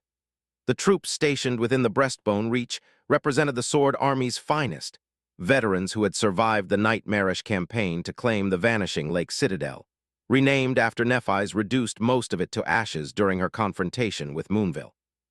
The main camp's soldiers were no strangers to combat either, having gradually conquered the eastern collarbone plain while battling the Scarlet Infestation. However, they knew the expedition force's trials and the battle for Vanishing Lake only through increasingly elaborate tales. Whether these stories originated from Clan Valor's elders attempting to boost morale or from Cassie's careful manipulation remained unclear, but they painted grandiose portraits of Summer Night, the Lord of Shadows, and Changing Star, particularly the latter too. Despite his self-imposed basement exile, Sunny had heard the whispers about the Lord of Shadows. Had he not been that very figure, he might have found himself impressed by the descriptions. They spoke of a mysterious entity wielding unfathomable power with ruthless precision, a fearless warrior commanding darkness and death itself, leading an army of terrifying beings against countless monstrosities. Yet simultaneously, a brilliant tactician who preserved his soldiers' lives against impossible odds. Well, perhaps I am somewhat impressive. Sunny often overlooked his own extraordinary capabilities. Understandable, given how his opponents seemed to grow exponentially more powerful at an alarming rate. But to ordinary awakened, the Lord of Shadows must appear truly terrifying, a being whose dark powers defied comprehension. The Sword Army's troops counted themselves fortunate to have such an ally, while the Song Army would soon learn to dread the very shadows themselves. Fortunately, none suspected that the Lord of Shadows represented merely half of Sunny's true might. That knowledge would have robbed them all of sleep. Chapter 1963, Brightest Star. For all the reverence the Lord of Shadows commanded, his reputation paled before the luminous legacy of Changing Star, last scion of the immortal Flame clan. The contrast made perfect sense. Their very essences dictated their roles, one destined to lurk in darkness, the other to blaze like a beacon. More than that, while the Lord of Shadows remained an enigmatic newcomer, Nephis had long since become the beating heart of these people's hopes. Their devotion ran deep, rooted in decades of admiring her illustrious family. They had witnessed her meteoric rise firsthand, her extraordinary achievement at the Forgotten Shore, her triumphant return as a master after a solitary quest across the Dream Realm, and her unwavering protection through the tumultuous years following the Chain of Nightmares. Where Sunny's connection to humanity remained tenuous, Nephis had forged bonds of steel. Little wonder, then, that the Sword Army's entire camp hummed with anticipation at her return. Yet more fascinating was her unexpected popularity among the Song Army's ranks. At first glance, it seemed paradoxical Changing Star stood as their declared enemy. but the same qualities that endeared her to the sword army resonated across battle lines.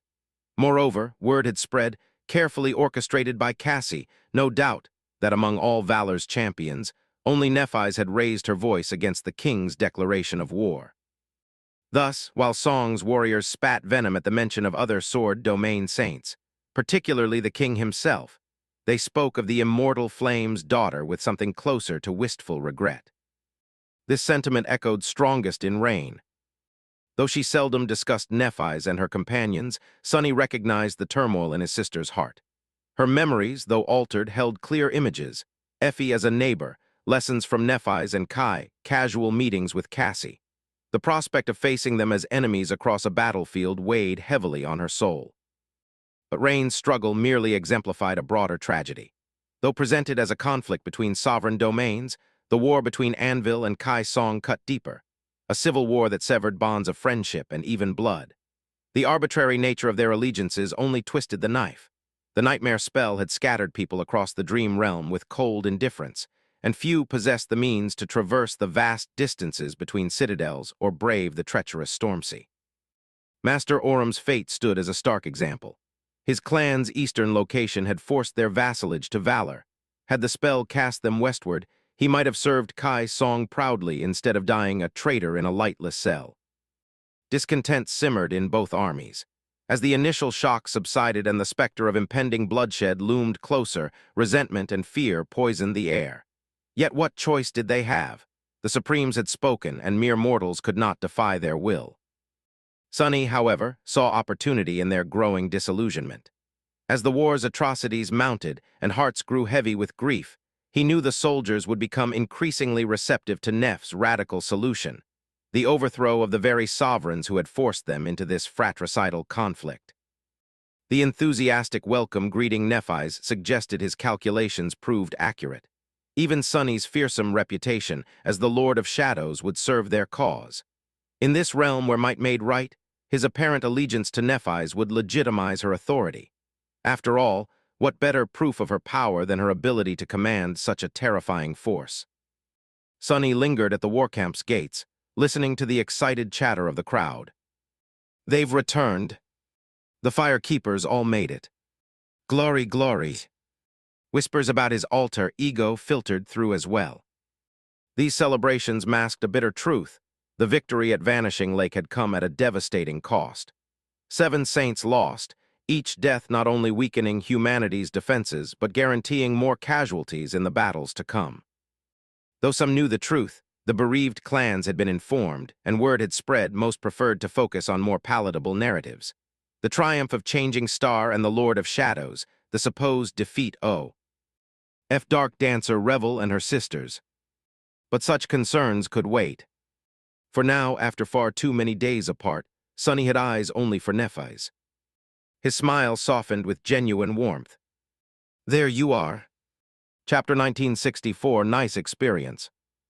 At the column's head, Nephis advanced with her characteristic grace, every bit as luminous as Sunny remembered. Filtered sunlight pierced the clouded veil above, catching her silver hair in its gentle rays. Her slender form moved with fluid elegance, softly draped in a pristine white tunic that caught the breeze. Sunny's eyes widened in surprise. She really meant it. True to her word, she had abandoned her usual attire. Gone was the gleaming steel armor that had made her look so valiant and knightly, replaced by the simple tunic and leather sandals. The change lent her an air of approachable beauty that drew even more attention than her martial appearance had. Not that Sunny minded the change. Behind her, the fire keepers trudged wearily, clearly worn down by the oppressive heat of their journey. Yet Nephis appeared remarkably fresh, as though she hadn't spent days traversing Godgrave's treacherous landscape. Sunny noticed curious droplets of water still clinging to her hair. How does she manage to look so immaculate? The mystery would have to wait. While the crowd erupted in jubilant cheers around him, Sunny remained silent, drinking in her presence. Perhaps sensing his gaze, Nephis turned, her eyes finding his among the masses. Her lips curved into a smile that stole his breath. The crowd's cheering intensified.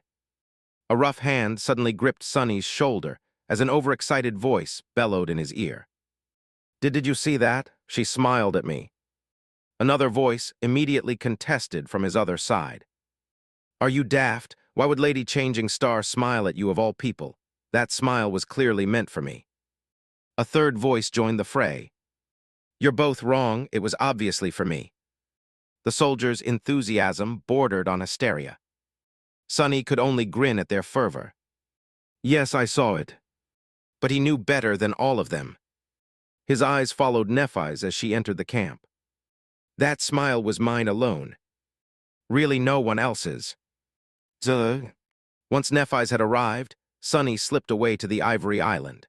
With Anvil occupied defending the vanishing lake and Morgan protecting Bastion, she remained the sole royal family member in the main camp. Her duties would keep her busy for some time before she could retire to her citadel. Perfect opportunity for preparation. His earlier exhaustion had mysteriously vanished, replaced by an energetic buzz that belied his recent sleepless weeks. Only the occasional betraying yawn hinted at his true state. What to do first? Sonny yearned to create a romantic moment with Nephis, but Godgrave offered precious few opportunities for traditional courtship.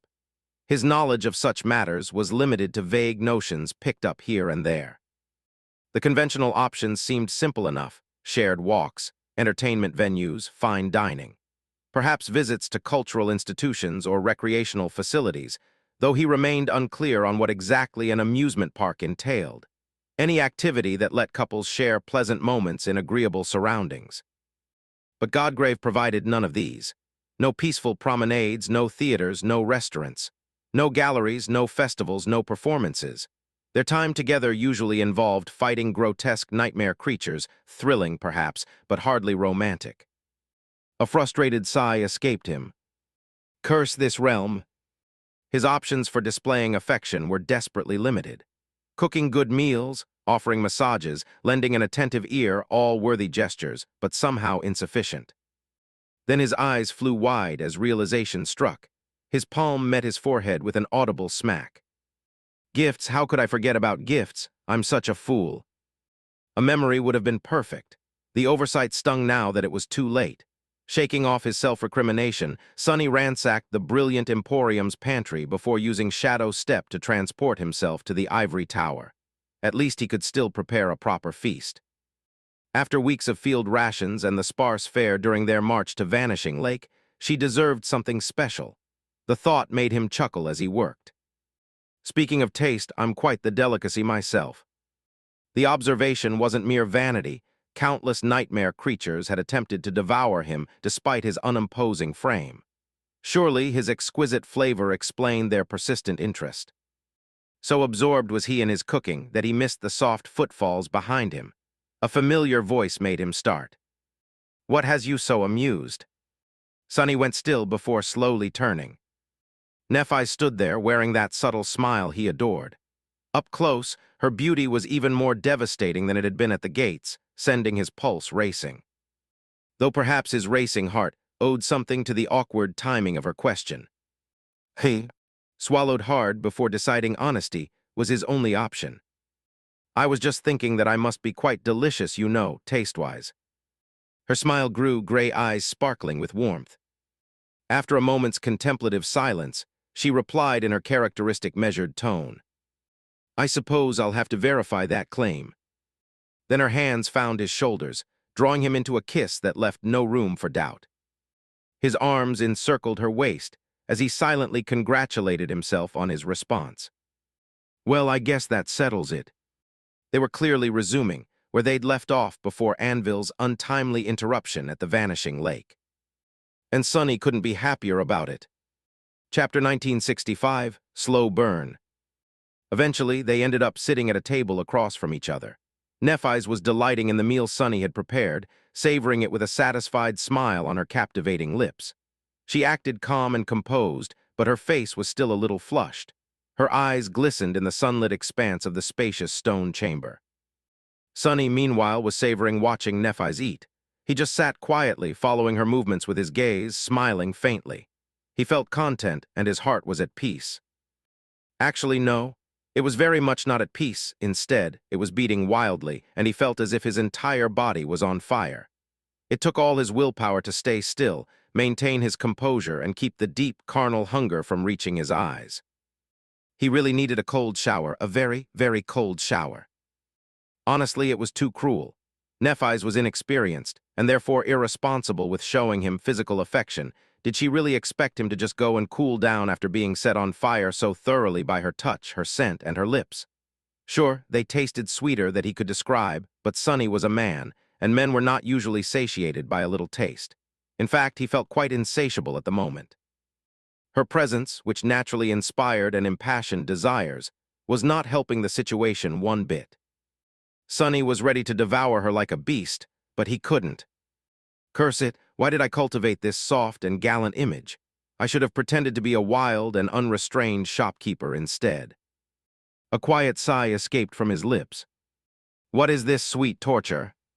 Still, he was not in a hurry. He was enjoying the slow burn of their strange romance very much. The flirting, the tender moments of mundane closeness, the exhilarating rush of physical passion, he wanted to savor every second of it. And deep down, he was a little reluctant to take the next step already. Sonny and Nephis were adults, and they both knew what they wanted. However, he was very aware of how differently they viewed each other. Nephis was fond of him, sure. She enjoyed his company greatly, and there was undeniable physical attraction between them. She might have even begun to develop an emotional connection, learning to care for and depend on him. She certainly trusted him a great deal. But at the end of the day, Sonny was still a stranger to Nephis. She had only known him for a few months, after all, and while some of the experiences the two of them had shared were quite intense, they could never compare to the lifetime bond that still dwelled in his heart. A bond that Nephis did not remember. So deep down, Sonny hoped that she would at least learn to value him more before their relationship evolved into something more meaningful and irreversible. Before that happened, he would have to be satisfied with what existed between them now. It was fine he had waited to be with her for many years, and he could wait a little longer. These little sweet moments were precious enough, and he wasn't going to rush. As Sonny was thinking about that, Nephis glanced at him with a smile and then winked innocently. His body shivered. No, I take it back. What was the point of being slow and steady? Fortune favored the bold. He had waited for almost 10 years already, so there was no harm in rushing at all. If Nephis beckoned him with a finger, he would not hesitate to rush across the finish line right there and then. The furniture in Neph's chamber might not survive. Watching his eyes grow a few shades darker, Nephis chuckled. You look really funny. Sonny remained silent for a few moments, then asked in a slightly hoarse voice. Oh, how so? She put a grape into her mouth, enjoyed it thoroughly, and then shrugged with a smile. It's just that you're so intense but also can't stop yawning. It is so cute, I mean, such a contrast. She reached for another grape, then seemed to change her mind. Have you not gotten any rest lately? Sonny blinked a couple of times. Have I been yawning? He hadn't noticed at all. Suddenly, he was embarrassed. I wasn't yawning before, right? Not just embarrassed, mortified. Sonny coughed. Oh yeah, to be honest, I haven't slept for a couple of weeks. I've been busy working on my sorcery ever since the battle at Vanishing Lake. Right, I created Quit. A few memories as practice, let me show you. He was about to summon the bag of withholding, but then froze for a few moments. Before that. With that, he manifested the gloomy shadow into an avatar. A second later, a second Sonny was standing near the table, wrapped in clothes made from shadows. Nephis looked at him in surprise, and at that moment the avatar swayed, clutched at his chest with a grimace, and fell to one knee. The wound dealt to him by the black arrow was refusing to heal. Usually, a saint would be able to recover from a non-lethal injury quite swiftly, but this one had turned out to be unusually stubborn. Even though it wasn't getting worse, it wasn't getting any better either. Which was a real shame, because Sonny would have been able to weave much faster with the help of an additional avatar. What happened? Neph's voice was full of alarm. Sonny endured the pain, looked up at her with a pale face, and smiled weakly. Well, how do I say this? I visited the Shadow Realm and was shot by an arrow through the heart. Her eyes widened. Nephis remained still for a short moment, and then pushed the grapes away. And you are only telling me this now? As a soft white radiance enveloped her hands, Sunny coughed, this time because he was drowning in blood, as opposed to out of embarrassment, and gave her an apologetic smile. I just didn't want to cause you pain. Chapter 1966, Fragile Flowers. Once again, Sunny felt Neph's gentle touch, and a pleasant warmth enveloped his body, washing all his pain away. The relief was palpable and exhilarating, dazing him for a short moment. Of course, it was darkened by the knowledge that the pain he was liberated from was at least equal, and very likely much inferior, to the pain Nephis endured for his sake in return. As the soft radiance enveloping her hands dimmed and was extinguished, she supported the avatar and looked at Master Sunless, who was still sitting at the table. Her expression was strangely dark for a moment, and then turned stern. No more of that nonsense. Confused, Sunny raised an eyebrow. What do you mean? Nephis remained silent for a moment, then sighed deeply and let go of the avatar. Patting him on the shoulder, she rose from the floor and walked back to her chair. The sparing me the pain nonsense. Nephis took a glass filled with fragrant wine, drank deeply from it, and then carefully placed it down. If I were wounded and in pain right in front of you, and you had the power to stop my suffering, would you have hesitated to help me because of a few fleeting moments of agony? Sunny shook his head. No, I mean seeing someone I care about suffer would have been quite agonizing anyway. Nephis nodded slowly. Exactly, so never hesitate to ask me for help if you will. Sunny did not say anything for a while. Then he dismissed the avatar and smiled mischievously. Is this your roundabout way of saying that you care about me, Lady Nephis? She scoffed. Seriously, how come I am only ever surrounded by such people? Nephis sighed and shook her head in resignation. Both you and Cassie. She has this infuriating habit of bottling things up, suffering in silence, and treating me like some kind of fragile flower. I watched her retreat into herself for 4 entire years, never admitting what was wrong. Sunny's eyes glistened. He knew that Cassie could have been very well hearing this conversation, but could not endure the temptation to share his grievances with a fellow victim of the blind seer's cagey nature. Right, she's so secretive, like who in their right mind would keep so much to themselves? For years, vital information too. Of course, he knew that Cassie had most likely only been withdrawn in the last 4 years because she simply couldn't make Nephis, or anyone really, except for Sunny himself, remember what she had to say. And he knew that Cassie's habit of keeping secrets close to her chest was because of the trauma of watching her visions become self-fulfilling prophecies in the most horrible way. Sunny was personally responsible for cementing that trauma in her heart, after all. But still, was there anyone who could pass on the chance to complain about a friend to someone who knew them as well? Neph's eyes glistened with fervor. Right, she didn't even tell me that you were the Lord of Shadows. So despicable. Sunny opened his mouth to agree, then closed it and coughed. Well, that was my fault, really. Nephis looked at him with an appalled expression, but couldn't maintain it for long and laughed. Oh, I know. Then she lowered her head and gave him a curious glance. It seemed like she wanted to ask something, but in the end, she did not. It was only then that Sunny realized that he had let more than he wanted to slip. His words implied that he had known Cassie for a long, long time. Nephis must have noticed that, but decided to remain silent. By now, she had to know that there was a strange connection between her and Sunny, but perhaps because of the conversation they had had once in Bastion, she never pressed him to share the truth. Sunny was thankful for that, because he knew that he would not be able to answer. But at the same time, it pained him, because he wanted for her to ask the question so badly. It was a strange thing. Nephis studied his face for a bit, then leaned back and let out a sigh. Then she raised an eyebrow. So what was it about visiting the Shadow Realm and being shot through the heart by an arrow? Her eyes narrowed. Who dared? Sunny spent some time telling Nephis about the breakthrough he had made during the battle against Revel, the subsequent experiments he performed, and his brief visit to the Shadow Realm. The conversation had taken longer than he expected because he had to be very careful with his words. Some things he could share freely. Some he had to be very vague about to avoid watching Nephis forget everything he said. In the end, though, she understood most of what had happened. Sunny then proceeded to boast about the memories he had crafted. And this is the Green Canteen. At its core, it is a spatial storage memory, but not a simple one. Of course, I had to manage its weight first and foremost, just like the bag of withholding. But that's not all. I was also able to weave an enchantment that allows it to purify water. It can even desalinate it, albeit slowly. Now that created a problem of its own, how to separate the purified water, the polluted water, and the byproducts of purification, including salt. Noticing that Nephis was looking at him with an amused smile, Sunny stopped. What? She shook her head lightly. It's nothing, Sunny. I'm just seeing another one of your many faces. I've never seen you so enthused about anything, I think. Sunny's gaze slipped to her lips. He lingered for a moment.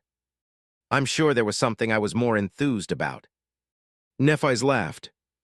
Oh, yes, I felt your enthusiasm quite clearly. Sunny blinked a couple of times.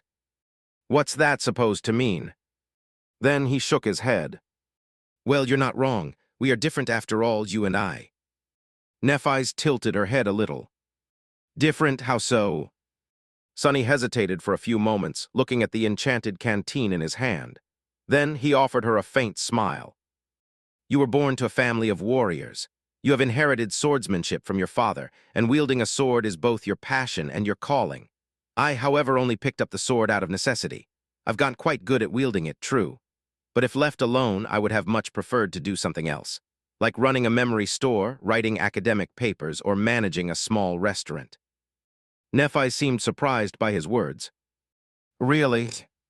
Once again, it looked like she wanted to ask more, but she held herself back, sensing that he wouldn't answer. Sunny tried to ignore the awkward pause and nodded. Sure, I am not a very brave and virtuous person by nature. If anything, my true nature is 50% greed and 50% hedonism. Oh, and a little bit of spite. Neph smiled gently. It seemed that you are more remarkable than I thought then, Master Sunless, because it takes much more effort to become who you are now while going against your nature. She sighed. It even makes me feel insecure about my own swordsmanship. After all, as you said, it is not only my calling, but also my inheritance. Hearing that, Sunny froze for a moment. Right. Her inheritance. He wanted to spend more time with Nephis, but there was something more important than their reunion. Sunny hesitated a little, then dismissed the green canteen and said tentatively, About that, I think you should talk to Cassie soon. We have discovered something important, as well as something that might be of great value to you and only you. Chapter 1967, Lost Together. Nephis had only just returned to the camp, so she did not know about the memories of Master Orim yet.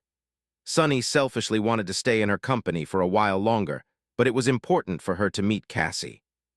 Not only because of the knowledge about the sovereigns that Orim's memories contained, but so because they were a testament to the lives of her parents. Broken Sword, Smile of Heaven. The two of them, who had been the shining stars of humanity once, were long gone, and they had not left a lot behind for their daughter, who carried the weight of their legacy alone. When Sunny spoke, Nephis nodded lightly and stood up. Placing a hand on his shoulder, she smiled. All right, wait a little, I'll be back shortly. With that, she left. Cassie's living quarters were only one floor below her own, so she did not have to go far, however. Sunny knew that it was going to take her quite a long time to come back. Left alone, he sighed quietly. Suddenly, the fatigue that he had forgotten about returned, making his eyelids feel heavy. Sunny remained at the table for a while, picking up a few grapes absent-mindedly. Then he stood up and walked over to the wide balcony, looking at the landscape of the army camp far below. Neph's chambers were spacious and sparsely furnished. The white walls were unadorned, and there was nowhere to rest except for the bed hidden beneath a canopy, which fluttered gently in the breeze. Shadows and sunlight were interspersed with open space, creating a beautiful and complicated mosaic. Sunny hesitated for a few moments, then sat down on the bed and closed his eyes, intending to let them rest for a moment. Instead, he simply fell asleep. His tired body desperately needed reprieve, and so did his overtaxed mind. So Sunny decided not to wake himself up. Master Sunless had nothing to do at the moment anyway. His other two incarnations could pick up the slack. The Lord of Shadows was preparing to attack the Song army from the rear. Rain's mercurial teacher was busy hiding from the Queen of Worms while keeping his headstrong disciple safe. So he drifted into the soft embrace of sleep. After a while, feeling rested and refreshed, he became aware of his surroundings once again and slowly opened his eyes. It seemed that he had been asleep for much longer than intended. The air smelled of impending rain, and the stone chamber was much darker than before.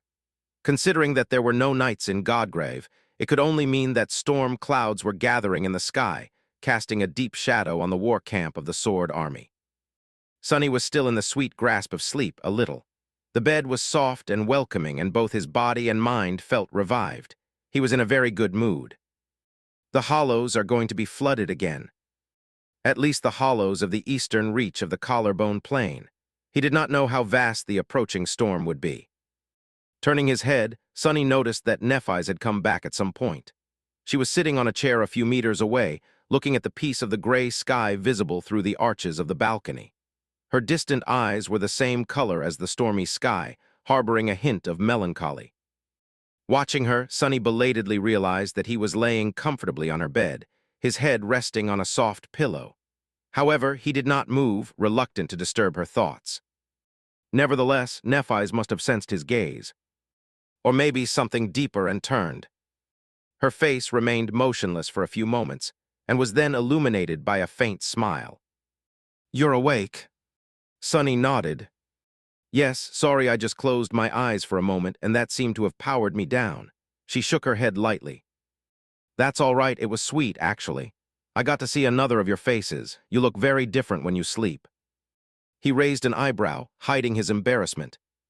Sonny had only recently called himself delicious, but really, no one had ever described him as sweet, at least not that he could remember. His expression wavered for a moment. Wait, was she watching me sleep? He wasn't quite sure how to feel about it. Not the least because it meant that he felt safe enough here to not even bother staying aware of his surroundings with the help of the gloomy shadow. Glancing at it briefly, Sonny looked back to Nephis and hesitated for a moment.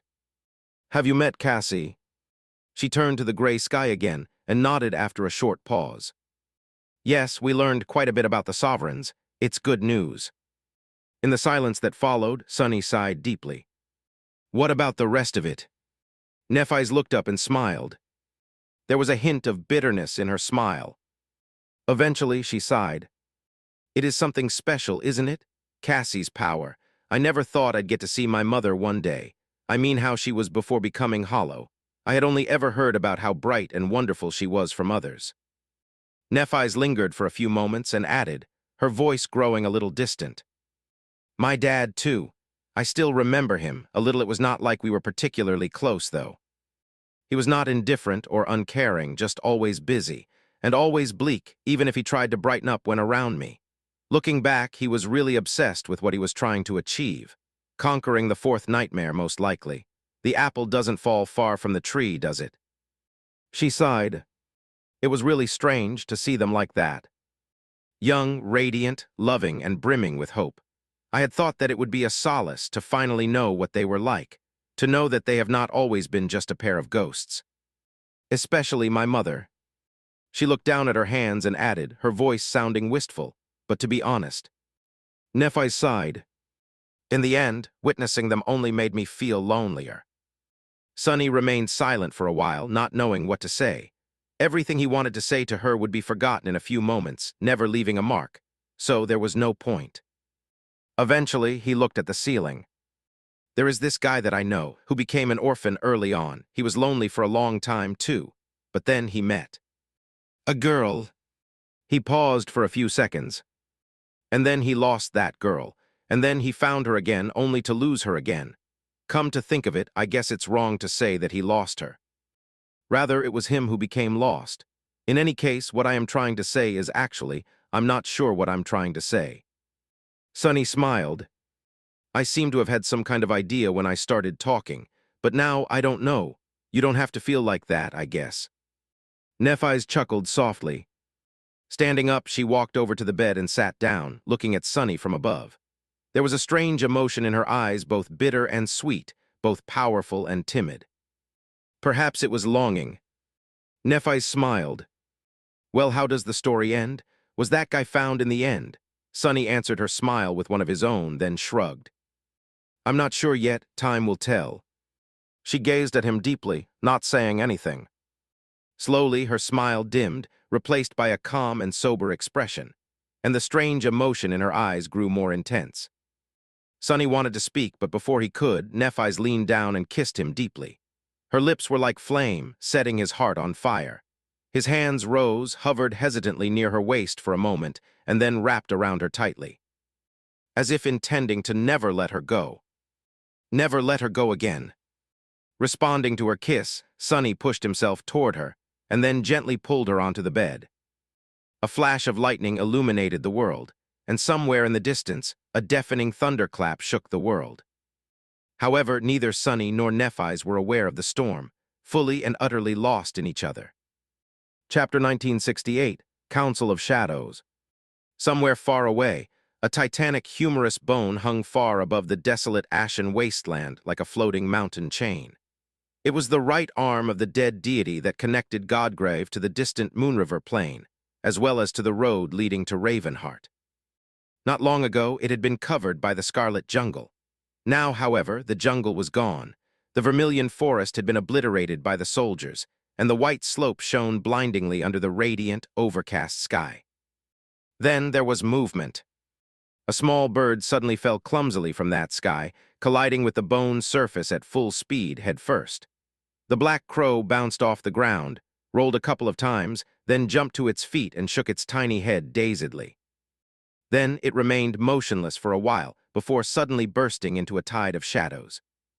Those shadows surged and formed into the menacing figure of the Lord of Shadows. Sonny stared at the horizon with an absent expression. He was supposed to be preparing an ambush for the supply convoy of the Song army right about now. But how the hell was he supposed to?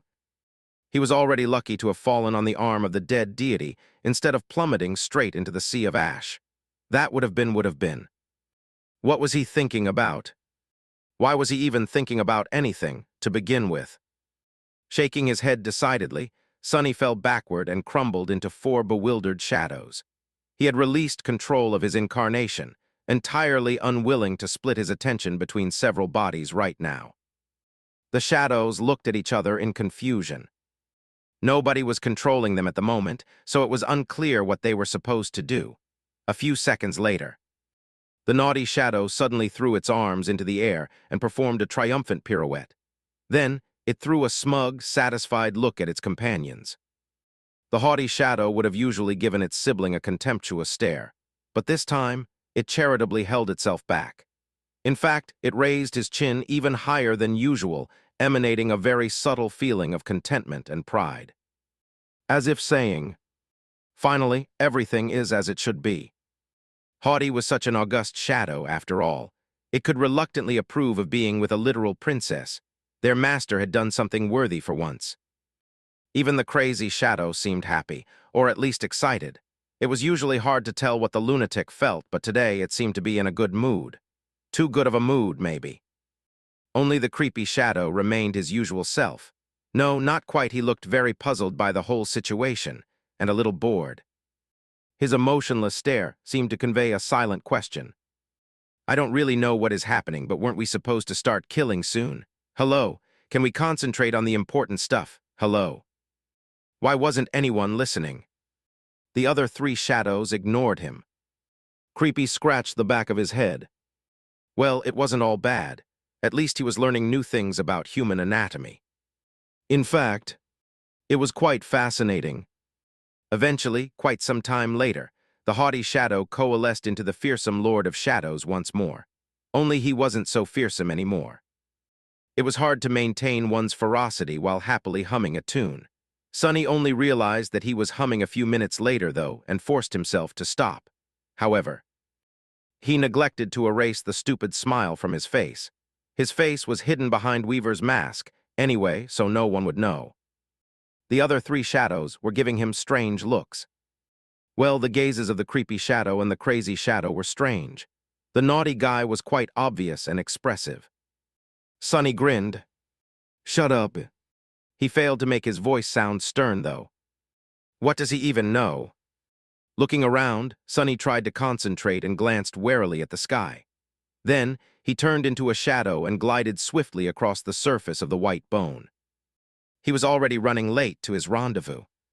Some time later, he reached the road built on the dead god's arm by the soldiers of the Song army. It was hardly a proper road, really. Not even a sovereign could have built something substantial on the nearly indestructible surface of the ancient bone. Instead, logs scavenged from the annihilated jungle were placed on the ground, held in place by tar. The supply caravans used this road to pull heavy carts up the slope, eventually reaching the crossing to the Collarbone Plain. Now that Kai Song had descended upon Godgrave in person, the Song army possessed a dream gate of their own, so their supply situation was not as bad as it had been before. But there were limits to what a dream gate could achieve. First of all, only cargo from the waking world could be carried through it, most of which was mundane. Secondly, the supply infrastructure in the waking world was a glaring vulnerability. After the fall of the House of Night, no one believed that the war would stay contained in the dream realm anymore. The flow of supplies from the other side could be cut off at any moment, so both armies were working hard to maintain a logistical connection to their domains. Sonny's job was to disrupt that connection by harassing the Song army from the rear. He had briefly considered destroying the crossing itself, but decided against it in the end. The crossing was too close to the main camp of the enemy and to their sole citadel in Godgrave as well. The risk of running into someone truly powerful, perhaps even the Queen herself, was too great. So he had chosen to start with a single caravan. Those caravans weren't easy targets either. The supplies were guarded by both awakened troops and ascended officers. From time to time, there would even be a saint mixed between the soldiers. Clan Song had plenty of those to spare, after all. Worse still, the carts were being pulled by Beastmaster's thralls, and there were dead pilgrims escorting them. The Queen had her eyes on the caravans, so Sonny had to be swift about his attack. He had already lost the chance to be swift due to unforeseen circumstances. It was worth it, though, of course, without a shadow of a doubt. Sonny couldn't stop smiling. Focus, there is no time to waste. He could already see the head of the caravan in the distance, but sadly, he really could not focus at all. Chapter 1969, Summoned Demon. Master Karna of the Maharana clan observed the white slopes of the dead god's arm with a somber expression. The abominable jungle was gone, and the caravan was far above the sea of ash now. The crossing to the Collarbone Plain was close, so the most dangerous part of the journey was almost behind them. Yet still he felt ill at ease. Perhaps it was because of the radiant clouds above, or because of how desolate the landscape was. Perhaps it was for no reason at all, and he was simply tense because of the heavy responsibility of protecting the caravan.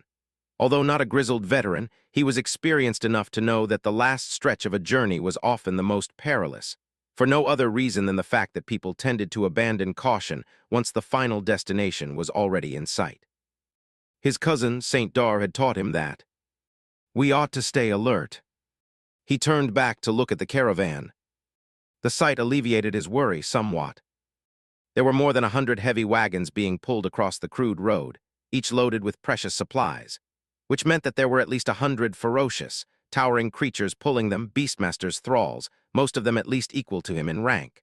Some of the enthralled nightmare creatures had come from the various regions of the Song domain. Some had been subjugated by the Queen's daughter here in Godgrave.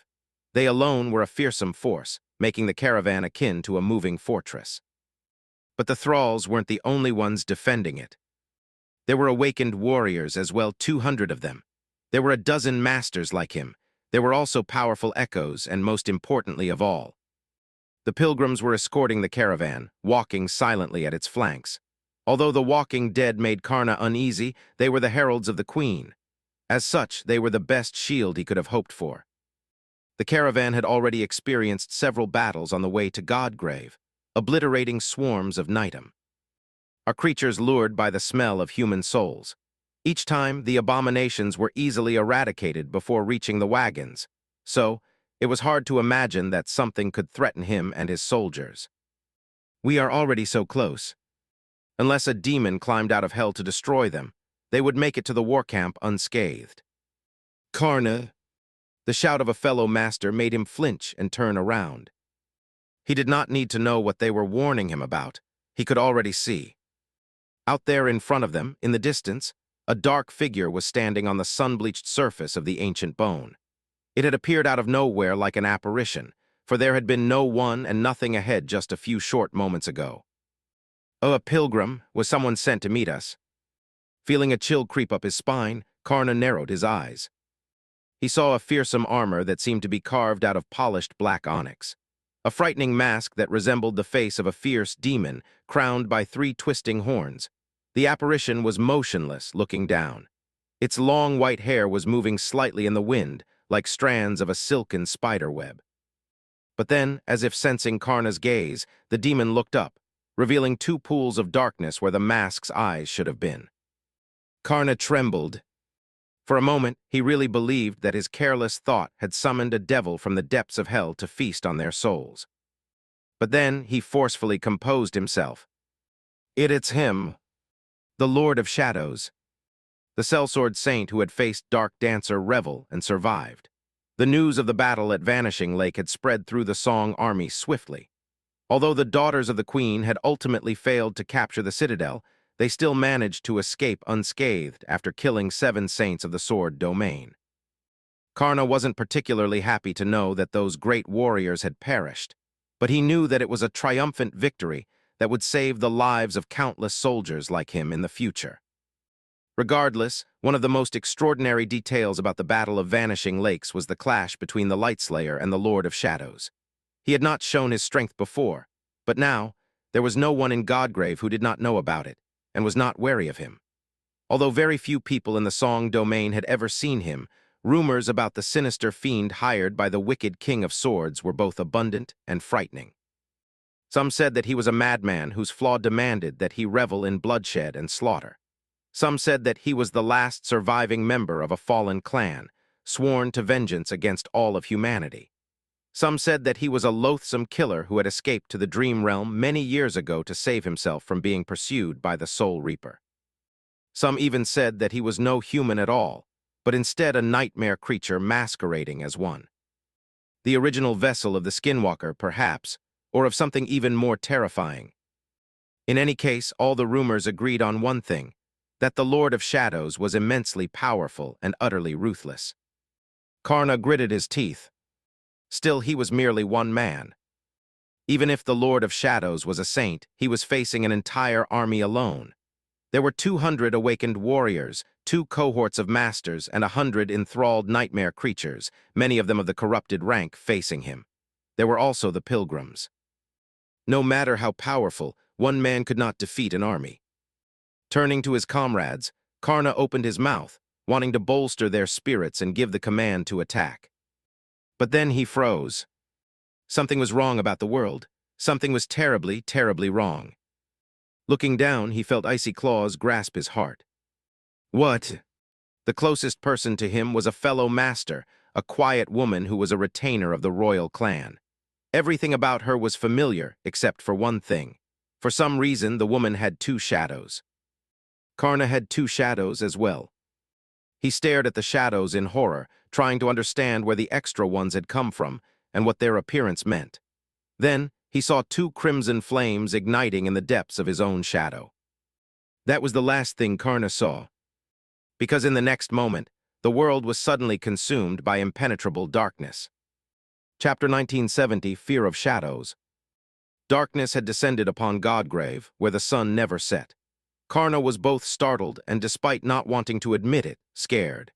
He had in his possession a memory that granted him a night vision akin to that of a nocturnal predator, and yet he suddenly found himself blind. Which meant that the darkness surrounding him was not simply a vast shadow, but true darkness instead. He could not see anything, but he could hear. There were plenty of sounds. The roars of the enthralled nightmare creatures, the screaming human voices, the clangor of metal, the nauseating crunching of splitting flesh. It all happened in an instant, turning the peaceful melody of Creakin' G wheels into a deafening clamor of battle. How can he? But there was no time to guess. Snarling, Karna activated his awakened ability. In the next moment, he switched places with an awakened warrior who had been guarding a wagon a few dozen meters behind. There was still only darkness, so Karna switched places with another soldier, moving even further back. Come on, come on. Finally, he escaped into the light. In front of him, the front of the caravan was swallowed by a pool of darkness. Behind him was chaos. Everyone was startled by the unexpected attack, not knowing what was going on. There was something different about the state of the caravan as well. Apart from those unfortunate souls caught in the pool of true darkness, the rest of the soldiers were all right.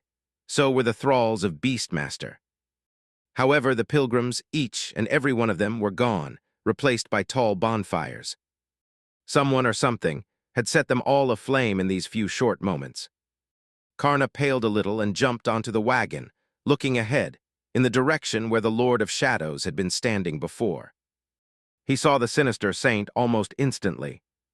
The Lord of Shadows was calmly walking down the bone slope, his steps graceful and unhurried. The back of a black odachi rested on his shoulder, and his white hair was fluttering in the wind. There were still several hundred meters separating him from the caravan, but the madman was indeed intending to face them all alone. Karna's eyes narrowed. If so, he was going to oblige. Raising his bow, he put some strength into his voice and bellowed. "It's the Lord of Shadows. Brothers, with me attack." And they did. The warriors surged forward. The wagon drivers cut the nightmare creatures loose, allowing them to rush at the Valor's hired fiend in a murderous frenzy. Arrows streaked across the sky, and scores of aspect abilities were unleashed. The sight of it was daunting. However, in the next moment, Karna felt his mouth turning dry. It was because countless shadows suddenly moved all around them, coming alive. The light of day seemed dimmer now, the darkness deeper. Some of the shadows shot from the ground, turning into needle-sharp spikes. They pierced the bodies of Beastmaster's thralls. Some turned into black chains that slithered across the ground, binding soldiers and pulling them down. Some even turned into black hands, each with 7 fingers that ended in sharp claws, blocking the aspect abilities. Blood spilled on the white bone, a terrible cacophony of screams permeated the air, and several wagons were split apart by the unleashed violence. Karna growled, "Curse you!" A saint was a powerful existence, but not an invulnerable one. They still bled like humans and could be killed by humans. All it would take was one sword that struck true, one arrow that bypassed the enemy's onyx armor. Knocking an arrow on the string of his bow, Karna activated both its enchantment and his ascended ability, then drew it and took aim. Come on! He was far inferior to Saint Dar in terms of archery, but he was still better and far more deadly than almost any other archer out there. And so, Karna let his arrow loose. It shot forward at terrible speed and disappeared. A split second later, though, it emerged out of nowhere mere meters away from the Lord of Shadows, ready to plunge into the eye of his fierce mask a split second later. Its instantaneous arrival was both bizarre and insidious, and it left the enemy no time to react. However, even though the Lord of Shadow could not have predicted what would happen, and had only a fraction of a second to move, he still did. In the next moment, his hand shot upward and caught Karna's arrow, holding it a few centimeters away from his eye. Karna staggered back. Impossible. But a heartbeat later, the Lord of Shadows was suddenly standing in front of him.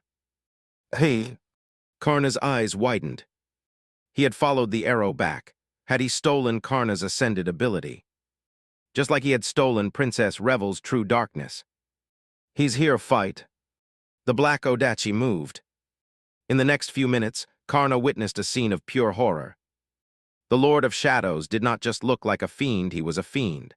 The sinister saint moved with the grace of a dancer and the ruthless precision of a butcher, his sword never resting and never failing to find its target. His white hair fluttered in the wind like ghostly silk. The attacks of the awakened warriors either missed him entirely or were deflected by the polished surface of the onyx armor, not leaving even a scratch on it. The nightmare creatures, terrifying monsters that had once threatened the lives of the champions of the Song army, fell to the ground one after another, their bodies severed and horribly mangled by the black sword. The Lord of Shadows moved in the storm of blood like an omen of death, the gaze of his fierce mask remaining utterly indifferent, utterly cold, utterly devoid of mercy. But the demon was not without emodio. And what frightened Kama the most was that he could faintly hear the sinister saint humming an upbeat tune as he slaughtered corrupted abominations and bathed in their blood. The sick bastard was enjoying the harrowing massacre. Karna had been wrong. That thing could not be a human. It had to not be a human, otherwise there would be nothing sane left in the world. At some point, the Lord of Shadows seemed to have grown tired of pretending to be a person and shed his human disguise, turning into a towering devil with 4 mighty arms and a frightening crown of horns. His already terrifying strength exploded, and he continued his macabre dance of death, tearing a path of carnage and destruction across the caravan. Nothing could stop him. One second he was in one place, gruesomely tearing a powerful nightmare creature apart. Next second he was somehow 100 meters away, throwing a master to the ground with a heavy blow of his onyx gauntlet. And throughout all of this, the darkness continued to flow. The shadows continued to move. The black chains rattled as they imprisoned their prey, and blood flowed like a river. Karna was appalled, but his indignation did not save him. In the end, his enchanted bow was cut in half, his sword was shattered, and he was thrown to his knees, the black chains binding his limbs. The battle was over. Shaking, Karna looked around. The darkness was gone. The burning pilgrims had turned to ash. The thralls of Beastmaster were all eviscerated, laying in bloody piles on the ground. The awakened warriors were all bound by chains, many of them unconscious. They were utterly defeated. And the lone creature that had defeated them had not even shed a single drop of blood. Karna let out a desperate growl. Curse you, you demon." His voice was the only thing breaking the silence, apart from the groans of the wounded soldiers. No, there was another sound. The Lord of Shadows was still humming joyfully, as if today was the best day of his life. The terrifying demon of darkness had assumed his human form once again, observing the battlefield with a strange sense of satisfaction, like a demented artist looking at a painted canvas. But then something was not right. Karna looked around once more, trying to understand where the sense of incongruity he felt had come from. After a while, a slight shudder ran through his body. The pilgrims had been destroyed and the thralls had been slaughtered. However, the humans. Many were wounded and many were bleeding. However, their wounds were shallow and their bleeding was light. They were knocked out, bound by the black chains and immobilized, but they were alive. Karna gasped, feeling both relieved and suffocated. He felt bitter because he knew that keeping an enemy alive in a battle was much harder than killing them. The Lord of Shadows, that fiend, had not even shown them his true power. His true malevolence, his true ability to sow death were still unknown. How could that be? How bad Princess Revel survived meeting this horror? Why? His whisper was quiet, but the dark apparition seemed to have heard him. The Lord of Shadow turned the chilling gaze of his lightless eyes in Karna's direction. Knowing that there was no sense in trying to avoid attention anymore, Karna gritted his teeth. "Why did you spare us?" The fiend stared at him silently for a while, then chuckled. His voice was cold and arrogant. "Because Changing Star asked me to show mercy today." The Lord of Shadow grew quiet for a moment, then let out a regretful sigh. "It's such a shame. Usually I love nothing more than slaying humans. How unfortunate. I'm in a terrible mood." With that, he continued to hum his lively tune and walked away. Karna heard terrifying sounds coming from somewhere behind, but he could not turn around. It was as if something enormous was feasting, scraping the ancient bones with countless metal feet as it moved. After some time, an eternity perhaps, the sounds grew quiet. Then the black chains binding him dissolved into a tide of shadows. He was free. Standing up, Kama turned and looked around. All around him, the wounded soldiers were swaying as they rose from the ground. But the caravan itself was gone. The wagons had disappeared without a trace, most likely utterly destroyed and swallowed by some abominable being.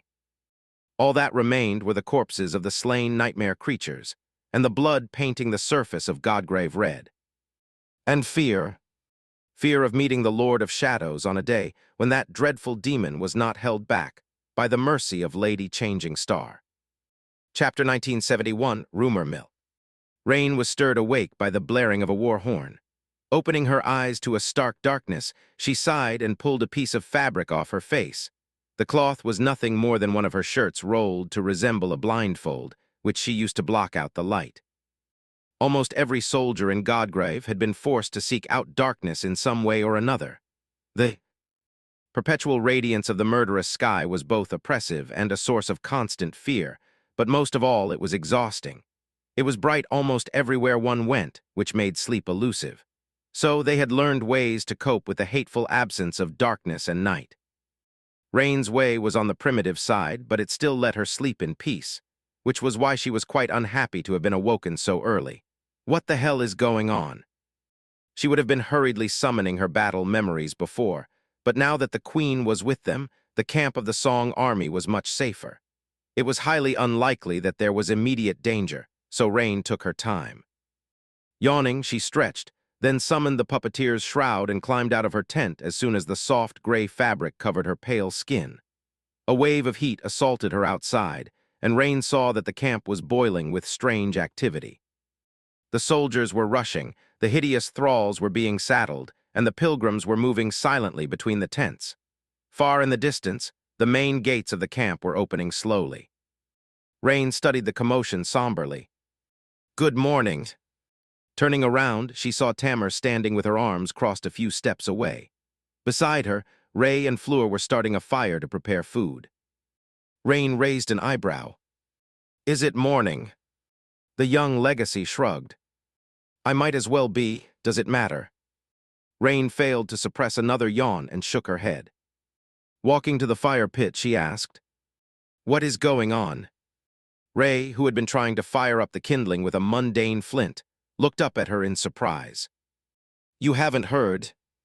Rain stared at him for a moment, then took the flint from his hands and ignited the kindling on the first try. How would I have heard anything while asleep? Everything had been fine yesterday. A corner of Tamar's mouth curled upward a little. She took a seat near the fire and summoned a spatial storage memory which had been the source of endless envy for Rain ever since the legacy girl received it from the Saint of Sorrow. Taking out their provisions and a can of powdered coffee, another luxury item, Tamar handed them to Fleur and spoke. "The news reached the camp a few hours ago. There was another clash with the forces of the Sword Domain. Congratulations. You slept through the second human battle of this war." Rain froze for a moment, feeling a cold shiver travel down her spine. Her mood was instantly spoiled. She sighed. "Oh yeah, was it on the crossing to the Breastbone Reach? That was where the first major battleground of the Realm War would be, and where the 7th Legion would be marching for in a few days." Tamar slowly shook her head, her expression turning a hit dark. "No, it happened near the crossing from the right arm to the collarbone plain, behind us. A supply caravan was attacked by the Lord of Shadows." Now that was concerning news. Rain threw a sidelong glance at her shadow, wondering how her teacher felt about someone wielding a similar authority launching an attack on the Song army. There was a lot of talk about the Lord of Shadows in the camp these days, painting him to be some kind of a monster. Well, it wasn't that Guiltythree, after all. He had crossed blades with Princess Revel and lived to tell the tale. No one would have been surprised if someone like Changing Star or Morgan of Valor had done the same. But for an entirely unknown saint to prove himself capable of facing the first princess in battle was a disturbing revelation. Added to the sinister reputation and mysterious nature of the Lord of Shadows, wild rumors about him were bound to spread.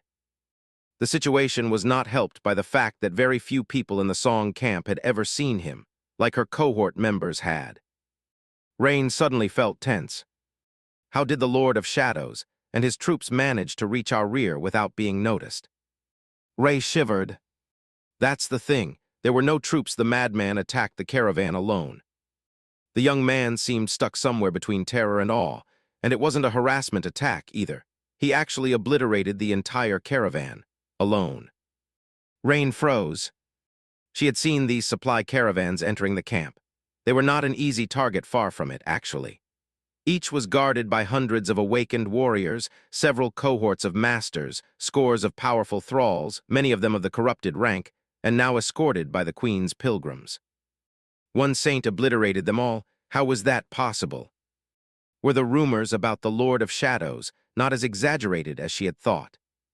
Both the rumors about his frightening power and the rumors about him being a monster. Fleur placed a coffee pot on the fire and sighed.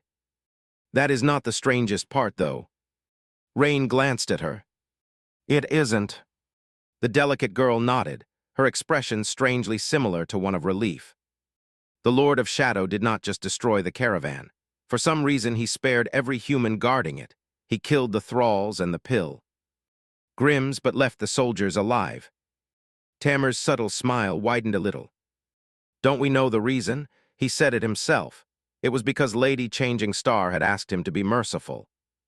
She seemed strangely cheerful despite the slap dealt to the Song army. Rain, meanwhile, was a little dumbfounded. She could easily believe that Lady Nephis had asked the sellsword saint to be merciful. She could even believe that the Lord of Shadows would actually listen to her. But subduing so many warriors, not killing them but defeating them without taking a single life. Just how terrifying did one's power have to be to achieve a feat like that? She felt both disturbed and relieved. Relieved because her fellow soldiers had been spared, and disturbed because the nebulous figure of the Lord of Shadows seemed even more frightening now. What would happen on the day the enemy decided not to stay his blade? Ray cursed quietly. I told you all that he was a scary bastard. The first time I saw him, gods, he said, Dreamer Ray, I've decided not to kill you. As if killing me was the default option. If not for Lady Nephis, I would have probably died right there and then. Fleur looked at him scornfully. But he saved our lives in the end. Show some gratitude. Ray spared her an apologetic smile. Tamer sighed, took the cup of fragrant coffee that Fleur offered her, and said, In any case, the remnants of the caravan are still on the right arm. They are alive, but many are wounded, so the army is sending a rescue force to bring them back. We'll know more once they reach the camp. Then her expression changed, and she looked around in confusion. But what was that noise? Rain scratched the back of her head, receiving her own cup of coffee. What noise? I didn't hear anything. She was lying through her teeth, though. She did hear it. What the hell? Tamer frowned.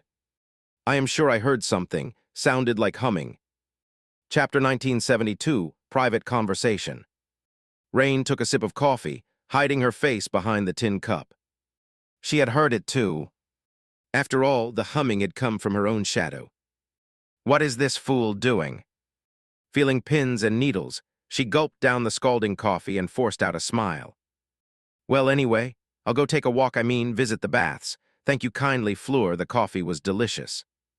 She had to get away from her companions as quickly as possible, in case her teacher was planning to start whistling or actually break into a song. Rain was truly flabbergasted. He had always been flawlessly cautious when around other people. What could have made him commit such a ridiculous mistake? Putting the cup down, she stood up, stretched one more time, and headed away from their small cluster of tents. Wait, Ronnie, aren't you going to eat breakfast? Rain waved a hand and answered Tamer in a carefree tone. Later, I'm not very hungry. Damnation. She needed to find somewhere private to talk to her teacher. Sadly, privacy was not very common in the crowded camp of the Song army. Still, she knew a place or two. In fact, many soldiers did, since everyone needed privacy from time to time, for one reason or another, some as innocent as simply wanting to be alone, some a bit more salacious. The place Rain had chosen was situated at the back of a large warehouse where the building materials were stored, not far from the towering Dream Gate. Now that the walls of the camp had been built, and the Queen was here, making damaging them a tall task for the nightmare creatures inhabiting Godgrave, very few people visited the warehouse, let alone walked around it. She knew this place well. Squeezing into a narrow space between the wall of the warehouse and a neat pile of stone slabs unloaded behind it, she leaned her back against one of them and closed her eyes for a moment. Then she looked at her shadow angrily and hissed, Hey, what was that? Her shadow remained silent for a bit. Then it answered in an absent-minded tone. What was what? Rain opened her mouth, losing the ability to talk for a second. The humming. Why the hell were you humming before? A second shadow emerged from her own and scratched the back of its head. Was I humming? Oh, sorry, it must have been because I'm in a really good mood. HC finally lost what little remained of his mind. Rain didn't even know what to say. Her teacher, meanwhile, assumed a human form, leaning on the wall of the warehouse across from her. He did indeed seem to be in a strangely good mood, with a subtle smile on his lips and a distant look in his eyes. Rain had not seen him in the flesh for a long time, so being to face once again warmed her heart. Still, she tried to maintain a stern expression. He couldn't be so careless again. Her teacher, meanwhile, gave her a long look. Right, since we are already here, I actually wanted to talk to you about something. Rain raised an eyebrow. Oh, well, good. He smiled. What, did you miss me? She raised her chin a little and looked at him with disdain. As if that was a lie, she had indeed missed him quite a bit. They had not seen each other in a long while, after all. Her teacher laughed. How heartless, so you didn't really want to see me. He let out a sigh and shook his head sadly. And here I was, all excited to show you all the wonderful new memories I prepared for you. Rain's eyes glistened.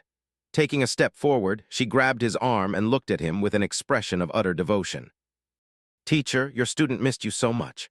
My heart ached so terribly at being unable to see you that I couldn't sleep at all, so I just counted days and hours, finding solace in the memories of how benevolent and amazing you are. He stared at her for a second, then laughed. That's better. Then he fell silent. Rain waited for a few moments. And for a few moments more. Eventually, she spoke. Teacher, so about those memories. He grinned. Sure, I'll give it to you, but not here. There's something else we need to do, so let's go somewhere more private. Rain wanted to say that there weren't really any places more secluded than this one in the army camp, and that going outside unnoticed would not be easy. But at that moment, her teacher fell into the shadows and pulled her with him. A moment later, they were somewhere else, surrounded by darkness and the damp, suffocating smell of the jungle. Everywhere around them, the vermilion jungle sprawled. Rain's nostrils were assaulted by countless smells, and her ears were assaulted by countless sounds. The rustle of leaves, the hum of abominable insects, the distant footsteps of dreadful predators. They were in the middle of the jungle, surrounded by darkness. That could only mean one thing. Rain's eyes widened and she suddenly felt cold. Her hair stood on end. Teacher, did you bring me to the hollows? Of course, she had kept her voice to a barely audible whisper.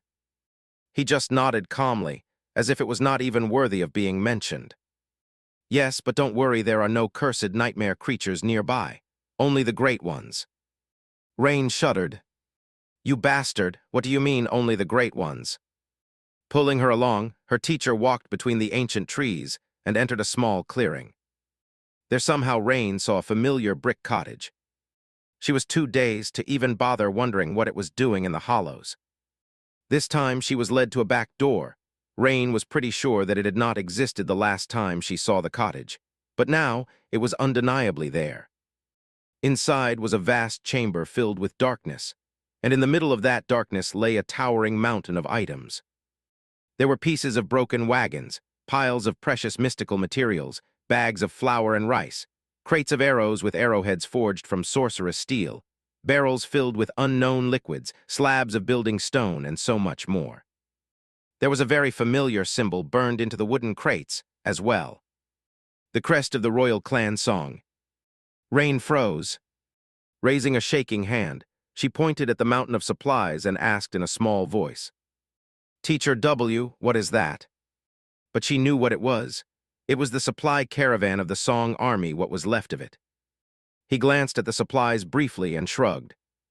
That, the supplies meant for the Song Army, of course. Rain nodded. Right. As if that explained anything. She struggled to speak for a moment. But what are they doing here? Her teacher sighed. Well, I thought that it would be a real shame to just burn them all or toss them into the sea of ash. So I commandeered them instead. Oh, but don't tell anyone officially. All these supplies were destroyed, feeling like she was losing her mind. Rain took a deep breath and then whispered loudly. But why do you have them? It was the Lord of Shadows who attacked the caravan, that scary bastard. The monster whom even Princess Revel couldn't defeat. Her teacher stared at Rain with a surprised expression. Then he scratched his nose. Wait, you really didn't know? What was she supposed to know? Rain silently shook her head. He coughed. It's because I am the Lord of Shadows. Noticing Rain's dumbfounded expression, her teacher smiled pleasantly. Just think about it, anyone claiming to be the Lord of Shadow would be claiming to be the Lord of me. And even if there was a fool crazy enough to do something like that, I would have probably sent them to see the Shadow Realm real quick to dissuade them. Chapter 1973, Me, Myself, and I. For a while, there was nothing but silence in the dark hall. Then there was more silence. Rain stared at her teacher with wide eyes. What did he just say? It seemed that she imagined that her teacher claiming to be the Lord of Shadows. The Lord of Shadows, the mysterious saint of Godgrave, the sinister sellsword who had offered his blade to the King of Valor, faced Princess Revel in the battle at Vanishing Lake, and decimated a supply caravan of the Song army alone, sparing the lives of 200 awakened and ascended warriors at Changing Star's behest. That Lord of Shadows. Wait. The Lord of Shadows who had saved the lives of Tamer, Ray, and Fleur. At Changing Star's behest. The situation was so shocking that Rain was struggling to form a single cohesive but despite all its seriousness, an entirely frivolous memory surfaced in her mind instead of something important. It was one of her teacher's preposterous rants. Do you know Princess Nephis, Changing Star of the immortal Flame Clan? I was practically her boyfriend. Rain almost swayed. No, wait. She pierced her teacher with an intense gaze, momentarily forgetting even about the sweet memories he had promised to give her. Teacher, you really are the Lord of Shadows. The bastard had started humming again at some point. Hearing her, he looked at her and smiled. Sure, now can we move on to? Rain did not let him finish. No, we absolutely cannot move on. What the how I mean, why no, what do you mean you're the Lord of Shadows? He's all the way in the camp of the Sword Army. When he was fighting Princess Revel, you were with me. When he was saving Tamer, you were helping me track down the huntsman. How does that make any sense? What, you can be in two places at the same time, following me around and simultaneously acting as the Lord of Shadows. Her teacher gave her a confused look. What, of course not. Rain let out a relieved sign. Thank the gods, it was another one of his preposterous lies. However, she celebrated too early, because her teacher wasn't done talking. I can be in 7 places at the same time. Actually, I am also a knight commander of Clan Valor and the memory purveyor of the Ivory Island. Oh, and I also run a small restaurant in Bastion. It's quite popular. Rain just started at him with dumbfounded expression. Her teacher looked at her with concern and smiled. Do you want to sit down? She nodded slowly. Yeah. A moment later, specks of darkness swirled in the air and formed into an opulent wooden chair. Her teacher moved it caringly to stand just behind Rain, and she lowered herself onto the seat. Ay. So her teacher could be in 7 places at the same time. She had to repeat it several times mentally for the meaning of this words to sink in. Rain covered her face with a palm. Let's think about it. Something like that was unheard of, but not really impossible. After all, there were all kinds of aspects in the world, and all kinds of unnatural powers wielded by the nightmare creatures. Anything was possible. Actually, it even made a lot of sense. She had long noted how similar her teacher and the Lord of Shadows seemed. It was just that she could not have concluded that they were one and the same without this key piece of information. Assuming that a person could exist in several places at the same time would have been quite an unreasonable leap of logic, after all. Who could have guessed that her closest companion was also a complete stranger, a sinister saint serving the King of Swords, no less? And what was that? Had he mentioned something about running a restaurant in Bastion? A restaurant? Somehow, that last detail rattled her mind more than the rest of what he had said. No, that was not important right now. Rain could reluctantly accept that her teacher possessed the power to live several lives at the same time. But she lowered her hand and looked at him. Teacher, what the hell? He scratched back of his head. Huh, what are you angry about this time? Rain's eyes narrowed. If you are really the Lord of Shadow, one of the most fearsome champions of the Sword Army. Then why the hell did you let me join the Song Army? Did it not occur to you that being on the different sides of this damned war might pose a bit of a problem for us? He looked at her with a strange expression. What do you mean? Of course it did. Have you forgotten that I tried to dissuade you? But no, you just had to be all moral and righteous. I can't just sit on the sidelines. These are the people I know, and they will be the ones who suffer. I can't step back and do nothing. Those were your words. Do you even know how loudly I was cursing on the inside while going on about how you are joining the war? Rain's eye twitched. Well, when you put it like that. Her teacher scoffed. But I couldn't very well stomp on your principles, so I kept quiet. Well, it doesn't matter that much anyway. Who says that you and me being on different sides will become a problem? Me and me are on different sides as well, and I'm not worried. Hearing that last sentence, Rain felt a strong headache. As if it made sense. It was too bizarre. Not only had her teacher been living several lives at the same time, but one of his incarnations was even a general of the opposing army, the most feared general of them all. The very same sinister saint who had just attacked the supply caravan of Song. The incriminating evidence was right here, an entire mountain of stolen commandeered, as he had called it, supplies. And he had not taken them in the name of the Sword Army. He had just hoarded them for himself. Her eyes trembled. My teacher is a bandit. He's a shameless, flagrant highwayman. But then again, that one actually wasn't that surprising. Quite the opposite, really. She could believe it easily. That sounded exactly like something her teacher would do. Rain took a deep breath. So, her teacher was pretending to be a sellsword saint who had been hired by the King of Swords. He was also the knight commander of the great clan Valor. He was also the memory purveyor, whatever that meant, of the Ivory Island, which was Changing Star's own citadel. And he was a master chef somewhere in Bastion on top of that. Right. It was going to take her some time to come to terms with these facts. Just as expected from a dark deity. No, was he really a dark deity?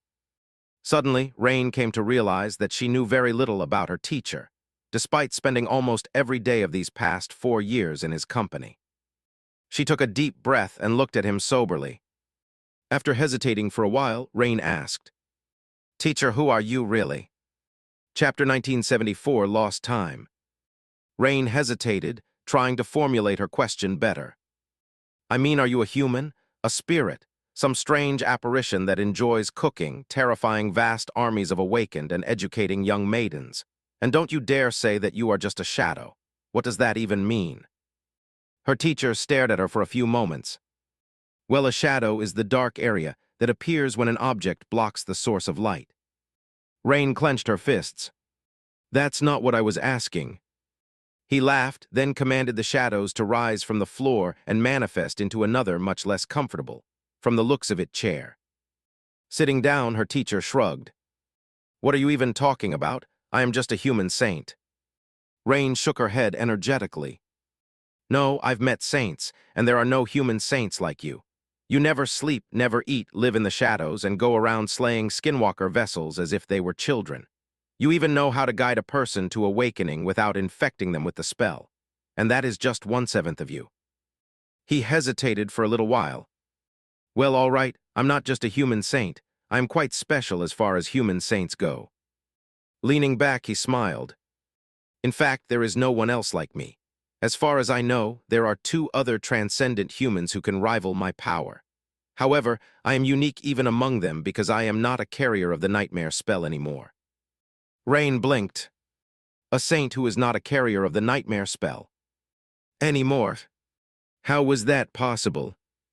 Noticing her confused expression, her teacher chuckled. It's a long story, a story that spans thousands of years, actually, so forgive me if I don't go into detail.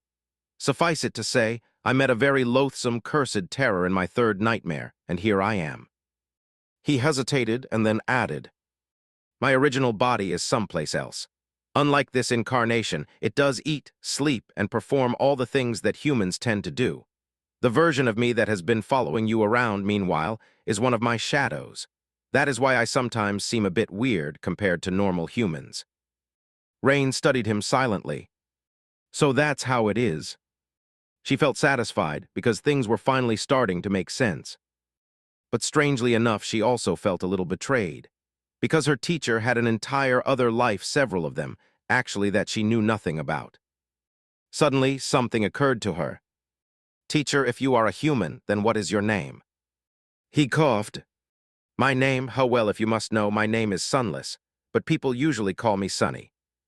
Rain stared at her for a few moments. Then she leaned back and laughed. The laughter came on its own, and although she had tried, she failed to contain it. Oh, sorry, it's just funny, because people used to call me Rainy." Sunny and Rainy, they were quite a pair, weren't they? "No, I just can't call teacher that way." Rain felt a strange warmth spread in her chest after finally learning his name. But at the same time, it was very strange to think about calling her teacher by such a mundane and human name. She could at least imagine calling him Sunless, but Sunny. Nope, no way. Even if he really was a human, he had not deserved to be treated like one. After everything he had put her through, Rain spent some time in silence, digesting the earth-shattering revelations that had befallen her out of nowhere. He's the damn Lord of Shadows. Eventually, another thought suddenly flashed in her mind, and her expression changed. We are quite a pair. Now that she knew about the many incarnations of her teacher, she could understand why he was ruling a citadel in Godgrave and serving the King of Swords. She could also understand why he had positioned himself close to Lady Nephis. She could even understand why he would run a restaurant, somewhat. In fact, out of all the lives her teacher had mentioned, only one wasn't making any sense. This one, the life in which he followed a random, mundane girl around, taught her how to survive and thrive in the dire world, and guided her on the path of ascension. Why was this tremendously powerful saint, someone who clearly aimed to exert influence on the flow of history, was wasting his time with her? Rain was no one special. She was hardworking and talented, yes, but so were countless other people. In fact, hadn't their first ever encounter been strange to begin with? Because even back then, in the nameless convenience store in NQSC, her teacher had already known her name. Rain raised her head and looked at him intently. "Teacher." He smiled faintly. "Yes, are you ready to take a look at those memories? I've worked really hard on them, you know." Usually, Rain would have been mesmerized by the promise of receiving new memories, but today, she did not even spare them a second thought.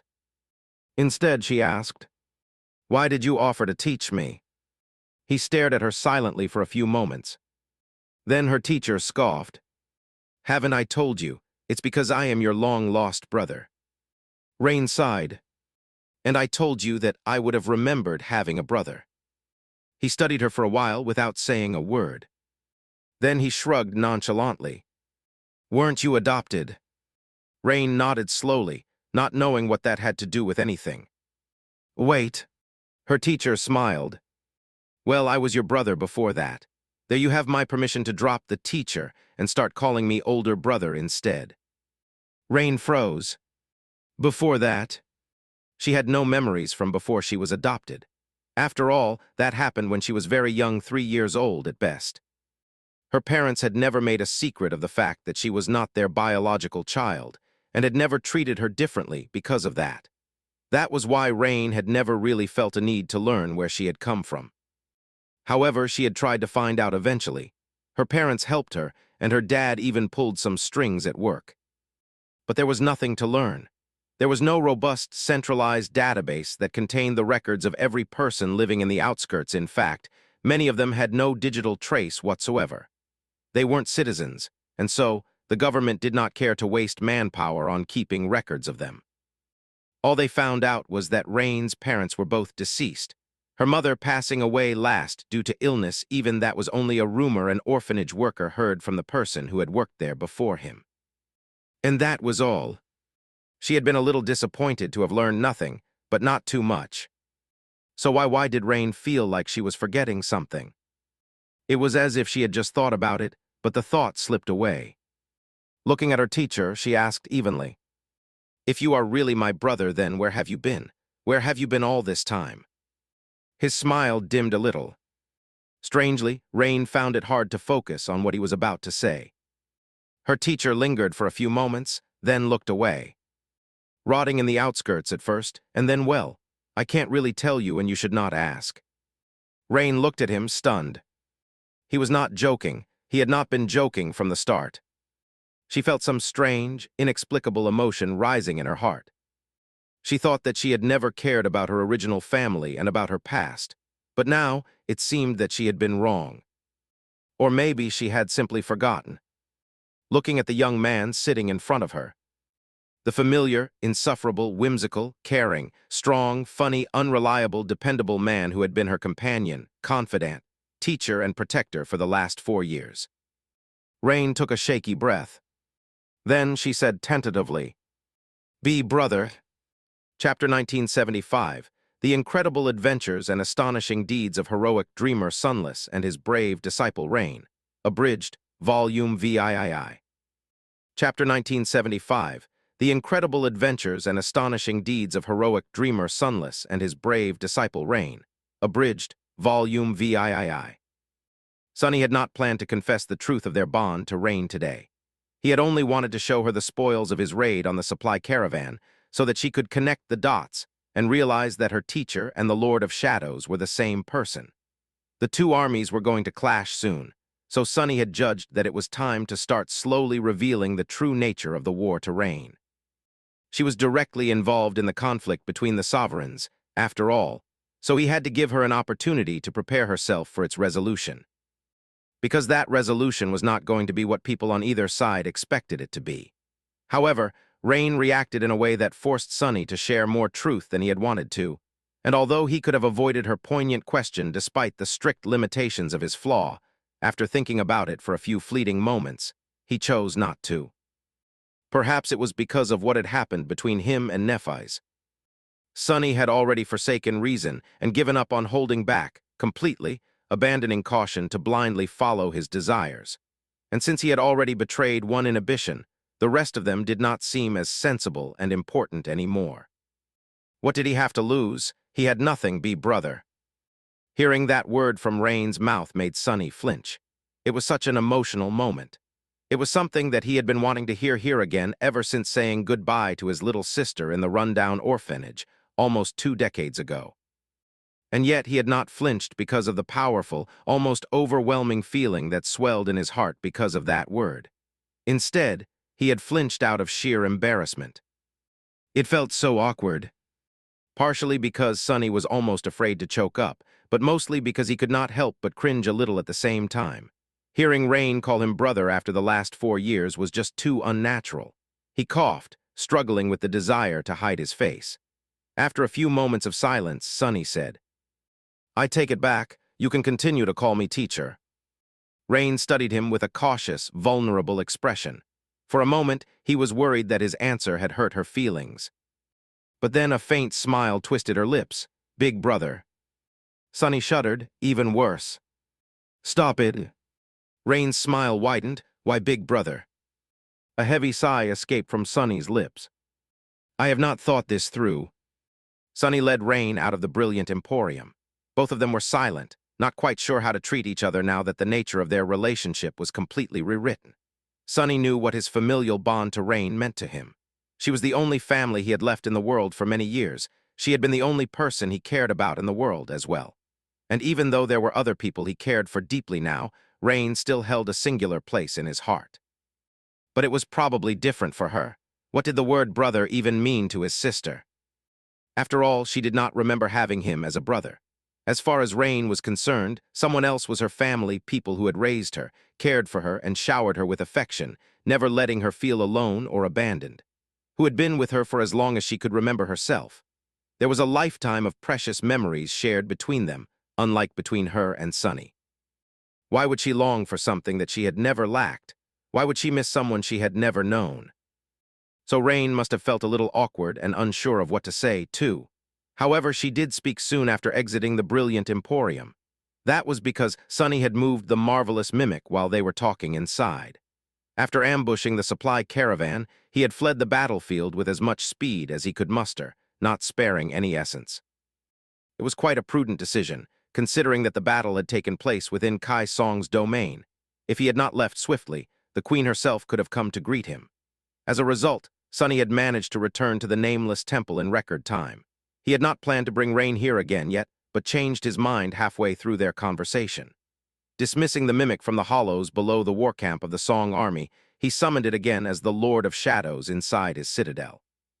So Rain was quite surprised to see a vast underground chamber outside the mimic's door instead of the ancient jungle of the hollows. She looked around with interest. This is the nameless temple, then? The citadel of the Lord of Shadows. Sunny nodded. Yes. Rain took a deep breath. So you do have a citadel after all. He gave her an amused look. Didn't I say that I do? She lingered for a moment. Well, yeah, but you lie all the time, so I did not really believe it. I mean, you lived in my shadow for 4 years. Rain's voice slowly trailed off, as if she was starting to realize something. Sunny scoffed. I never lie. Didn't I also tell you that I am the most honest person in the world, 2 worlds even? His sister's eyes widened slowly. He could guess what she was thinking about. The joke about being my brother turned out to be true. The story about ruling an ancient temple turned out to be true. Wait. If those are true, then what else is true? Rain looked at him with a fearful expression. A few moments later, she asked in a small voice. So that story about killing an evil version of yourself? Sunny nodded. Ah, yes, that happened. He was such a hateful, odious, insufferable bastard. Good riddance. Rain hesitated. What about sailing on a river of time that flows inside the corpse of an unholy titan? He shrugged. Sure, that was my 3rd nightmare. Her eyes shook a little. Rain gulped, then took a deep breath. What about being 26 years old, 4 years old, and several thousands of years old at the same time? Sunny glanced at her and smiled nonchalantly. River of time. Remember, you would not believe the kind of shenanigans I survived there. It's also the reason why I am 26 years old despite having been born 25 years ago, and am 5 years older than you despite having been only 4 years older than you before. Oh, and the part about being 4 years old, that is the age of this incarnation of mine. I became a saint during the chain of nightmares. Rain just stared at him silently, dumbstruck, as if any of that nonsense makes any sense. Sunny smiled brightly. I'll give you that. The tomb of Ariel was a little confusing. The young woman opened and closed her mouth several times, as if trying to force herself to ask the next question, but not daring to. Eventually, she managed to squeeze out. What about being a celebrity, a war hero, and immensely rich? Sunny grinned. I used to be all of those at one point in time or another. Come to think about it, I am back to being all 3 now. Rain took a deep breath, remained silent for a while, and then asked weakly, do you really know someone who became a saint as a baby? He raised an eyebrow. Huh, she remembers that too. It seemed like his nagging had been quite memorable. Sure, you've heard of him too, actually little Ling, Saint Athena's son. Of course, you weren't there when he was born and did not feed him ice cream every week, unlike me. Oh, and I am also the only reason she met her husband. Rain remained silent for longer this time, then suddenly yelled. What about the blood of an ancient demon flowing in your veins? What about devouring the bones of a nebulous deity? What about ruling a fragment of a divine realm? Sunny scratched the back of his head in embarrassment, then said humbly, all true. Rain staggered. After a while she asked in a quiet, numb voice, did Beastmaster really ask you to run away with her once? He laughed, which prompted Rain to glare at him angrily. I should probably tone it down. Well, yeah, technically she offered to run away from a great nightmare creature together, but there were other candidates and she chose me. I guess she likes me a little. His sister closed her eyes and fell silent. Eventually, though, she asked in a shaking voice, is Lady Nephis really your girlfriend? Sunny tripped. He did not answer for a while, then coughed and said in a neutral tone, don't start calling her sister-in-law just yet, but yeah, it's true. He paused for a moment, and then added with a dreamy smile, in fact, I'm in her bedroom right now. In the next moment, Sunny was surprised to find a fist flying toward his face. Chapter 1976, Ronnie of Shad. Sunny failed to dodge Rain's punch. So she hurt her hand. They ascended the stairs silently, but the silence was much less awkward than it had been a few minutes ago. In fact, it was quite comfortable, almost like before, well, if not for the fact that Rain groaned from time to time, cradling her bruised hand. "What the hell are you made of, stone?" Sunny looked at her and smiled. "Actually, yeah, sort of. You see, there was this suit of armor I had, a memory of something forged by the ruler of the underworld." Rain shook her head decisively. "No, no, stop. I don't want to know." He chuckled. There were some Valor troops stationed at the nameless temple, but their camp was outside its walls. Still, they had access to the main hall and the gateway located there, so Sunny took a roundabout way to the inner sanctum and the courtyard beyond. There a tall tree stood in absolute darkness, its leaves rustling quietly in the wind. Sunny led Rain across the black marble plates. As he did, the darkness around them stirred and surged, eventually manifesting into a long bench. Sitting down, Sunny leaned back and inhaled deeply. Rain sat down, too, looking around with curiosity. Her gaze grew a little tense at the sight of the tree, and she studied it cautiously. Her caution was easy to understand. Here in Godgrave, the only trees were those spawned by the abominable jungle. She had seen too many of her comrades being killed and consumed by them, enough so that the sound of rustling leaves had already become an instinctual fear. Sunny sighed. "Calm down. I brought it here from the waking world. It is a perfectly mundane tree." He paused for a moment and then added, "Well, at least it should be." In truth, he wasn't quite sure. After being tended to by Shakti the fire keeper, this tree of his had recovered from its former malaise. It was doing quite well now, already having grown a bit taller too well, even considering the environment. It was only ever surrounded by shadows, after all. Sunny honestly had no idea what was happening to his tree. Hearing his words, Rain seemed to calm down. She looked around once more and then asked suddenly, "Wait, if you really are a saint who rules a citadel and my brother, then?" Her expression became a little strange. "Doesn't that make me an actual legacy? I'm a legacy." Sunny stared at her silently for a few moments. That was an interesting question, actually. He was one of the 6 most powerful humans in the world, did indeed conquer a citadel with his own 2 hands, and had even unlocked his aspect legacy. More than that, Rain was a direct beneficiary of that legacy now that she bore the mark of shadows. There was no codified definition of what a legacy clan was, really. Most of them had been founded by the prominent awakened of the first generation, those powerful and lucky enough to survive and thrive in the dire world of the nightmare spell.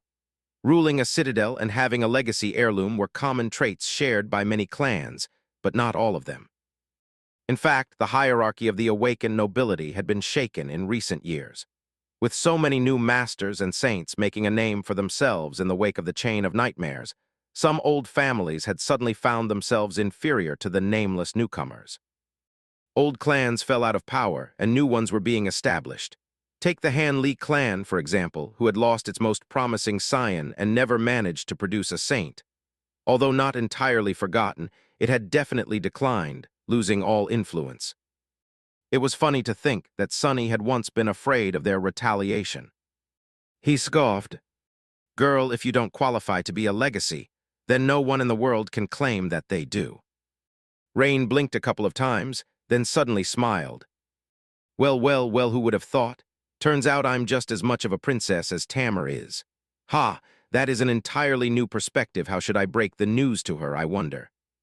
She remained silent for a few moments. "Wait, so what do I call myself? Reign of the Shadow Clan? Reign of Shadow? I mean Ronnie of Shadow. That does sound kind of cool." Sunny did not answer immediately, since he was stumped himself. What about him? Was he supposed to call himself Sunny of Shadow? Sunless of Shadow? No, that did not sound even remotely right. But then again, Neff's grandfather had not called himself Immortal Flame of the Immortal Flame. He was simply Immortal Flame. So Sunny did not have to call himself anything. You can call yourself whatever you want. However, do remember that if anyone learns of our relationship, the royal clan will probably capture and execute you as a spy. The Lord of Shadows is a champion of the sword domain, after all. Rain's smile dimmed a little. Right, I guess I'll continue playing the peasant and let Tamar be the princess for a while longer. But then... She laughed. "I'll force her to call me Young Lady Ronnie for a week straight."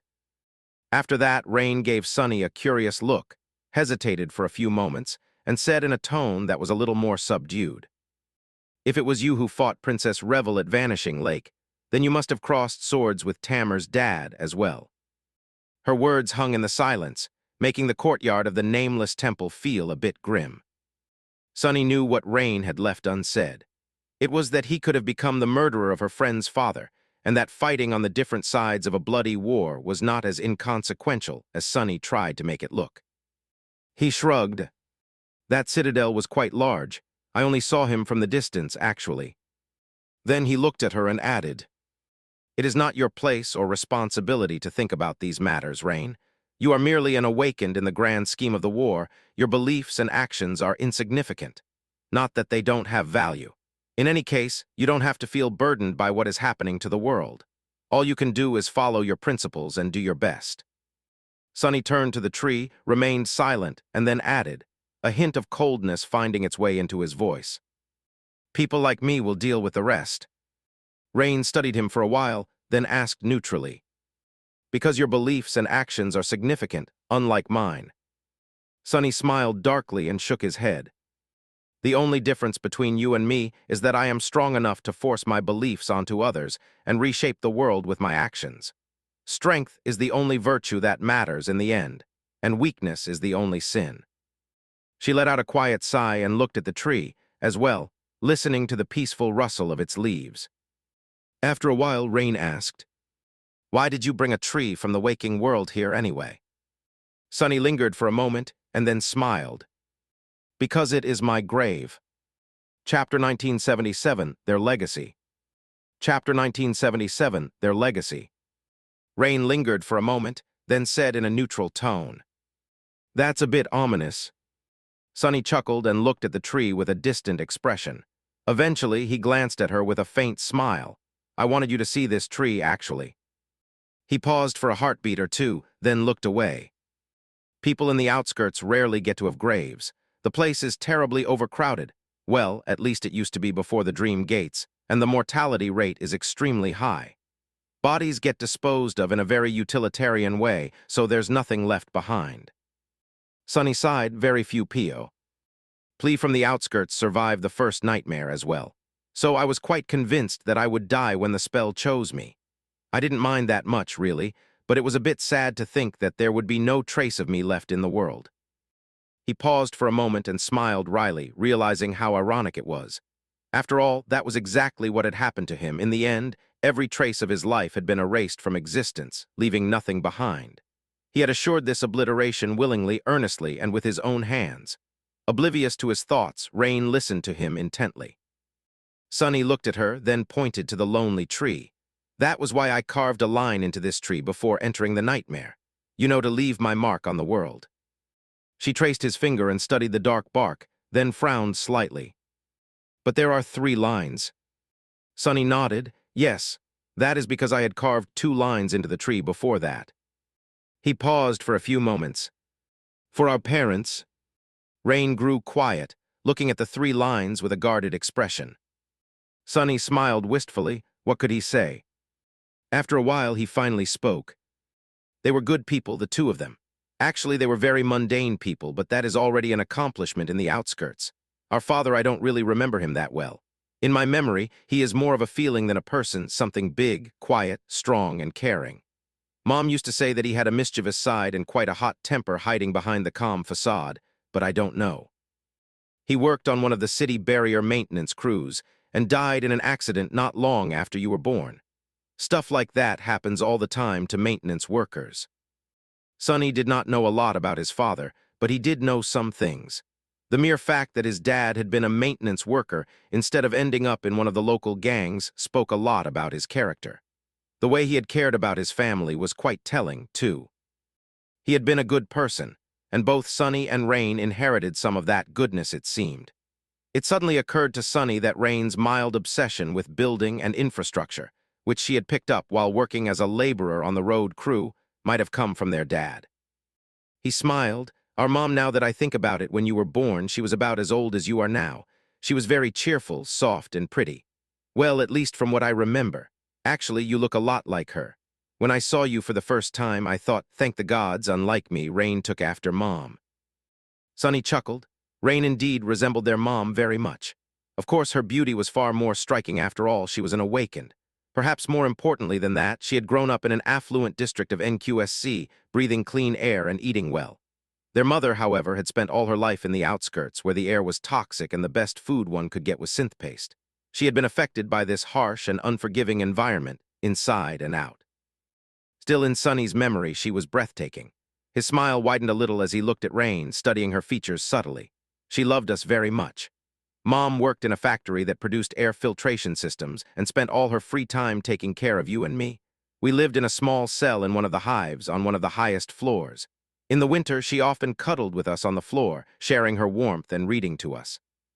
Sunny searched her memory for more details, not knowing what else to say. Oh, yes, she liked reading. We had an old communicator with a cracked screen, and she downloaded all kinds of stuff from the network to read. She especially liked fanciful stories about the world before the dark times. What else? Her favorite snack was fried synth paste crumbs with whichever spices she could get. She called me Sunless because I was born during an eclipse, and called you Rain because you were born during a storm. Rain's eyes widened slightly. He paused, remained silent for a few moments, and then sighed. She got sick when you were about 3 and eventually passed away. I hope you never believed that you had been abandoned, because she would have never left you or me by choice. It's just that life is hard in the outskirts. Sunny hesitated for a while, looking at the gently rustling tree. Eventually, a pale smile twisted his lips.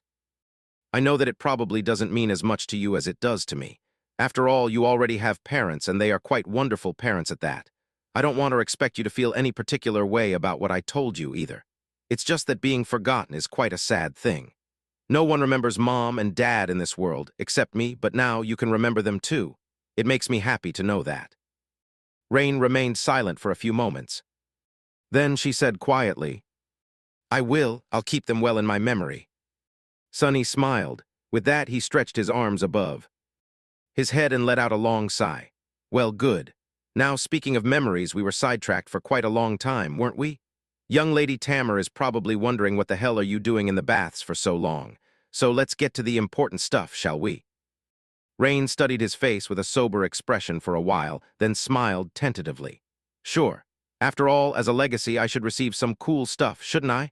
I swear there has never been a poorer legacy than me and a stingier founder of a legacy clan than you. Big Brother. Chapter 1978, Shiny New Heirlooms.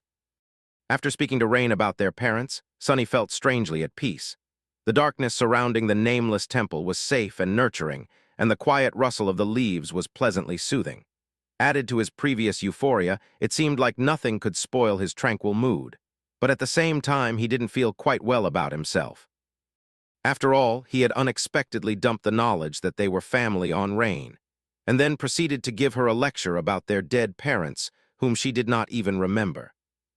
Rain was a young woman who was trying to find her place in the world while dealing with the appalling nature of war. The former was already difficult enough, but the latter was a mental burden that no human could carry well, let alone endure unscathed. Sunny knew it better than most, and yet here he was, adding to her burden. Feeling a bit guilty, he decided to sweeten the deal with some gifts. Luckily, there were the memories he had prepared for her. Although Rain seemed a little distant and subdued, her eyes glistened at the mention of memories. She had witnessed and survived so many horrors since the start of the war, after all, and unlike other awakened soldiers, she had not received any rewards from the spell in the process. The same awakened soldiers were walking around with their shiny new memories on full display, and she saw them every minute of every day. Naturally, Rain was excited, and Sunny's mood improved even further after witnessing her excitement. All right, here we go. Don't thank me too enthusiastically. With that, he summoned the bag of withholding and presented it to her proudly. However, her reaction was not what he had expected. Instead of bursting with delight and admiration, Rains just continued to look at him expectantly. Her expression did not change at all. She remained silent for a few moments, looking at him with lively anticipation, then blinked a few times and glanced behind him. Sunny tilted his head a little. What's wrong? Rain smiled cautiously. That's not it, is it? What a strange question. Still holding the bag of withholding in one hand, he scratched the back of his head with the other. I mean, yes, that's it. Her smile froze a little. Slowly, the excited gleam of Rain's eyes was replaced with something that strangely resembled fury, a seething kind of fury. Leaning forward, she shouted suddenly, "What do you mean that's it? One memory, one? After everything I went through and all the abominations I killed, am I a joke to you? What kind of a damned legacy lord are you, huh, big brother?" Sonny stared at her in shock. Then he stared some more. After that, he let out a quiet sigh and said with reproach, "Open it, you idiot." Rain frowned, then grabbed the leather backpack from his hand, without spending even a second to appreciate the delicate stitching and tasteful decorative details at that, and opened the clasp roughly. A moment later, she forgot to breathe. Sonny scoffed, such an ingrate. Rain raised her head, looking at him with burning eyes. Her expression was strangely intense. "Is that a spatial storage memory?" And her voice was strangely hoarse. Sonny nodded dismissively. "Yeah, just a little something I crafted for practice. It's called the bag of withholding, by the way. I put everything else inside." In the next moment, he was suddenly deafened by a high-pitched squeal, and then frightened by a low, completely unladylike boast of laughter. "Big brother is the best." Sonny's eyes twitched. "I told you to stop calling me that." Rain continued to stare at the bag of withholding. "Whatever." She studied the leather backpack with bright eyes, then nodded in satisfaction and finally looked up. "We can work on your naming sense later. Let's see what's inside." Sonny frowned in confusion. What is wrong with my naming sense?" But that was an exercise in self-delusion. In fact, he knew perfectly well what was wrong with it. All right, she's not wrong. But at least I named the other memories exceptionally well." Rain carefully took the memories in question out of the bag of withholding. Soon, they were all laid neatly on the bench between them. Sonny pointed to a green flask housed in a black leather sleeve. "This is the green canteen. It can store a great amount of water as well as purify it. Just like the last time, you need to infuse a bit of your essence to claim it as Y." "Our memories." Rain did just that and smiled in satisfaction. "This is great. Not only can I drink as much as I want, but I can also use it if my water ration in the baths runs out." Sonny nodded. "Yeah, just don't forget to refill it from time to time. It is quite voluminous, but not boundless." With that, he pointed to 3 arrows. "These are heavy burden, outskirts at noon, and don't cut yourself." Rain gave him a strange look. "Really? Those are the names you went with?" Sonny gritted his teeth. "Yes, if you don't like them, I can just take them back." Rain quickly swept up the arrows and pressed them against her chest. No, I like them a lot. I can't believe you managed to create something so ingenious, deadly, and aptly named. Oh, what do they do exactly?" Sonny gave her an unamused look, then a detailed explanation. As he talked, Rain's expression slowly grew more serious. Eventually, she nodded. "I see. Quite powerful indeed, but I will have to use them tactically. Otherwise, they'll just drain my essence without accomplishing anything." Sonny held the same opinion. "It should become a bit easier as you absorb more soul shards, but yes, the potency of memories I can craft for you is limited by the quantity and quality of your essence. The more powerful a memory is, the steeper the price of using it will be. Some of the more powerful memories could even kill their wielder if used carelessly. Others came with their own kind of flaws to balance their dire power, like the sin of solace, for example. That cursed thing." Moving on from the 3 arrows, Sonny briefly explained what Safety First and the Piece de Resistance did. Rain was especially impressed by the latter. But not for the right reason. "A cooling effect? Ah, it's the best." Sonny stared at her for a few moments and shook his head in dejection. Does she not realize how revolutionary its other enchantments are? Too young, too naive. He made sure that Rain claimed and summoned both memories before moving on to the last one. An additional layer of protection was added to the puppeteer's shroud, making the armor look much more suitable for intense melee. Sonny appreciated the subtle but tasteful blend of gray fabric and black leather, giving himself a mental pat on the shoulder. He had been sure of the defensive properties of this memory, but worried a little about its aesthetic value. After all, it wasn't easy to design it in a way that complemented the look of the puppeteer's shroud perfectly. But he had done well. His sister looked positively cool, sharp, and darkly formidable in this enchanted armor. Finally, he pointed to the sash made from glistening black silk. "And this is the in case of emergency, the most important memory you'll possess during this war." Rain frowned, then picked up the silk sash and tied it around her waist. It went well with the puppeteer's shroud, as well making Sunny regret not having this version of the enchanted armor on the forgotten shore. A moment later, he shuddered in fright. "Oh no, have I been infected by Kai?" Throwing the terrifying thought out of his head, he looked at Rain. "Activate the enchantment." She did as he told and suddenly froze, not just figuratively but quite literally. Even a few strands of her beautiful raven-black hair that the wind had been playing with hung motionlessly in the air, as if frozen in time. Of course, they were merely frozen in space. The only sign that Rain was still alive was that her chest was still rising and falling subtly. Sunny nodded in satisfaction. "Deactivate the enchantment." Rain's hair fell, and she took a deep breath while throwing a complicated look at the silk sash. He sighed. "That is in case a cloud break catches you unaware. Never take this memory off while you're in Godgrave, do you understand?" Rain threw a tense look at him, then nodded slowly. Sunny smiled. "Good, well then." Time was waiting for no one. There was one more thing he needed to talk to Rain about, quite an important thing, too, but it was going to have to wait. "You've been gone from the camp for too long. I better bring you back." Rain smiled. "Sure, let's go." She looked at him with mischief in her eyes and added, "Big." Before she could finish the sentence, Sunny dismissed the shadows forming the bench they were sitting on and watched as Rain fell to the marble floor with a startled yelp. Chapter 1979, Sweet Dreams. Someplace else, Sunny slowly opened his eyes. Pure sunshine was pouring through the tall, arched windows, and the air was suffused with warmth. The sweltering heat of Godgrave was dispelled by a pleasant breeze. The storm was long over, and the world was at peace. His body felt refreshed and revitalized despite having been enveloped by a blissful fatigue not too long ago, and his mind was at ease. He had slept well better than he had ever slept in his life.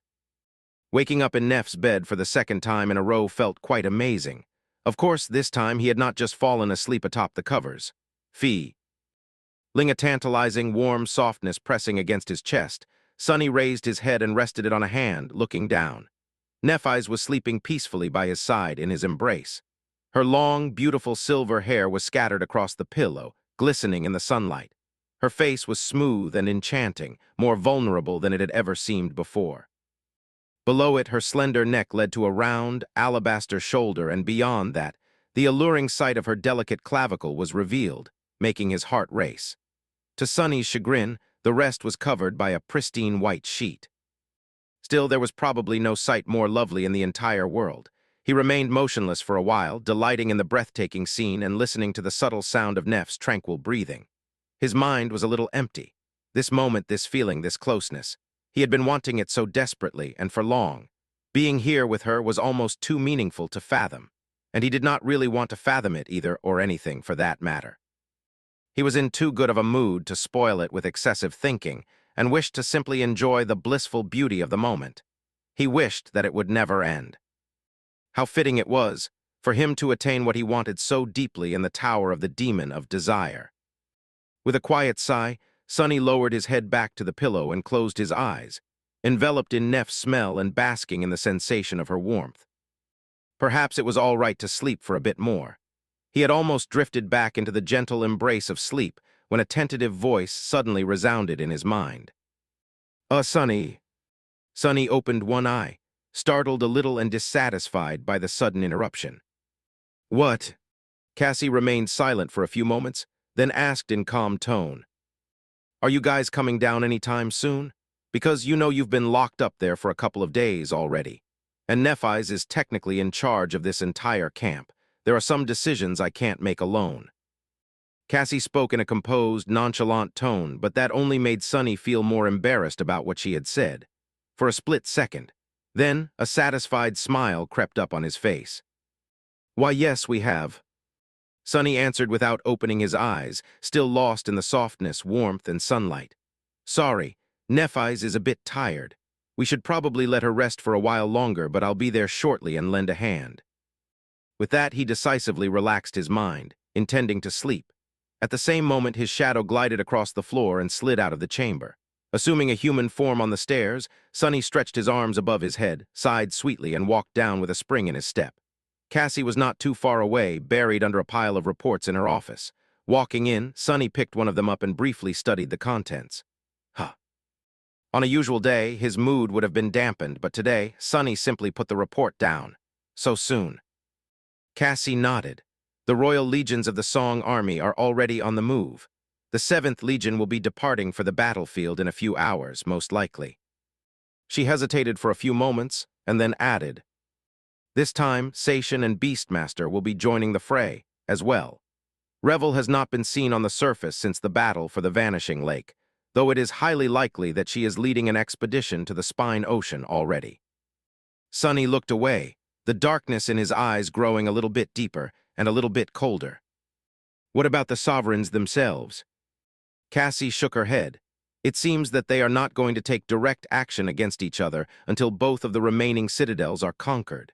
For now, they will be serving as a deterrent for each other, although I am not sure if Kai Song can even be contained. Her power is an insidious one, after all." Sonny nodded slowly, "So it is an all-out war." Cassie leaned back in her seat and sighed. "Yes, we have received orders to set out west a few hours ago. Nephis, the Fire Keepers, me, St. Tyrus, and the warriors of the White Feather clan will be traveling to the battlefront on the Chain Breaker." He frowned. Traveling aboard a flying ship was suicide in Godgrave. The only reason why such an order could have been given was probably because of Sky Tide, who would be traveling with them. Which also meant that she would be in the very thick of the bloodshed. Considering how important the role of St. Tyrus was, the champions of Clan Song would stop at nothing to eliminate her.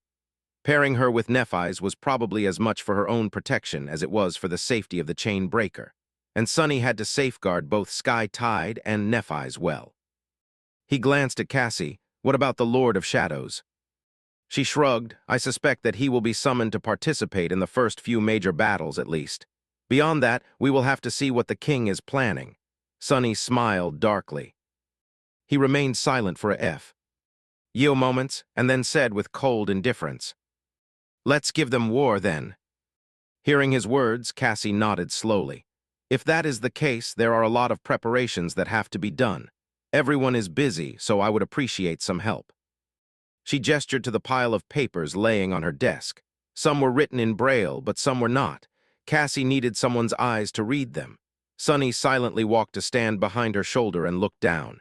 He hesitated for a few moments and then couldn't help but ask, "Don't you have any questions, by the way, about.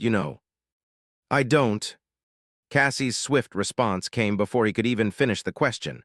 Her voice was a little bit too loud as well.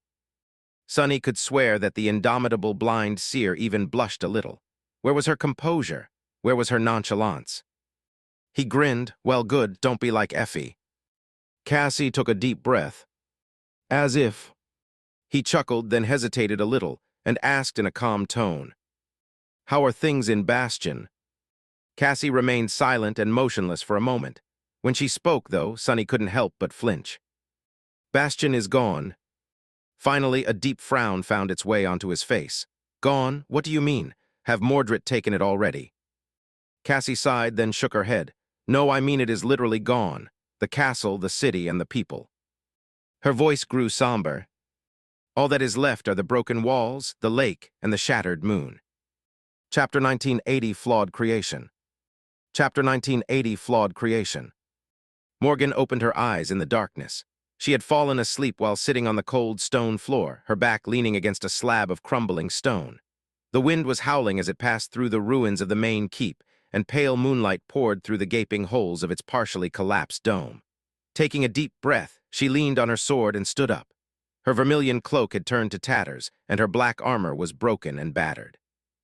Dismissing both memories to give them some time to mend themselves, Morgan felt a cold wind caress her skin gently.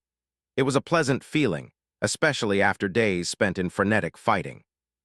Her black tunic fluttered slightly, revealing how littered it was with tears, most of them crusted by blood. She sighed and listened to the sounds of the ruined castle, trying to evaluate if there were any immediate threats. It did not seem that way. Her companions would have warned her if the enemy was launching another attack or if something else was. They would not have been eliminated without a fight either, and there was no chance that she would have missed such a disturbance. It seemed that Mordred was still licking his wounds after the last assault, just like they were. Good. Morgan walked into the moonlight and looked up at the tall dais towering above the ruined hall. There was no throne on the dais and no altar. Instead, there was only an iron anvil. Beautiful swords were scattered on the floor below the dais, glistening in the cold moonlight. There had been a mountain of them here once, but her father had taken most of the swords with him to Godgrave to use in the battle against the Raven Queen. Morgan stared at the abandoned swords for a while, a strange mixture of regret and amusement shining in her striking scarlet eyes. It used to be that she admired the swords her father had forged quite a lot, never missing the chance to steal a look at them. But now, she saw them for what they were, flawed creations that had been discarded by their demanding creator for failing to live up to his harsh expectations. Morgan knew because she was one such creation herself. Thank the gods. People seemed to be disturbed by the notion, but she had always known that her father saw her as a blade to be forged into a flawless weapon more than he saw her as a human being. That was how he saw everyone, really, and the only distinction between her and the rest of them was that she had been the most promising of blades. One made of most precious steel, one that he had harbored the most hopes for, and had forged with most care. Morgan knew that people had always misunderstood her father. To them he was many things, a great warrior, a genius sorcerer, a wise ruler, a fearsome tyrant. But what he really was, first and foremost, was an artist. An artist who resented the deep imperfection of the world and rebelled against it, striving to create one flawless thing with all his heart. A flawless sword. Morgan had been meant to become that sword, so she understood him best, and she had been fine, happy, even to carry that responsibility, despite how cold and harsh its weight was. She had been proud. It had all changed after Antarctica, of course. Looking at the scattered swords, Morgan sighed. There she had learned the error of her ways. Ever since being a child, Morgan had always done what she was told. She had followed the guidance of her father, enduring his harsh training by sacrificing most of what other children and what most other people cherished. She had always excelled, never failed, and satisfied his every demand. And she still lost, which inevitably made her think about the reason for her defeat, of course. What Morgan realized as a result was quite disturbing. If she had done everything her teachers told her to do flawlessly and without complaint and still lost, then the fault did not lay with her.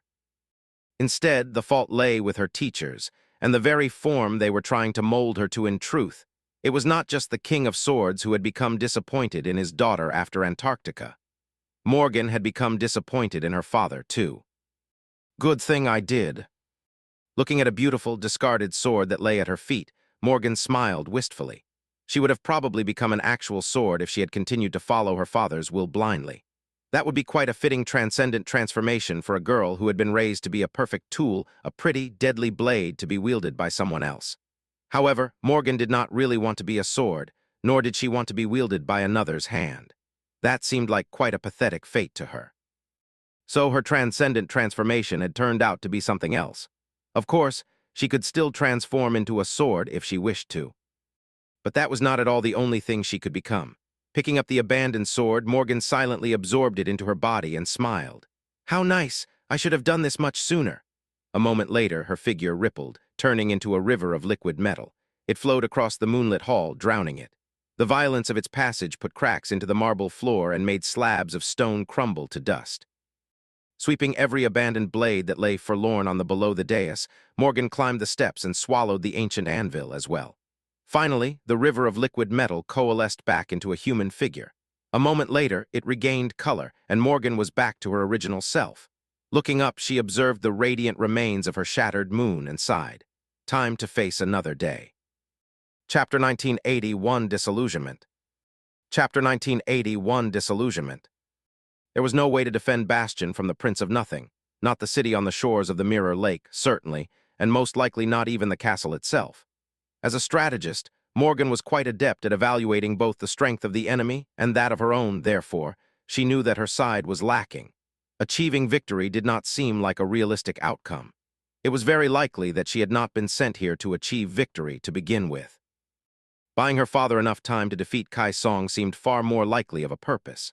So Morgan had done two things after returning to Bastion from Rivergate. First, she had claimed the Citadel for herself to gain control over it. Second, she went to a vast underground chamber hidden deep below the castle, in the heart of a stone maze very few people knew existed, and even fewer still were allowed to enter. There, a great mirror stood, towering above the floor at dozens of meters in height. Its frame was composed of two immense stone pillars, and it was covered entirely by black cloth, reflecting nothing. Morgan hesitated for a few moments, then took a deep breath and pulled the cloth down. It flowed to the floor like a black waterfall, revealing the dark edifice of the ancient mirror. The vast underground chamber was drowning in darkness, so one would have expected to see nothing reflecting in the great mirror. However, instead, pale moonlight poured out of it, illuminating Morgan's pale face. Inside the mirror, a devastated version of Bastion seemed to be drifting in the beautiful night sky. Countless stars shone on the surface of the still water, made pale and bleak by the radiant shards of the broken moon. Dreadful beings hid in the cold lake, and there was no city on the distant shore. Instead, an ancient forest stood where the city should have been, teeming with harrowing beasts. That was the true face of Bastion. And unlike the illusory one humans of the waking world had inhabited, it was a place that Morgan could defend. So taking another breath, she closed her eyes, concentrated on her connection to the great citadel, and made reality and illusion switch places.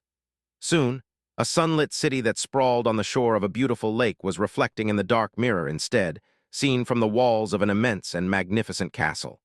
She sighed, gritted her teeth tightly, and used her authority over the citadel to break free of the illusion. A moment later, Morgan disappeared from the underground chamber and found herself standing in a ruined hall with a tall dais and crumbled dome. There was no sunlight here, but the eerie scene was bathed in moonlight. The world was in the embrace of a foreboding night. The castle was a ruin, and the still lake was surrounded by a pristine wild forest. This was what lay in the heart of the Sword Domain now. The bastion that people knew was safely hidden in the dark mirror, and the true face of this land was revealed to the dream realm once more. The citizens of Bastion were safe, but the same could not be said about the rest of the Sword Domain. The human cities depended on each other, after all, and they especially depended on the capital, the place where the Dream Gate had stood before being summoned to Godgrave instead. There were merchant caravans, exploration parties, patrolling warriors, and the like traveling to or from Bastion. Now they had nowhere to go or return to. Worse than that, there was now a dire and perilous region of untamed wilderness in the heart of the Sword Domain, one far more dangerous than any of the surrounding lands. The closest human citadel to Bastion, Rivergate, had already fallen, but the rest of them would have to mobilize all their forces to avoid disaster. Luckily, there was Nightingale. Morgan had sent word to the people who ruled the citadels in the absence of the transcendent champions in advance, and she had also sent Saint Kai to scour the surrounding land and warn the travelers of danger. With his ability to fly, inhuman sight, and stunning speed, most tragedies could be avoided hopefully. Of course, she had no doubt that her dear brother would anticipate that decision and set up an ambush for the charming saint. But Nightingale was quite a fearsome being. Morgan had faith that he would complete his mission alive, especially after being warned about the danger. But even if there was no way to warn the rest of the Sword Domain about unleashing true Bastion from the mirror, it still had to be done. Morgan had several reasons to summon it back to reality. First and foremost, of course, was protecting the populous city, or rather, preventing her brother from using it as a hostage. Now that the city was replaced by the dark expanse of an abominable forest, Morgan could concentrate on defending only the ruined castle and use the lake to her advantage. Naturally, it would have been much better if Mordred had not taken the entire House of Night as his vessels in that regard. But there were creatures in that lake that would give even transcendent Nightwalkers pause, not to mention that Morgan had Neve, Etha, and Bloodwave by her side. Both of them had come prepared for the battle for the Mirror Lake. The second advantage was the forest itself, which was no less dreadful than the depths of the lake. Her brother would have to launch his siege from there, suffering the full brunt of the fury of the powerful nightmare creatures inhabiting the nebulous dark expanse. Sadly, that was actually a sword that cut both ways. On one hand, Mordred would have to protect himself and his vessels from those abominations without rest, which would slowly drain his power. On the other hand, the forest would also present him a nearly inexhaustible supply of bodies to take, and the same nightmare creatures could become the cannon fodder he sent to ground the strength of the defenders of the castle down. A lot of blood was going to spill, which Morgan welcomed. The more chaos there was, the more opportunities to exploit it she would find. The final advantage introduced the most chaos by far. It was also the most vital and the most dangerous of the three, both to Mordred and to herself, that advantage. Were the others? Chapter 1982, Open Invitation. Chapter 1982, Open Invitation. There were no mirrors in True Bastion. Even the great mirror Morgan had used to switch the illusory realm with reality only existed within the illusion. And that was for a good reason, the others. Reflections had a mind of their own in True Bastion. There were strange, alien, and harrowing beings populating the mirrors here, and they could sometimes enter the real world uninvited. Morgan did not know the details, but she knew that her family had suffered greatly and had paid dearly for laying claim to the stronghold of the demon of imagination in the distant past. This topic was a taboo that not even the elders dared to discuss. All that she knew was that the great mirror had to be covered at all times, and that one had to be careful around reflective surfaces in True Bastion, especially the lake itself. There was a set of rules one had to follow here and a set of prohibitions one had to adhere to, lest they wanted to lose their lives and put the lives of others in danger. And yet, many of the elite knights that had been allowed here still perished in chilling ways. Morgan herself was a bit different, because she had been forced to face and kill her own reflection not long after becoming an awakened. Her father had escorted her to the Great Mirror personally on that day and watched the battle until it was over. That rite of passage was quite a memorable experience for her, so she purposefully left the Great Mirror uncovered today, inviting the others to come.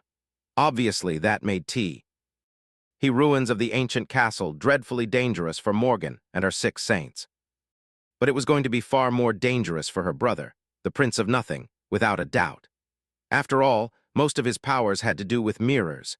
He even carried a minor mirror domain in his soul, something that made all attempts of defending a fortified position against him hopeless, since he could bypass almost any fortification easily by jumping between reflections.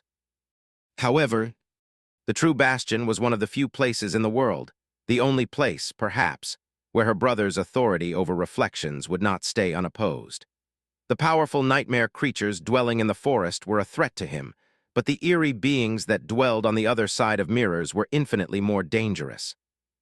After all, they could enter his domain, intercept him when he was jumping between reflections, feel his gaze when he spied through mirrors, and do many things that neither Morgan nor Mordred could even imagine.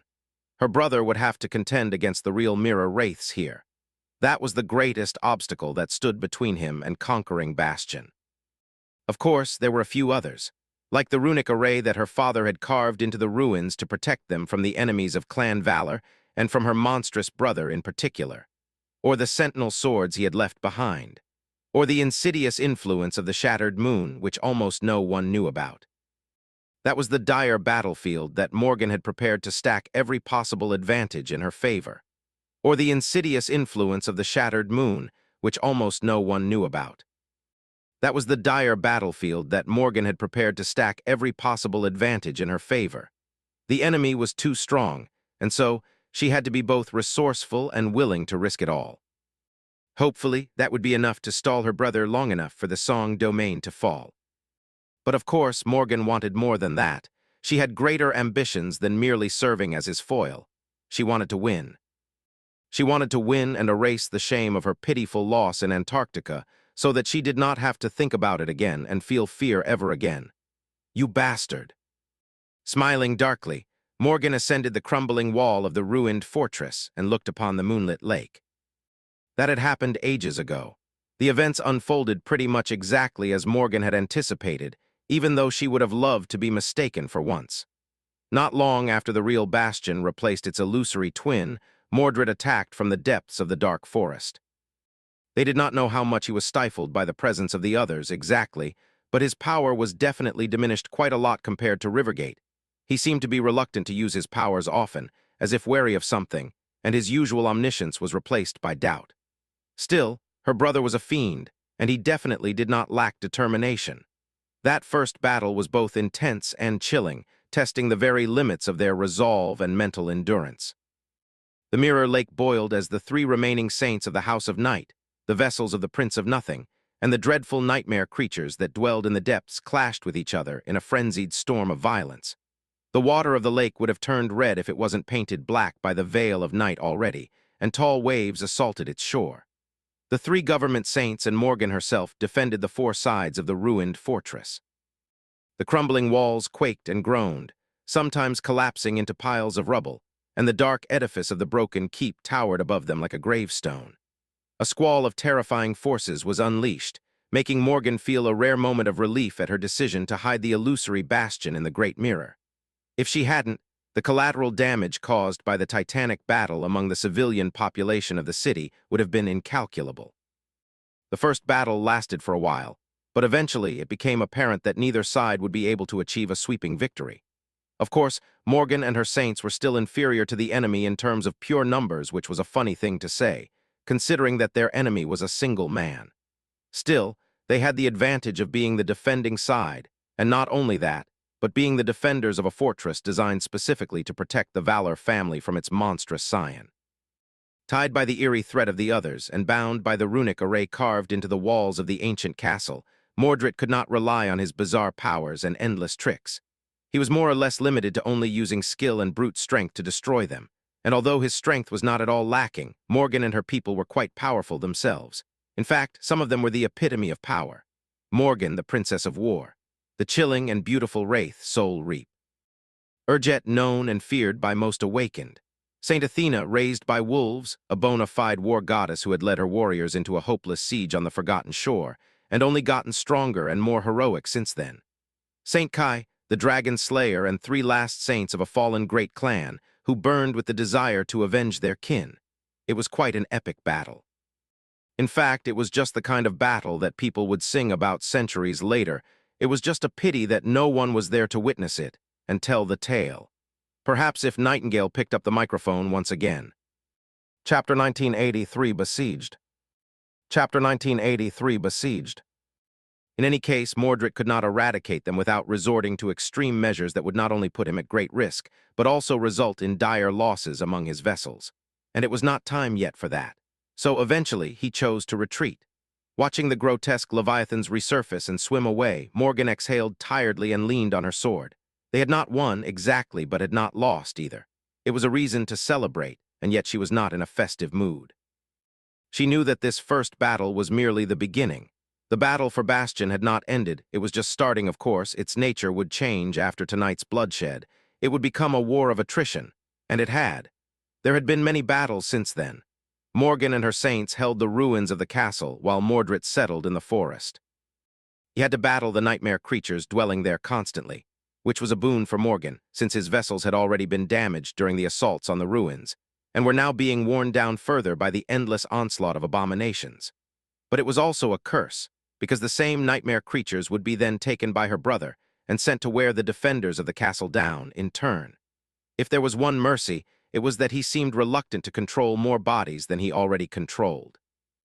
Therefore, if the nightmare creatures attacked, the transcendent vessels of the Prince of Nothing were absent, and vice versa. Morgan just hoped that her brother was being drained and ground to dust by having to survive all these soul duels, just like the rest of them were being slowly battered to the ground. Athena's prodigious strength and Nightingale's startling archery skill were of immense help in the battles against the taken forest dwellers, while Soul Reaper and the Saints of Night were indispensable when battling the human vessels of her brother. Morgan herself had long abandoned caution and went all out in every battle as well. Her aspect was both formidable and versatile, as was her transcendent ability. Therefore, she was a devastating presence on the battlefield no matter what enemies they faced. Somehow, they survived a week of the siege, and then another. In the process, her brother had attempted to sneakily circle around Bastion and stage an attack on the citadels of the Sword domain located deeper inland. In response, Morgan and Saint Kai launch an attack on Night Garden, almost managing to claim it before falling into a trap set for them there by Mordred. That trap was the being he had left to guard the beached Great Citadel, a single reflection of his, which would not usually pose a real threat to two saints as powerful as Morgan and Kai were, if not for the fact that this reflection was a supreme titan. In the end, they did not manage to conquer the Night Garden, barely escaping with their lives. However, they did manage to dissuade Mordred from trying to move past Bastion without eliminating its defenders first. The siege continued, with both sides slowly studying the enemy and searching for a way to destroy them. It was intense, grueling, and often full of dread. However, the most dreadful part of it all was the others. Morgan did not know how her brother, who was much more susceptible to their sinister influence, was managing to stay alive and sane. but it was definitely a challenge for her and her saints. The others were so eerie and frightening because they were alien, unknown, and unknowable. Their origin was a mystery, and so was their nature. Morgan did not even know if they were truly beings in the full sense of that word, let alone living beings. The others moved and acted like creatures that possessed will and even an eerie form of sentience, but she could not be sure. They could have been mere manifestations of some mysterious force or process that simply reflected what was in front of them, thus creating a false impression of intent and intelligence. The worst part of it all was that, unlike the nightmare creatures, the others were not even necessarily malicious. The harrowing evil they perpetrated was nothing but a result of their inherently alien nature. These beings did not seem to know or be able to fathom the natural concepts like a person's desire to stay alive, the fear of pain, the terror of having one's body and soul stolen, maimed, torn apart, or consumed. At least that was the opinion that Morgan and her saints shared now, after witnessing the others and even clashing with them several times. But they simply could not be sure of anything, which made the sinister guests from the mirror reel so much more frightening. On top of that, even fighting them was a dreadful ordeal, because the others did not follow the conventions of power that both awakened and the nightmare creatures shared. They were neither divine nor profane. They did not seem to possess ranks and classes. They were not beholden to a single aspect or a set of unholy powers. Instead, they were entirely unfathomable and unpredictable, making every battle with them a chilling affair. Some of the others were surprisingly weak and were easily destroyed by the saints. Some, however, possessed a harrowing power that made them utterly lethal, while their bizarre nature made obliterating them a dangerous and difficult undertaking. Morgan had almost lost Saint Etha that way during the early days of the siege, which would have been quite a disaster, considering that he was the closest thing she had to a healer. Luckily, the Nightwalker had survived in the end, even if his eyes seemed a little haunted to this day. Poor guy. Morgan herself had grown up knowing about the others and brushing against the eerie mystery of their existence from time to time, so these dreadful encounters were nothing new to her. The government saints were taking it surprisingly well, too, but the saints of night were rattled. How much longer? Letting out a sigh, she shivered in the cold, looked at her bloodied tunic in disgust, and walked toward the lake to take a plunge. Chapter 1984, Beneath the Surface. The mirror lake hid unspeakable horrors, so very few people would have dared to bathe in it. But Morgan did not care. She had no choice but to come to this dark place, and for her, there was no escape from the war. The siege was not going to end any time soon, but she could at least endeavor to not spend the rest of it feeling dirty. It was her home anyway. The black water was deceptively tranquil and still, reflecting the moonlit heavens. Stepping into it was like stepping into the night sky, and bathing in it was like bathing in stars. Enjoying the cold embrace of the lake, Morgan sighed in contentment and studied her reflection. It was important to know that her reflection was not doing anything strange, like tracing her movements with its gaze or trying to speak. Morgan was safer than most from being preyed on by the others, since she had killed her reflection many years ago, but she still had to be careful. Her reflection was prim and proper, staring at her back with two vibrant vermilion eyes, which seemed to glow softly in the darkness. Sending it a smile, Morgan cautiously pulled off her bloodied tunic. She knew that Saint Kai was probably blushing and hurriedly turning away somewhere in the ruins, but she did not care. That dirty thing was disgusting, and she was determined to give it a good wash. The only problem was that the frayed fabric parted under her fingers, and several new cuts appeared on its surface. Morgan cursed her flaw quietly. Her tunic was made from mystical cloth and could usually withstand her touch, but now it had become tattered and fragile. Feeling a bit dejected, she crouched to wash the blood off the black fabric. She should have packed more thoroughly before sending the illusory bastion into the great mirror. Sure, there were supplies in the real castle, and she even had her own living quarters here, but that part of the ruin crumbled in one of the countless battles, burying her wardrobe under the rubble. That had been a painful loss. Morgan rinsed her tunic swiftly, then walked deeper into the cold water to wash the blood off her body. At that moment, there was a subtle movement under the surface, and something slippery wrapped itself around her shin. Instead of pulling her into the depths, however, the flesh of the nightmare creature parted and bled, as if it had wrapped around a sharp blade. Morgan raised her hand indifferently. A split second later, it rippled like liquid metal and turned into a long spear, which extended downward with terrible speed and pierced the surface of the lake. The spell whispered softly into her ear, announcing the death of a corrupted monster. Morgan smiled. "I guess we have dinner." At that moment, someone coughed behind her. Morgan retracted her monstrously long javelin, allowed it to turn back into a human hand, and unhurriedly pulled the wet tunic back onto her pale body. This time, there were no new cuts. Good. Feeling clean and refreshed, she turned around and walked back to the shore. Speak of the devil, there was Nightingale, standing at the edge of the water and looking at the sky politely. She had not heard his steps, so he must have descended from above. Morgan had once assumed that St. Kai would be quite accustomed to these kinds of situations as a former entertainment star, but he was strangely shy. His sense of decorum was also better than that of most noble legacies, which was both funny and disheartening to see as the noblest of them. And that bastard somehow managed to look cleaner and more puttoser than her, despite the fact that Morgan had literally just bathed. Walking out of the water, she swept her hair back and tried to hide her irritation. "What is it?" Nightingale finally looked down. "I saw movement in the forest, Lady Morgan. It appears that there is going to be another attack soon." Morgan frowned. The timing was unfortunate.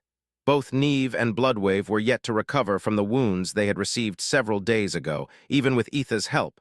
That was why she had held them back yesterday.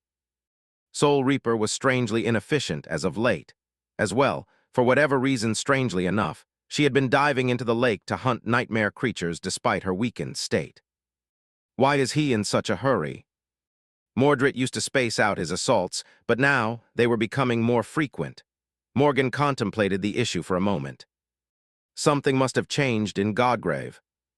They received news of how the war was going from time to time.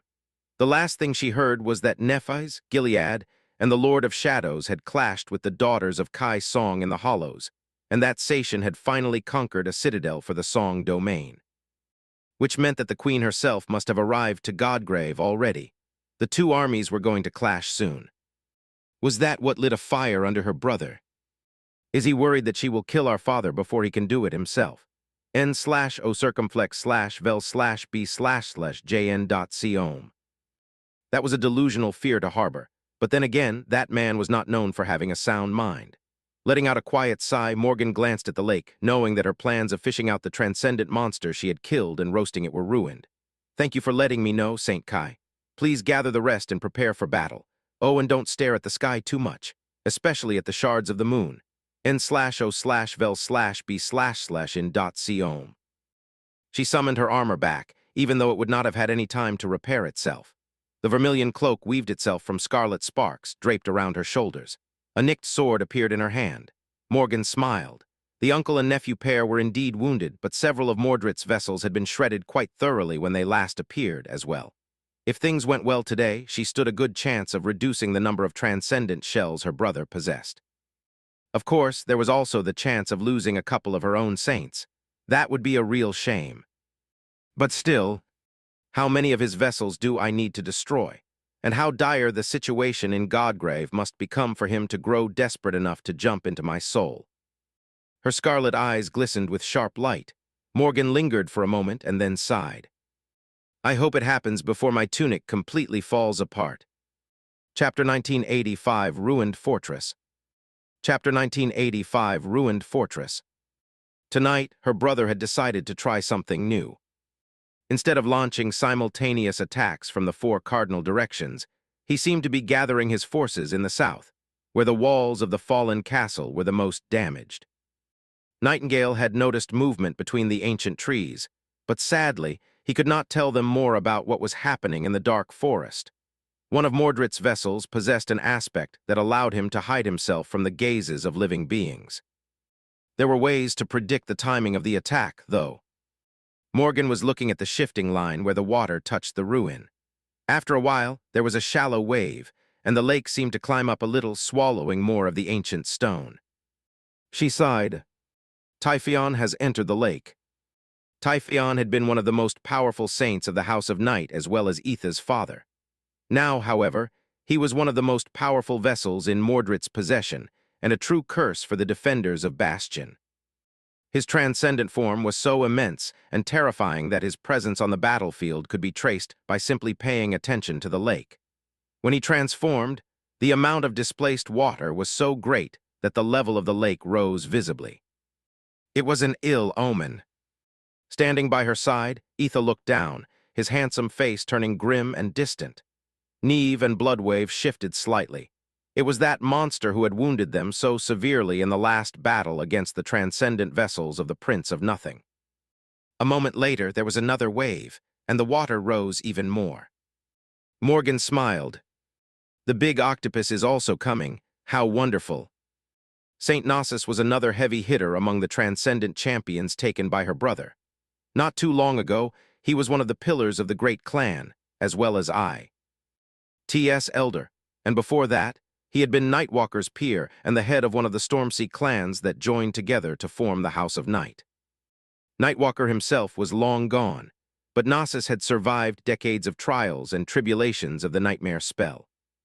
He did not survive Mordred of Nowhere, though. Now, his body was one of the most dire threats to Morgan and her saints. His transformation was that of a gargantuan kraken, and together with Typhon, these two abominable creatures were the hammer with which her brother bludgeoned the defenders of the ruined castle every battle.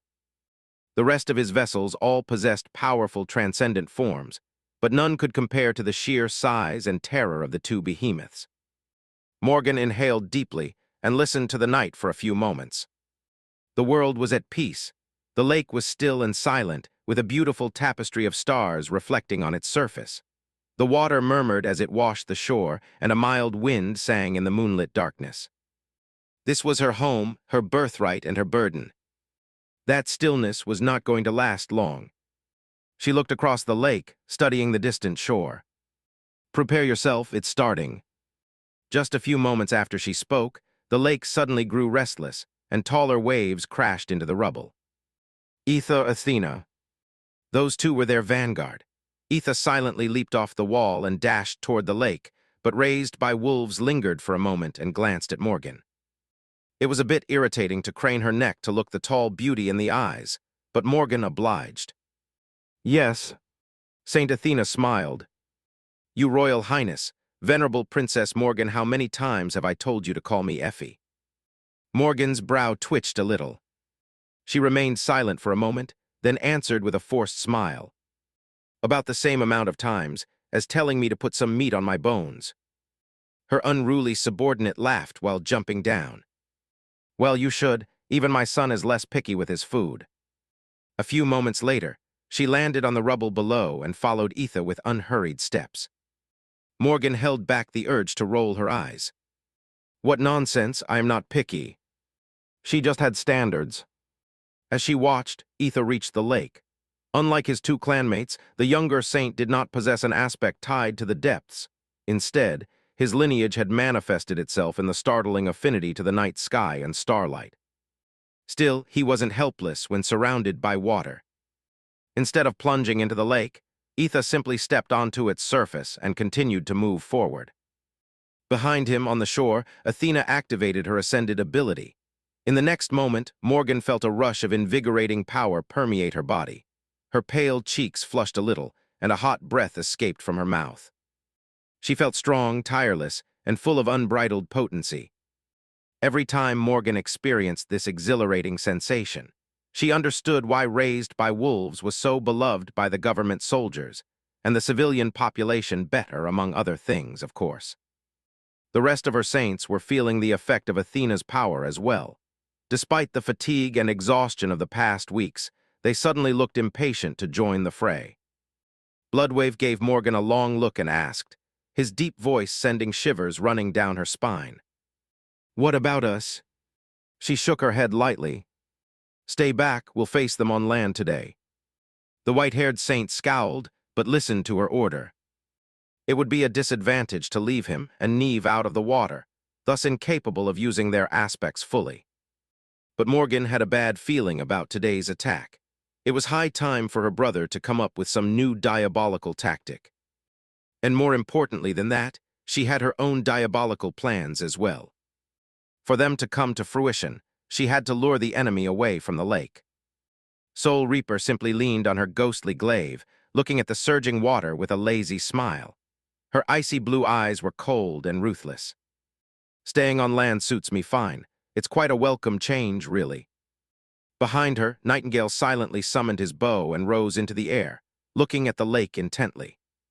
His mesmerizing green eyes seemed to glisten in the darkness, reflecting the pale moonlight. A moment later, his expression tensed. Morgan sighed, knowing that she would not like what he was about to say. "What is it?" St. Kai sighed. "They're dragging corpses across the bottom of the lake, leaving trails of blood behind." He hesitated for a moment, and then added with a hint of dejection. "I think we'll have more guests today than we anticipated." Chapter 1986, Baiting the Monster. Chapter 1986, Baiting the Monster. Morgan sighed as she saw the water break in a dozen places, far in the distance, and grotesque tentacles shoot from the depths. Carried in them were the massive corpses of the nightmare creatures that dwelled in the forest, some of them the very same nightmare creatures whom she and her saints had wounded, but failed to finish off in yesterday's battle.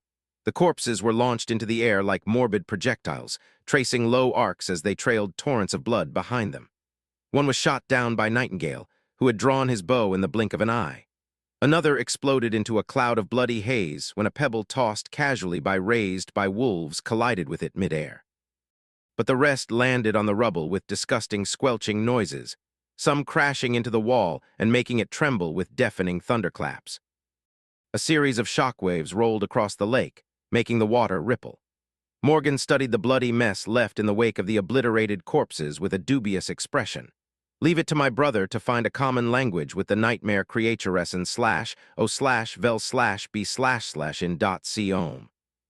The effects of this spectacular blood offering were already letting themselves be known. The lake boiled, and dozens of hideous shapes rose from its dark depths, following the scent of blood. Following it to the shore, it seemed that the Prince of Nothing had finally found a way to attack the ruined fortress with both transcendent and corrupted forces at the same time. Grimacing, Morgan summoned a bow and shouted a command. "Ether Athena, let loose." As they heeded her command, she briefly glanced at the bow in her hand. This one she had received in her third nightmare. It was a good bow, but she still missed her old one, the bow that her father had forged for her. It was not the only memory he had given her, and Morgan had never cherished the warbow that much. She was primarily a swordsman, after all. Still, it had been a loyal companion to her for quite some time. Strangely enough, Morgan did not remember what fate befell that memory. Had it been destroyed in Antarctica? Or had she simply returned it to the arsenal of clan valor after transcending, knowing that an ascended memory would not be worthy of her strength anymore? She seemed to have a vague recollection of bestowing it upon someone interesting and cute, one of the promising knights, perhaps. She couldn't remember. What was I thinking about? Suspecting that she had not gotten enough sleep, Morgan summoned an arrow and knocked it on the string. Below the wall, Ether and Athena were starting. The Saint of Night was standing on the surface of the water, not far from the shore, bathed in moonlight. Above him, distant stars shimmered with a silver radiance. And as the waters of the lake suddenly rippled all around him, that radiance suddenly grew brighter. Morgan could not see Ether's eyes, but if she could, she would have witnessed them shining with cold silver light. In the next moment, the sharp rays of starlight seemed to solidify, raining on the lake like a radiant net. The depth dwellers that had risen their hideous heads above the water were cut terribly by the falling strings of light, letting out pained wails as their fetid blood poured into the lake. Some received only shallow wounds, some were hurt quite badly. One lake monster had even lost much of its head. It was still alive, but the other abominations were already rushing in its direction. Soon, the water boiled, and the wounded abomination was torn apart by its own brethren. There was no honor among the nightmare creatures. Athena was less flashy in her attack, but even more devastating. Looking around, she chose a slab of stone the size of a PTV, picked it up easily, and tossed it in the direction of the attacking abomination with terrifying force. The giant piece of stone tore through the air with dire speed and fell into the lake like a bomb, causing a tall fountain of foam to shoot into the sky. Although it was quite dark, Morgan could tell that the foam was not white, but crimson. Athena rarely missed, so her crude projectile must have obliterated at least one enormous abomination completely. A moment later, her own arrow found its way between the scales of an especially revolting nightmare creature, exploding from the back of its misshapen head in a torrent of gore. Nightingale was releasing another arrow, as well, having the advantage of a high vantage point. he was even more deadly. Morgan was not usually competitive without reason, but falling behind her subordinate was a shameful thing. Smiling faintly, she strained her muscles and drew the heavy bow again. In the next minute or so, both the surface and the depths of the lake had turned into a scene of bloody slaughter, with a storm of starlight raging across it like a beautiful mirage. The nightmare creatures stirred awake by the scent of blood were all powerful, the weakest of them of the corrupted rank. And yet, the saints defending Bastion were not weak either. Aetha's starlight, Athena's barbaric projectiles, and the arrows sent flying by Morgan and Kai fused into a devastating barrage, mangling the bodies of the abominations and reaping their lives. Sadly, it was not as deadly as she would have wanted, killing a great abominatio. And was no easy feat even for saints. After all, several of them had to concentrate their attacks on the more powerful dwellers of the depths, and waste quite a bit of time to bring a single one down, while the rest were free to reduce the distance between them and the shore unopposed, which was a cause for concern. And throughout all of it, even consumed by the thrill of the battle, Morgan was keeping an eye on the lake and the dark shore beyond. She could not miss the moment her brother decided to join the battle. "Where are you?" Frowning a little, Morgan lowered her bow for a moment and bellowed, "Aetha, retreat." She was disappointed. She had hoped that using their only healer as bait would produce more of a result. The nightmare creatures were already dangerously close to where the Saint of Night was standing on water. Sparing one look at the approaching horrors, he turned around and dashed back toward the ruins. Athena covered his retreat by sending an especially enormous piece of rubble barreling through the air. It displaced a veritable flood of water, causing towering waves to spread in all directions from the point of impact. And when the plume of foaming water fell down, Morgan finally saw what she had been searching for. Behind it, in the distance, a gargantuan fin rose above the surface of the lake, cutting it like a colossal blade. Typhoon was coming. Or rather, her brother was, wearing the Once-fearsome saint as a suit. Chapter 1987, Siege of Bastion. Chapter 1987, Siege of Bastion. The nightmare creatures had reached the shore, crawling out of the surging lake like a swarm of horrors that had escaped the forbidden depths of Pandora's box. In the darkness of the night, their wet, slithering figures glistened with the ghostly radiance of reflected moonlight. Enormous limbs rose high into the air and plummeted down, making the ruins shake as they sank into the rubble to pull the monstrous bodies onto land. This time, of course, it was not Pandora who had opened the mystical box out of curiosity. Instead, Morgan's monstrous brother had done it out of malice. Still, she wasn't too concerned. If these poor creatures had known any better, they would have stayed in the depths.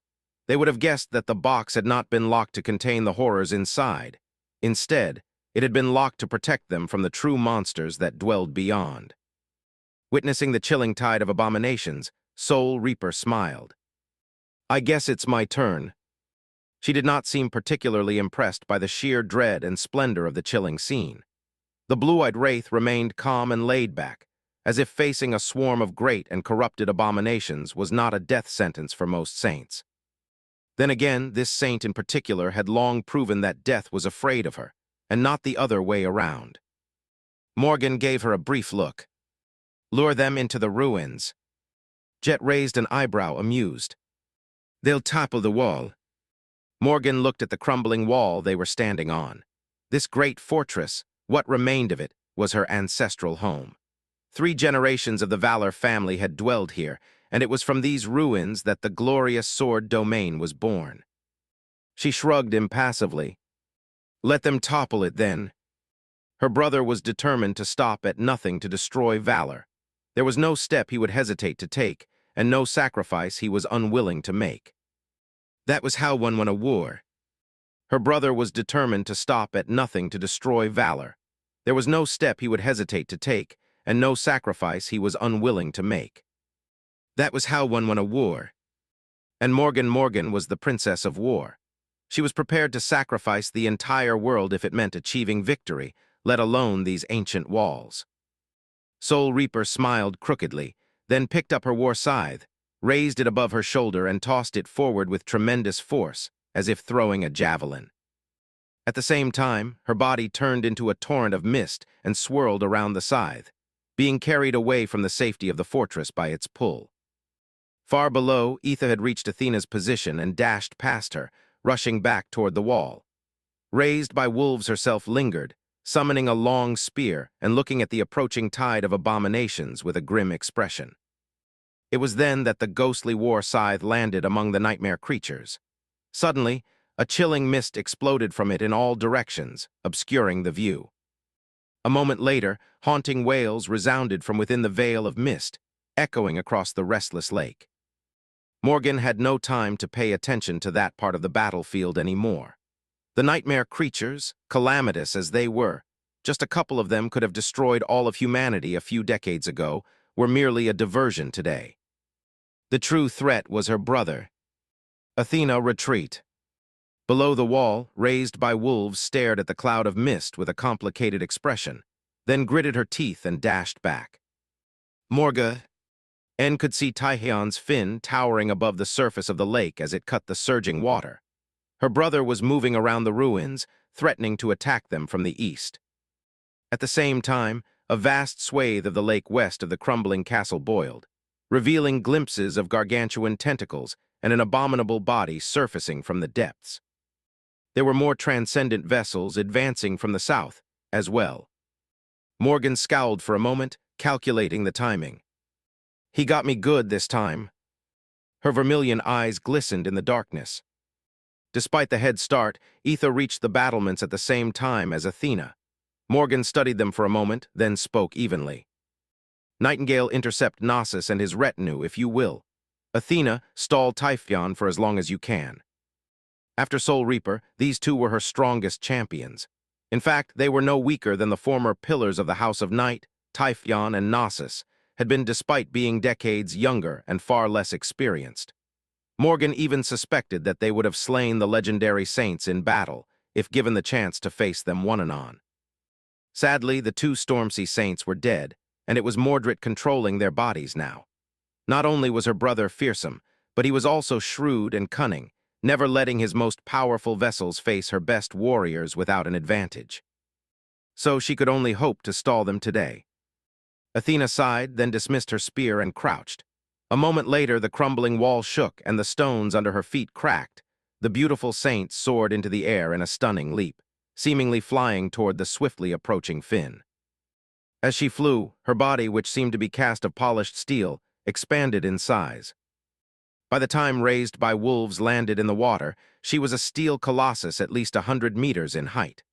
A great wave rose from her plunge into the lake, and a deafening thunderclap rolled across the lake, making the trees on the distant shore sway. She was standing far away from the ruined fortress, and yet the water barely reached her things. The lake was deep enough to swallow even a giant like Athena, but she had chosen her battlefield carefully. There, the water was deep enough to lure Taehyun to come, but not so deep as to leave her no fighting chance. Of course, she could have fought him at the bottom of the lake if she so wished. Saints could hold their breath for a long time. After all, however, fighting a transcendent of the House of Night in the depths was something that only people with a death wish would do. Almost at the same time, a graceful figure dashed across the black sky, rushing west. Nightingale assumed his transcendent form as he flew, and soon moonlight glistened on the beautiful scales of a majestic dragon. His great body was dark like the night sky, and his eyes were like silver stars. The vast shadow of his wings covered the tall waves, raising up a hurricane. Morgan sighed. The three government saints were each handling an overwhelming foe. But it was up to her and the Saints of Night to face the most dreadful adversary. Chapter 1988 Ruin has come to our family. Chapter 1988 Ruin has come to our family. To the west of the crumbling castle, a vast swath of the lake seemed to boil with foam as a seething mass of dark tentacles rose from below. The gargantuan tentacles reached for the moonlit sky like a primordial forest, each aiming to catch, crush, smother, and tear the swift enemy apart, or bring the enemy down to the depths, into the dark chasm of the creature's harrowing maw. The size of the enormous kraken was so immense that it easily dwarfed the great dragon, making him seem small and insignificant in comparison.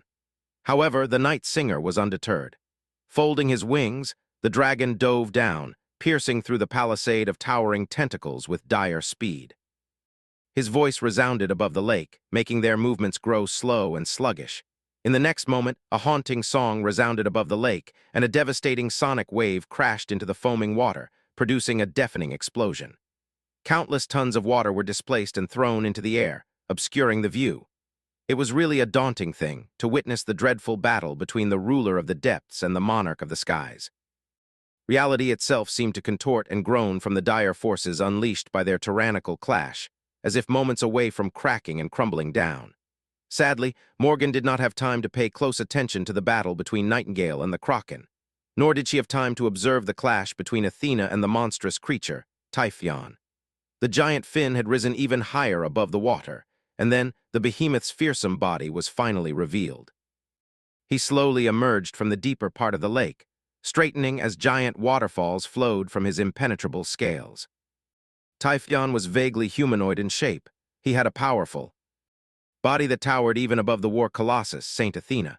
However, where she was lean and graceful, the monster of the depths was broad and mighty.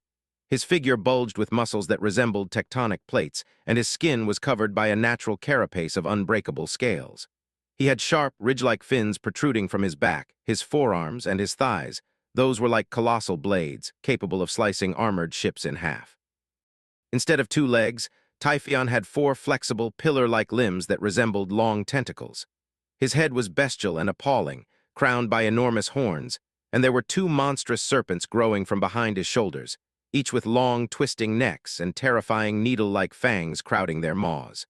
He looked like a dark deity whom the abominable drowned would have worshipped. Morgan had never been to the Great River, so she could not draw the parallel. However, Effie, who knew the drowned all too well, could. She grimaced with resentment and braces herself, preparing to endure the assault of the titanic fiend of the depths. When the 2 Goliaths collided, the entire world shuddered and shook. All throughout the ruin, shards of stone fell from the crumbling walls and scattered on the piles of rubble. Morgan winced. Below the wall, the cloud of swirling mist was flowing up the shore, already nearing the wall.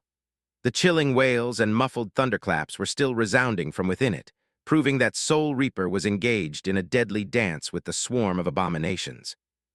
Her insidious aspect was capable of destroying souls directly, and Morgan suspected that that was the only reason why there were no rivers of blood flowing back into the lake from within the icy fog. Finally, the first tendrils of mist washed over the stone wall, and she looked at the Saints of Night. "We are retreating to the second ring." Neve hesitated for a moment. Wouldn't that give that man more room to surround us? She smiled darkly. His forces are spread thin, too.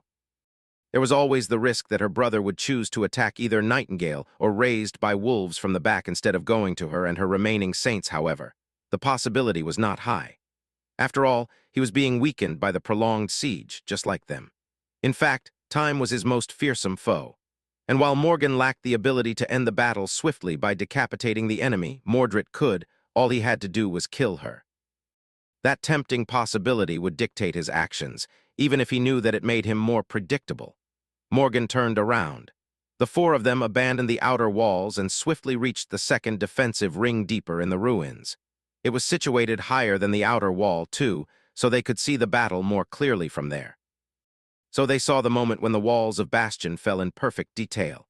Even though Morgan had anticipated the inevitable destruction of the outer rampart, watching the ancient wall crumble still rattled her. No one knew who or what had shattered the moon and brought the proud citadel of the demon of imagination to ruin in the distant past.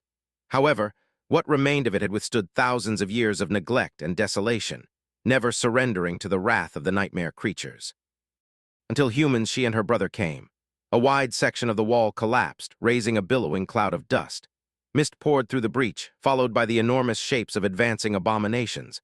They spilled from the breach like a tide. There were fewer of them than before, and many seemed to be in agony, their movements slow and listless. Still, nightmare creatures had invaded Bastion for the first time since her grandfather had conquered this great citadel. Morgan sighed lightly and cast her gaze further at the shore of the surging lake. There, more creatures were emerging from the water. These ones were no less terrifying, and yet they were no nightmare creatures. Instead, they were transcendent vessels of her brother. As she watched, several of them retained their monstrous forms, while others turned into humans. One figure in particular caught her eyes. He was looking at her too. Morgan gritted her teeth. So he came personally this time. Far away, her brother smiled and gave her a mocking bow. Snarling, Morgan looked away and turned to the Saints of Night. The main guest has arrived. Let's give him and his entourage a warm welcome. Chapter 1989, Home Sweet Home. Chapter 1989, Home Sweet Home. Morgan had her bow, and the Saints of Night had already summoned their weapons. In this battle, their strength would be stifled by having to fight on land. However, that did not mean that they were powerless, far from it. Neve was wearing light, but immensely resilient armor sewn from the skin of some unknown sea monster, wielding a long harpoon made of bone as a spear. His indigo eyes seemed to glow in the moonlight, and his handsome face was both somber and cold. Bloodwave had summoned a heavy armor forged from dull metal, which made his towering figure seem even more formidable. He was armed with a heavy cutlass. There were two of them before, but one had been destroyed in one of the previous battles. Now, the taciturn saint simply used the claws of his steel gauntlet to rend the flesh of his enemies. Ether reached toward the sky, grasping a ray of starlight and manifesting it into a thin blade. The youngest of the saints did not possess as much physical strength as the rest of them, but made up for it with speed and skill. The weapons he could weave from starlight were absolutely lethal still. His aspect was not suited for close combat that well. Not that anyone was suited well for facing Mordred. Today, the defenders of the crumbling fortress were weaker than they had ever been. Morgan's three most powerful champions were away, each dealing with their own crisis. Her brother, meanwhile, still possessed more than enough vessels to take the castle. Some of them were following Nephis and Typhion, but 10, including his true body, were here. They had already scaled the outer wall, avoiding the cloud of mist and the nightmare creatures that were still fighting Soul Reaper within it. Mordred himself lingered at the top of the rampart, looking up at the second ring of the battlements. Despite the apocalyptic noise of the battle, his voice reached Morgan and her saints clearly. Ah, how sweet it is to finally come home. Despite the sweet words, his tone was deep and dark, full of nothing but coldness and malice. He smiled. Aren't you going to welcome me, sister? Instead of an answer, Morgan sent an arrow flying his way. Laughing, Mordred swatted it away with his sword. As the spell whispered in her ear, announcing the memory's destruction, her brother and his vessels leaped off the outer wall and rushed toward the second ring. I guess he's done being sentimental. Morgan sighed and dismissed her bow, summoning a sword instead. All around Bastion, runes carved into the ancient stone suddenly lit up with ethereal light as its enchantment array came alive. Before, sentinel swords left behind by her father would come alive and fall like steel rain on the heads of the invaders. Many other deadly enchantments would activate, as well, enveloping the ruined fortress in a defensive net. Sadly, most of the array's power had been exhausted in the past few weeks. The sentinel swords had been shattered one after another, the reserves of essence powering the array had been drained, and many of the runes forming it had been found and destroyed. Now, the colossal enchantment was a pale shadow of its former self. It still did one thing particularly well, however. It restricted both the others and the aspect powers of the Prince of Nothing. Here in the crumbling fortress, he could only rely on brute strength to obliterate its defenders. Morgan raised her sword and prepared to fight. 4 saints against 10 transcendent vessels of a murderous madman, the odds were not too great. For her brother, that was, because while he could not use his aspect, Morgan could still use hers. Activating one of the enchantments stored in her body, she sensed dire strength permeating her very being. Time seemed to slow down a little. Smiling viciously, Morgan dashed forward and met the first of the transcendent vessels as it leaped onto the wall. Those of the taken saints who could move on land in their transcendent forms had kept them. Those who could not had become humans again. Each of them looked different, but all, both humans and creatures, had the same cold, inhuman, unfeeling look in their eyes, with dark flames of boundless wrath burning beneath the cold surface. Morgan crossed swords with one of the human vessels, throwing it back off the wall. But in the next moment, she had to dodge back as a gargantuan clawed hand fell on the battlements, sending a rain of sparks flying in all directions. The claws bit into the ancient stone, and a hideous snout rose above the parapet, resembling that of a giant crocodile. The triangular fangs snapped, almost taking Morgan's arm off or at least catching her in a crushing trap. Her body was as hard as steel, so her limbs were not that easily separated from it. A moment later, 2 swift figures dashed past the crocodile's head, and she had to defend herself from 2 insidious blows. Morgan managed to deflect one, but the second scratched against her armor. Worse than that, the enchanted blade seemed to have left a corrosive film in its wake. making the black steel of her breastplate boil and flow down in thin streams of bubbling metal. That was what made her brother so deadly, not the number of his vessels and not their power. It was their perfect coordination, which allowed them to fight as different parts of the same organism. Because they were. If it were any other pair of enemies, Morgan would have managed to evade both blows, but the vessels of the Prince of Nothing left no chance to the enemy. Damn it. 10 of them Nov, LB //JNN. The enormous crocodile head rose into the air, revealing an immense neck. The creature's body was both reptilian and human-like in nature, and it was truly enormous, standing almost as tall as the wall. The towering creature unleashed another blow at the battlements, making a section of them crumble from the obliterating force of the impact, and outstretched a mighty hand. A hurricane of sparks swirled around it, starting to form into a giant bronze trident. Morgan pursed her lips. On both sides of her, Neve, Bloodwave, and Etha had already clashed with the remaining 6 vessels of the Prince of Nothing. Mordred himself was holding back, for now waiting to see if Morgan had prepared any traps for him. Should I be flattered? He really seems to have a very high opinion of my abilities. Well, who could blame him? Nov, LB //JNN. After all, she did have a trap prepared. In fact, this whole battle and this whole siege had been a carefully constructed trap. Chapter 1990, Iron Maiden. Chapter 1990, Iron Maiden. Morgan knew how devious and monstrous her brother was. In Antarctica, he had been weaker than her. He had been slower than her. Even his technique, while stellar, had been inferior to hers.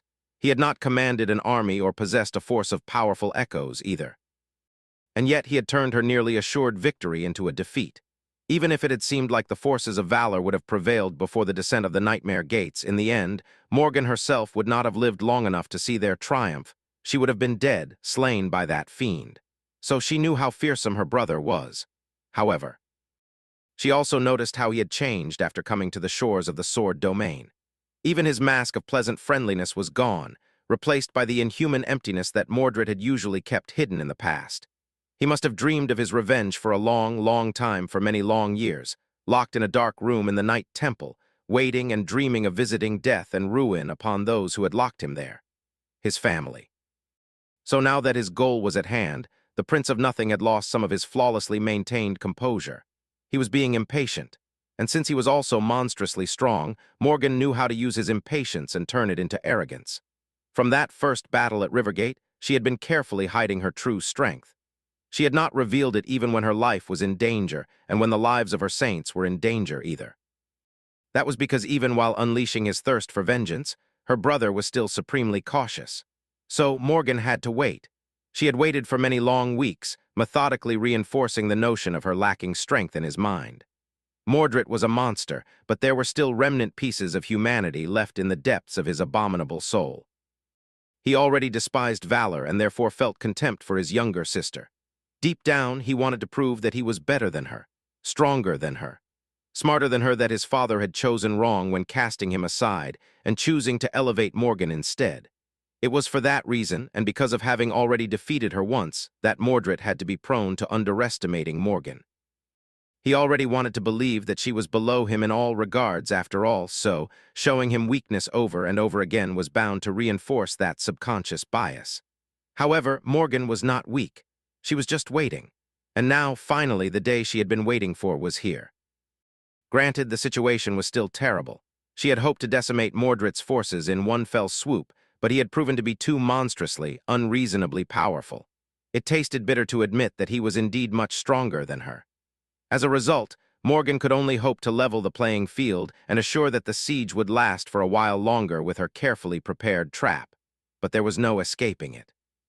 Her saints were already battered and worn out, losing more of their strength with each day. If she continued to stall for time, it would be her forces that suffered fatal losses, not his. A pity. Morgan deflected a glancing blow of the enemy's sword, somehow managed to push another aside with the pommel of her own, and then gasped when the towering reptile's trident brushed against her side. Her armor caved a little, and she was thrown back, slamming into the parapet of the battlements. A net of fractures spread through the ancient stone, and a rain of debris fell down. She groaned and straightened slowly, tasting blood on her tongue. Feeling beaten and tired, Morgan glanced east, caught a glimpse of Athena, and felt new strength flood her veins. Her cracked helmet collapsed into a rain of sparks. Sensing cool air on her heated face, Morgan smiled crookedly, looked past the hideous head of the human-like reptile, one of the strongest vessels in Mordred's possession after Typhon and Nephis, and pierced her brother with a dark gaze. The fiend was still refusing to join the fray, or rather refusing to risk his original body. In truth, each of these vessels was him, and he was already engaged in the battle. Why was he so cautious? She had hoped to destroy that original body today. But the gargantuan crocodile would have to do. "Hey, brother." Standing some distance away, Mordred looked at her without any particular emotion. His lips twisted into a false smile. "Are you ready to surrender, sister? Or wait, are you going to run away again? Go and ask our father for help, perchance. I'm sure he can spare a few echoes." Morgan let out a hollow laugh and watched as the giant reptile raised its trident to deliver another blow. The other two transcendent vessels had not been idle while Mordred was talking either, having already flanked her. She lingered for a moment and grinned. "Why are you calling him our father anyway, you bastard?" Mordred's expression finally changed, bringing her great satisfaction. In the next moment, Morgan's smile disappeared, replaced with a cold and ruthless expression, and her body turned to liquid steel. The torrent of it swallowed the black armor and rushed forward like a flood. In the past, Morgan had only used this transcendent ability to change parts of her body into blades or grow in size, becoming a steel giant of about 10 meters in height. A few times she had even mimicked the forms of other creatures, but that was not all she could do. She had held back the true extent of her power until now. Becoming a sword? Who wanted that? A sword could cut flesh, and in the right hand it could even cut souls. But it could not cut the world. It could not wield itself and force its own will upon existence. Morgan was going to do exactly that. A torrent of liquid metal rushed forward, expanding in size until it was like a river.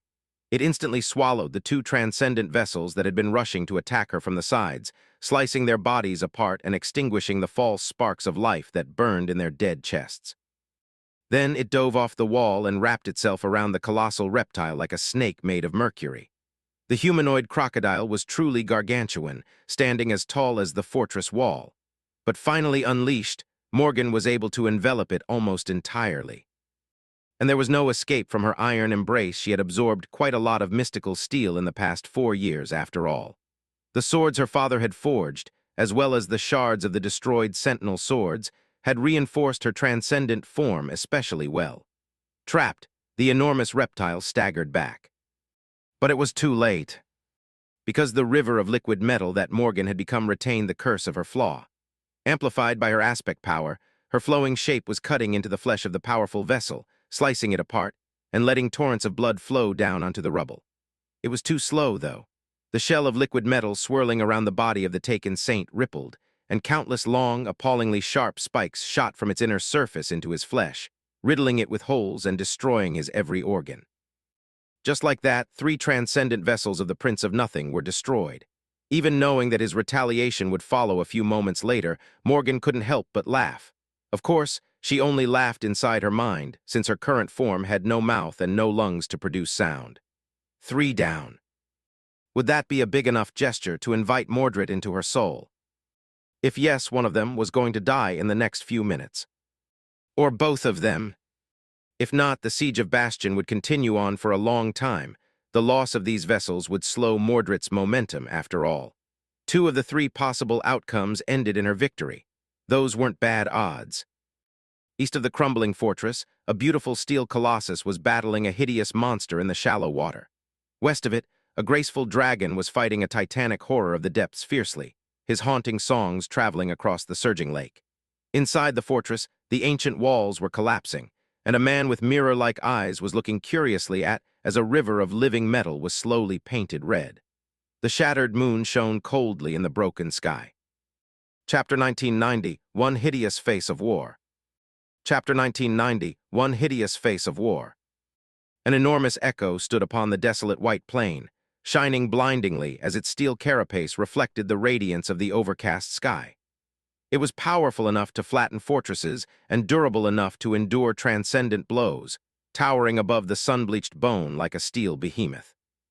The gargantuan beast had 4 mighty legs, a broad back, and a flat head that rested on a long neck. However, it had not been created by the nightmare spell in the image of a fearsome abomination. Instead, it had been forged by the King of Swords once, perhaps to serve an important purpose, perhaps simply out of boredom. Unless one wanted to bully the weak, the giant echo was not suited well for battle. It was not swift enough to be of use in a serious battle, and while its carapace was durable, it was not nearly resilient enough to survive the many dreadful perils of the dream realm. At best, it could serve as a massive siege tower. At present, however, it served as a mobile redoubt for the command staff of the Sword Army, not because of its power or impregnable carapace, but simply because its height offered the King of Swords and his retinue a convenient vantage point to observe the battlefields. The Echo's long tail rested on the ground, serving as a bridge that one could use to reach the flat expanse of the creature's back. There were even guardrails installed on both sides of the ascending path to prevent people from falling down. On the back of the steel beast, the field headquarters of the Sword Army stood, composed of colorful tents and canvas pavilions, most of them black or vermilion, of course. This was where the king and his close aides resided when the army was on the march, and where the generals gathered to hold council. This arrangement was not at all as impressive as the Valor Keep in the main camp of the Sword Army, of course, but still far more comfortable and convenient than one would expect in the middle of an active war.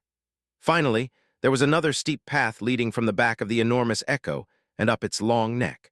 A circular viewing platform was located on the other end of the path, resting atop the head of the steel behemoth. The posts of the decorative guardrail were fashioned to look like a crown, and the white plane of sun-bleached bone could be seen far below in stunning view. That was where Sonny had found himself on a hot summer day, hiding his grim expression behind Weaver's mask as he observed the calamitous battlefield. Well, every day in Godgrave was cruelly hot and sweltering, so this one was no different from all the rest. He sighed. Why is it that every war I participate in happens to take place in an area with extreme weather conditions? First the dreadful cold of Antarctica, now the suffocating heat of Godgrave. It was truly unfortunate. The next war I joined better happened somewhere with a nice climate. The rest of the people gathered on the platform did not seem to share his sentiment. All of them were clad in heavy armor, except for Nephis, who had stuck with her decision to forgo it entirely and was wearing simple white garments. There were no dark corners on the head of the enormous Echo for Sonny to hide in, so he simply found a relatively desolate spot and stood there alone, leaning on the railing with crossed arms. Added to his fearsome mask and cold attitude, this pose dissuaded others from approaching him, which suited Sonny fine. Most people crowded around the king anyway. Anvil was standing at the foremost point of the viewing platform, observing the battle with a somber expression. His vermilion cloak was moving slightly in the wind, and his iron crown seemed especially heavy today. Sonny could not tell what the sovereign of the sword domain was thinking about, and couldn't even guess what he felt. No one was speaking at the moment, absorbed by the dreadful view of two great armies clashing on the plain below. It was truly an awesome scene. There were hundreds of thousands awakened warriors participating in the battle, as well as thousands of masters. There were countless echoes as well. There was also a vast horde of horrid nightmare creatures subjugated by Beastmaster, and the eerie legion of the dead risen by the Queen of Worms. The battlefront stretched from east to west for no less than a dozen kilometers, and terrible forces ravaged the crumbling lines of desperately struggling soldiers. Countless aspects were being unleashed, and countless memories were consuming oceans of essence to release a myriad of enchantments. The bone plane was quaking, and the fabric of reality seemed to grow brittle and thin.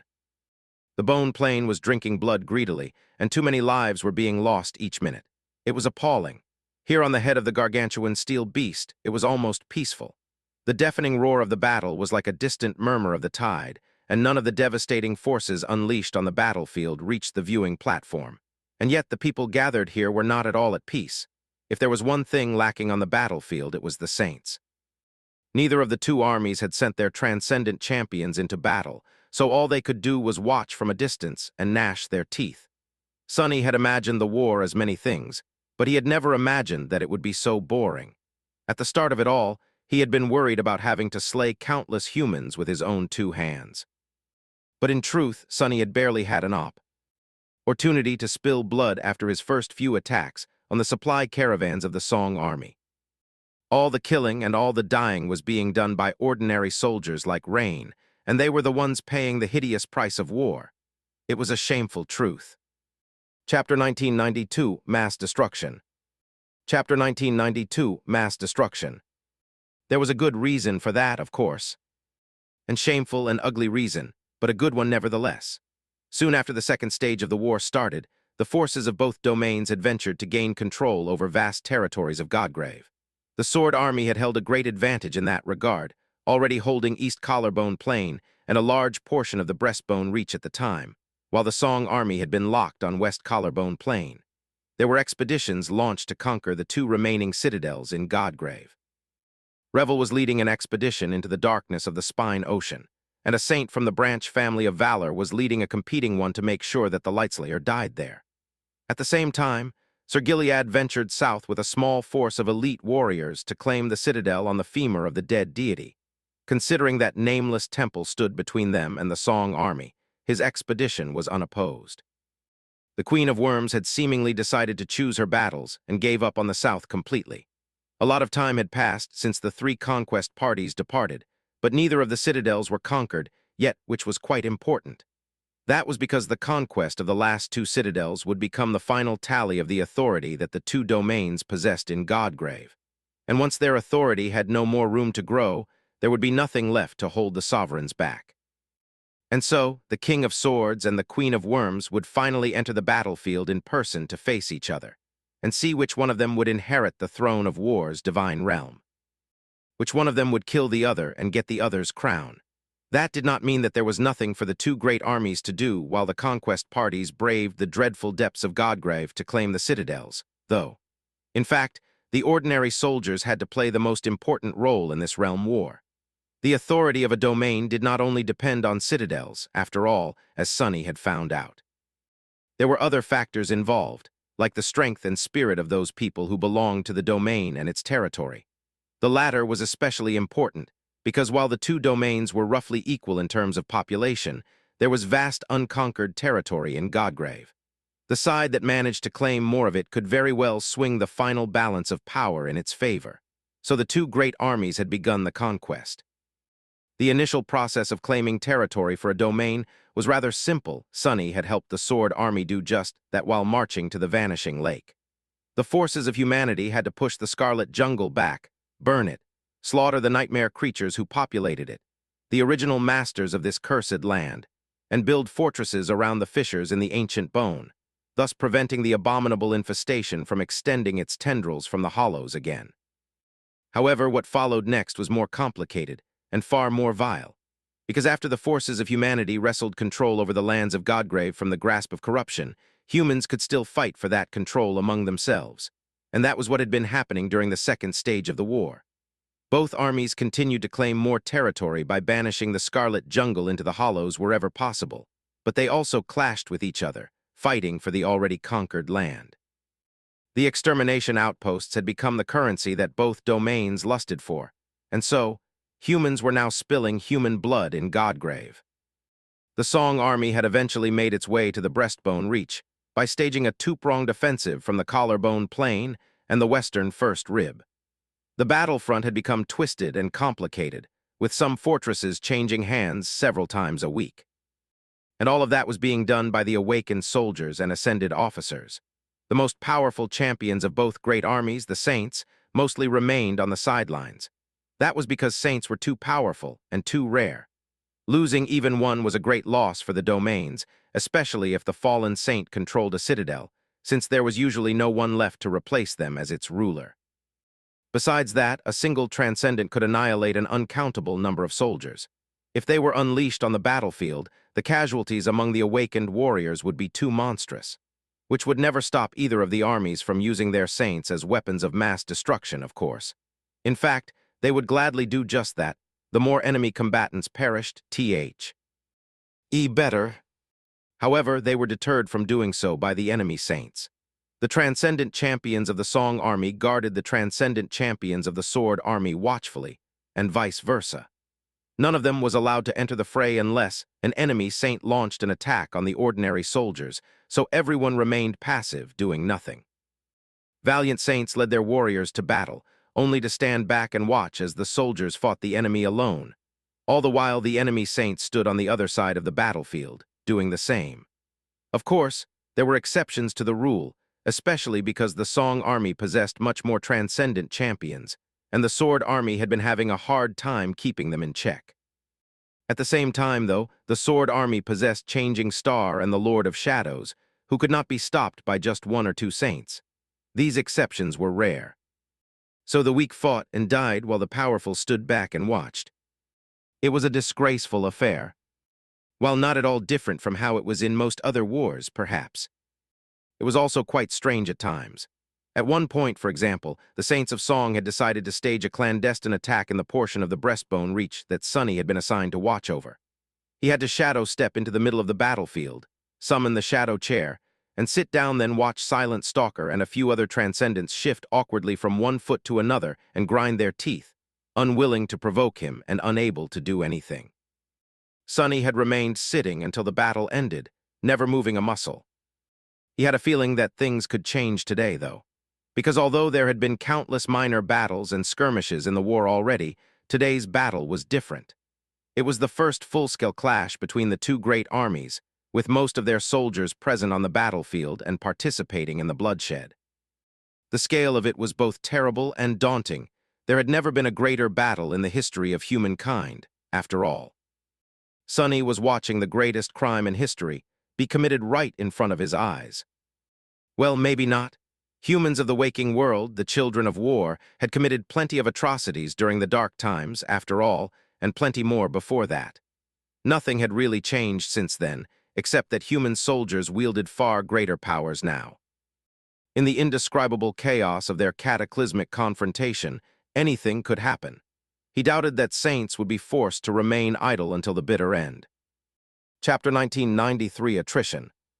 Chapter 1993 Attrition. Far below, the battle seemed to be hanging in a fragile balance. The battle lines were twisted and broken, and in some places, all pretense of order had been lost. Countless awakened warriors were intertwined in a chaotic melee there, having forgotten all about discipline and battle formations. Blood was spilling on the ground, and a litany of desperate voices was drowning in the deafening clangor of steel. In other places, stalwart officers were still maintaining a semblance of control. The forces of the Sword army were pushing the forces of Song on the left flank of the Grand Formation, while its right flank was being pushed back instead. In the center, a furious tug-of-war was boiling, with neither side managing to gain ground. At first glance, the soldiers of the Sword domain were in a better position. That had been true throughout the war. The warriors of the Song domain did not lack courage, determination, or martial prowess. In fact, Sunny had often been stunned by their tenacious resolve. Their powers and tactics were often strange, insidious, and wild, bringing with them a sense of lethal peril. They were chillingly fearless in the face of death, and viciously ruthless when they needed to be. And yet, they were simply no match for the soldiers of the Sword army. The army of the Sword domain was better equipped, better trained, and better able to maintain discipline in dire situations. Even if each individual warrior fighting under the banner of the King of Swords was not more powerful than the warriors of Song together, they made for a much tougher and deadlier force. It was partially because Clan Valor and its vassals had been in power for much longer than Clan Song, and therefore possessed a much richer martial tradition. The core of the Sword army had been forged in the successive subjugation campaigns that brought vast regions of the Dream Realm under human control, after all, and while Kai Song had led a historic conquest of her own, its scope and length did not compare. It was also because the awakened of the Sword domain had always been more militant, and their martial culture had always leaned more in the direction of organized warfare. The Valor family had inherited the lineage of War God, and therefore, the region under its control was influenced in subtle ways to fit that legacy. But mostly, it was because of the King of Swords. His authority was everywhere, enveloping the Sword army like an invisible veil. The soldiers were not just fighting for his domain, they were parts of his domain and therefore its conduits. Sunny had noticed the subtle effect of Anvil's authority during that first battle at the eastern edge of the Collarbone Plain. Those who carried it would not magically become stronger or more powerful, but the efficacy of their joint actions would be greater, their cooperation would be more seamless, and their battle spirit would become more indomitable. It was an authority to make armies triumph, and that was why the soldiers of Song were desperately outmatched in this war. Even now, they were suffering on the battlefield. The waves of Song warriors were breaking against the steel bulwark of the Sword Army forces, paying a heavy price for each assault.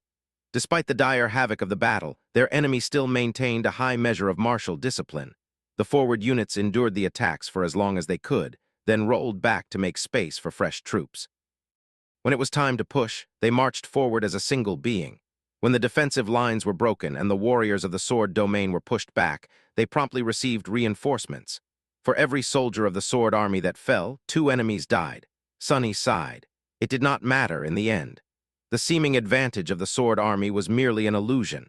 Anyone with a bit of insight could tell that things were actually going quite badly for their side. That was because the Queen of Worms was exerting her influence on the battlefield as well. And hers was a power no less dreadful than that of the King of Swords. What did it matter if fewer warriors of the Sword Army were dying? In the end, all of those who were killed, no matter the side, simply rose again, becoming members of the Legion of the Dead.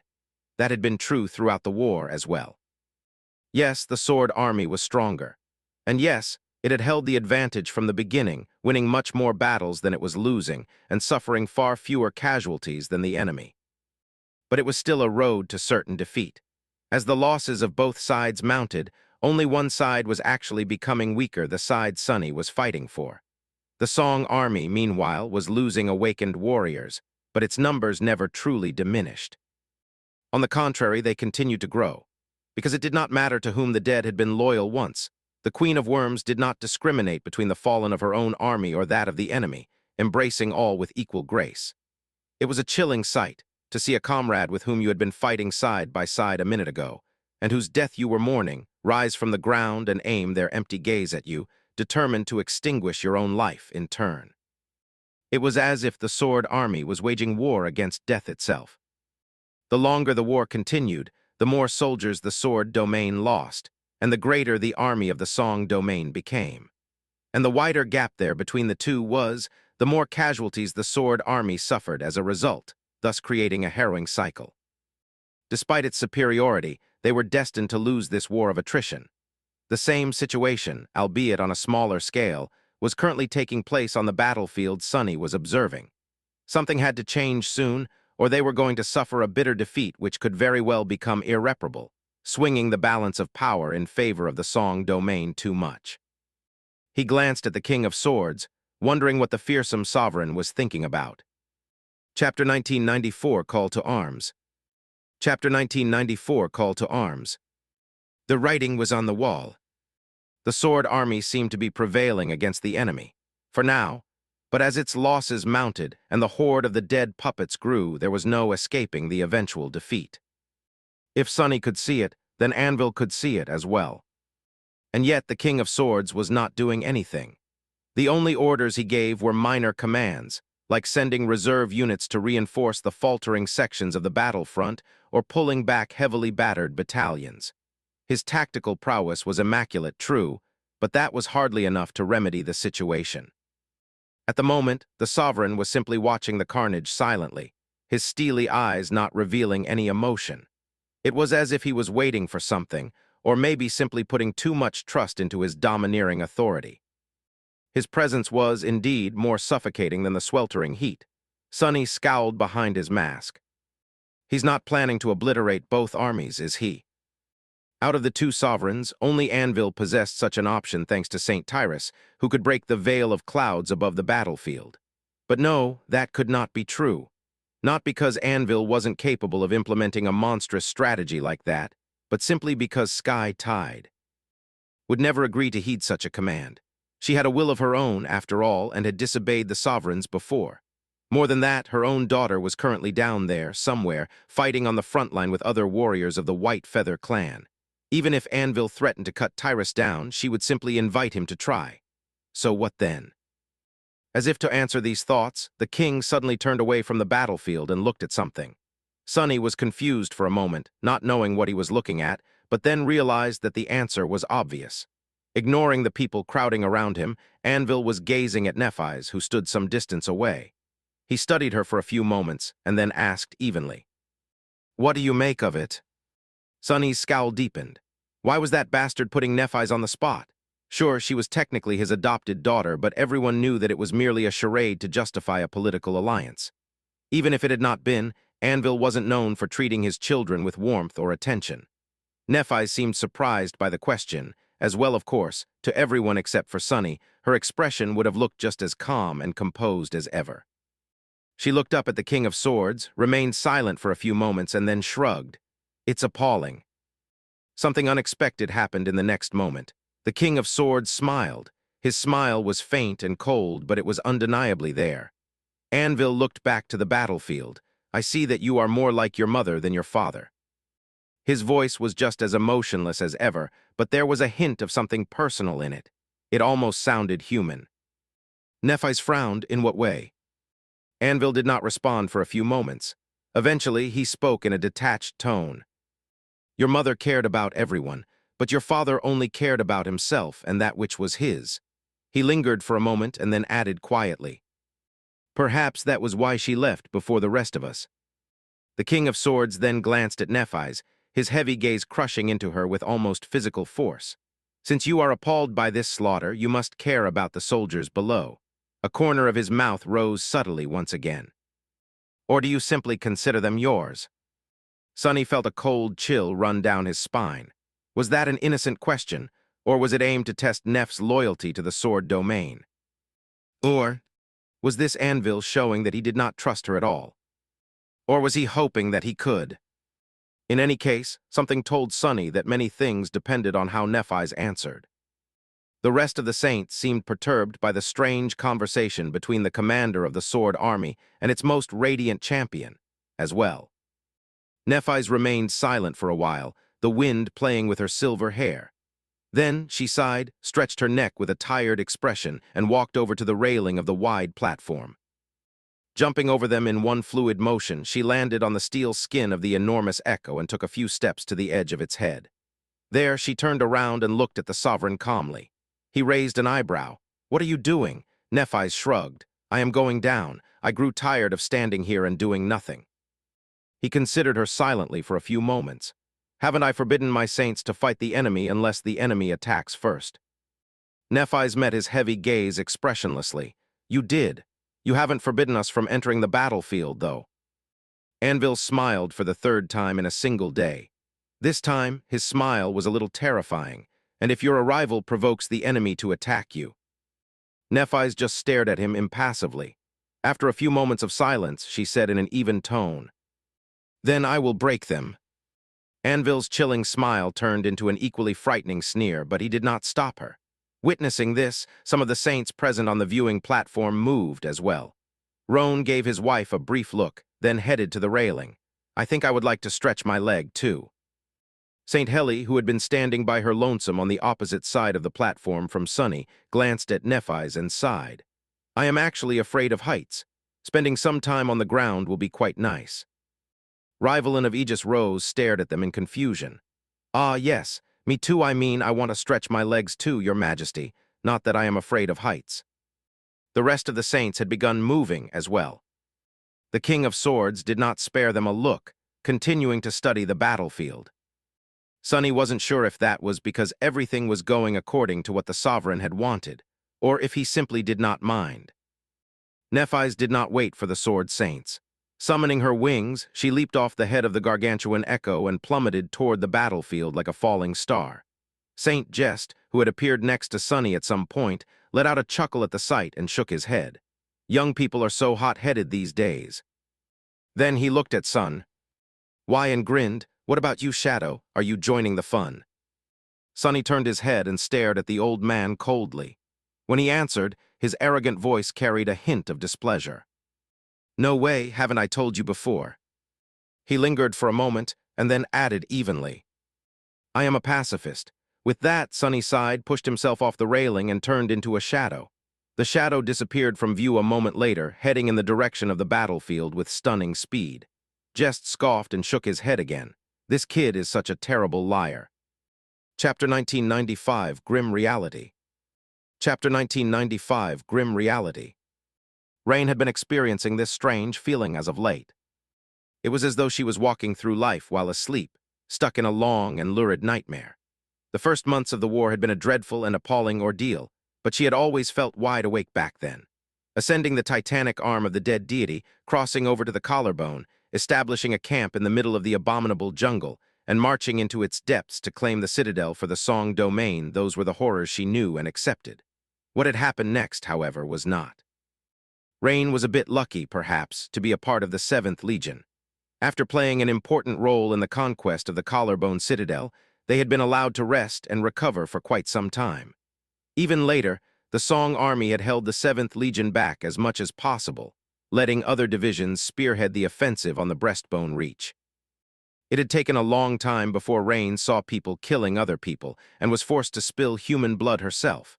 She had been dreading that moment for a long time, but when it happened quickly. It was kill or be killed. The other person would not hesitate to end her life if given the chance. Only they would if they were like her. And that was precisely the point. They were like her. The soldiers of the Sword Army were fellow humans, no different from Rain, and the thought of killing another human for no good reason was just as appalling to most of them as it was to her. They were all awakened, and therefore no strangers to bloodshed. In fact, they were all natural killers, having experienced the visceral rush of fighting and slaying living beings many times. However, there was a stark difference between killing nightmare creatures and killing humans, real humans, not nameless phantoms conjured by the spell and the illusory nightmares. If anything, their experience only made the act of killing harder. Those who routinely faced nightmare creatures knew how precious human lives were, after all, because they knew that humanity was surrounded by the enemy, by the abominable other, from all sides. The soldiers of the two great armies might have been enemies, but they weren't the other. They were the same. Still, war was war. The first time Rain had to aim at a human, she felt nauseated and afraid. She froze for a moment, unable to let go of the string, and then lowered her bow a little, an action that was somehow both involuntary and completely conscious. As a result, her arrow struck the enemy archer in the thigh instead of piercing his heart. It had never become easier. There were a few of these moments later on. Sometimes, Rain was sure that while her arrows seriously wounded many, they did not kill anyone. Sometimes she was not, but it was all happening so quickly. There was no time to think. Before she could even fathom the implications of her actions, there was a new enemy rushing at their position, and after one battle was over, another would be starting too soon.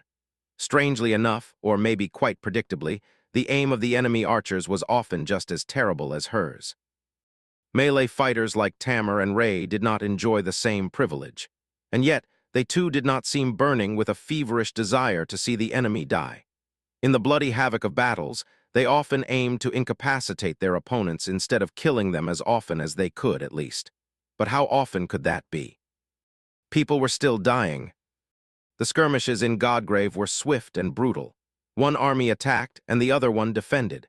Usually it quickly became apparent which side held the advantage. The other side retreated, unwilling to suffer heavy casualties for an empty cause. Sometimes, the ascended officers would try to implement a more ruthless strategy and held the wavering soldiers back, but the officers themselves were human too. They were just as appalled by the senseless bloodshed and just as dismayed by the hideous reality of war. The more people died, the more discontent the soldiers and the officers became, and the more elusive the initial reason for the war seemed. In the end, the soldiers on both sides were shaken and disturbed. The army camps, which had been lively once, were now subdued and full of silence. Rain often saw people sitting on the ground and staring into the distance with empty eyes, some still covered in blood from the recent battle. As an archer, she was usually cleaner than them, but otherwise, she was very much the same. All of it seemed too ugly and wrong to be real, and so she couldn't shake the feeling that reality was merely a nightmare. It would be quite fitting, actually. Rain had cheated the world by awakening without undergoing the first nightmare, so there was perverse justice in the fact that her life had become a kind of nightmare in turn. But of course, she knew that what was happening around her, and to her, was no nightmare. The war was very real, and the horrors of the war were very real as well. There was no escaping that fact, and all she could do was blame herself for coming to this God-forsaken hell instead of burying her head in the sand and cowardly running away to hide in Ravenheart. Rain found some solace in the company of her cohort Tamer, Ray, and Fleur. The four of them were going through this terrible ordeal together and searched for ways to survive it in sound mind together. Even in the depths of her dejection, she couldn't imagine abandoning them. But most of all, what helped her stay sane was the company and support of her brother. Her brother. It had taken Rain a while to come to terms with the fact that her mysterious and often sinister teacher was not, in fact, some dark deity or errant spirit, but instead her older brother. And entirely human on top of that. A completely improbable, astonishing, and absurd human. How did his existence even make sense? How could he be one of the most powerful saints in the world, her brother, and Changing Star's boyfriend to boot? Still, although confounding, his presence by her side was not unwelcome. It was a source of warmth and strength for her instead. And Rain desperately needed both of those things, especially today. Because today, the two great armies had gathered on a vast bone plain, and the 7th Legion was thrown into the jaws of a calamitous battle. Chapter 1996 Fodder. Chapter 1996 Fodder. There had been countless skirmishes and several larger battles between the two armies before, but never anything of that scale. There had never been a battle this great, and this terrible in all of human history, at least not in the history of their world. But then again, this wasn't their world. The 7th Legion was in the most dire section of the battlefield, the very middle of the center, serving as the spearhead of the entire Song army. The enemies they faced were not young awakened who had become carriers of the spell in the aftermath of the Chain of Nightmares, either, but the hardened core of the Sword army instead. The seasoned veterans of the royal clan's own storied forces, the Knights of Valor. They were like a steel bulwark that refused to be shaken or pushed back, repelling one fierce attack after another. The ascended knights commanded awakened squires, maintaining immaculate discipline and the indomitable will of the elite troops. They were all clad in heavy steel armor and wielded potent memories as weapons, their vermilion cloaks standing out vividly against the white backdrop of the sun-bleached bone. Powerful echoes fought in front of the formation, some of them earned as rewards from the spell, some crafted by the enchanters of valor. Rain was concentrating on destroying these echoes while trying to ignore the terrible cacophony of battle and the screams of dying soldiers that washed over her like a heartbreaking song. Damn it, damn it, damn. But how could she ignore it? The shaking ground was slick with blood, broken bodies laying here and there, and staring at the blinding sky with empty eyes. Most of them were strangers, but some of them, she had come to know over the months spent fighting side by side in Godgrave. That man there, she had seen him survive the deadly embrace of a monstrous tree in the hollows. He had survived the abominable jungle only to die here, cut down by a human blade. The woman there, she was quite infamous in the 7th Legion for the habit of singing her heart out in the baths despite possessing absolutely no musical talent. Rain had never spoken to her, but she had heard the painful singing many times. The woman would never sing again. Damn it! Gritting her teeth, terrified out of her mind and immensely angry at the same time, Rain tried to take aim through the tears veiling her eyes and let go of the string. Of course, there were not that many bodies littering the ground. Not because very few people had died, but simply because the dead did not stay still for long on this heinous battlefield. Just as Rain's arrow pierced the neck of a rampaging echo, the dead singer moved and slowly rose to her feet. Her memories were gone, and her tunic was painted red by blood, revealing a harrowing wound. Nevertheless, the young woman did not seem bothered by the pain. She turned her empty gaze to the steady line of heavily armored knights and headed toward them with calm steps. All around her, other pilgrims were marching toward the enemy as well, and inside the enemy formation, their own fallen were standing up to attack it from within. The Knights of Valor were a ruthless bunch, though. As soon as one of them perished, the body would be dragged back by the soldiers of the rear rows and either destroyed or debilitated before it could rise. The Sword army had been learning how to resist the authority of the Queen as well. Witnessing the dreadful scene, Rain remained motionless for a few moments, her breath ragged. Her muscles were aching from the strain of drawing the heavy bow, and she was suffering from the unbearable heat. Even with the piece de resistance cooling her down, it was too intense and oppressive, sweat rolling down her skin and stinging her eyes. She felt dirty, the noise of the battle was deafening and its sight was horrifying. Rain was lost for a moment. Then her shadow moved and a familiar voice whispered into her ear. Snap out of it. She flinched and tried to regain her composure. Summon your sword, things are about. Before her teacher Sonny was done talking, a loud horn rolled across the stretch of the battlefield where the 7th Legion was fighting. Rain failed to register what the unexpected sound meant at first, but then shivered. It's the knights. The Knights of Valor were being called to advance. She was currently standing on a toppled wagon, surrounded by fellow soldiers. Tamar's Centuria had participated in an assault on the enemy formation not too long ago, and then retreated to rest and lick their wounds while other members of the Legion continued the frantic attack. But they weren't that far from the melee, if the enemy threw all their power into an offensive push. Rain dismissed her bow and manifested the mark of shadows into a black tackeye. Tamar had already risen from the ground by leaning on her enormous swayhander. Fleur had been treating one of the soldiers, so Ray grabbed her and pushed her back to safety. The steel wall of fearsome knights suddenly surged forward, making the ground quake.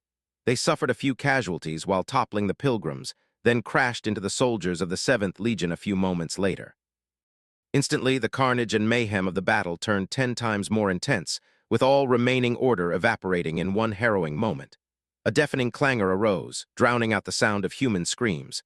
Before too long, the front line of the Legion was broken and pushed back, and the enemies were upon Tamar and her worn-down warriors.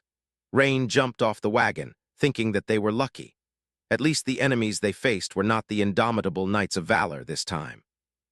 Instead, they seemed to belong to one of the vassal clans. Their cloaks were white instead of vermilion, at least, and many had decorated their armor with feathers. The world shook as countless aspects were unleashed and raged across the battlefield, and the merciless sky continued to batter the two great armies with radiance and heat. Gripping her sword, Rain gritted her teeth and followed Tamar to fight the soldiers of the Sword Army. Her shadow followed too, of course. Chapter 1997, Human Cost. Chapter 1997, Human Cost. The pilgrims were consumed by the tidal wave of steel warriors, only managing to fell the vanguard of unfeeling echoes. There were more of them on other parts of the battlefield, but here at the epicenter of the calamitous clash between the two great armies, the Knights of Valor were too shrewd and callous to allow the dead to rise en masse. The indomitable formation of the Sword Army elites surged forward like an iron wave, crashing into the 7th Legion and shattering its offensive line. However, not long after, the momentum of the Valor forces stalled, and then it was exhausted entirely, leaving them in a deadly mire. Their enemy was not to be trifled with, either.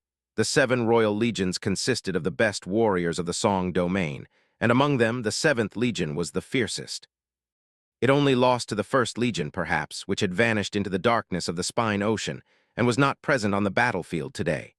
After suffering the initial blow, the broken formation of the Song warriors did not buckle, and the warriors themselves did not lose themselves to fear. They were not routed. Instead, they descended upon the Knights of Valor and their auxiliary forces like a deadly swarm, burning with wicked resolve and primal fury. These men and women were neither enthralled by the promise of glory nor intoxicated by the raucous hymns of war. However, they weren't willing to taste the bitterness of defeat, either. A wide swath of the hellish battlefield turned into an even harsher hell, with thousands of powerful awakened and hundreds of fearsome masters clashing in a deadly melee. The cacophony of deafening thunderclaps, the litany of human screams, and the violent tremors of the bloodied ground fused into a nightmarish choir of destruction, as if the world itself was in the throes of death, or rebirth, maybe. Perhaps it was the dead deity of Godgrave that was being reborn, its ancient bones soaked by human blood.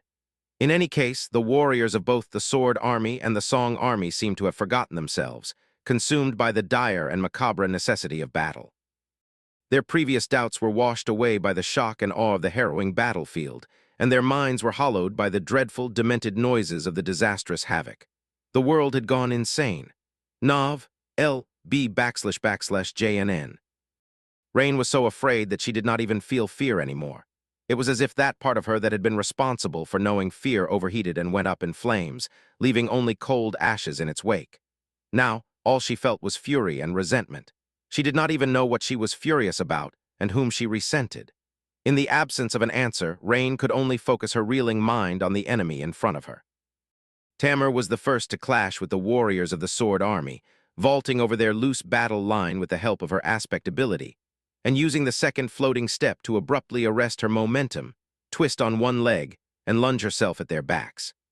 As soon as her foot touched the ground, her brutish Zweihander flashed in a wicked horizontal arc, breaking someone's armor and throwing them aside.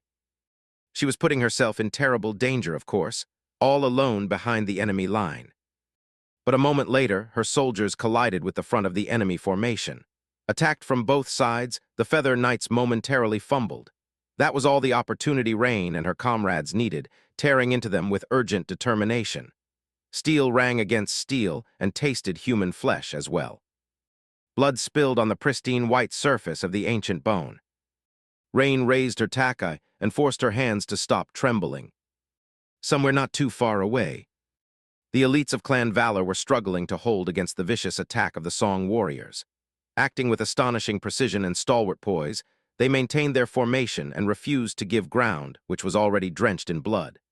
The enemy would not allow them to retreat. Anyway, and there, behind them, the dead were already stirring, ready to rise. If they were to be saved, they had to carve a bloody path to salvation with their own hands. And so they held fast. However, a few moments later, a swift figure in crimson garments flashed between the soldiers of Song and crashed into the formation of the ironclad knights. It was a beautiful woman who wore no armor, her ebony hair fluttering behind her in the wind. Her skin was pale like snow, and her eyes were just as cold. Her scarlet lips were pressed tightly against each other. She was one of the blood sisters who followed Princess Sation, a master of the Song domain. Wielding a sharp dagger with a wavy blade, she collided with the warriors of the Sword Army and pushed them back. Her thin hand moved with inhuman speed, slicing up the throat of one soldier, blinding another, piercing a third one's chest. The knights staggered back in a haze of blood, opening a breach in their formation. The blood sister dashed forward, ready to widen the gap, only for her crease to be stopped by a sword's blade. Sid, one of the fire keepers who had been sent into battle with the Knights of Valor, pushed the enemy master back and looked at her with a scowl. Her dirty blonde hair was wet with sweat, and her shield memory was gone, destroyed by a ferocious echo, which was a real shame, considering that it had been wonderfully modified by the charming guest of their island not too long ago. As the breach in the formation widened and the soldiers of the two armies descended into a frenzied melee, she sighed and spoke with a hint of regret. Ellie, n/o/vel/b// in .com. Her voice was somber. You should have stayed away from this war, stupid girl. The blood sister, the former handmaiden, forced out a defiant smile. It's good to see you again, Sid. With that, she raised her beautiful dagger and prepared to attack. A moment later, the two former members of the Dreamer Army clashed under the merciless gray sky, aiming to end each other's lives. Chapter 1998 Old Friends. Chapter 1998 Old Friends. Sid knew the handmaiden, the blood sister, quite well. Her name was Felice. The two of them had been at the academy together and arrived at the Dark City at the same time. There were many others that year, as well, although not everyone made it to the Bright Castle alive. Those who had either turned out to be lucky enough to become guards or were left to rot in the outer settlement. Sid and Felice were not lucky, but they happened to possess a few soul shards by then, so they paid the tribute and entered the castle together. Naturally, they stuck close to each other once inside. Their shards did not last long, though, and truly they had nothing left to pay tribute with that day. Sid decided to leave for the outer settlement, while Felice decided to become a handmaiden. Sid did not blame her for that decision. Felice was a soft girl. The harsh life in the outer settlement would be a death sentence for someone like her, most likely. Hell, Sid was quite pessimistic about her own chances of survival. But she did survive somehow. Their friendship did not end immediately, either. Felice used to sneak out food for her when she could in those first few months on the Forgotten Shore. The two hid in a threadbare shack and shared their hopes, their fears, and their scars, both physical and mental. But it was hard to maintain a connection when separated by the impenetrable walls of the castle. Eventually, they grew apart. Felice became one of Sation's people, while Sid became a hunter of the outer settlement. And after the war for the Bright Castle and the siege of the Crimson Spire, well, Sid followed Nephis of the Immortal Flame, while Ellie followed Sation of Song. Their paths did not cross again in the many years since. Until today. Gods, Sid had been a passable fighter all the way back on the Forgotten Shore. Otherwise, she would not have survived the streets of the Dark City.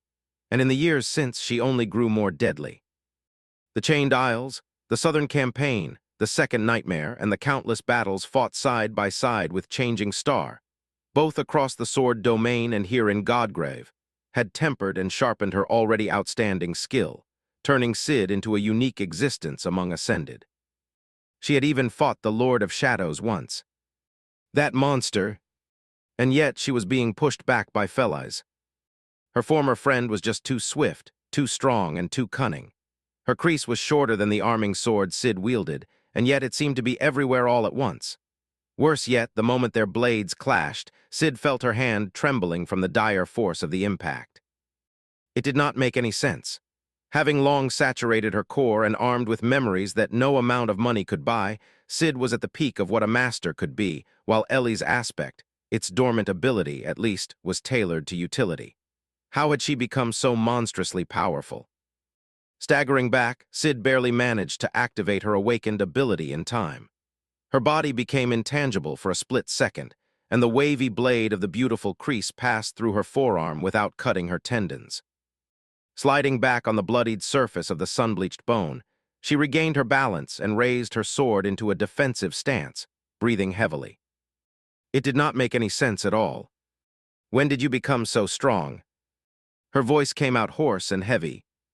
Felise gritted her teeth and then lunged forward with the speed of lightning. I have always been strong. Sid used her aspect to give herself a few moments of tremendous might and battered the sharp crease aside. There was a deafening boom and an explosion of fiery sparks. Her free hand turned into a fist, flying toward the handmaiden's beautiful face. Some distance away, Rain pushed an enemy aside, deflected a downward slash aimed at her head, and slammed the pommel of her takai into the visor of another awakened foe's helmet. Gaining a moment to breathe, she swallowed a mouthful of searing air and looked around. All around her, the warriors of the 7th Legion were intertwined in a bloody struggle against the elite forces of the Sword Domain. The Feather Knights had turned out to be tough adversaries, even if they were no match for the true monsters of valor. Still, they possessed that eerie quality that all soldiers of the Sword Army possessed. They moved as one, seamlessly weaving a net of sharp steel to defend themselves and cut the enemies down. This strange ability was hard to explain with words, but very easy to become a victim of. Many were already dead. Many dead were already rising from the ground, too. That sight was both deeply horrifying and shamefully reassuring. At least the Queen was with them. Rain shuddered. Not too far away, a vaguely familiar blood sister was fighting against a knight of valor, her crimson garments and his vermilion cloak turning into a red blur. The enemy Ascended was bleeding from a dozen hideous wounds, but it only seemed to make him stronger. Apart from him, there was another dire problem on their section of the battlefield. It was one of the Feather Knights, a young woman wearing light armor and a white cape, her pauldron and the plume of her helmet adorned with white feathers. Her youthful face was pretty and somber, and her hair seemed to be gold. From the way she moved and her threatening presence on the battlefield, she gave Rain the same impression most legacies did. Sharp, grounded, deadly. Among all the awakened warriors they were facing, the young woman was the most dangerous, having already killed several of Rain's comrades. That was why Amber had fought her way in that direction and was facing her personally. Damn it. Their battle was both breathtaking and chilling, since both were at the very pinnacle of what ordinary awakened strive to be, but mostly chilling. For Rain, because her heart skipped a beat every time the enemy's sharp blade whistled past Tamar, missing her vitals by a few centimeters at most. Feeling an ominous premonition, Rain exhaled through gritted teeth and lunged back into the furious melee. She was trying to make her way to where Tamar and the young Feather Knight were clashing, but it was taking her a long time. There were too many people fighting, bleeding, and dying between her and the two legacies. There was too much mayhem. She could become one of those dying people at any moment, too, falling to the ground in a fountain of blood. Even if her brother was a powerful saint, he was not omnipotent.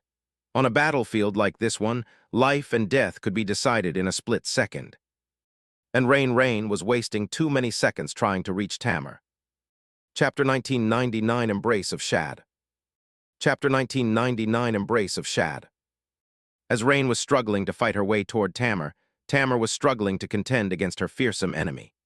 Both she and the young Feather Knight seemed to have fully saturated cores, possessed exceptional combat skill, and were stellar at controlling their essence, at least to the degree awakened could. As a result, Their physical prowess was truly superhuman, and their clash seemed like a whirlwind of steel that rolled across the battlefield, colliding with other warriors to consume them from time to time. However, Rain could still make out the details of the fight, and while the power of the two legacies were roughly equal, Tamar was obviously at a disadvantage due to being younger and less experienced. At first glance, it looked like she was actually pushing the Feather Knight back, however. Rain could not fail to notice that Tamar's adversary had not used her aspect yet. Either it had nothing to do with combat, or she was waiting for the right time to unleash her abilities.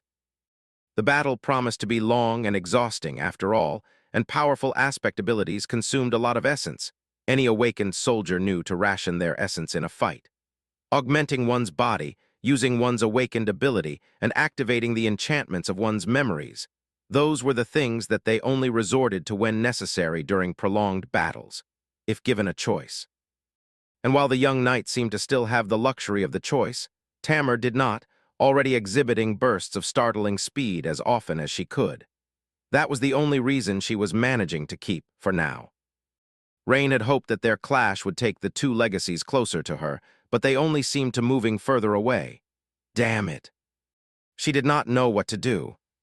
A small, cowardly part of her whispered that she did not have to do anything either. Trying to help Tamar was putting Rain herself at risk. Tamar was so very proud of herself and her family, their history, their martial excellence, their tradition. Surely, a proud legacy like her could fend for herself. Why did Rain have to risk her own life for an entitled legacy? She had to concentrate on protecting herself instead. Surviving on this battlefield was already difficult enough.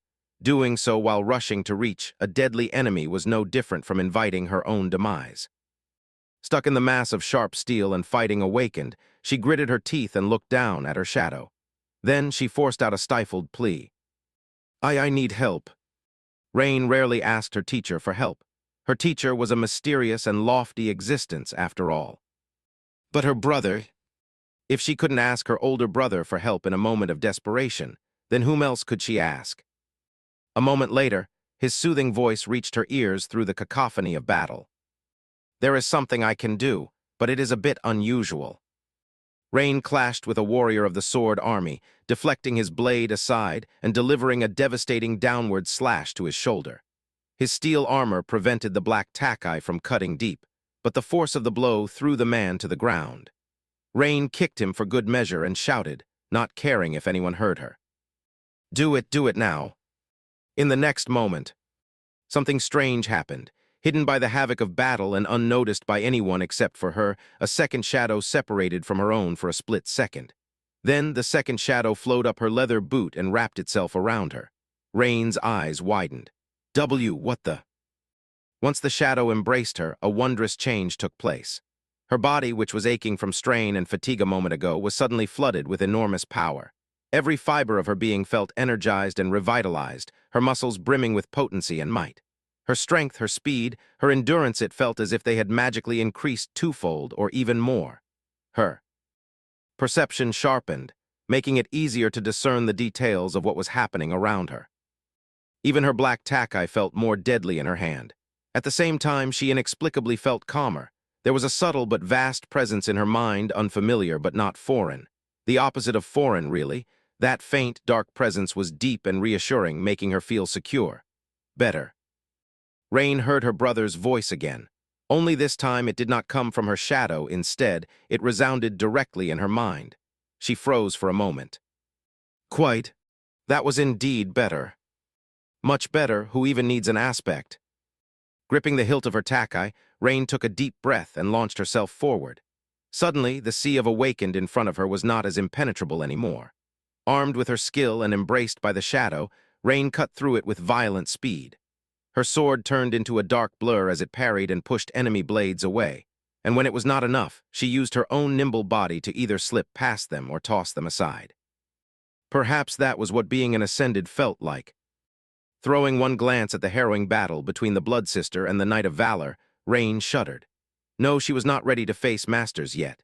In fact, she was probably still much weaker than awakened with powerful combat aspects that augmented their bodies were granted. The embrace of the shadow was much more versatile than most such aspects, enhancing all her physical traits instead of one or two. It was enough. The distance between Rain and Tamar finally started to shrink, and the more she grew used to her newfound power, the quicker it shrank. "Hold on, Tamar." Rain finally felt that her ominous premonition was nothing more than a false sense of anxiety. She was almost there. She had almost made it. But in the end, she did not. Rain was less than a dozen meters away from the two fighting legacies when the cadence of their clash changed. The young Feather Knight did something that made Tamar sway and then swiftly disengaged. Her eyes suddenly shone like two cold stars, and blue arcs of electricity danced across her steel armor. Before Rain could even react, she pointed her sword forward. Then, an incinerating bolt of lighting shot from its tip, reaching Tamar in an instant and swallowing her figure in a flash of blue radiance. Chapter 2000 Human Beast. Chapter 2000 Human Beast. Tamar was enveloped by blinding blue radiance for a moment, and then thrown violently to the ground. Her Zweihander fell out of her hand, rattling as it slid across the surface of the blood-soaked bone. Her armor was scorched and melted in several places, revealing patches of gruesomely burned skin. Wisps of smoke rose from beneath it, dissipating in the air. Rain froze for a heartbeat, her mind numb. No.